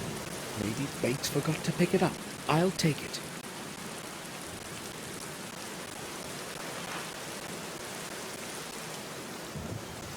Dear Father, hopefully it will be your hands that my letter reaches first. I cannot endure staying locked away in this horrible place. Therefore, I have decided to do what I should have done a long time ago. I will explain everything when we meet at our place. I know that you will understand. James. Father, so James is William's son. Why didn't Victoria tell me when we spoke before?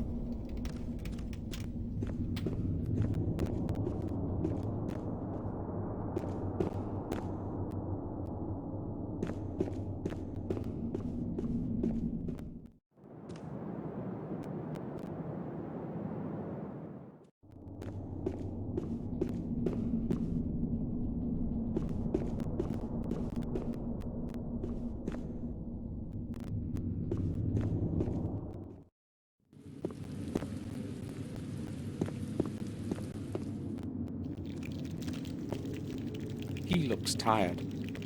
He's making supper. Always precise and careful. Bates.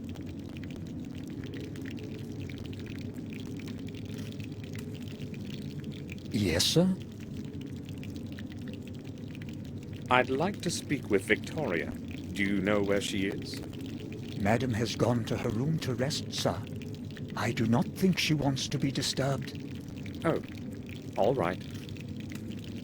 I think I will go now. I'll return to my work.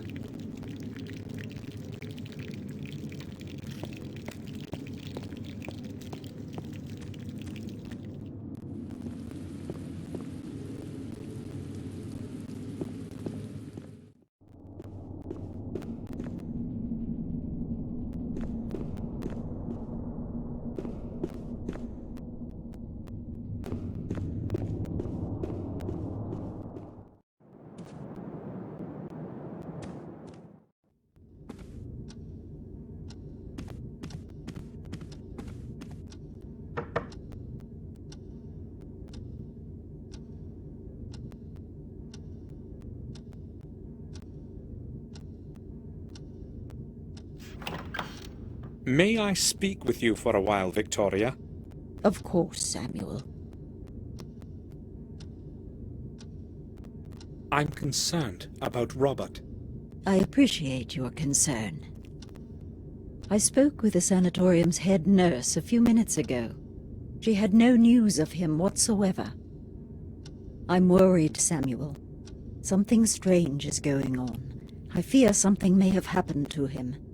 I'm sure Robert will manage. Do not underestimate this, Samuel. He is my oldest son, and then I have no one left but you. I'm quite sure nothing has happened to him. Everything will get sorted out soon. I hope you are right. I cannot wait in uncertainty any longer. We must do something. I would like you to go to Ashbury to find out what happened. Here we wait in darkness, and I have no one else that can go. Will you do it for me, Samuel? Of course.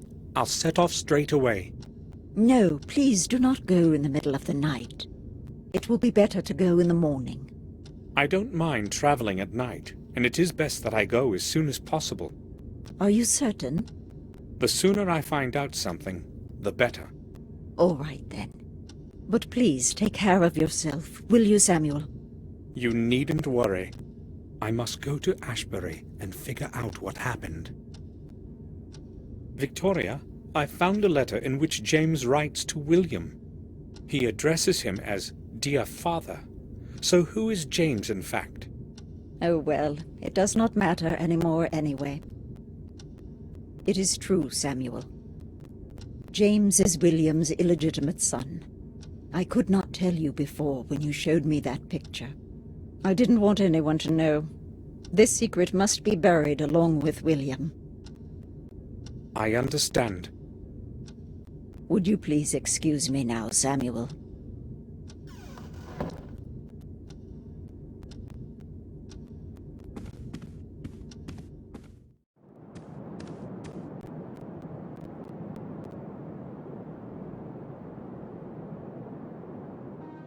I set off for Ashbury to find out why Robert hadn't returned yet.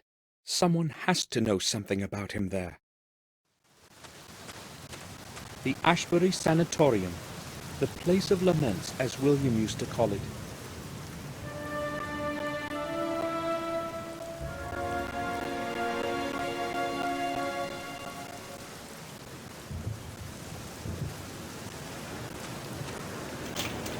The main gate is locked for the night. Locked.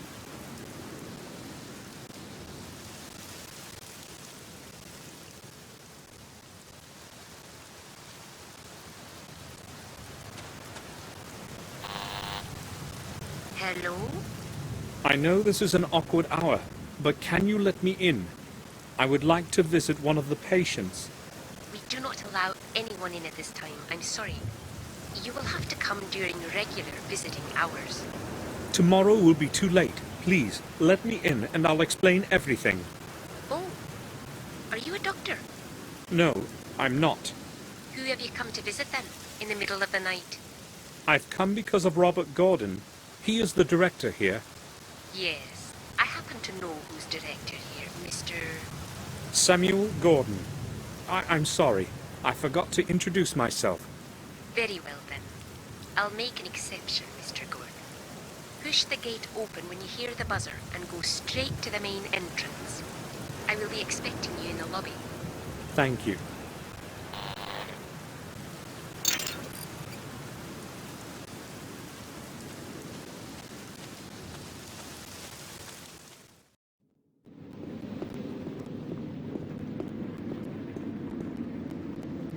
Thank you for letting me in.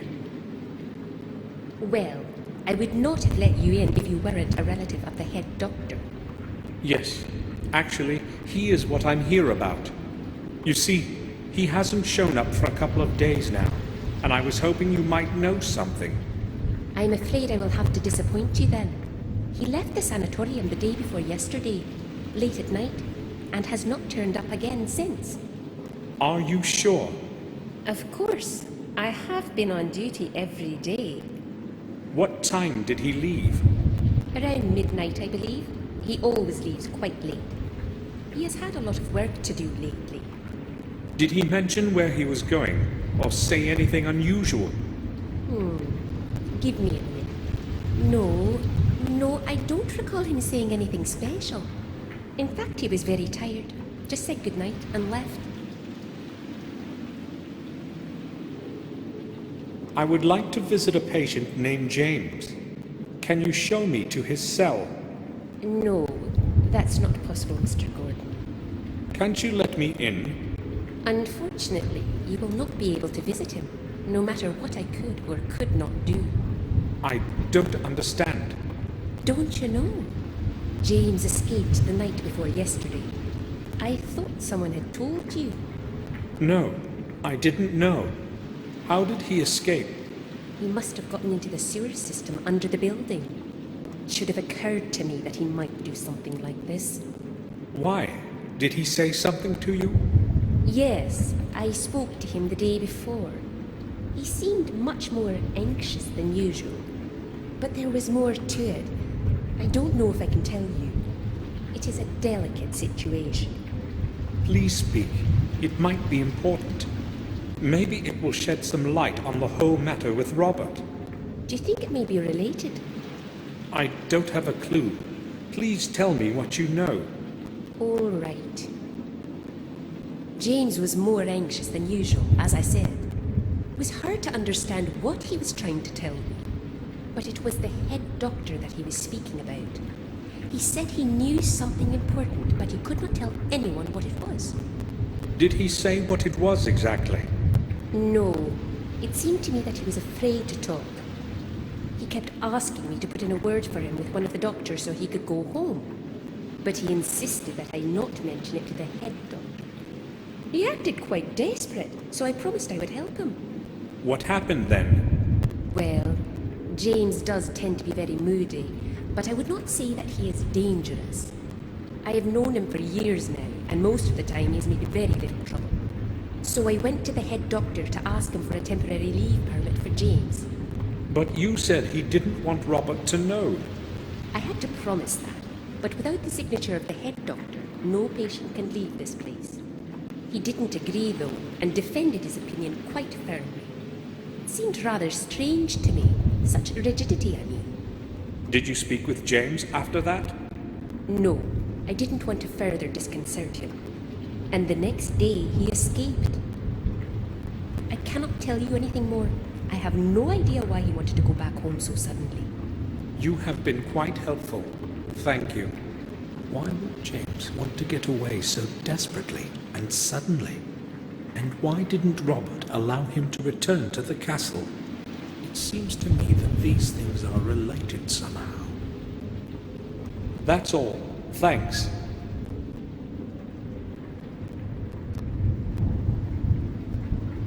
A young woman. She looks nice.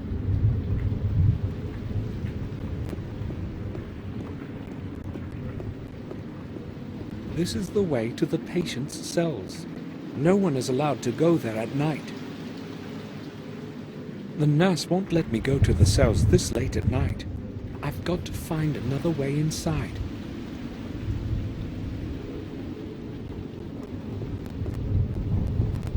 I can't open it. She would see me.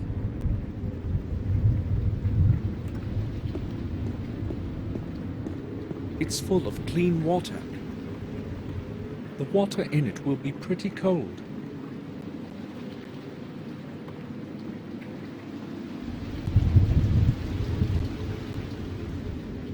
The Gordon symbol is embroidered in the cotton.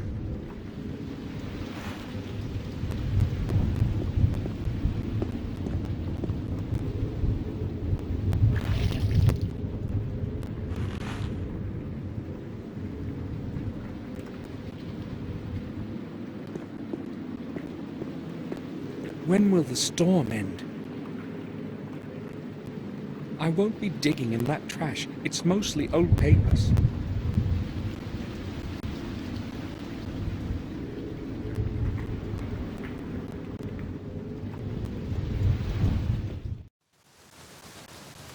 Terrible weather.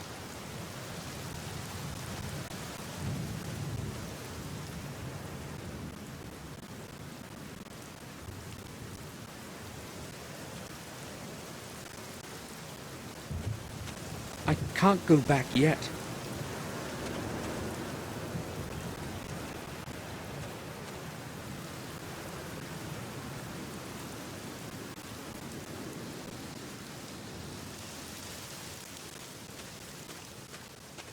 A sewer, maybe the main output of the ventilation system of the building.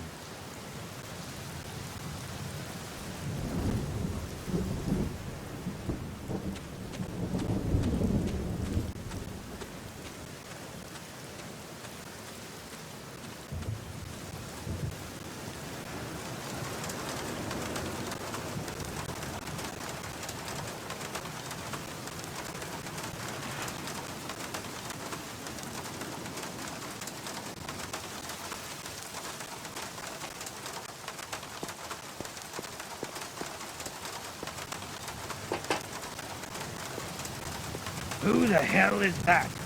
Nurse, is that you again? I'm heating the place like I'm supposed to. Not one of those crackpots of yours is freezing. Don't you worry. The boiler is running full blast, so leave me alone. This is Samuel Gordon. Can you open the door? Who?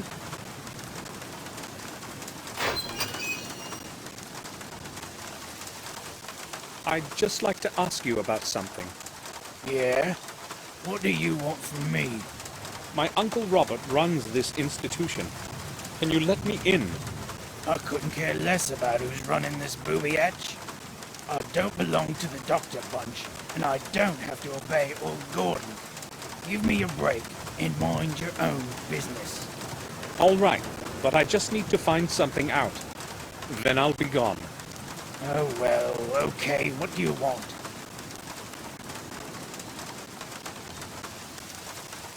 Have you seen Dr. Gordon recently? No, I haven't. I'm closed. Nobody ever comes around here anyway, except the head nurse. I last saw him about a month or so ago. Yeah, last month. It was Thursday, I think. No, not after that. But you said you were his nephew, didn't you?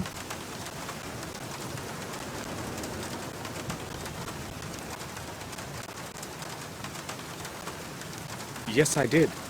Well, then it's you who should know where he is.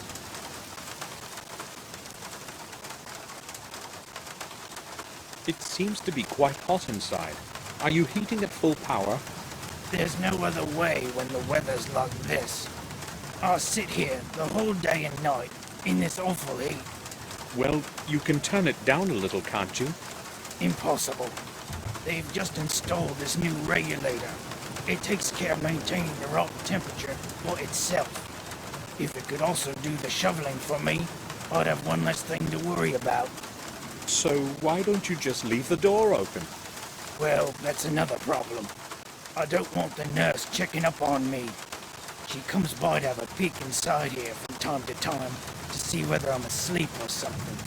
When the door is closed, I can cool myself down with beer whenever I want. I see. What do you know about the runaway patient?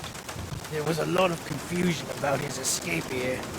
Haven't a clue why they made so much fuss over one silly loony.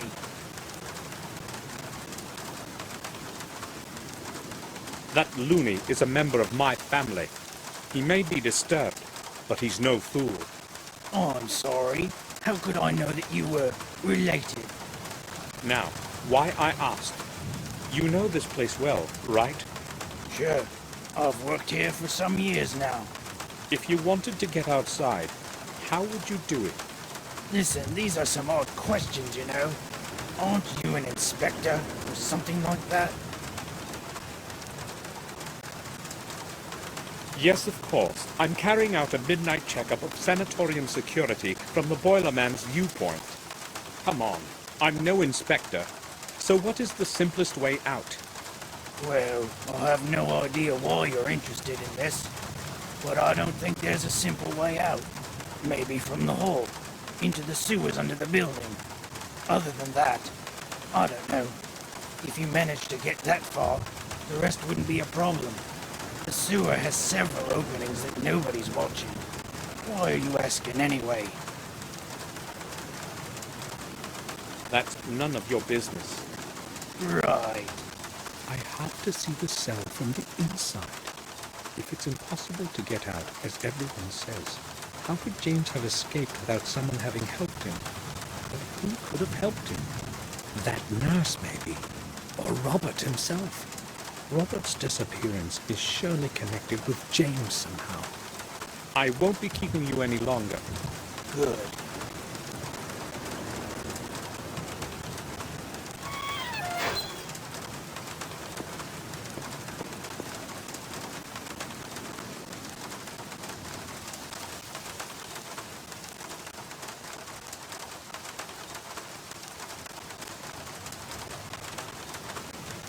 A few beer bottles, old containers, and rusty cans. Just rubbish. A syringe. Looks quite clean.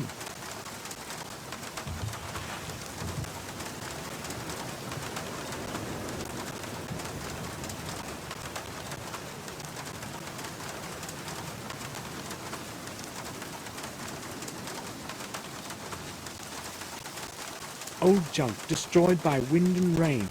There's no point messing with it.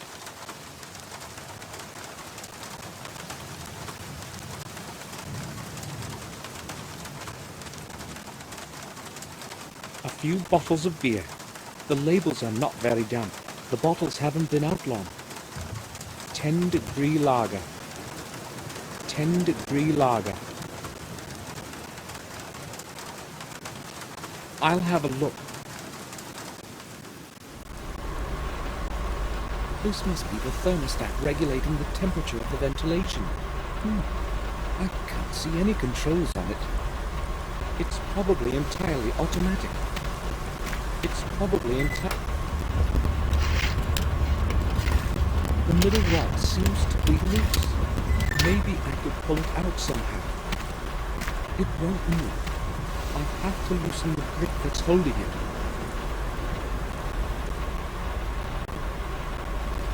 It's holding firmly to the masonry. I can't move it.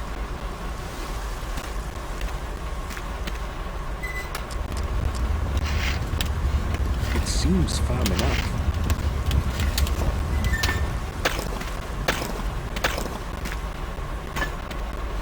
I can't reach it. I can't reach it.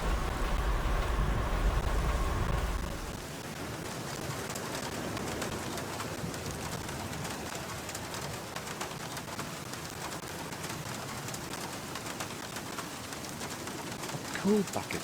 It's empty.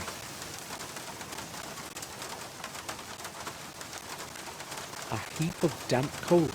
It would still burn well in a strong fire.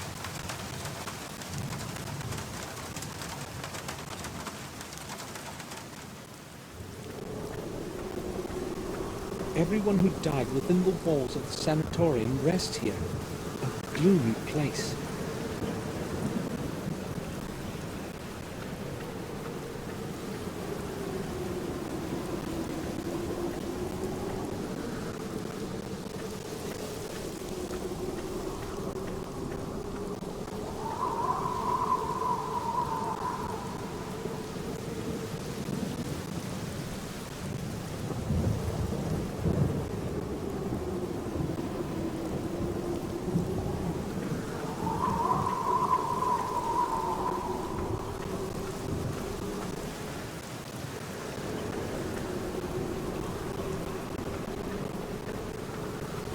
The metal doors have no locks to prevent just anyone from entering.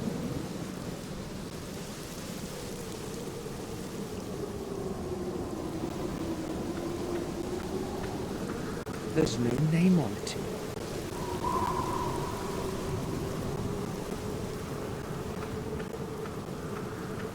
It hides a few flickering candles from the rain.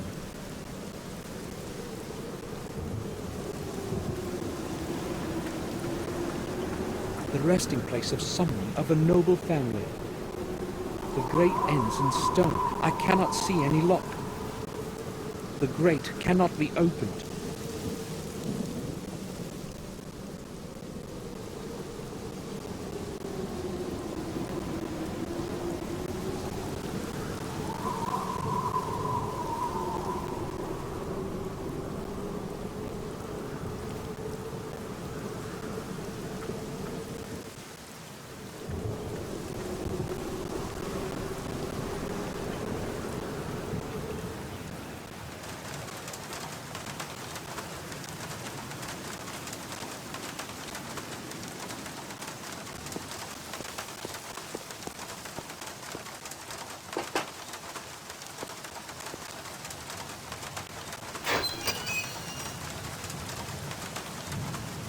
You again?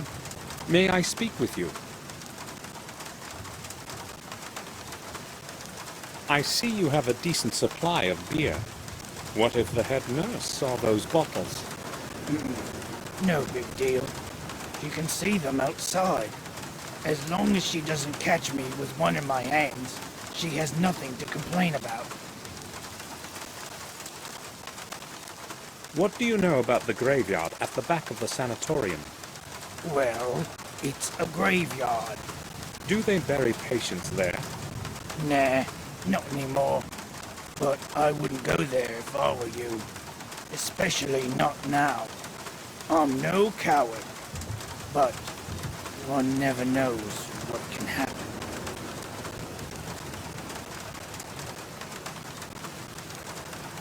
So, have you seen ghosts or anything there? I certainly wouldn't be surprised, given all those beers you have had. No graveyard is suitable for a midnight walk. Especially not this one. Do you have any idea who all's lying there? Lunatics, maniacs, madmen. You name their twist, they're there. But why am I telling you this anyway? Go where you like. I won't be keeping you any longer. Good.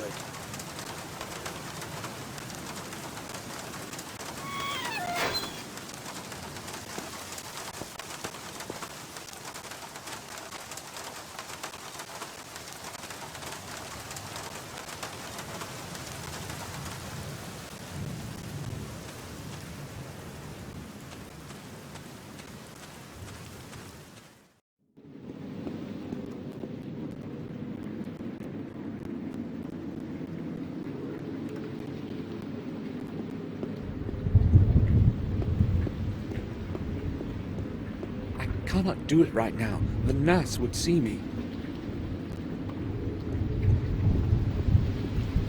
May I speak with you? Sure. Can you tell me anything about the sanatorium graveyard? I have worked here for almost 12 years now, and I know next to nothing about it. Has it always belonged to the sanatorium? As far as I know, it has. We no longer use it for burying, but it would have served its purpose in the past. Many patients would spend their whole life here, and when their time came, they would be buried at the back of the sanatorium. But that was a long time before I started here. I do not know much else about that place.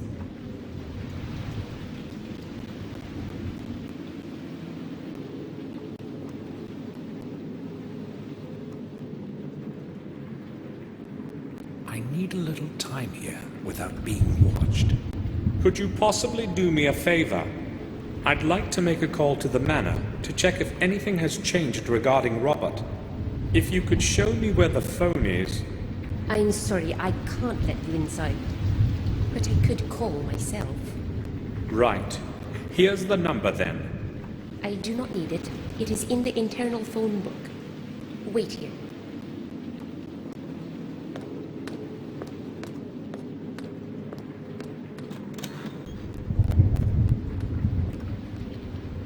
All right, I need to do this quickly before she returns.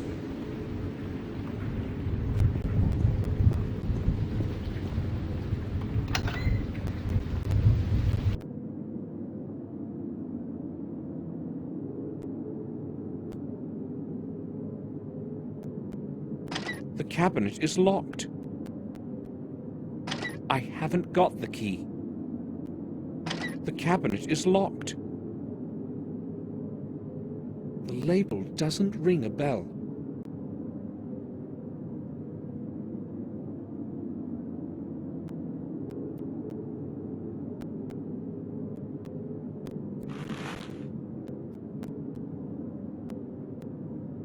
It has a slot of some kind at the bottom. It has a slot of some kind at the bottom. It's dirty, but not broken.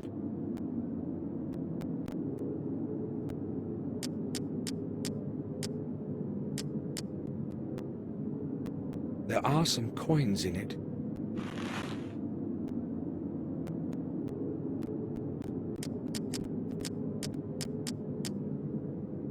A common metal coin. The coin fits in the groove at the bottom. A little key was hidden there.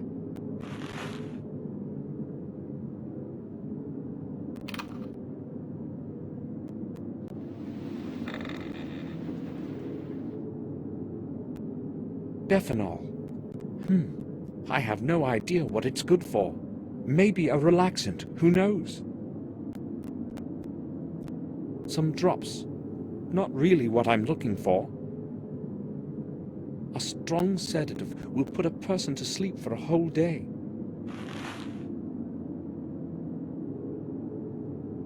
Cantropin diminishes headaches. I still have enough of my own pills.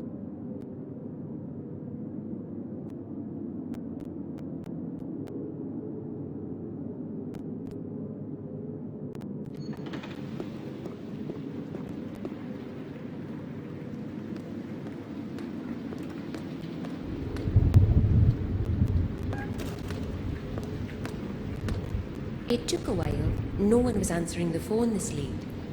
No problem. Did you learn anything about Robert? Unfortunately, Mr. Gordon has not returned yet. I see. Thank you for your time. You are quite welcome. It was nothing. That's all. Thanks.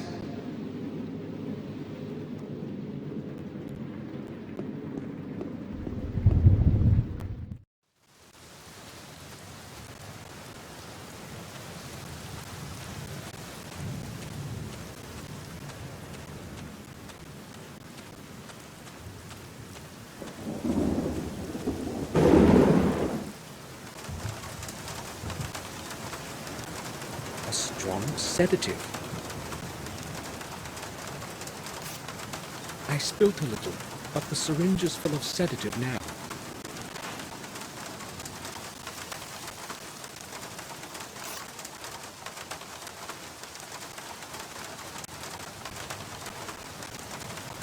I'll go with full dose so it kicks in fast. Now, get him to drink it.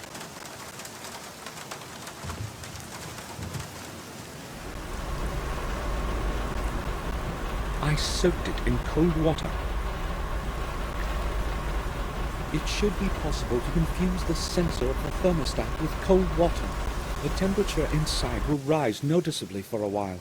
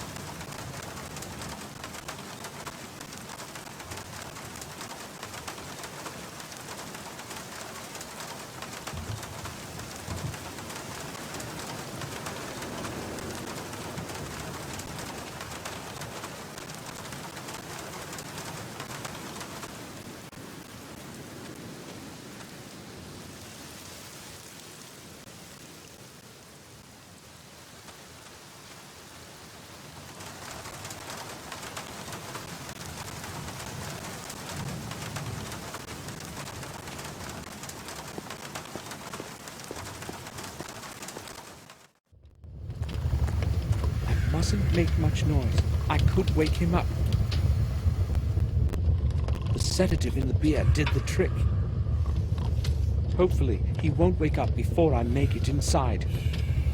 The sedative in the beer did the trick. He's sleeping like a rock. He's sleeping like a rock.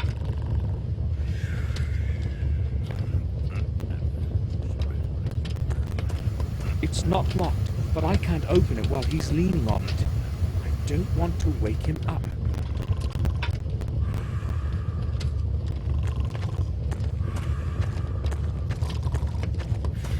A large heap of coal.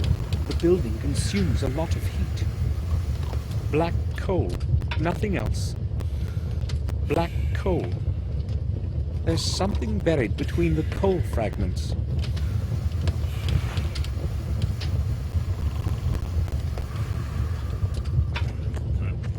An intense heat is coming out of it. This place is very hot.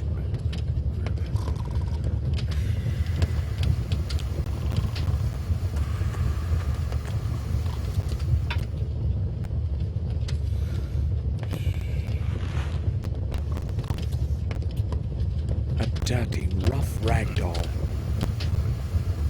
A strong, sharp thread.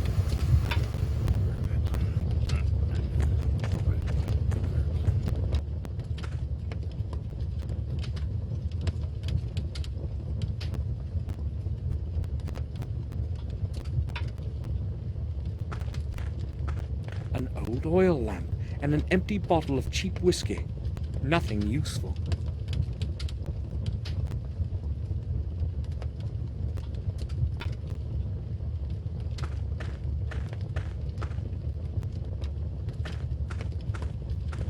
The only source of clean air leading here.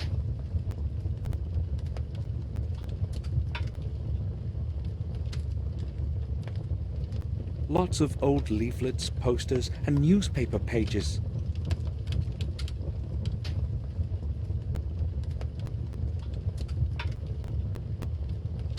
Work schedule of that sooty bully. He's off duty for a while now.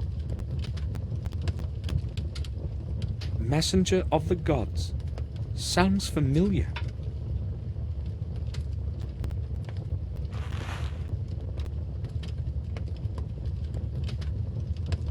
I wonder what door it opens. I'll take it It's certainly going to be useful.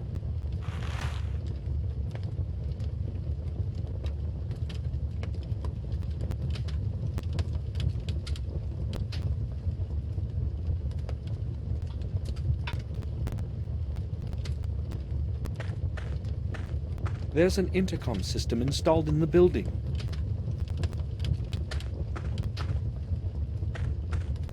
I don't know what message to broadcast.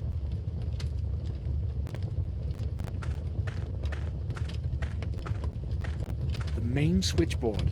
I had better not touch it.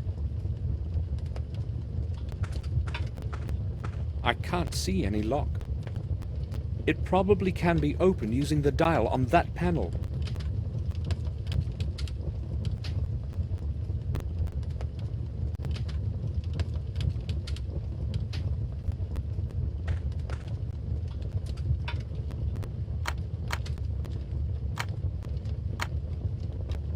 Nothing. It's not connected. Something's missing here. Something's missing here.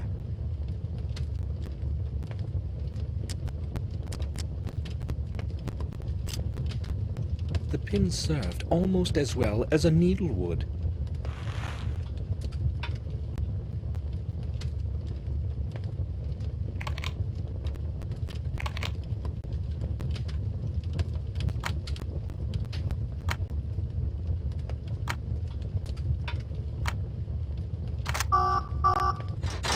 That's it.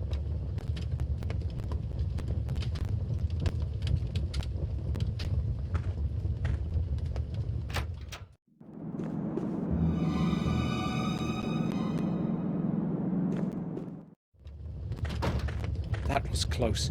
He almost noticed me. I have to lure him out of that hole somehow. There is no other way to reach James's cell.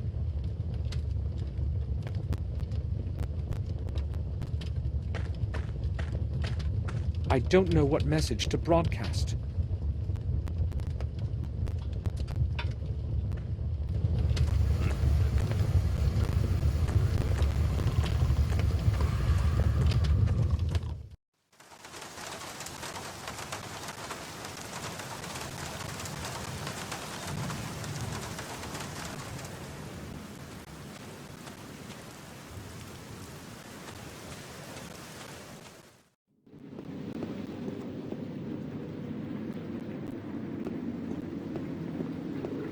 May I speak with you? Sure. Something just occurred to me. Can you possibly lend me the main duty schedule of all the employees? Do you not think anyone will mind if you have a look at it? Although I have no idea how it's going to help you. Who knows? Maybe something will reveal itself. All right, here it is. Thank you. I'll return it when I've read it. That won't be necessary. It is already the end of the week. I must issue a new one anyway. That's all. Thanks. A complete Ashbury Sanatorium duty schedule for this week.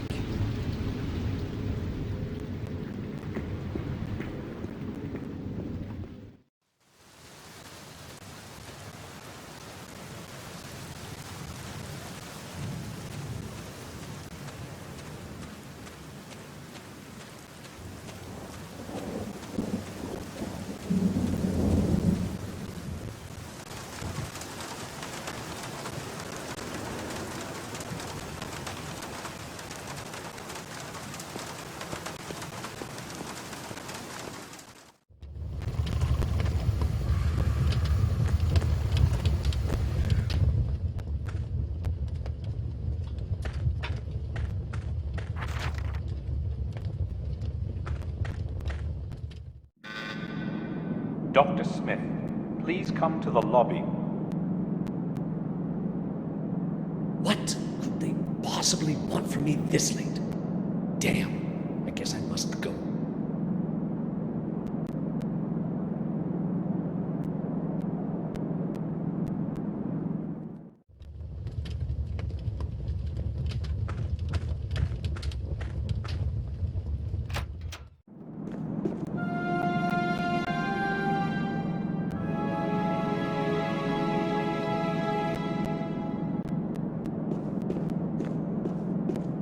empty.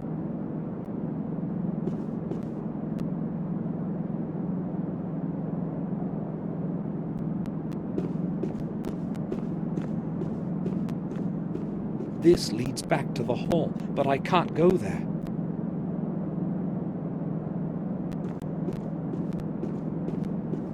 All the cells are locked. I've got to find James's cell first.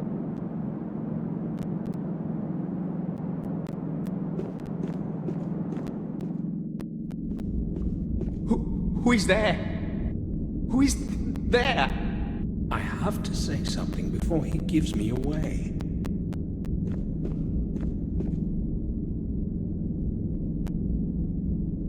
I am Samuel. Please speak quietly, okay?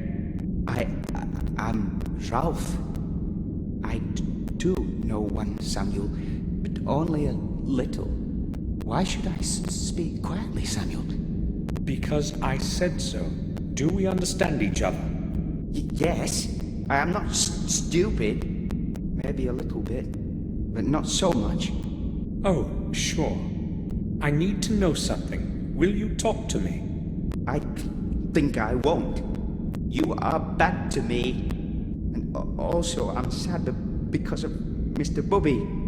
Because of whom? Mr. Bubby is my friend, and he is good to me. Wonderful. This is going to be some conversation. And what's happened to Bubby? He went away from me, and I don't know why. So, would you help me if I found him? I don't know. Depends on what Mr. Bubby says. It's going to be more difficult than I thought. And what does Bubby look like? Well, he is short and kind. Very kind. Oh, that explains everything. All right, I'll find him for you, and then you can ask him. Is it a deal? Yes. Stay here. Don't go anywhere. I will wait here. I will wait here. What a fool. It's probably just some silly toy.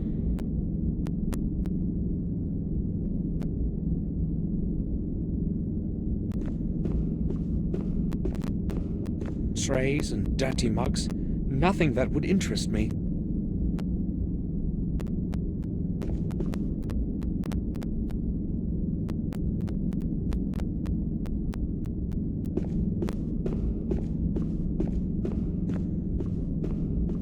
Just garbage.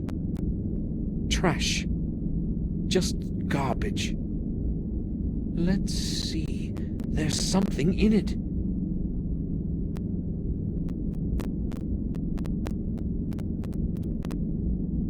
The head of a doll.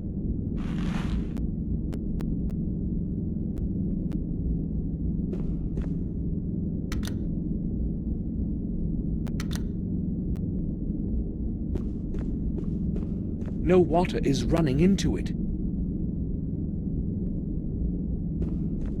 The fencing is very strong. I can't do anything with it with bare hands.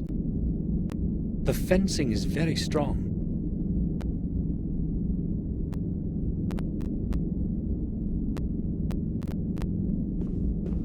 The head of a little doll.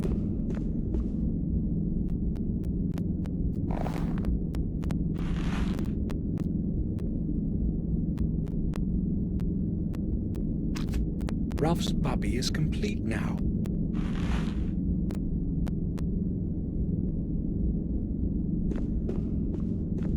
Ralph? Can you hear me? Yes, Samuel, I can hear you, but I am still very sad. Poor Mr. Bubby. It's no use. He won't talk to me.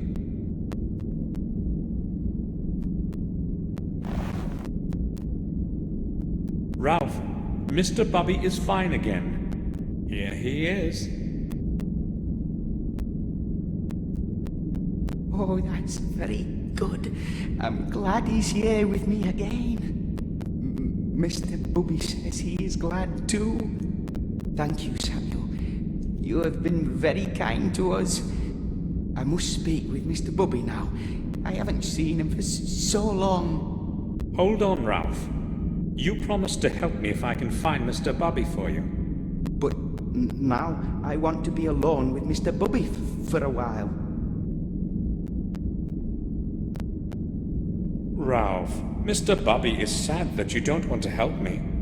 Ask him. Yes, Mr. Bobby says that he will help you too. Me and Mr. Bobby too. Ralph, do you know someone called James? James is my friend too. He and Mr. Bobby.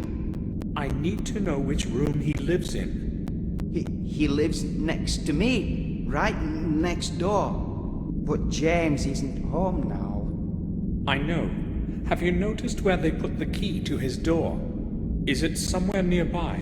Perhaps in some cabinet? No, it's not. Dr. Smith, who guards us, has got all the keys. Do you know that for sure?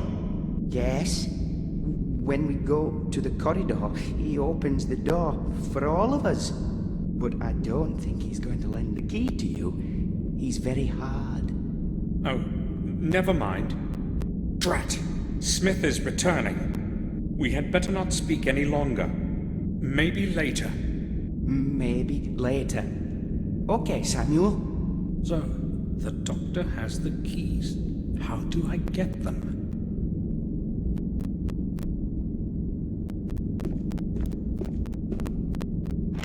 The cell is locked. The cell is locked.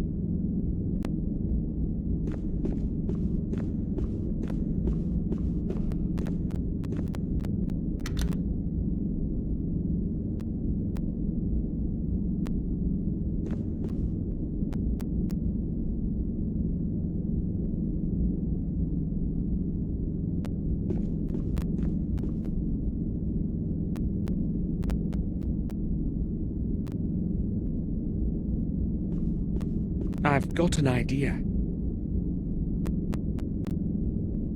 I just need to flip the switch. No one will notice. I've got to attract attention somehow.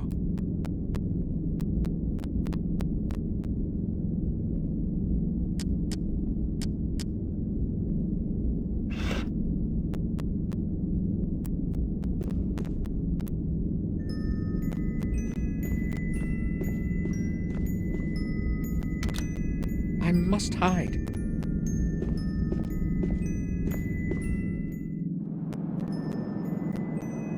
Hey, what is going on over there?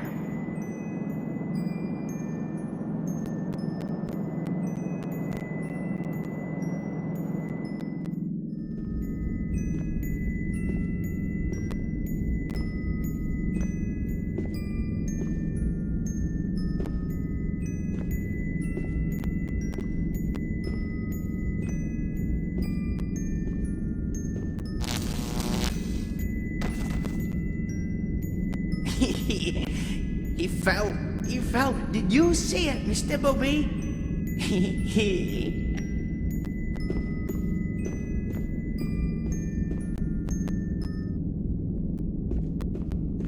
I hope I haven't hurt him. I think he's going to be all right.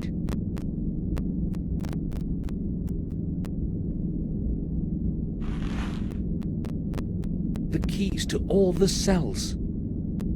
I think he's going to be all right.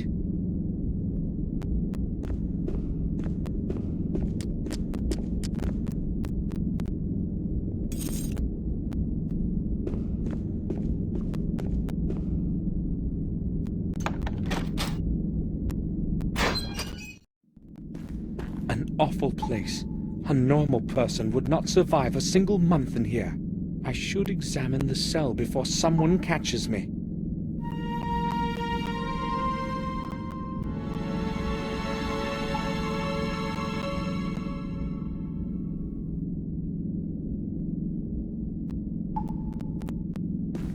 It's broken. The only functional light is above the door.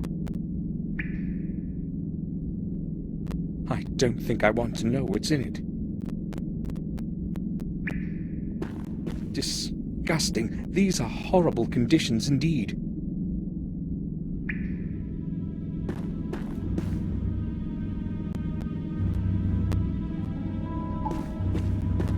Pages from various books, even the Bible. Some paragraphs are crossed out, some softly underlined.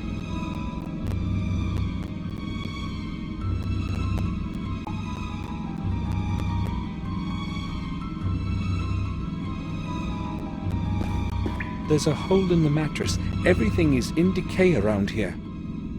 There's a hole in the mattress. Everything is in decay around here. A piece of paper is sticking out. I'll try to pull it out.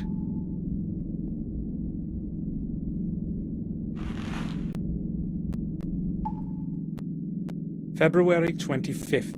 William must know that I will be all right.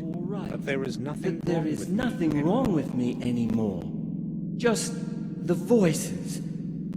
I don't understand them. I wish they would leave me alone. They won't get out of my head. Not even when I beg them. I paint a lot in the evening. It helps to drown out their whispering. The strokes of my paintbrush connect into a coherent image in the end without my thinking about it at all. It's as if someone leads my hand. February 27th. I must see William somehow before I get absorbed into this place completely. When we meet, I will tell him everything. William must learn of the evil things Robert is doing to us here. I have to find a way to let him know, to get my note somehow to the usual place. But what if my letter is found by Robert?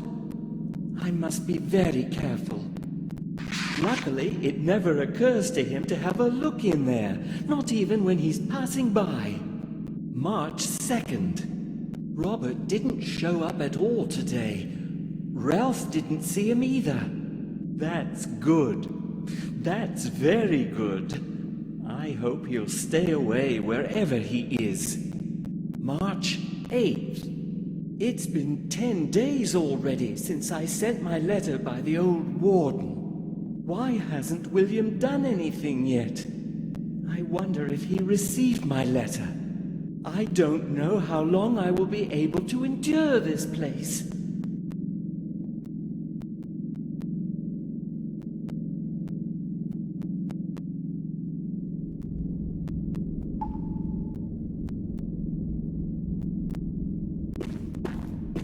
A couple of pencils and some blank sheets of paper. Nothing interesting.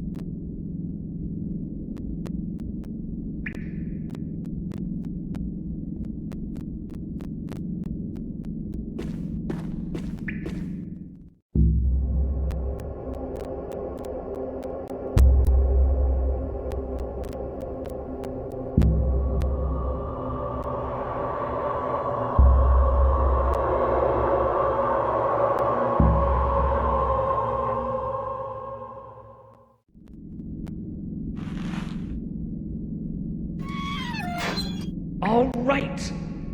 Got you. I knew there was someone behind the escape.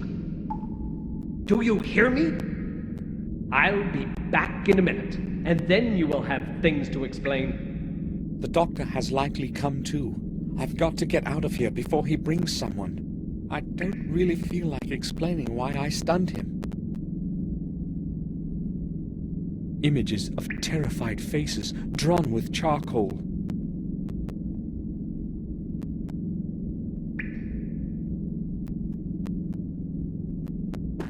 One of the strange drawings of James's mind. One of the strange drawings of... This drawing is crumpled, as if someone threw it away and then put it back on the wall. I'll try to remove it.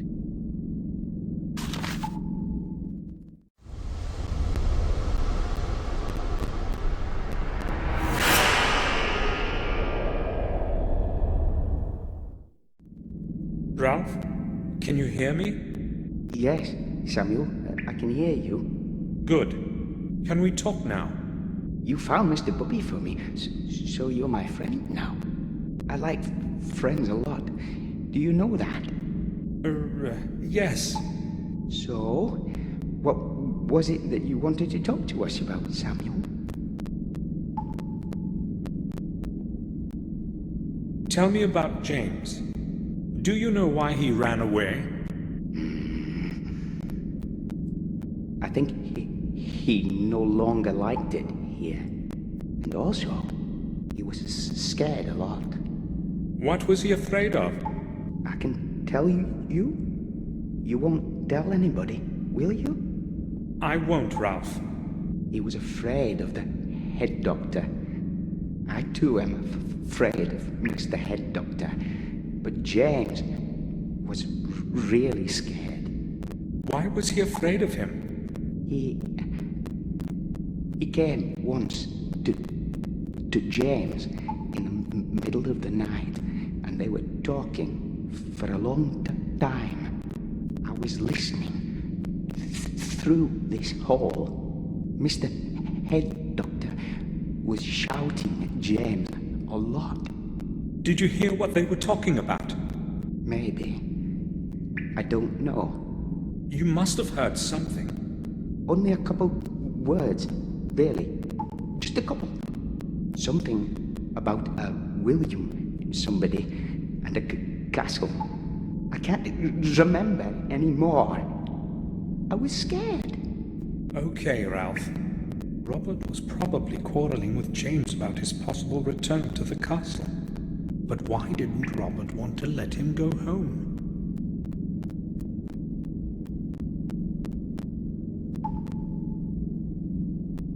You said you are scared of the head doctor. Yes. Very. He's not a good man, Samuel. Why are you afraid of him? He often shouts at us, and he's very strict. But I'm mostly afraid of him at night.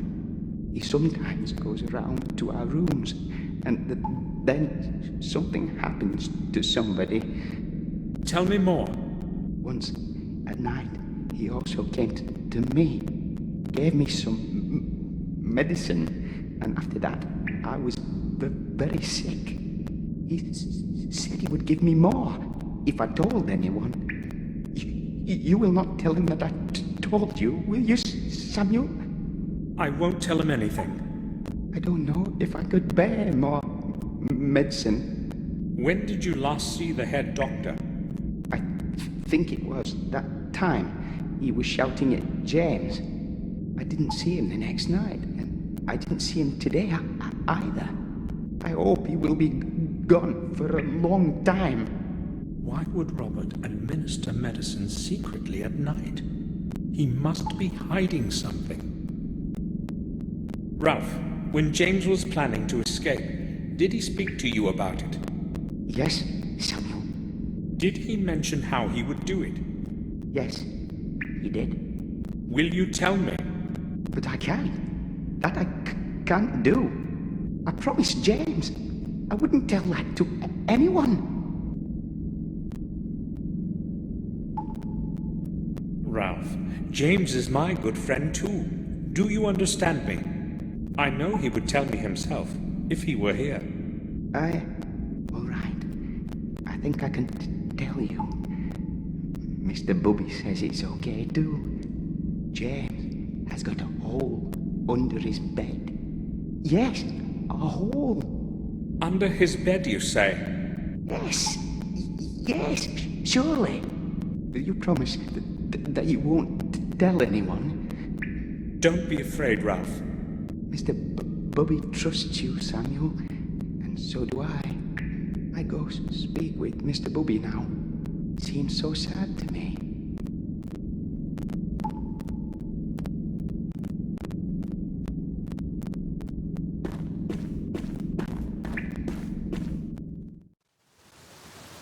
I should leave before someone sees me.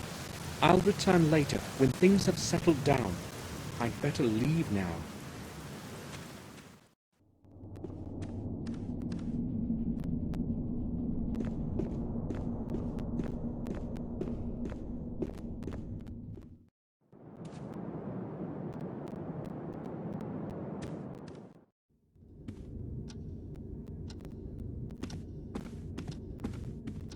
I don't want to upset Victoria with yet another conversation. I'll talk to her later.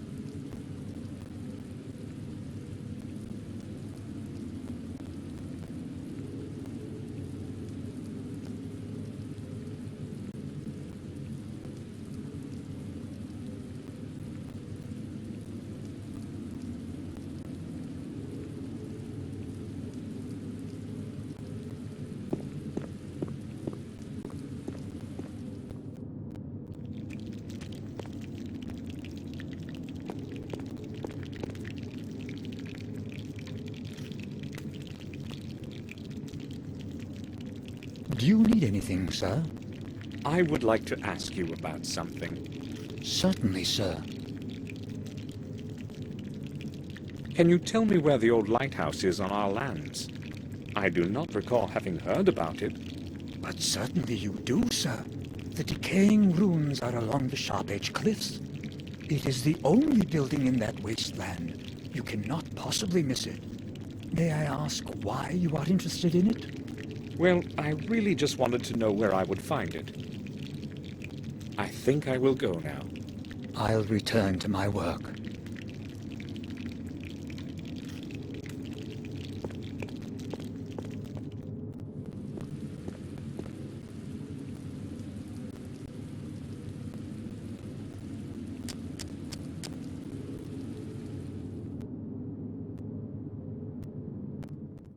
I didn't know whether I'd find James on the cliffs.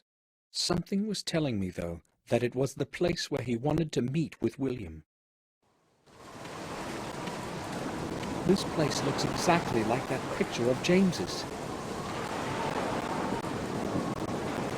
First, I'll have a look around. First,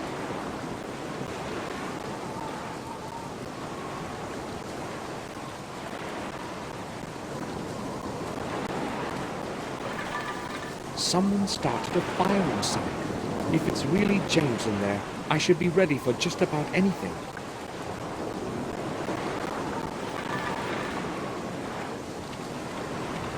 There's nothing interesting on those.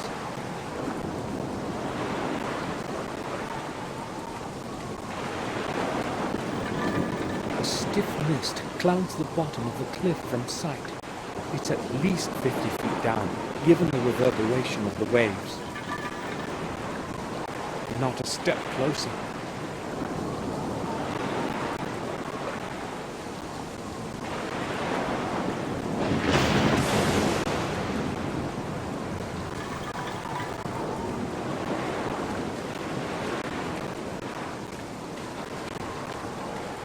First, I'll have a look around.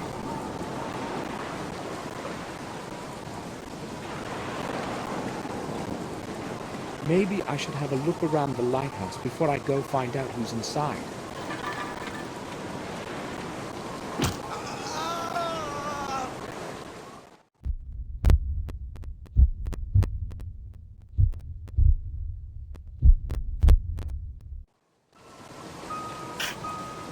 My arms, as well as my legs, are tied together.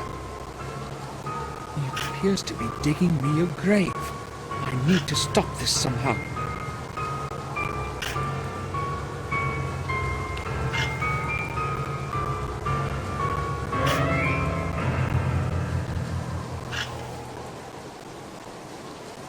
He appears to be digging me a... I need to...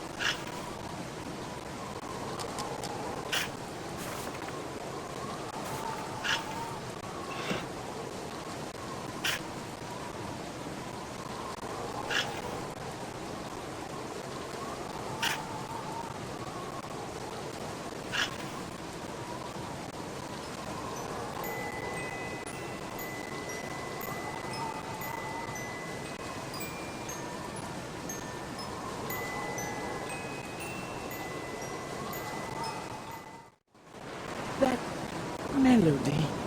I know it. Yes, you know it. Try to remember, James.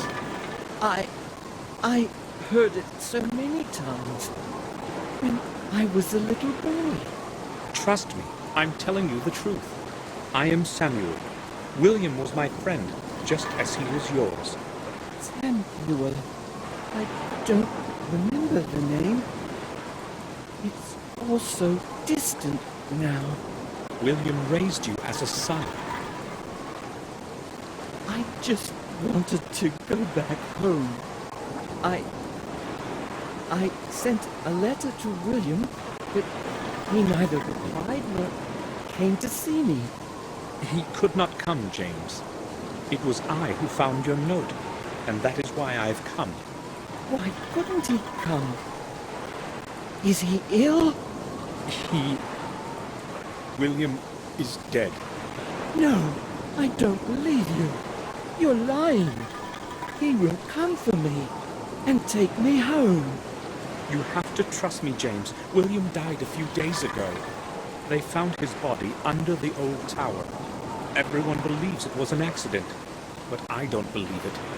I've come to you because you can help me find the truth. Me? There's no way I could be of help. I don't believe in truth anymore. But you know something that can help me find it. You must help me. I don't even know who you are. What if you're lying to me? What if you have come to take me back? I'm your only friend now, James. If you tell me what you know, I will help you return home. Why should I trust you? Well, you don't have much of a choice. Maybe you really are my only friend. And if you're lying, it doesn't really matter anyway. I will never return there. I'd sooner kill myself than be with those people again. You won't have to if you help me. All right. I'll tell you everything you want.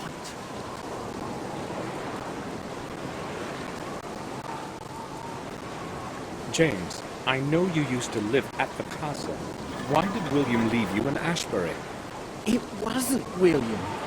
It was Robert who let me grow old in that horrible place. He put me there, against William's will. He told him that I'd be better off, that I'd only stay there for a few weeks, that it would help me. But you never returned. He convinced William that I was getting worse, and that he had to treat me for another month or two. William believed the lies and put me in Robert's care. I still have no idea why he did that to me. How could he possibly allow such a thing? So, Robert was looking to him all that time. If it hadn't been for him, I could have returned any time. Now, everything's changed. I am here, and nobody, not even Robert, is going to get me back. I hate that bastard. Robert left for Ashbury 2 days ago. He said he had to leave because of something serious. No one has seen him since then, neither at the castle nor at the sanatorium. Good. Maybe he finally got what he deserved. Maybe somebody finally killed him for all his atrocities. I certainly won't miss him. Atrocities? All those secret experiments of his on the patients. He's obsessed with the idea that he's going to make a huge discovery and won't stop no matter what happens. Him who's mad. What exactly did he do? He injected all kinds of stuff into us. Some of us died. Everyone in those cells is a guinea pig to him. Why has no one ever found out? He gets away with whatever he wants. No one has ever found out. When I told him I wanted to return, he gave me a shot. After that, I didn't have a clue what was happening for 2 whole days. He knows very well that I could tell and ruin everything. I didn't want another dose of that stuff, so I ran away. I want you to take a look at this. I know William left a similar object in your care a long time ago. I would like to get it back. Gave it to me as a present when I was a little boy. I had long forgotten about it. William said I must take special care of it and not tell anyone. And he was very serious about it. So where is it now? Have you got it with you? No. They would have found it and taken it from me. I hid it in a safe place, right in front of everybody's noses. It wouldn't occur to anyone to even start looking there. Where? Where did you hide it? I don't know if I should tell you. William is dead. I must find that thing. You can't possibly imagine what I had to go through to get a hold of the other ones. All right. I will tell you. It's in the old sewers, deep under the castle. But there are no sewers there. Do you mean the cellar? There is such a place, right under the cellar. You can get there through one of the trains. Is that where I will find it? Yes. I have to leave now, James. Okay, I'll hide again.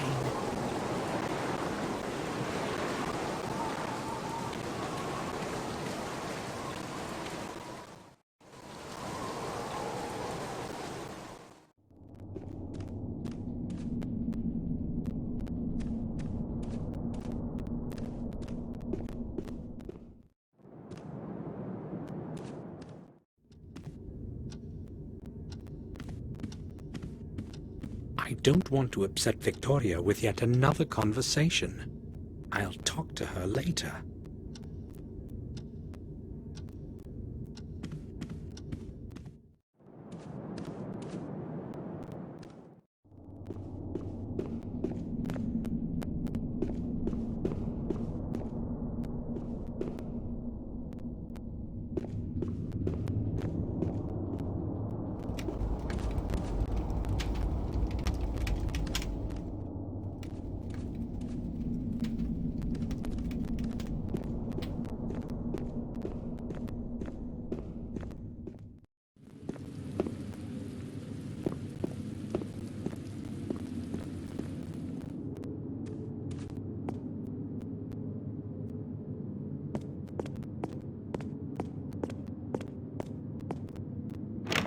The door is locked.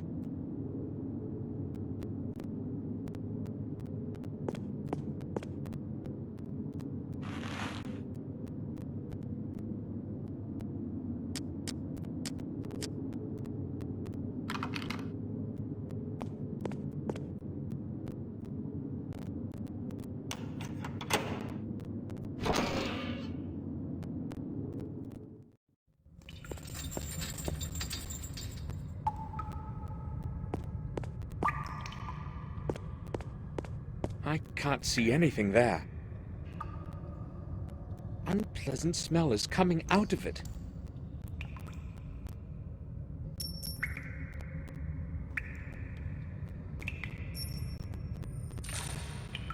There's water at the bottom. I heard a splash. I won't be able to enter the underground through here.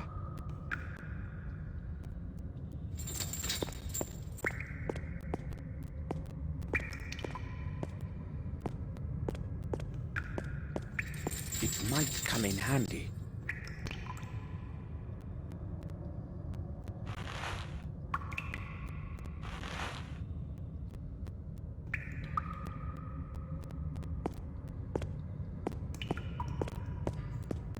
It still seems to work just fine. It still seems to work.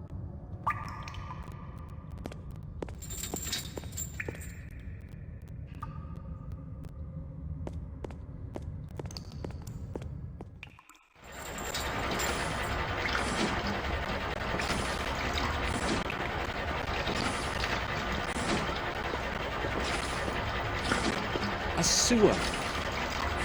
A sewer!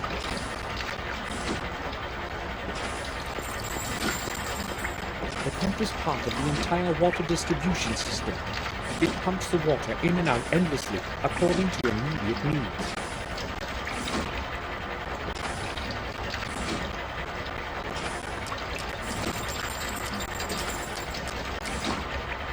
There are some coins in it.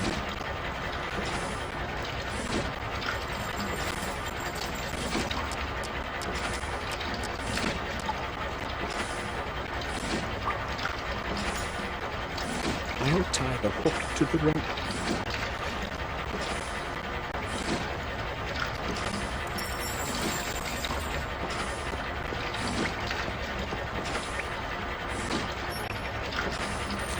The coin has fallen into water. I can't descend into the underground here.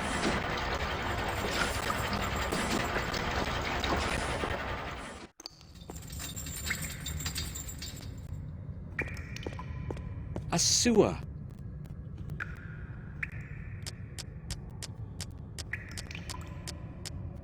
There are some coins in it.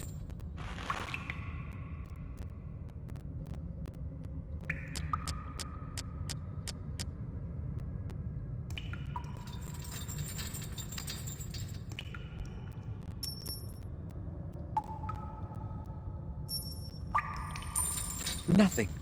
No water.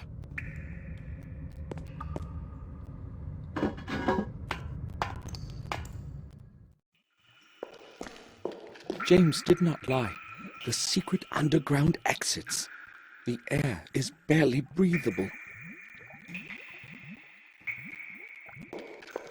My ancestors built this sophisticated system of sewers.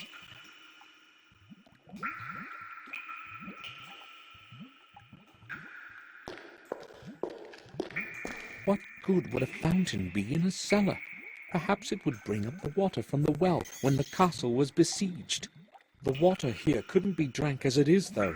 It's like a swamp here. There's not a drop of water in it. There's nothing in it.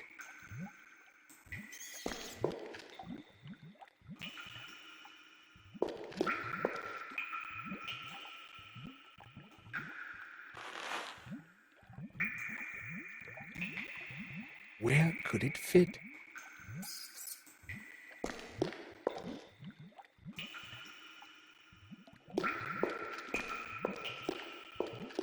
This mechanism probably controls the pumps in the cellar. Surely it hasn't been here since the old days. It appears to be stuck.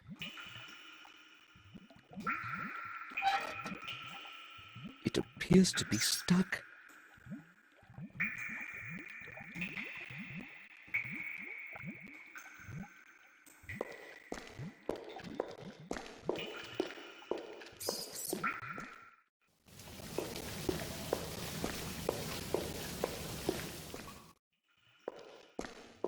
The air smells awful like a swamp.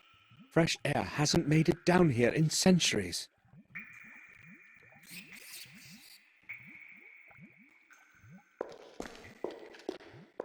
It's rusty from the dampness. One of the rods is loose.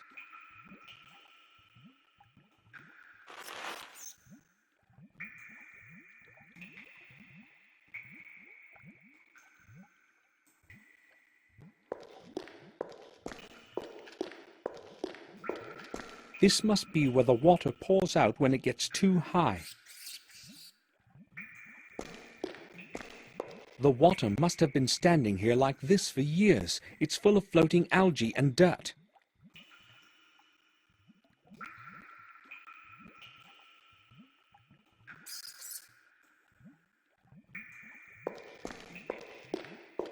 The steps can't be used. They're entirely buried in water.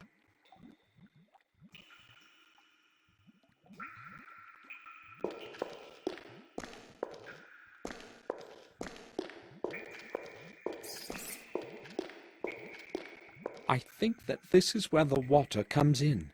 The hatch is closed, though.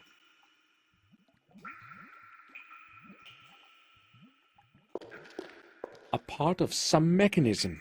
There is so much algae in the water, the cogwheel hasn't even sunk. How can I get it out?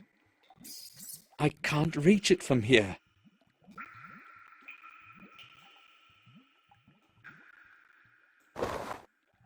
This won't do. The rope is bending too much.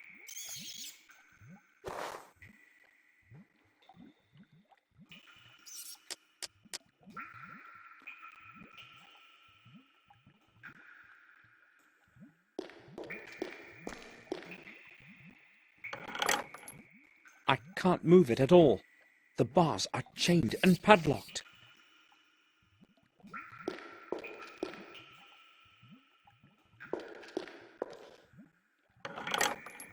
It can't be turned.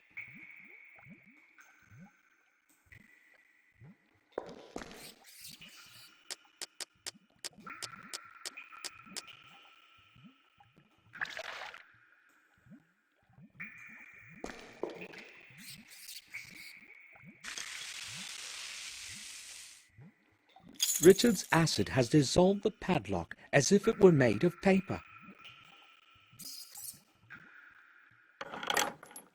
The wheel is locked.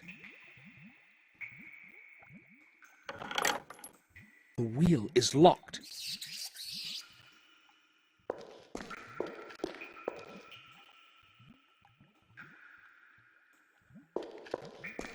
An opening of some sort. Perhaps something is missing here. An opening of some sort.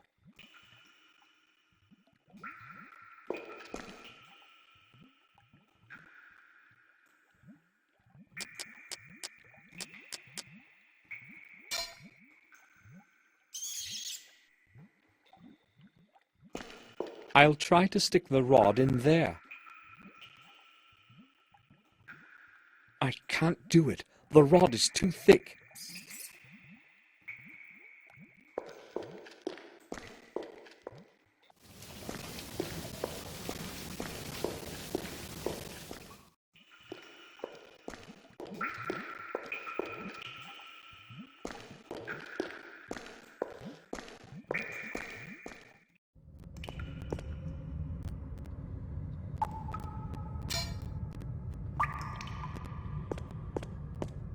I'll try to sharpen the rod a bit.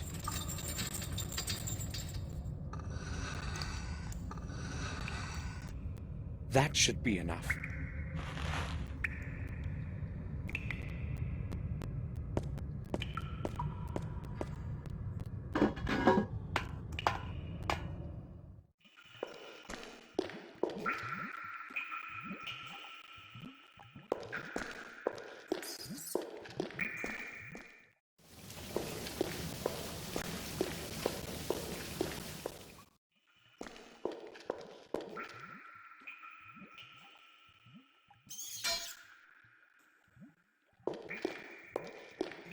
This should do better. Okay, I've put the rod in the opening. I'll use the rod as a lever. The hatch has opened, but no water is running.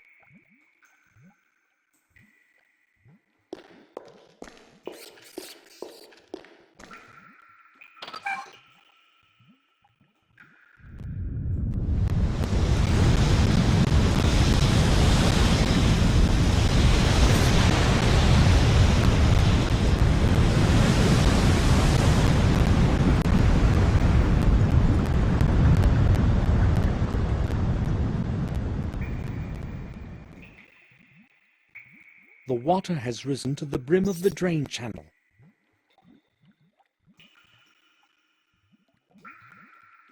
It's still too far. I cannot reach it.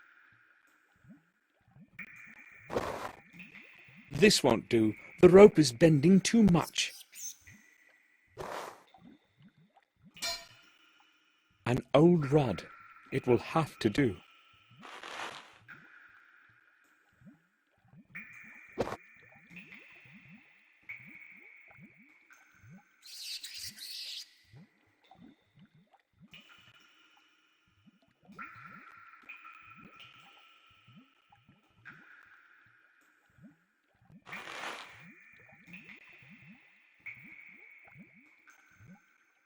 cogwheel made of hardwood.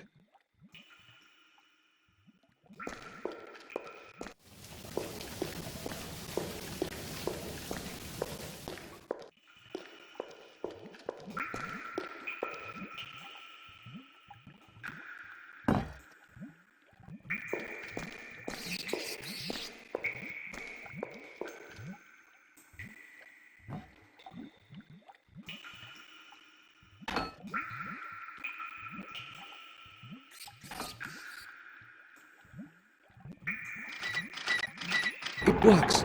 The mechanism is running.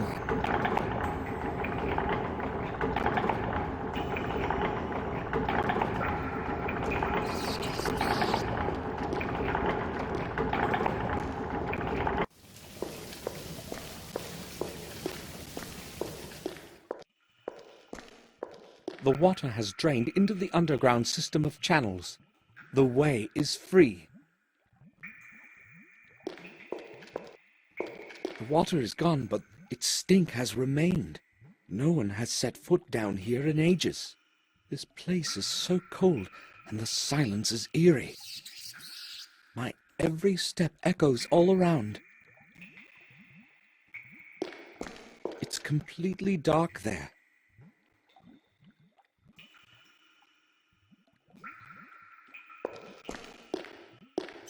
This must be James's chest. I have found it at last. He had probably hidden it somewhere before the room was filled with water.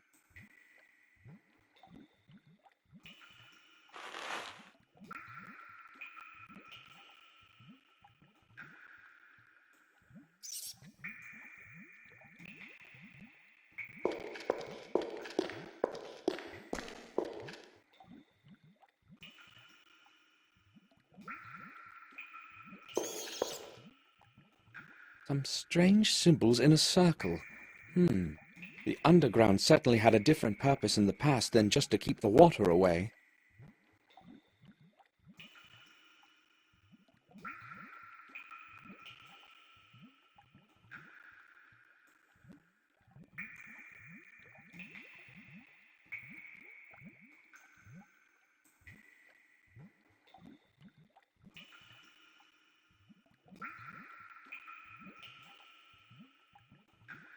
Another key. James didn't lie. Ah! My head. I'd better take my medication.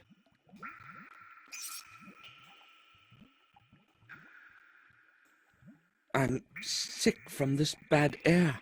I'll rest a couple of hours and return later.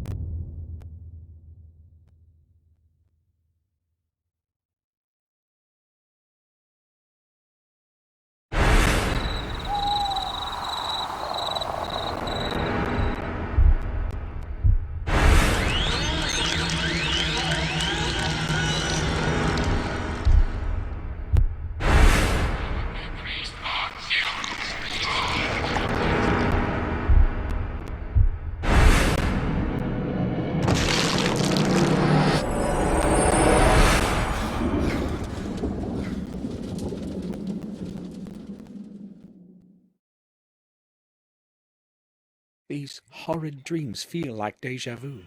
Why am I dreaming such awful things? Just 2 days ago, my gloomy morning thoughts were interrupted by Bates' knock at the door.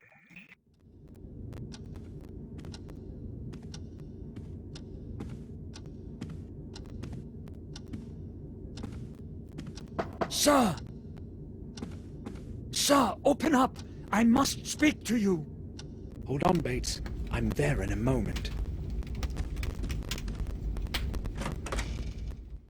What is it, Bates? They just called from Ashbury regarding a very serious matter.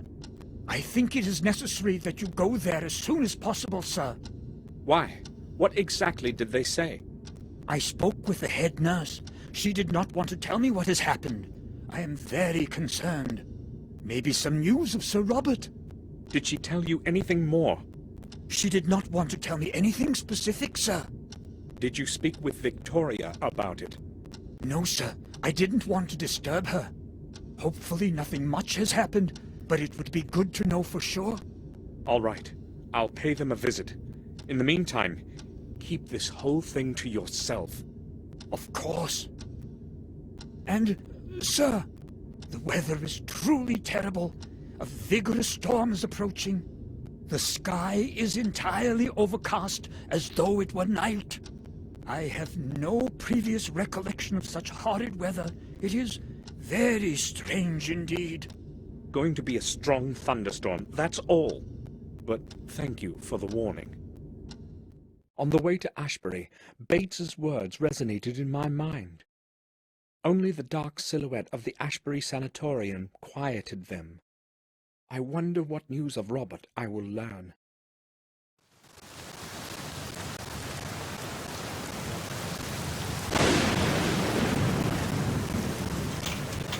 Locked.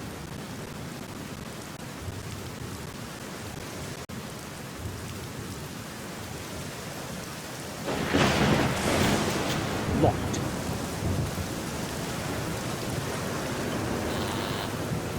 It's Samuel Gordon. Can you let me in? Just one moment, Mr. Gordon.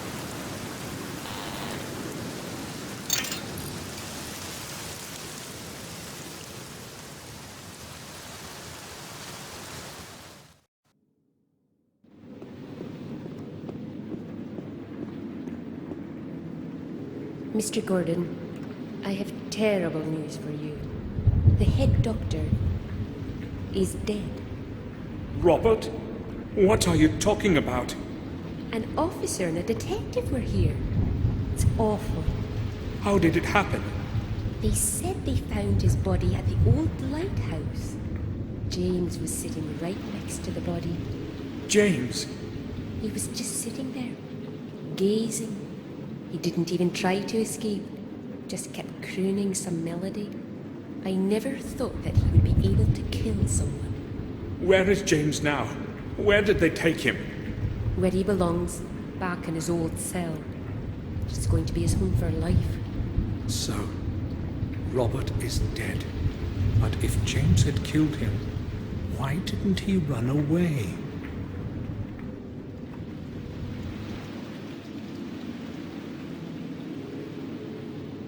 I'd like to visit James.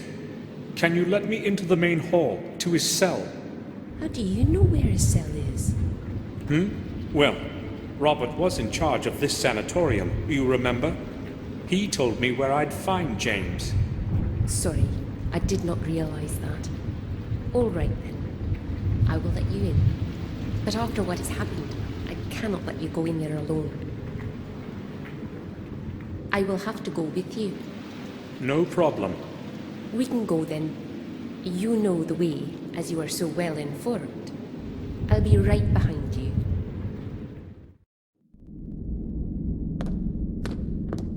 Oh, not this. Wait here. I must fetch a doctor. What happened?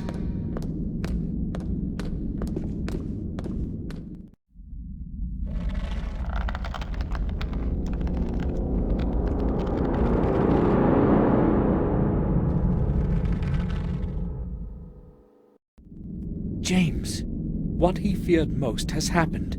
He couldn't return to this place.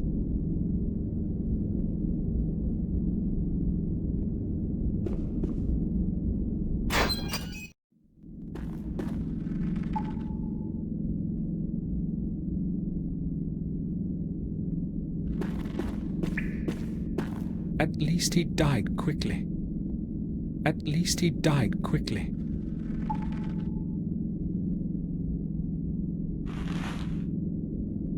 I recognize that tag.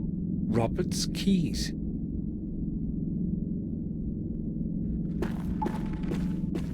It could use fixing. It's leaking. James wrote my name on the wall. Why did he do it?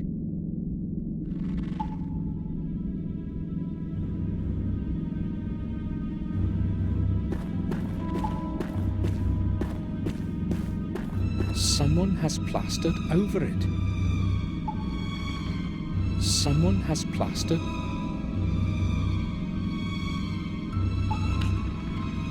I'll try to get the plaster off. Damn, the blade cracked. Ralph, can you hear me? Yes, I can, Samuel. Have you come to visit me? Or have you come to visit James? James? James is no longer here, Ralph. Why are you saying that? James is here with me. He's always here with me. I can hear his voice. He wouldn't leave me alone here. I need to ask you about something that concerns James. Yes, me and Mr. Bubby will help you. Ralph, when did you last speak with James? Do you remember? Yes, Samuel. What did he say? Did he talk about why he escaped? Maybe, but he was so terrified and was saying such a lot. Was very confused by it all. He kept saying that he hadn't killed him. That's what he was saying. Robert? Yes, him. What else did he say? He said he knew who killed him. That he knew. The name? Can you remember the name of the person he was talking about? No. I was confused. He also told me he's saying goodbye and that we would not see each other again.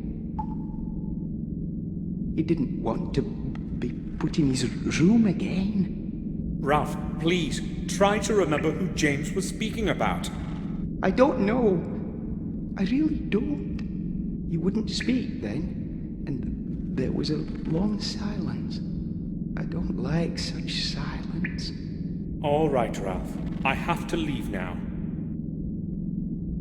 Okay, Samuel. Mr. Bubby says okay. Ralph was the last one to speak to James, but I probably won't be able to get much more out of him.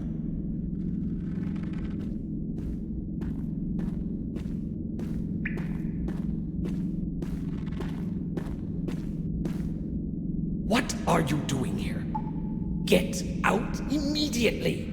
You have no business being in here.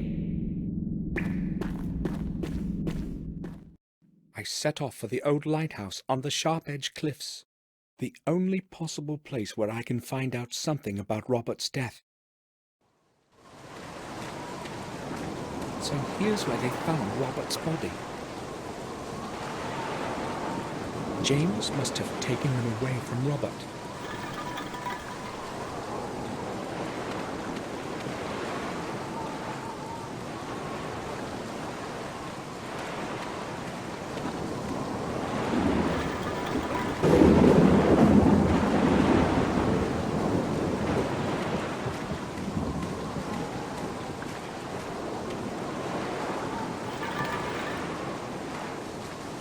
It's too dark.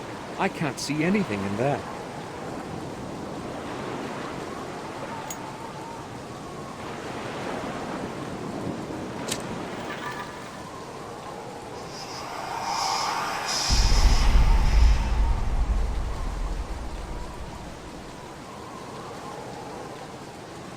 Another symbol. I should make a picture of this one too.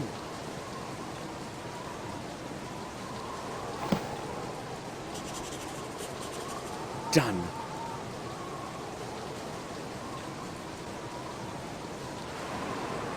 There's nothing more to be found out here. I'll go to the morgue. Herman may know something new.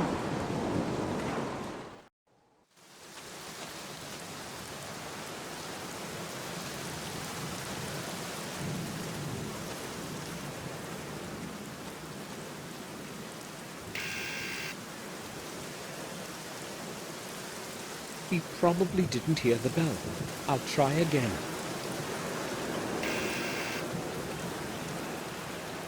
He isn't answering. Strange. I thought he'd be at home.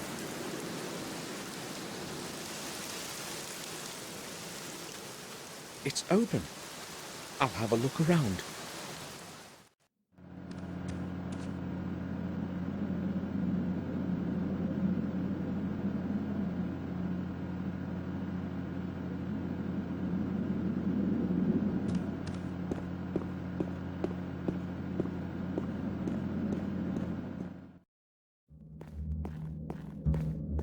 Where could Herman be? He left the door open, and the morgue too. Strange, indeed.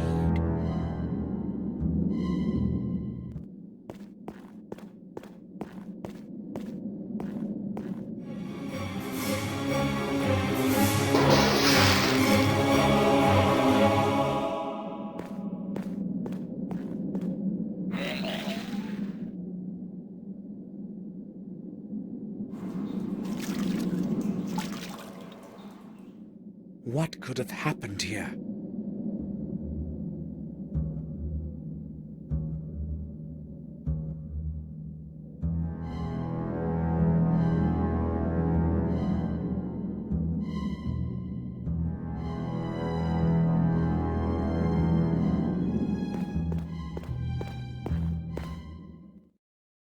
That expression in his eyes were awful.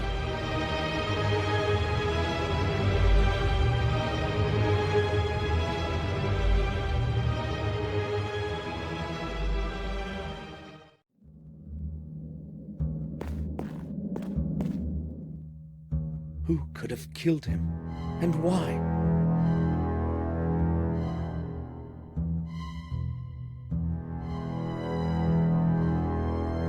He's clasping something in his hand.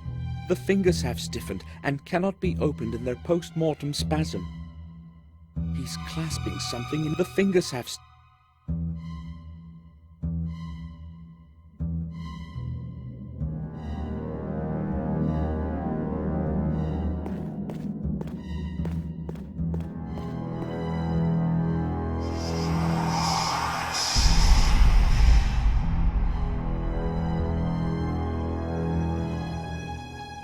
the fifth symbol.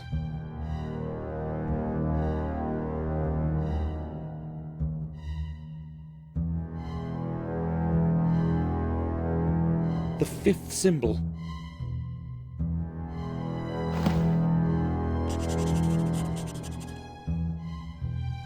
Got it.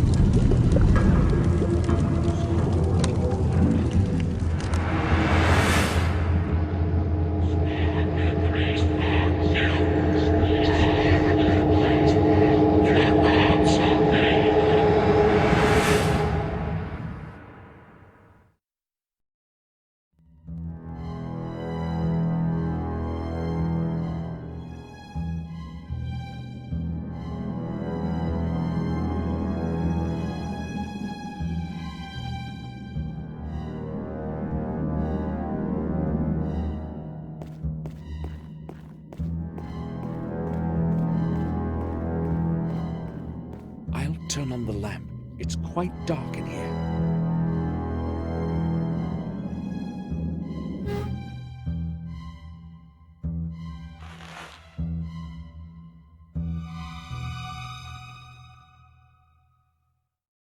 Is this what I think it is?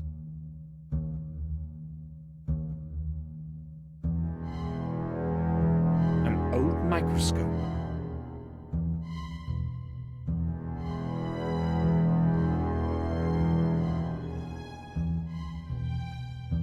There are a few plastic bags under the book. I'll take them. There is nothing in them.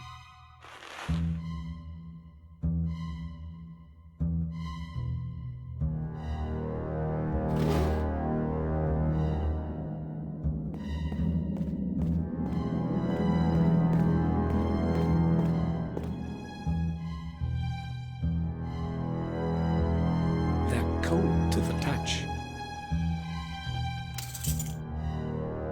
forceps should do the trick. That must be the hair of the murderer. I have to put it into something. There is nothing in them.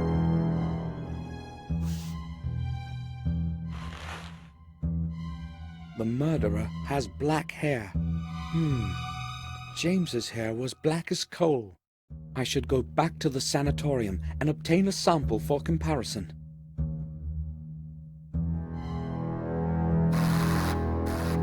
Someone's ringing the doorbell. I'd better leave quickly.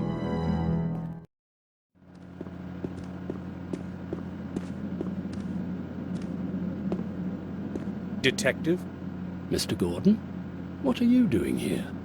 I've come to see Dr. Herman, and, I know what it probably looks like, but I'll explain everything.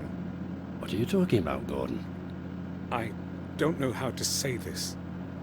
I found Herman downstairs. He's dead. What? I went downstairs and found his body on the table.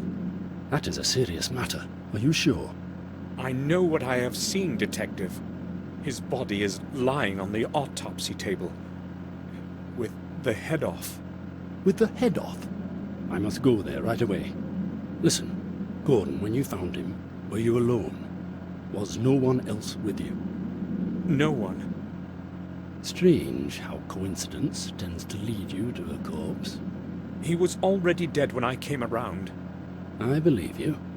I know who is behind all of this. Really? Who? That lunatic who escaped from Ashbury a few days ago. Who else? Who else could possibly have committed such things? You remember that boy, and now Herman. Disfigured. A normal person cannot have done that. That's certainly true, but he hung himself in his cell. I was in the sanatorium today. So, the murderer's punished himself. Oh well. It's justice, I say. But you haven't got any evidence.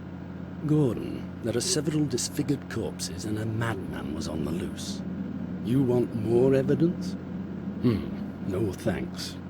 Good that you told me about him, Gordon. Now please leave. I've got to go downstairs and deal with this.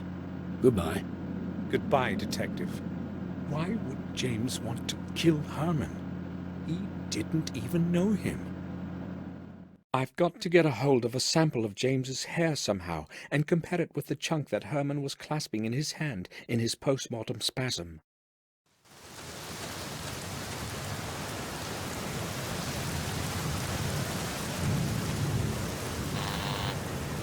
Who is there? Samuel Gordon, please, let me in. Just 1 second. Thank you.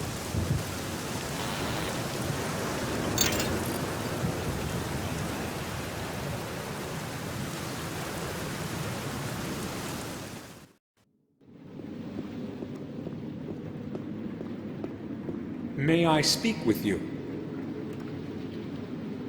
Sure. Listen, I need to know something. Where is James's body? Excuse me? Don't ask. Just tell me where it is. Well, all right, if you must know. We cannot get hold of Dr. Herman. I don't know what is going on. So we placed the body in the old chapel in the graveyard until he arrives. It cannot stay much longer, though. It has to go to the morgue. That's all. Thanks.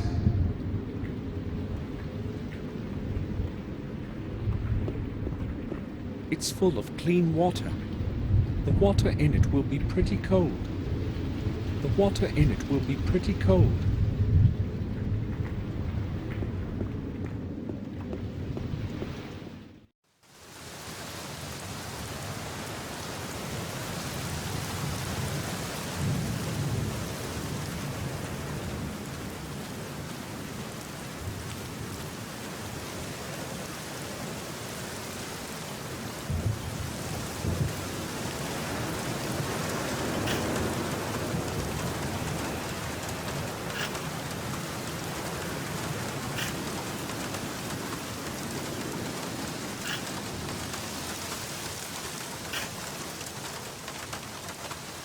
He won't let me in.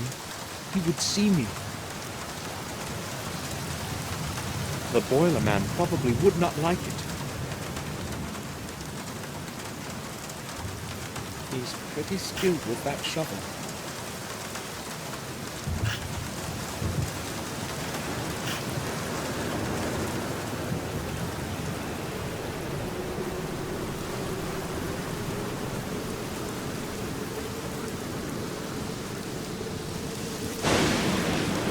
The chapel is locked.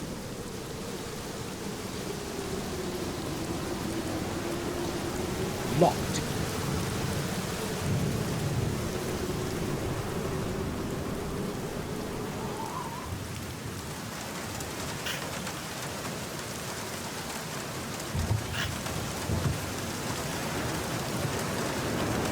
I haven't got time. What do you want? Why is the door to the boiler room locked? I had to start locking it during the day because of that runaway loon. As far as I know, he's the first one to have pulled it off. The institution has a very good reputation in this respect, and they don't want to lose it. That's the way it should be. Loons in and none of them out. Can you tell me, why is that chapel in the graveyard locked? The old chapel, I'll tell you why. It's locked because nobody has any business going in it. Can you open it for me? No, I couldn't. Nobody is allowed to go there, like I said. But you have the key to it, right? Exactly. And it's going to stay that way. I have to get into that chapel at all costs. How could I possibly obtain the key? How about you lend me your key? I'll return it in a little while. You could watch my wallet for me in the meantime. Well, a little extra added to that lousy salary of mine would come handy. So, what do you say? No, it's not possible. I can't do it. The head nurse would really enjoy the chance to fry my backside. I can't risk somebody finding out. Too bad. I'll keep the wallet to myself then. I won't be keeping you any longer. Good. The boiler man probably would not like it.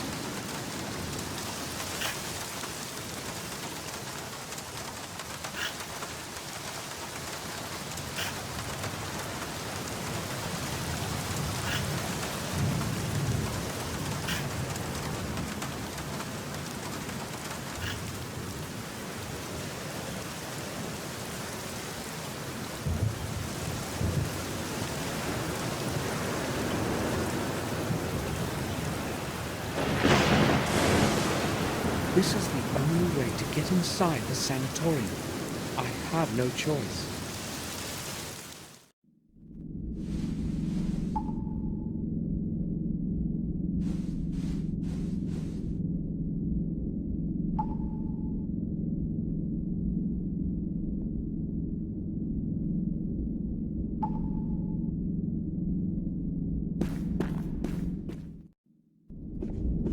I must be quiet so I won't get caught. This time, I wouldn't have any explanation.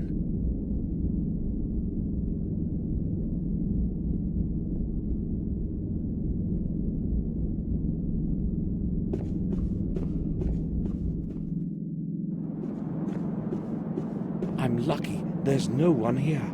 I've got to take advantage of that before somebody comes.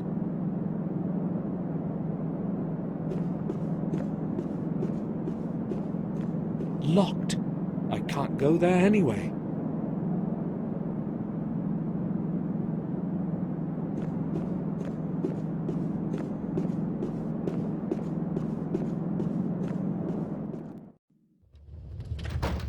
How do I obtain the keys to that chapel? I'll have a look around here. I've got to come up with something.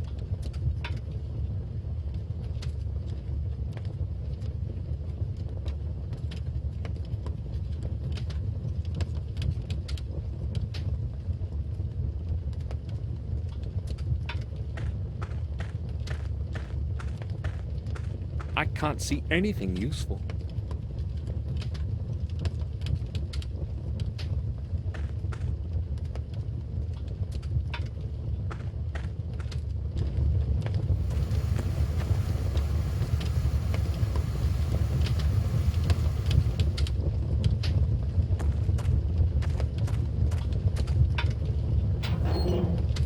Too bad. No spare keys. Just an old pair of rubber boots. Personal stuff. I'll leave it as it is.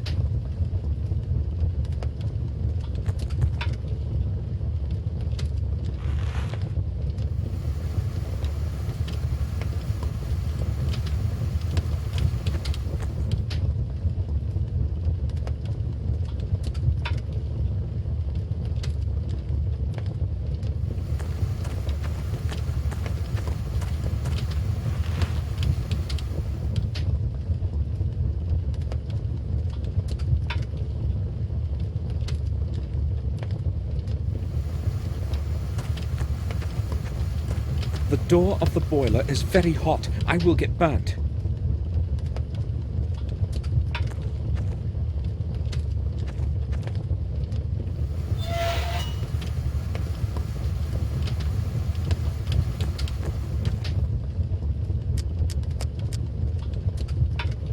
These are almost twice the size of my feet. It stinks horribly.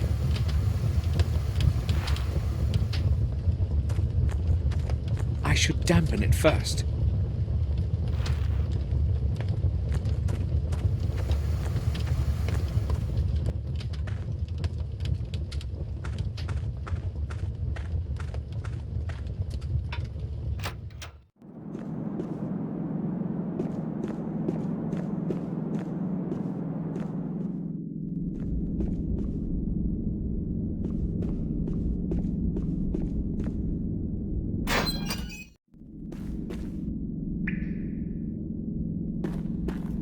Could use fixing. It's leaking.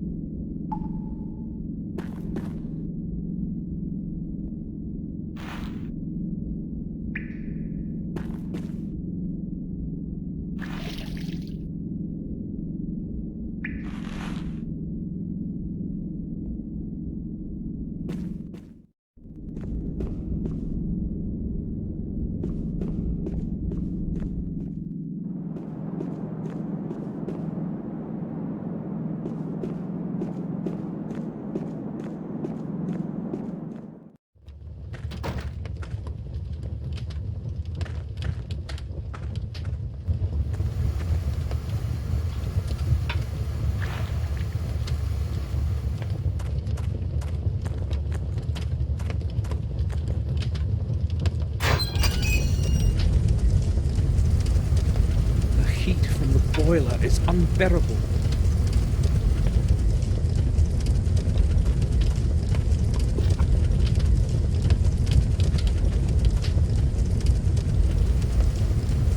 This should attract some attention. Now, I've got to get going.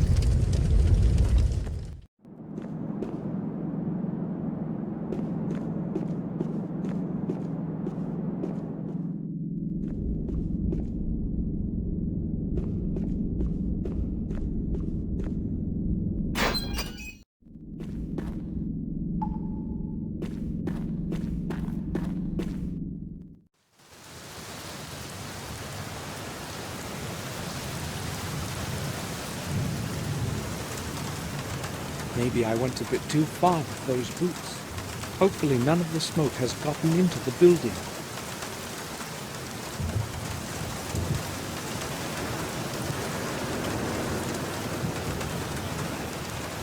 One cannot breathe in there now. It's going to take a while before the boiler room is aired out completely. Perfect. He left the keys in the lock. I'll borrow them.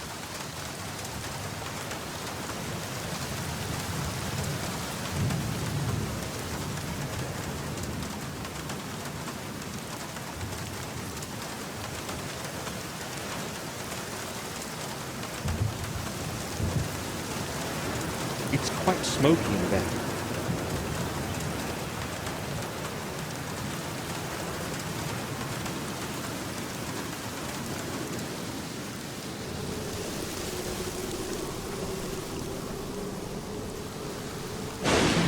oil and the graveyard chapel.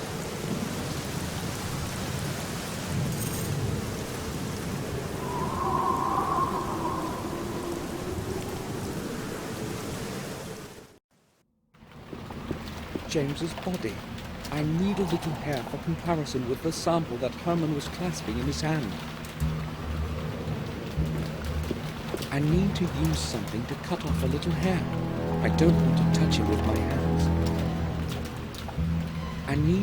I don't want to touch.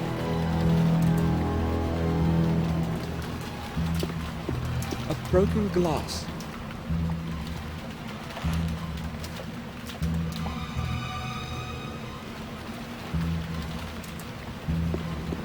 There are 2 big bottles full of chlorine in it. There are 2 big bottles.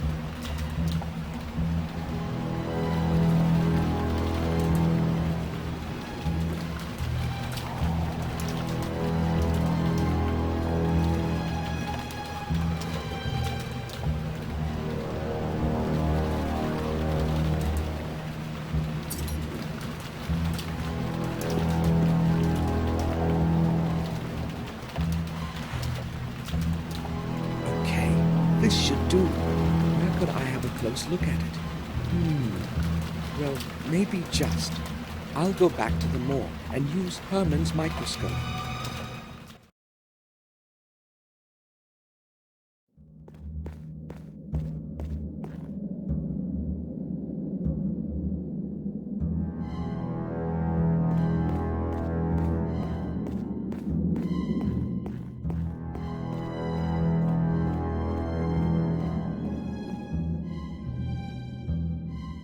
It's set up properly now. I can use it.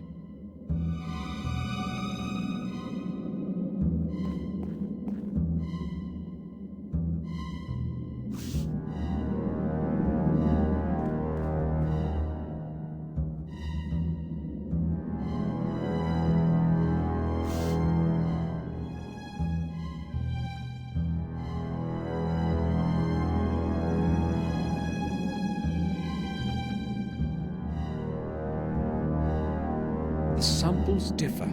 Even I can see that. It wasn't James who killed Herman. But who was it then? Who's got a black Morris?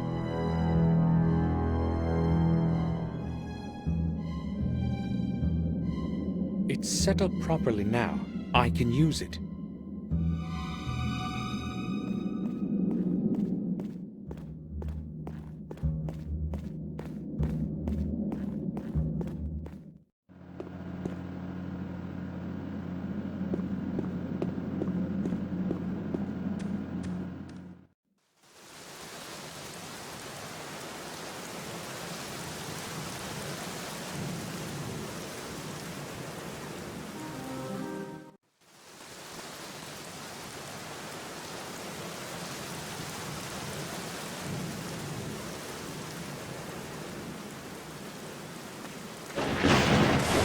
It's empty. There's no letter in it. It's empty.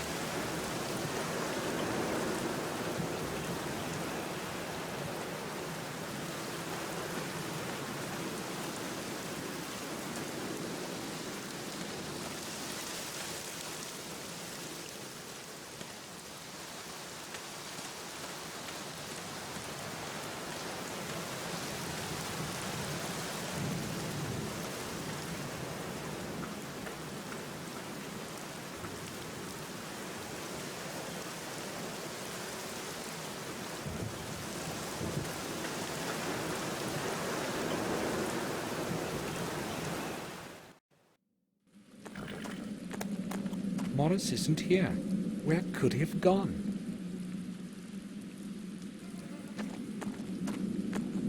A letter. Strange things have been happening around here. It all began a few days after the funeral of old Mr. Gordon, when his heir Samuel returned to the manor. His heir Samuel returned to the manor. I haven't got a clue as to what's going on. But when somebody finds this note, I'll be far away already. It seems to me that that detective wants to frame me for Henry's murder, so I won't be hanging around. I'm going to go while there's still time. Feel free to keep my last month's wage, and don't bother looking for me. I won't be returning. Morris. Morris has run away. I knew he couldn't be trusted. What if it was he who committed the murders?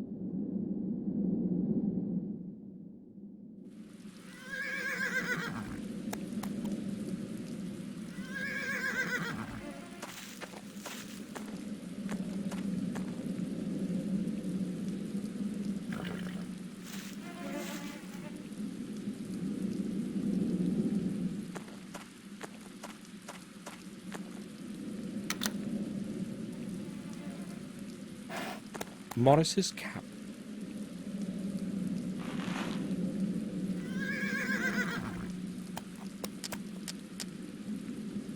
I found a little hair. I should examine it closely. Maybe this sample will match the one Herman was clasping in his hand.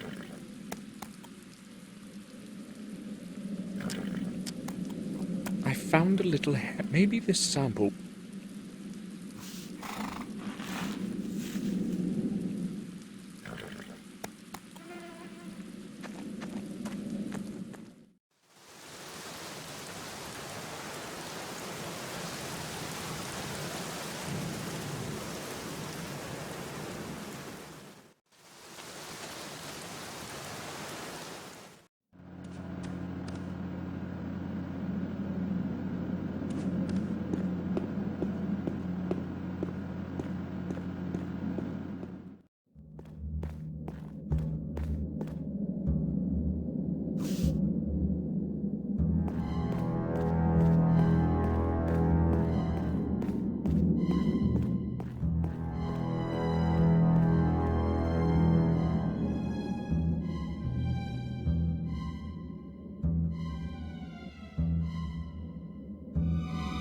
No, Morris isn't the murderer I'm looking for either.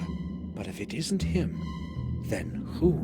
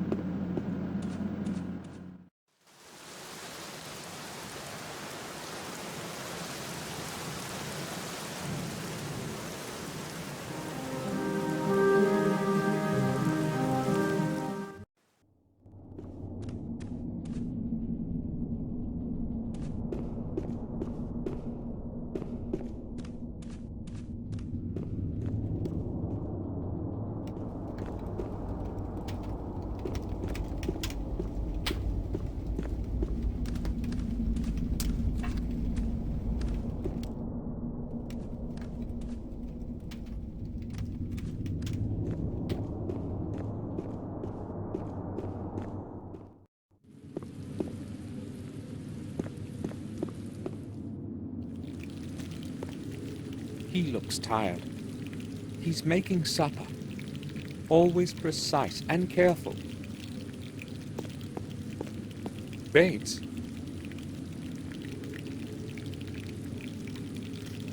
Yes, sir?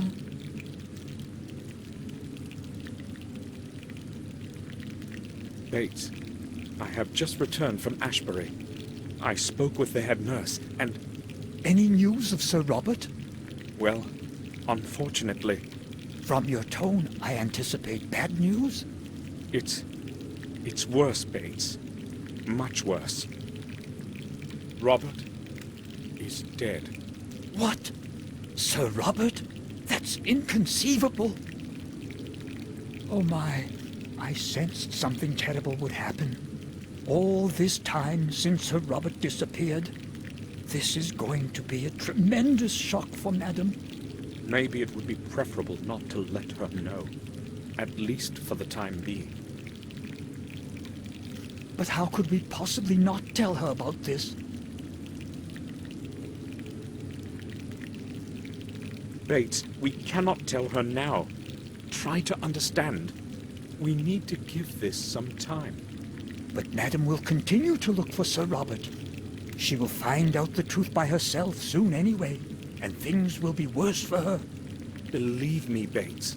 The later she learns about Robert's death, the better. Oh, you are probably right, sir. We have to give Madam more time. The news would destroy her right now. Would you excuse me now, sir? I need to organize my thoughts. I think I will go now. I'll return to my work.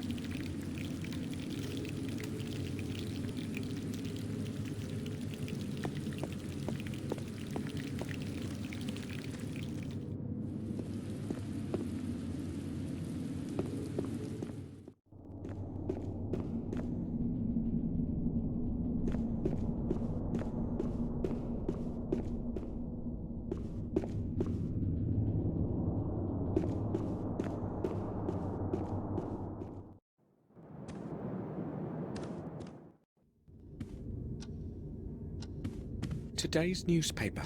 I don't want to read it.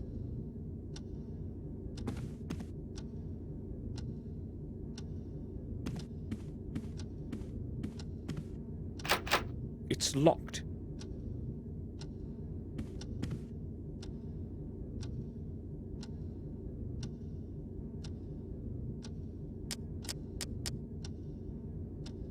James must have taken them away from Robert.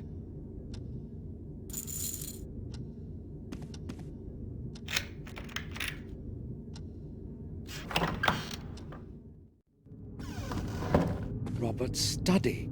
I feel as though he were watching me even now.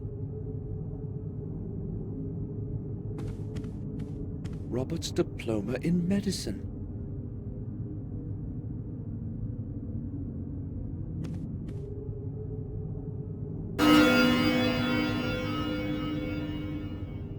Exactly 12? It probably doesn't work.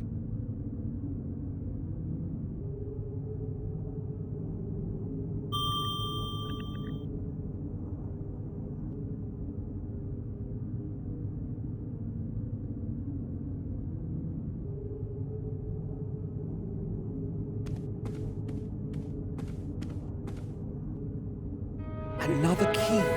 Who's the man in the picture? I've never seen his face before. I have to find his place in the past and obtain his key.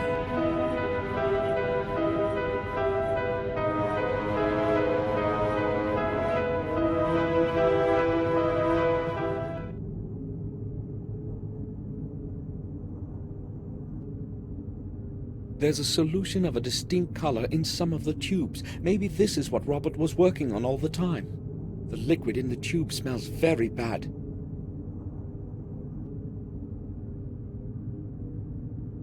Some medicine. I'd better leave it alone. Anatomy.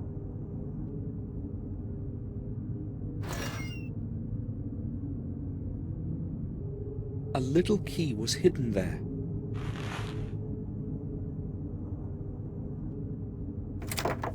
It can't be opened. It's locked. There is nothing special on it.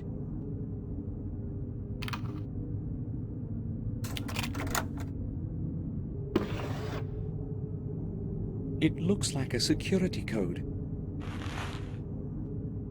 There's nothing else there, just papers and a book.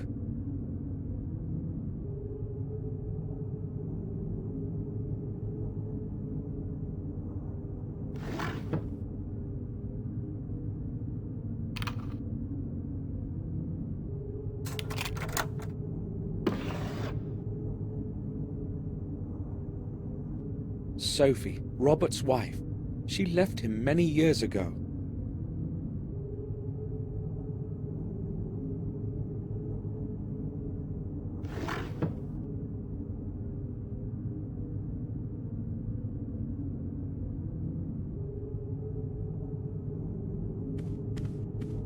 I'm tired, but I won't rest yet.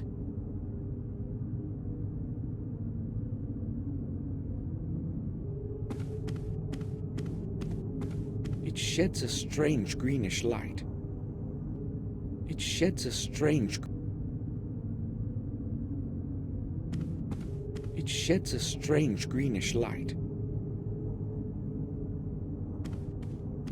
It sheds a strange... Assorted medical literature. Medical volumes. There's no point in skimming through these. Most of them are in Latin.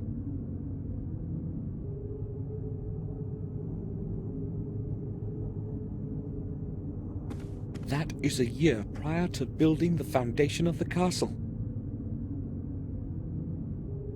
That is a year.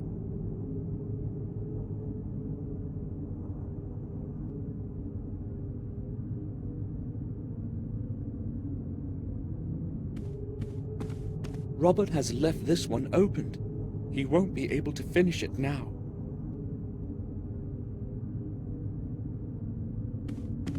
Study of the human brain.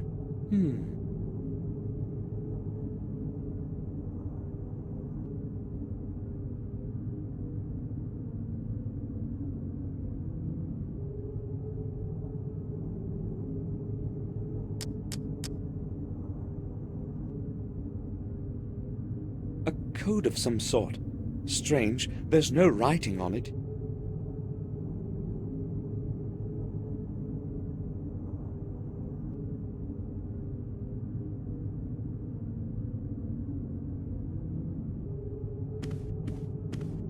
That is a year prior to building the foundation of the castle.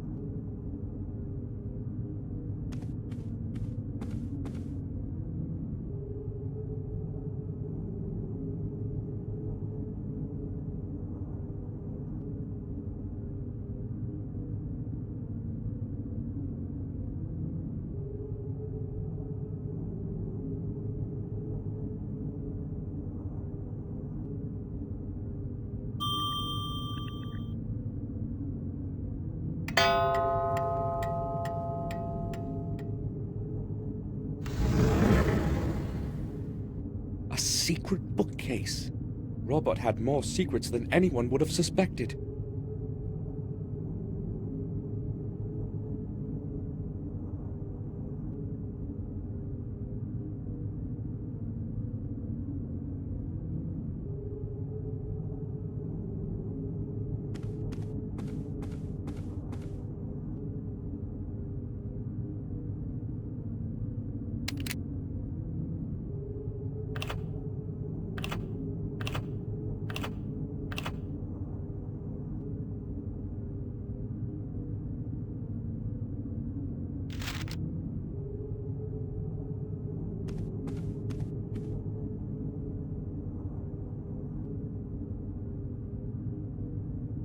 Six, 3, 0, 8, 1.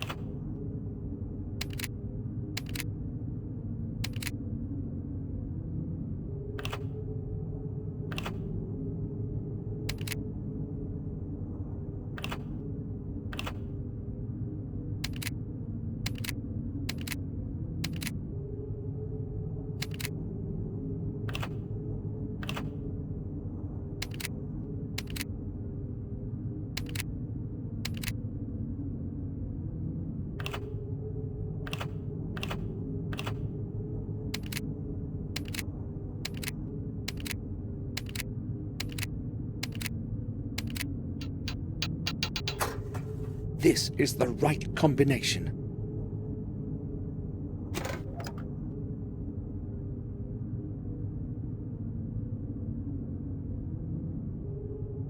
More tubes with that smelly solution.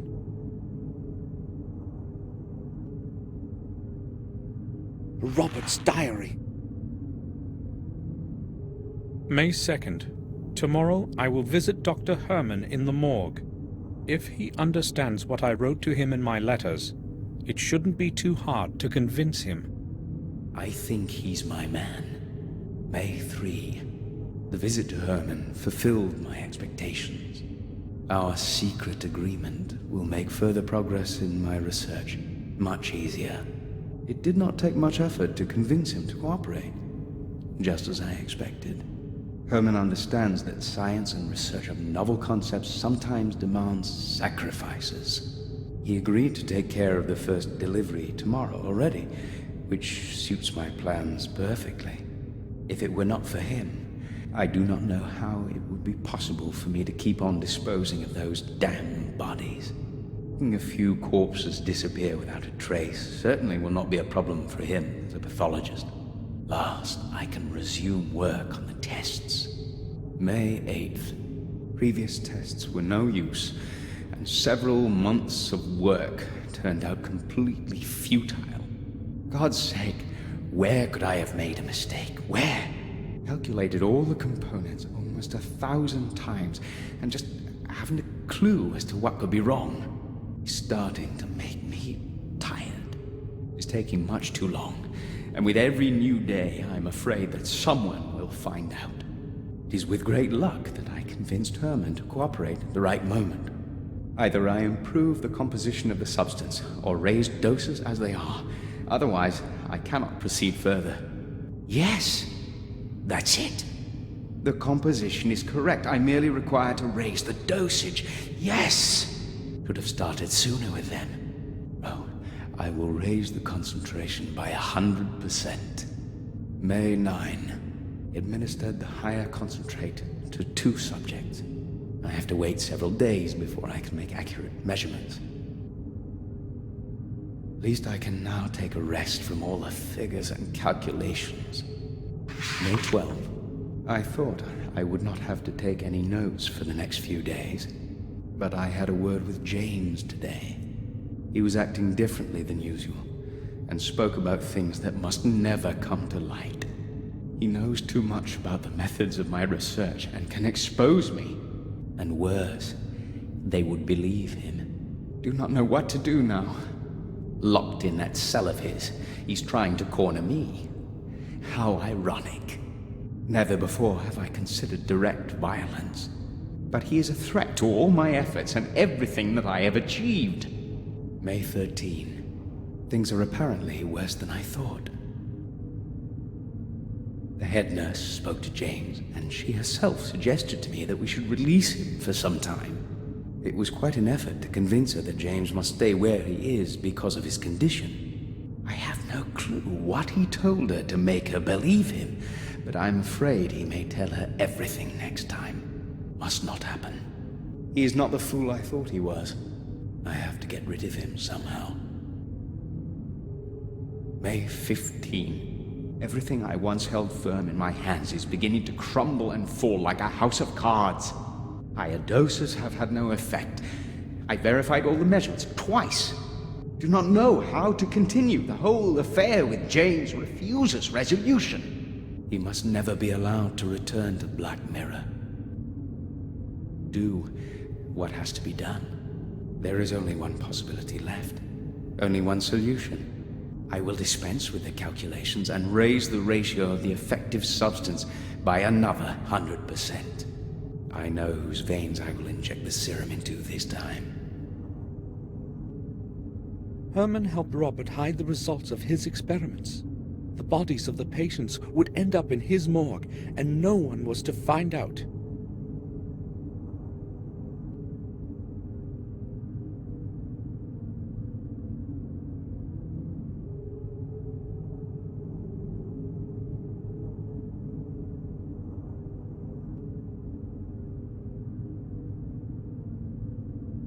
It must be very old.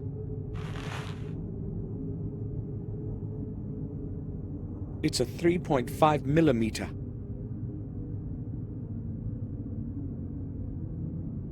I have no clue what's in them. A chemical of some sort, that's for sure. There are dates on the labels, month after month.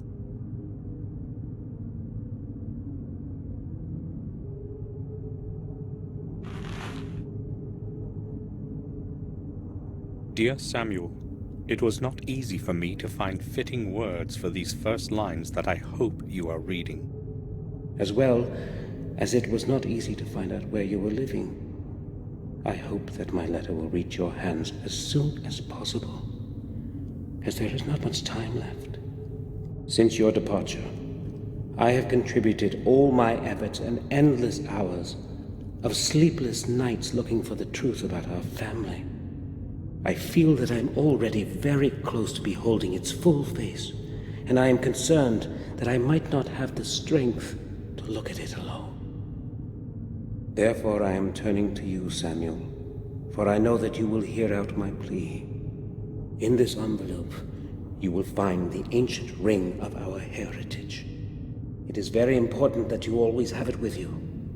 Take extraordinary care of it. I will explain everything when you arrive. Please return to our manor and help me. I know my time is closing in. I can feel it. I am afraid. William knew something, but now there's no way to find out what. Maybe I could have helped him if I had received the letter on time. I hope you're frying in hell. Can you hear me, Robert?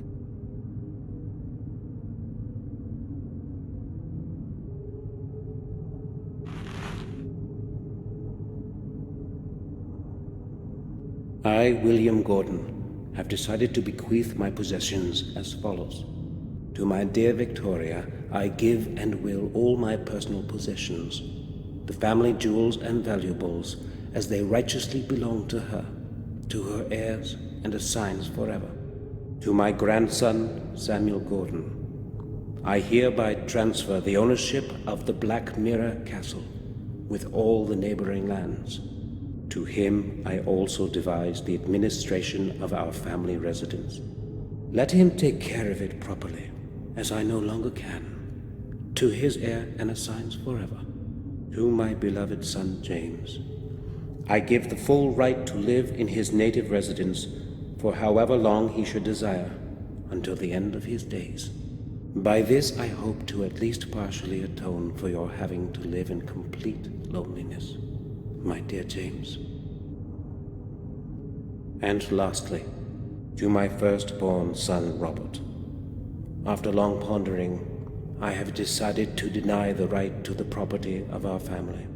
However, I do retain his right to his property and things that he has been making use of in our family residence. I know that you are well aware of the reason of my decision, Robert.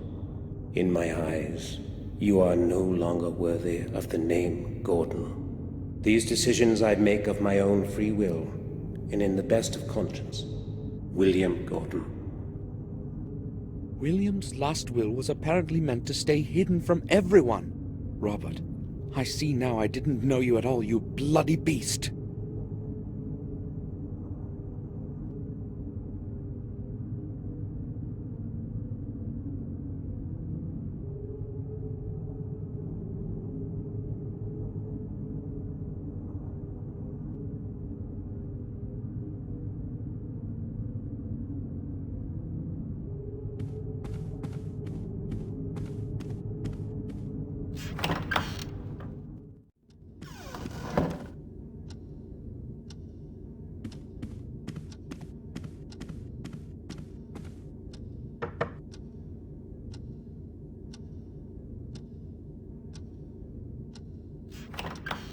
May I speak with you for a while, Victoria? Of course, Samuel.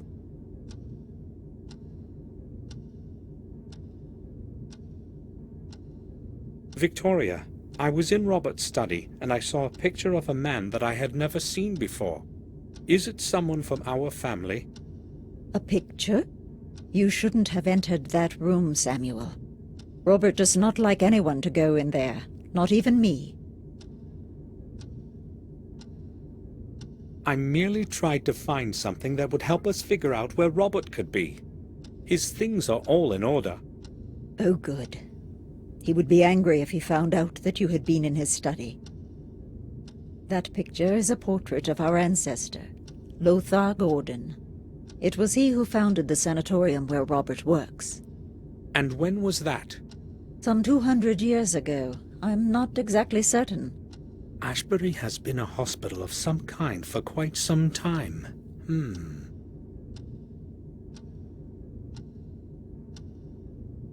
Tell me more about Lothar Gordon. He was chief doctor in a hospital for the mentally disordered for many years. In those days, however, they did not speak about therapy or medication. He would probably have carried on with his work if he had not fallen ill. What was his ailment? Over time, that place completely absorbed him. All those mad minds that he was spending days and nights with. In the end, he broke down, and his mind succumbed to insanity too. He died as one of those he was helping. A truly sad end. When Lothar died, where did they bury him? I see you are testing my memory. As far as I know, his body remained there as he wished. They buried him in a modest grave behind the sanatorium. Later, that place turned into a graveyard. Many who died within the walls of the sanatorium found their rest there. What was in the Ashbury building before it became a sanatorium? I have no idea. I was never interested in that place. Why are you asking about such a thing, Samuel? I just wanted to know. It's not important. I think on one occasion, Robert mentioned there used to be a hospital for cholera patients there. That building has a terrible past indeed. Would you please excuse me now, Samuel?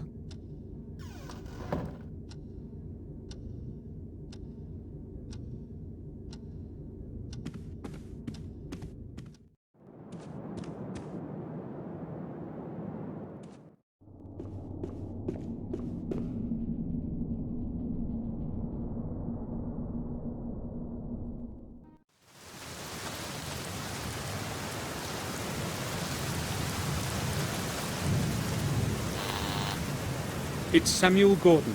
Please, open the gate.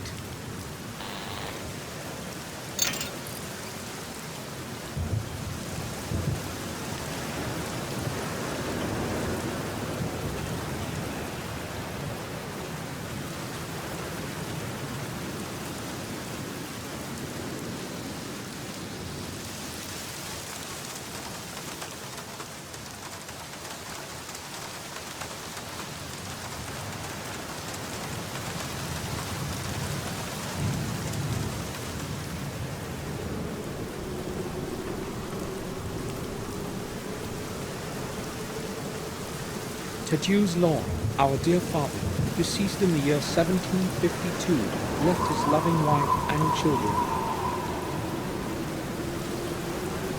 Damien Gale, our dear and beloved son, left us forever in 1814. Gabriel Swen, deceased in the year 1805.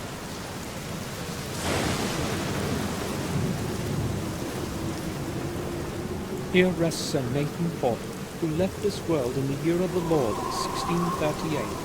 Let him find his peace in the new world.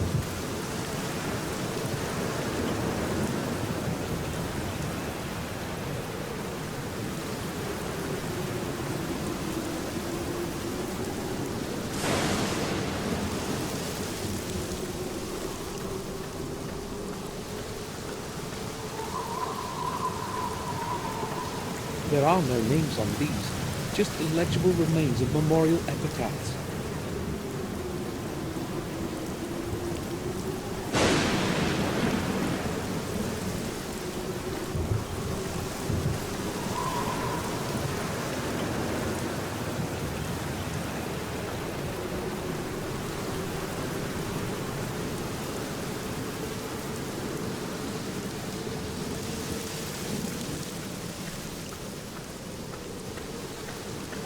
Louis Bate, 1852.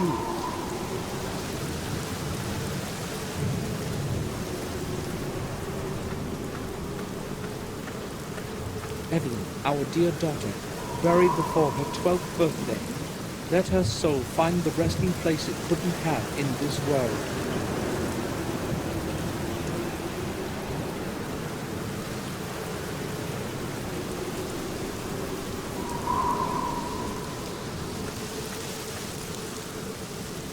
An unmarked grave. An unmarked grave. The Gordon coat of arms. That's likely the grave I'm looking for. I need to remove the shrub first. A thorny shrub with thick branches. There, that must be the grave I'm looking for.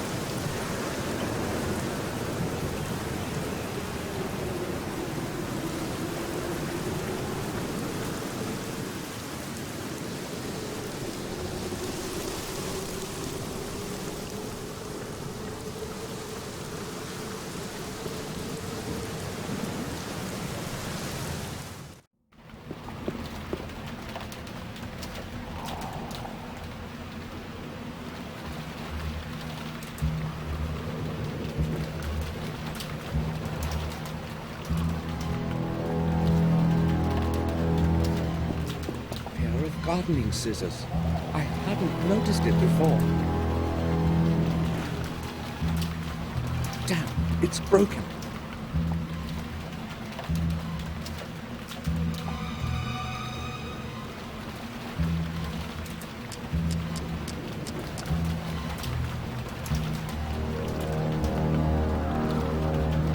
Old runes and Latin words are carved around the area. They're useless like this.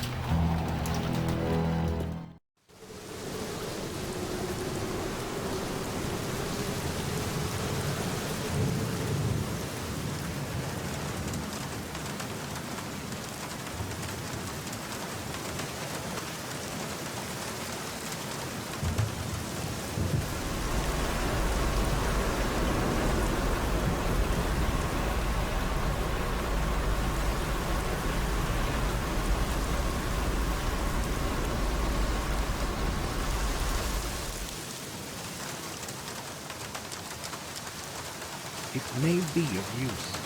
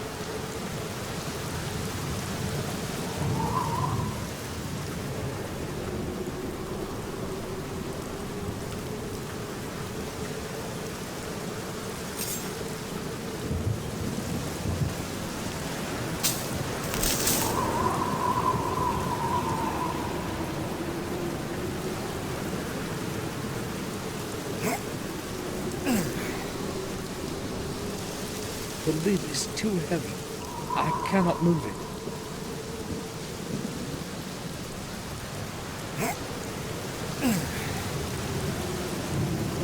The lid is too heavy. I cannot move it.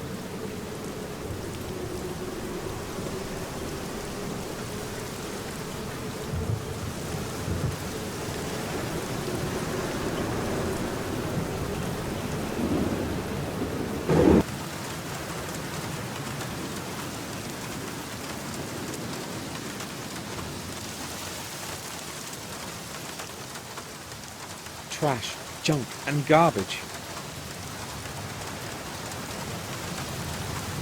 Trash, junk, and a metal rod. I'll take it.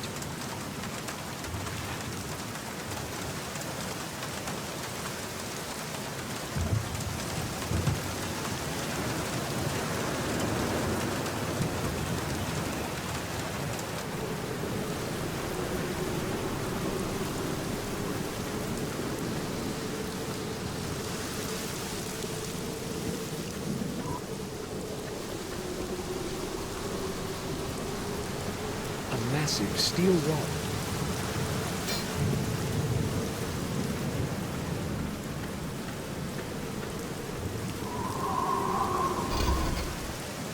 Oh no, the grave is empty.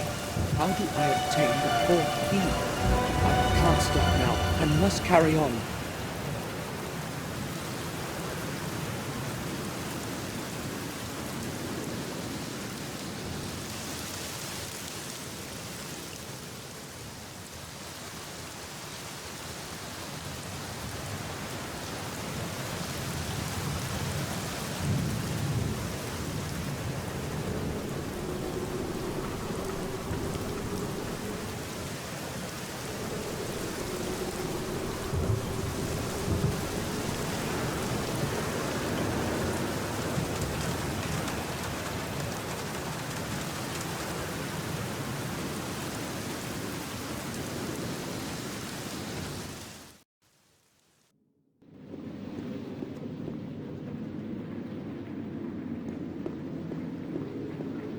May I speak with you? Sure. Tell me, the old graveyard at the back of the sanatorium, has it always been administered by Ashbury? Yes, as far as I know, it has belonged to Ashbury for at least the past 100 years. And before that? Prior to that, it was part of the Wormhill Parish, I believe. But as I said, that was a very long time ago. Thank you. That's enough. So, the old graveyard was administered by the Wormhill Parish. That's all. Thanks.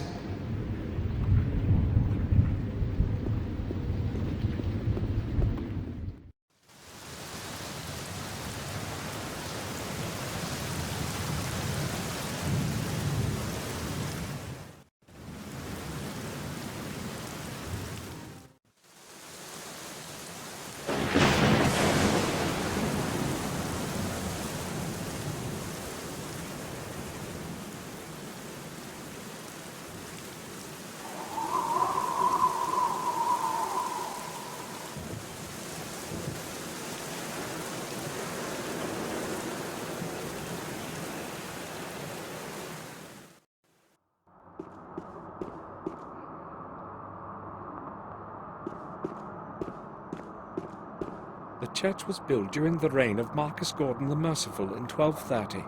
Let this parish lead people to goodness of soul and trust in our Lord.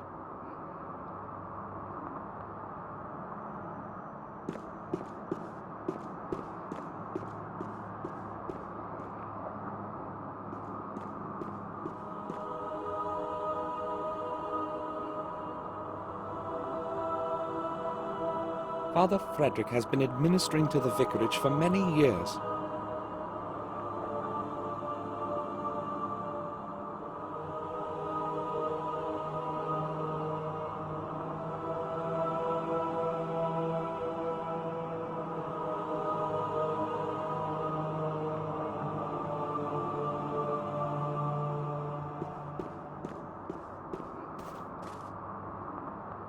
Father Frederick? Yes? Can I speak with you? Certainly, my son. I am listening. I need to research one of my ancestors. Can you help me? I would be happy to help you, but I sense that something is troubling you. Would you like to discuss it? You would relieve your soul, believe me. You are kind, Father, but I have come for a different reason. I promise, I will return again when I have finished what I must. Very well, then. What do you require from a servant of the Lord? I need to figure out where the remains of Lothar Gordon are preserved. I suspect there might be a record of it in the chronicle of the parish. Our chronicles reach far into the past. I believe I should be able to find the information you need. Please, come back later. It's going to take me a while to locate the record. Thank you, Father.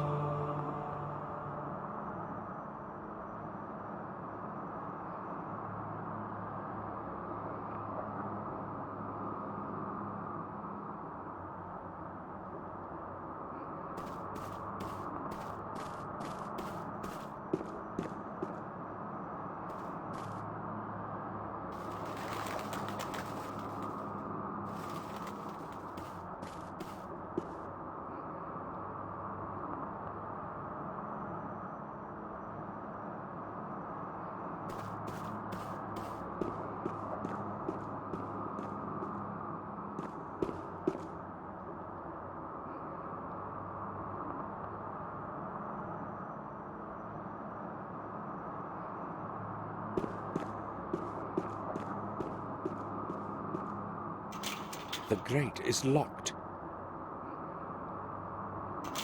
The grate is locked.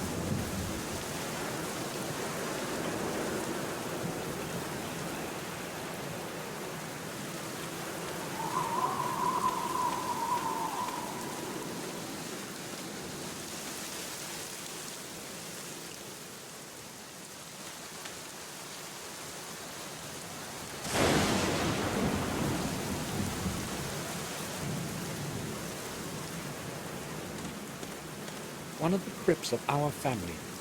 I don't even know who's buried in it.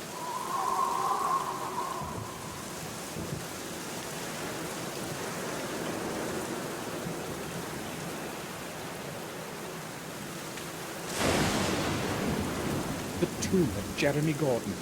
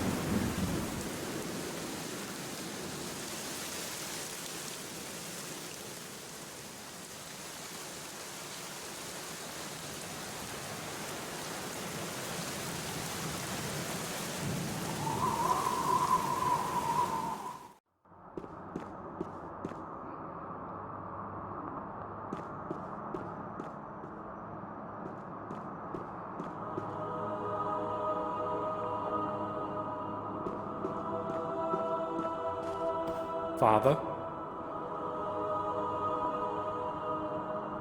Yes, my son?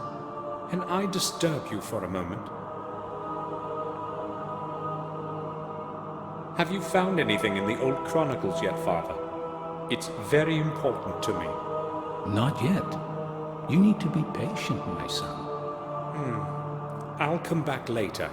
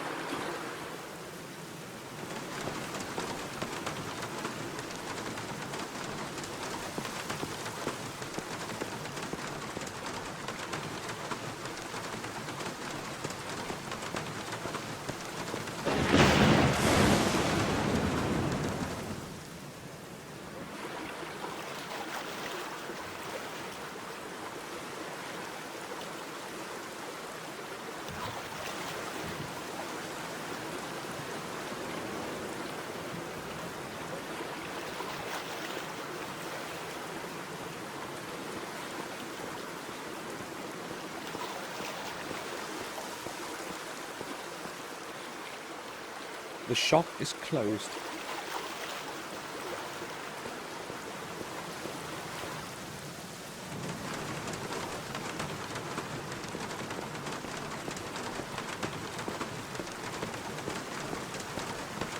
The day's menu.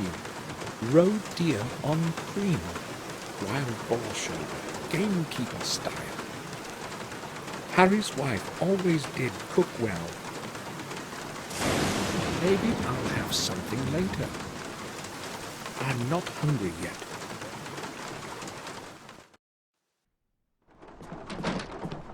Good afternoon, Harry.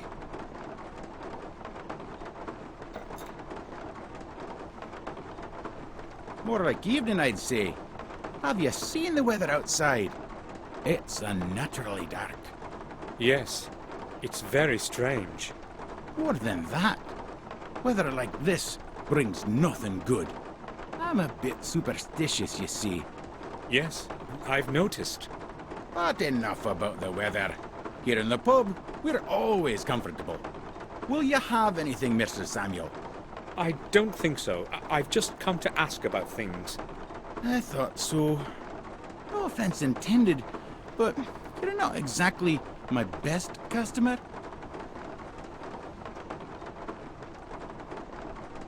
The pub is deserted.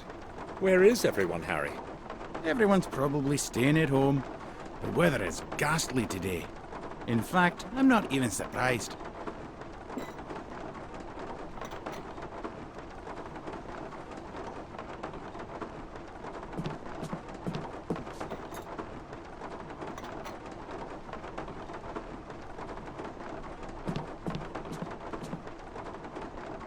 There's no reason to talk.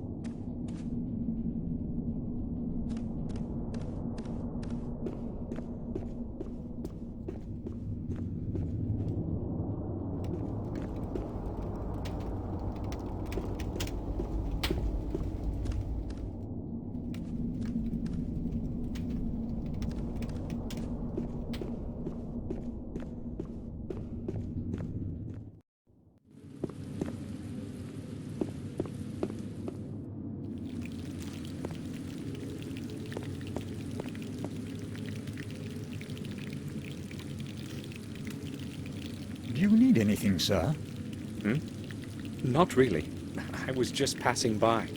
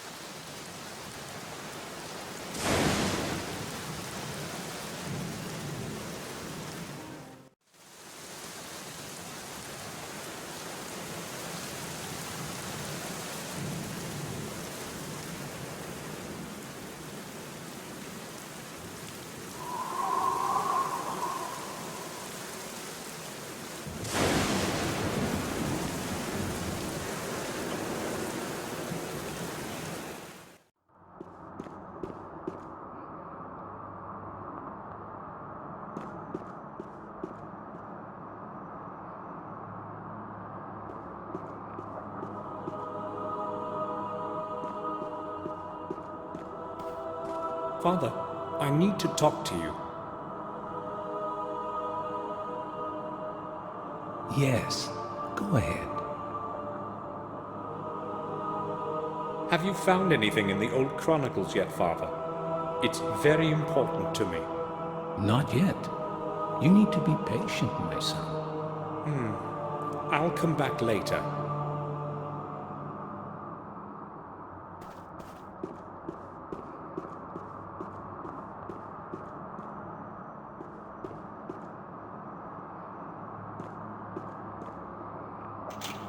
grate is locked.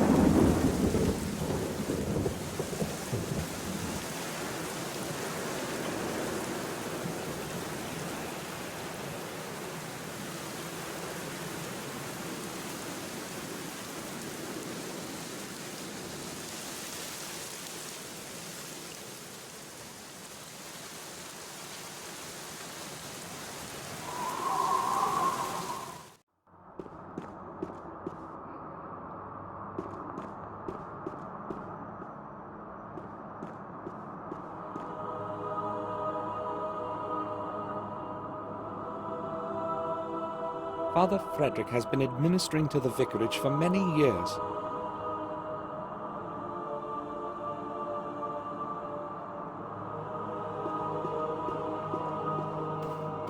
Father, I need to talk to you.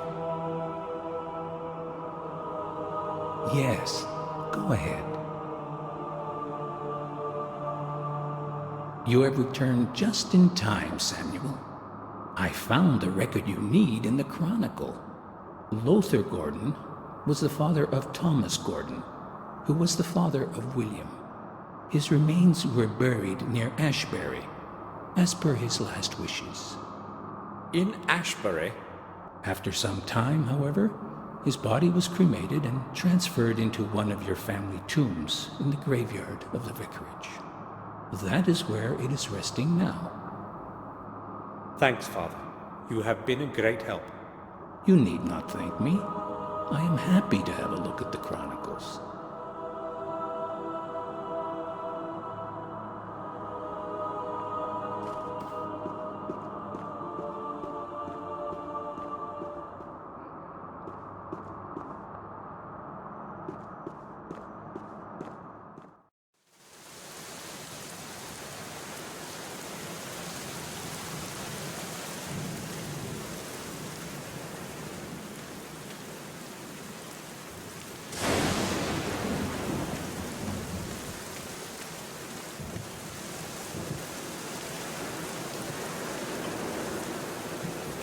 You opened the crypt.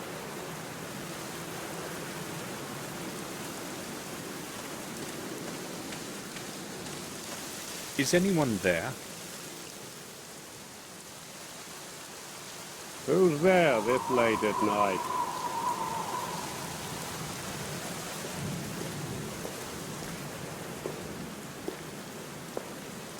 Is it you?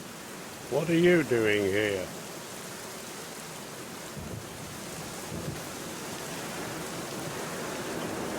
I know this is not exactly the right hour to take a walk around the graves, but I have my reasons. Yeah, you've probably got some real good reasons. I'm looking for Lothar Gordon's remains, and this is the last possible place. I would like to have a look inside. It won't take long. No, I won't let you in at this time. I've got my work to finish. Come by tomorrow and you can spend however long you want inside. I have to finish my work, so I'll be going back to it. Hold on. We can certainly find a way to settle this. I'm listening. You can go down and see if you can find the urn for me. It's very important, and you won't lose out on it. Let me get this straight. You come to a cemetery after midnight to dig up an urn in the tomb of some ancestor of yours, and you will pay me to help you find it? Exactly.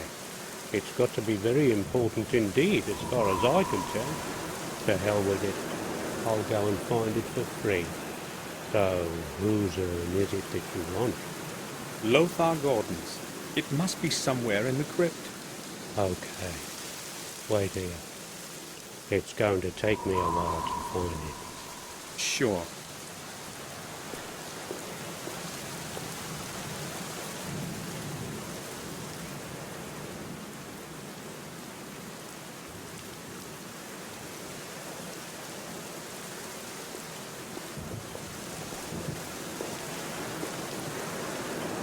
You were right.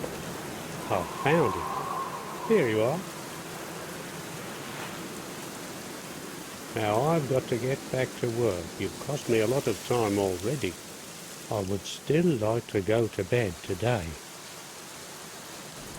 I'll leave you to your work. Good. The sooner I get to my bed, the better.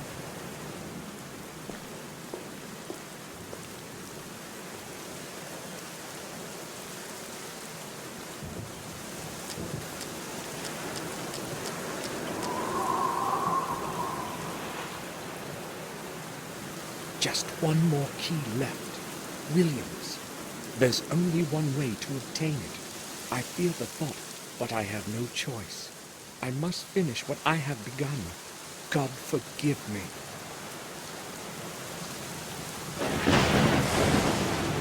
A flashlight might come in handy in this darkness.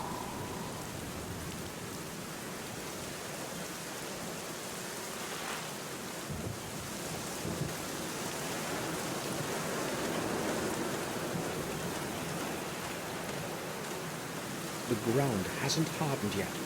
What is it I am saying? The ground hasn't... What is it I am saying?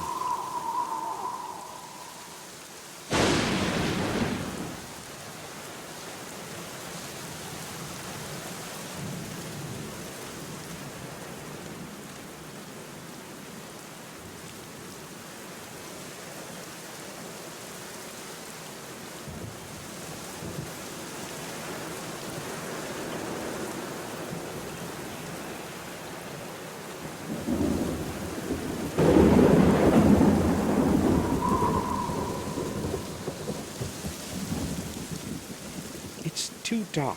I can't see anything in there. It's too dark.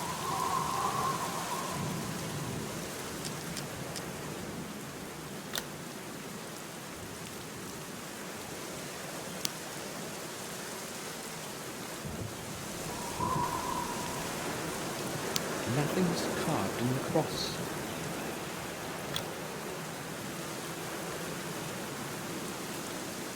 It's too dark. I can't see anything in there.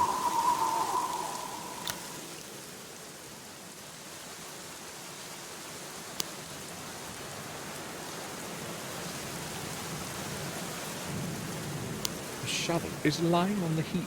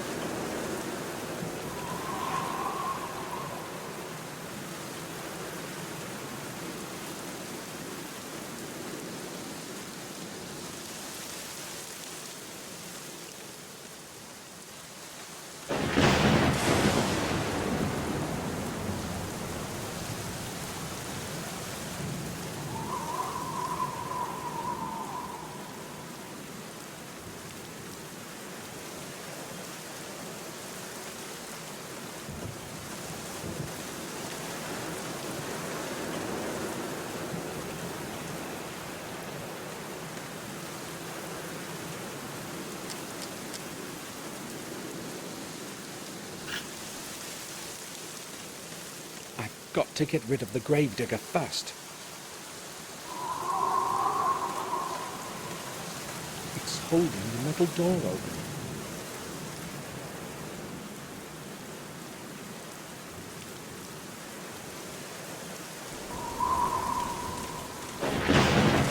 It's holding the door open.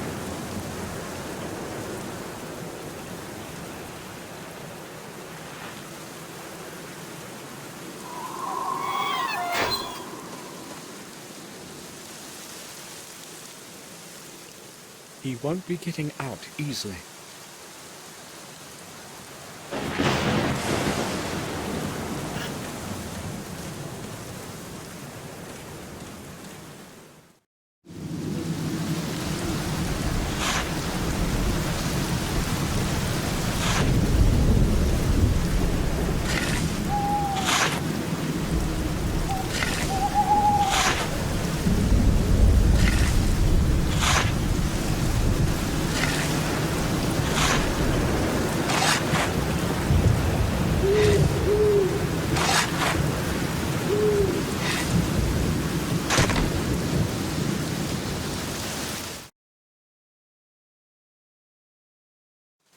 Forgive me, William. I had to do it. Fifth key, the last one.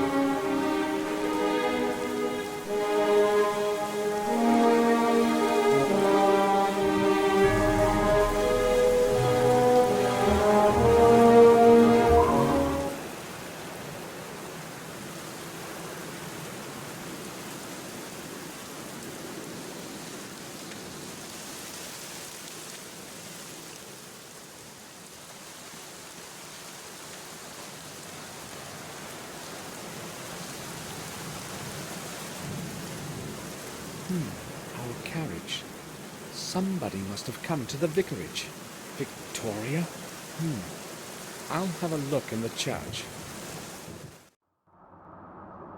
That was Bates. What is he doing here? Why did he go to the confessional in such a hurry? I must find out somehow. Someone is coming. Most likely Father Frederick. I heard footsteps a minute ago. Did someone come in before you? I didn't see anyone. You must have heard me. Perhaps you are right. Is there some way I can help you?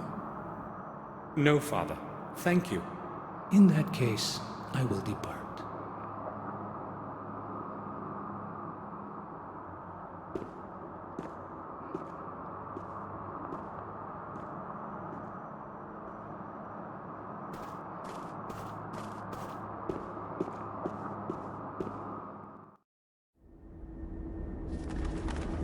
Father, I am haunted by a terrible secret.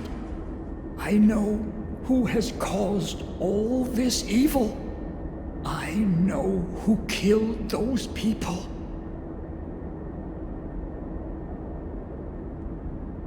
I can no longer bear keeping this secret to myself, so I must confess. I saw him sneaking through the night, covered by the darkness. His palms, they were stained with blood, a terrible sight. I hid quickly so that he would not see me. When I briefly looked into his face, I was stunned with awe. I still have his expression before my eyes. All this time, I remained silent. I could not tell anyone. They would not believe me anyway. Even I would not believe it if I had not seen his face with my own eyes.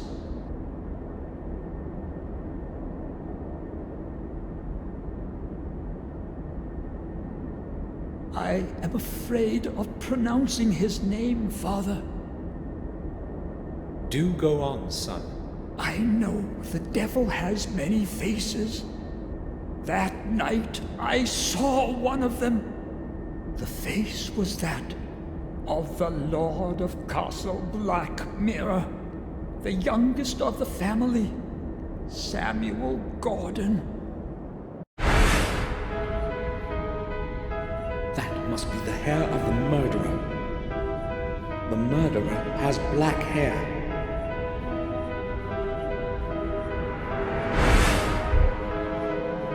He kept saying that he hadn't killed him. That's what he was saying. He said he knew who killed him. That he knew. Of your blood, others will rise with your name, bearing my curse. One of your heirs will convert 5 souls of 5 mortals. This will be the catalyst to bring my anger back to life. And I will return. When your days have ended, there will be no one to stop me.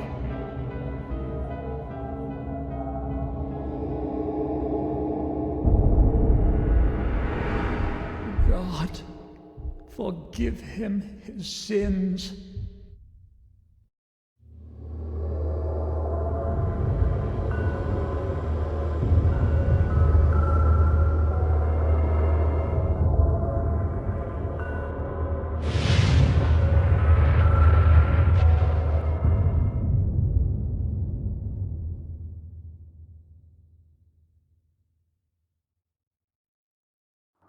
Forgive me, my Lord, for my sins, and give me strength to carry on. Give me strength to stand up to evil and destroy the curse that has harassed my family for so long. Give me strength, my Lord.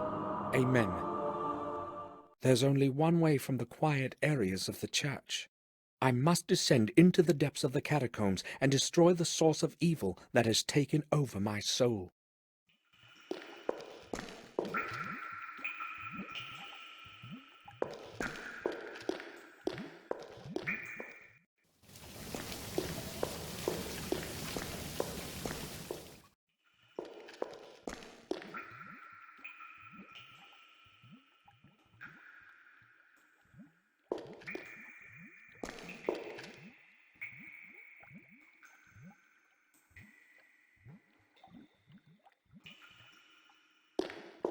It's completely dark there.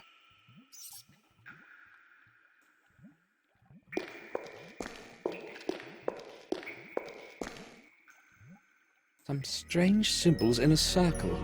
The underground certainly had a different purpose in the past than just to keep the water away.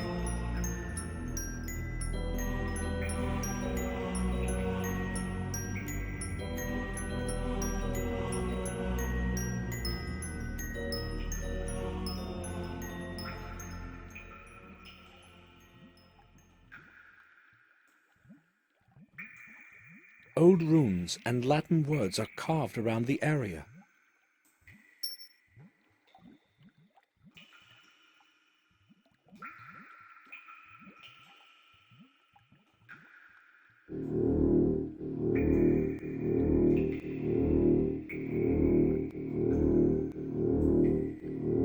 Those symbols, they led me as far as here.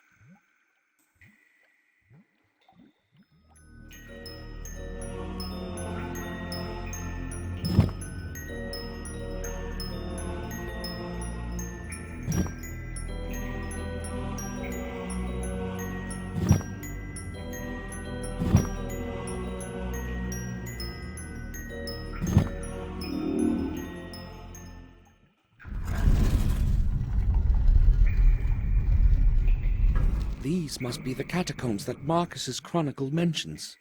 I am filled with distress.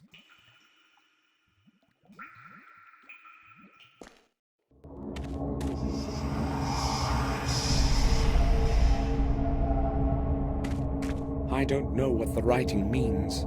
Maybe it warns against entering.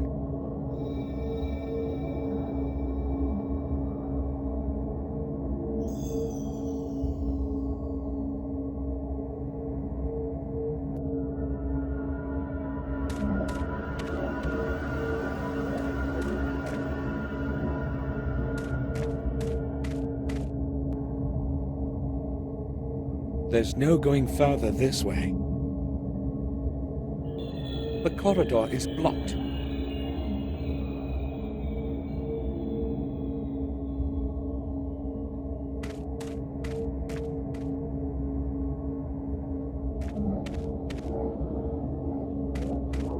It's a dead end. There's no going further this way.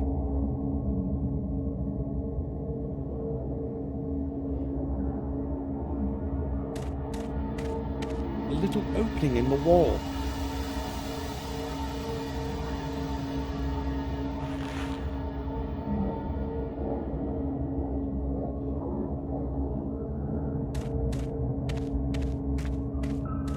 There's no going further this way.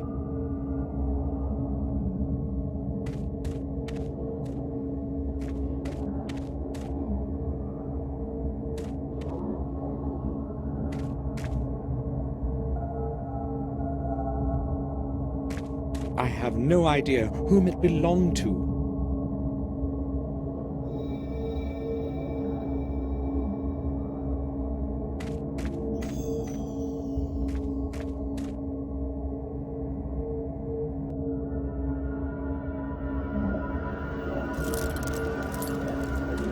I can't see the bottom.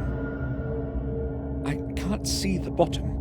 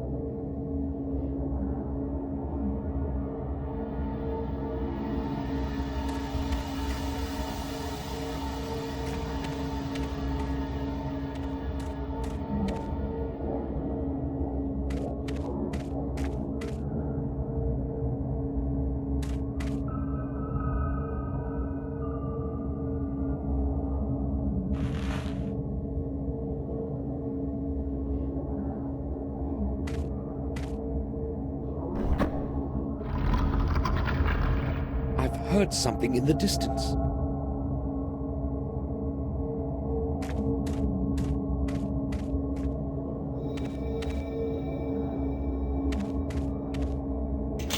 It can't be opened. There's no lock on it.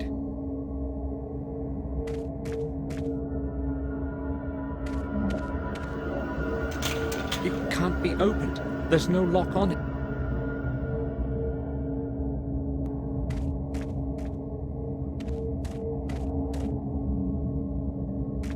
A beast carved in stone.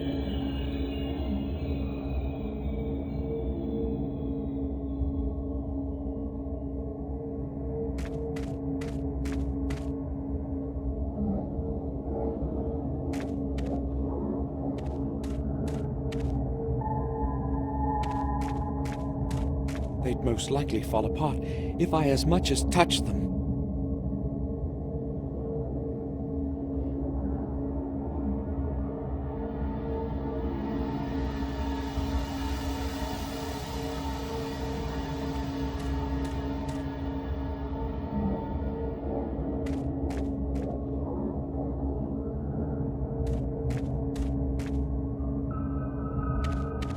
The corridor is blocked. It's a dead end. The roots of the trees have even found their way down here.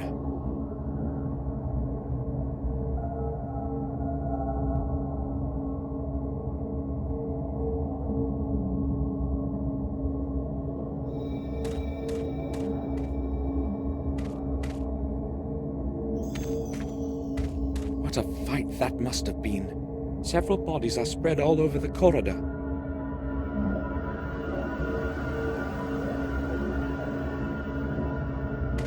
The bones must be hundreds of years old.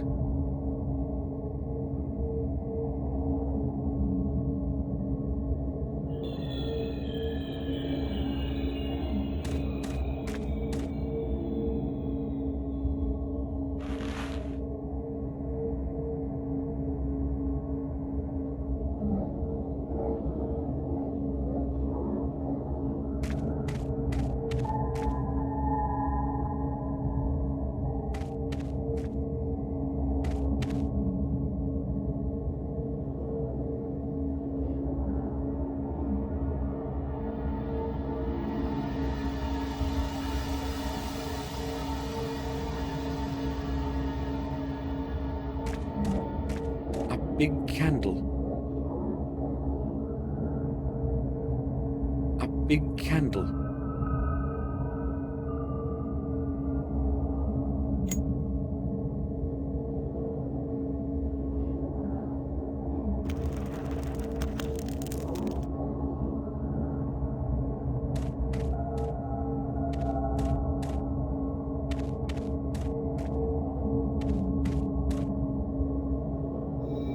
It fits the hand perfectly.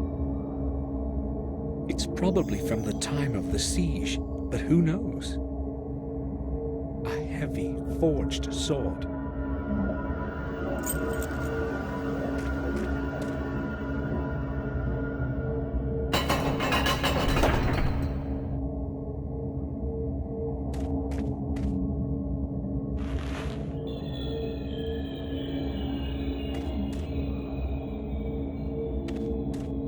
Something is missing there.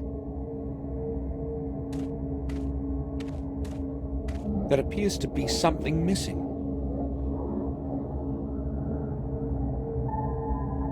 That must be the map of the labyrinth.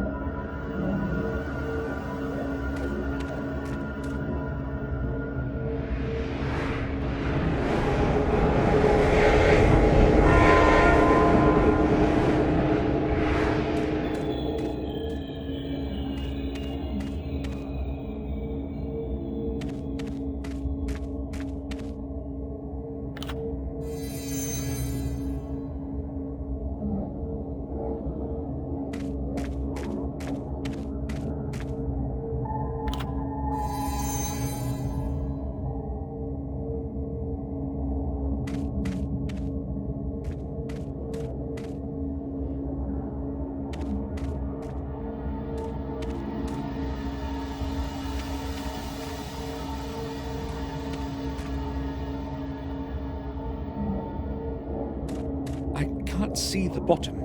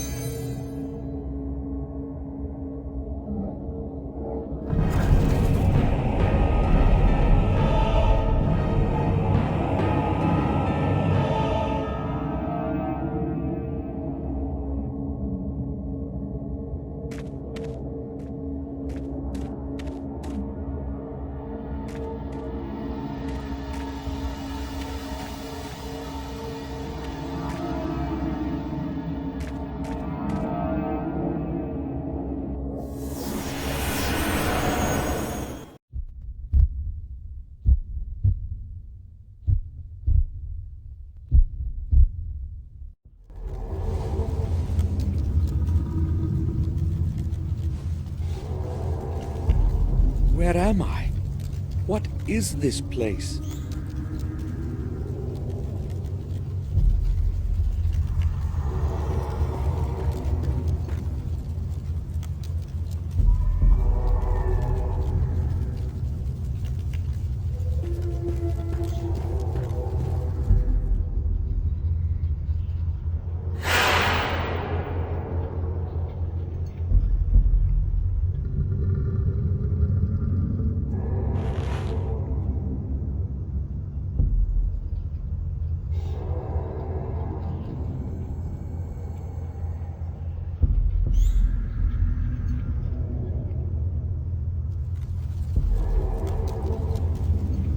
Vorpal, an ancient ritual dagger.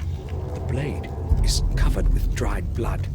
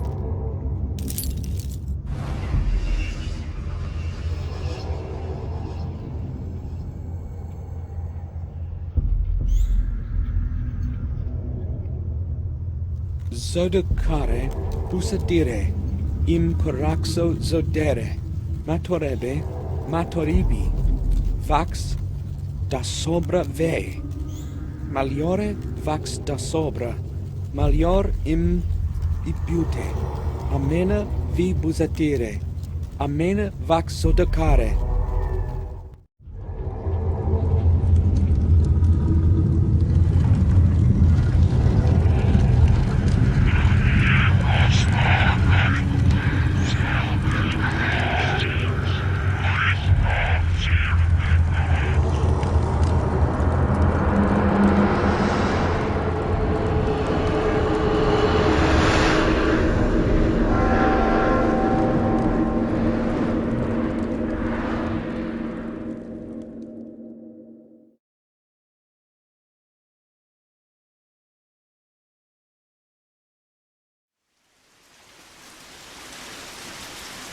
Such is the end of my story. I always feared that my past would resurface and cast its shadow over me. My soul has blackened from sins that cannot be undone.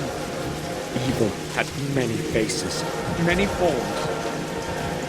I know that the past has been a diverted mirror of my soul. Here, there is no judge to pass judgment. There is only me.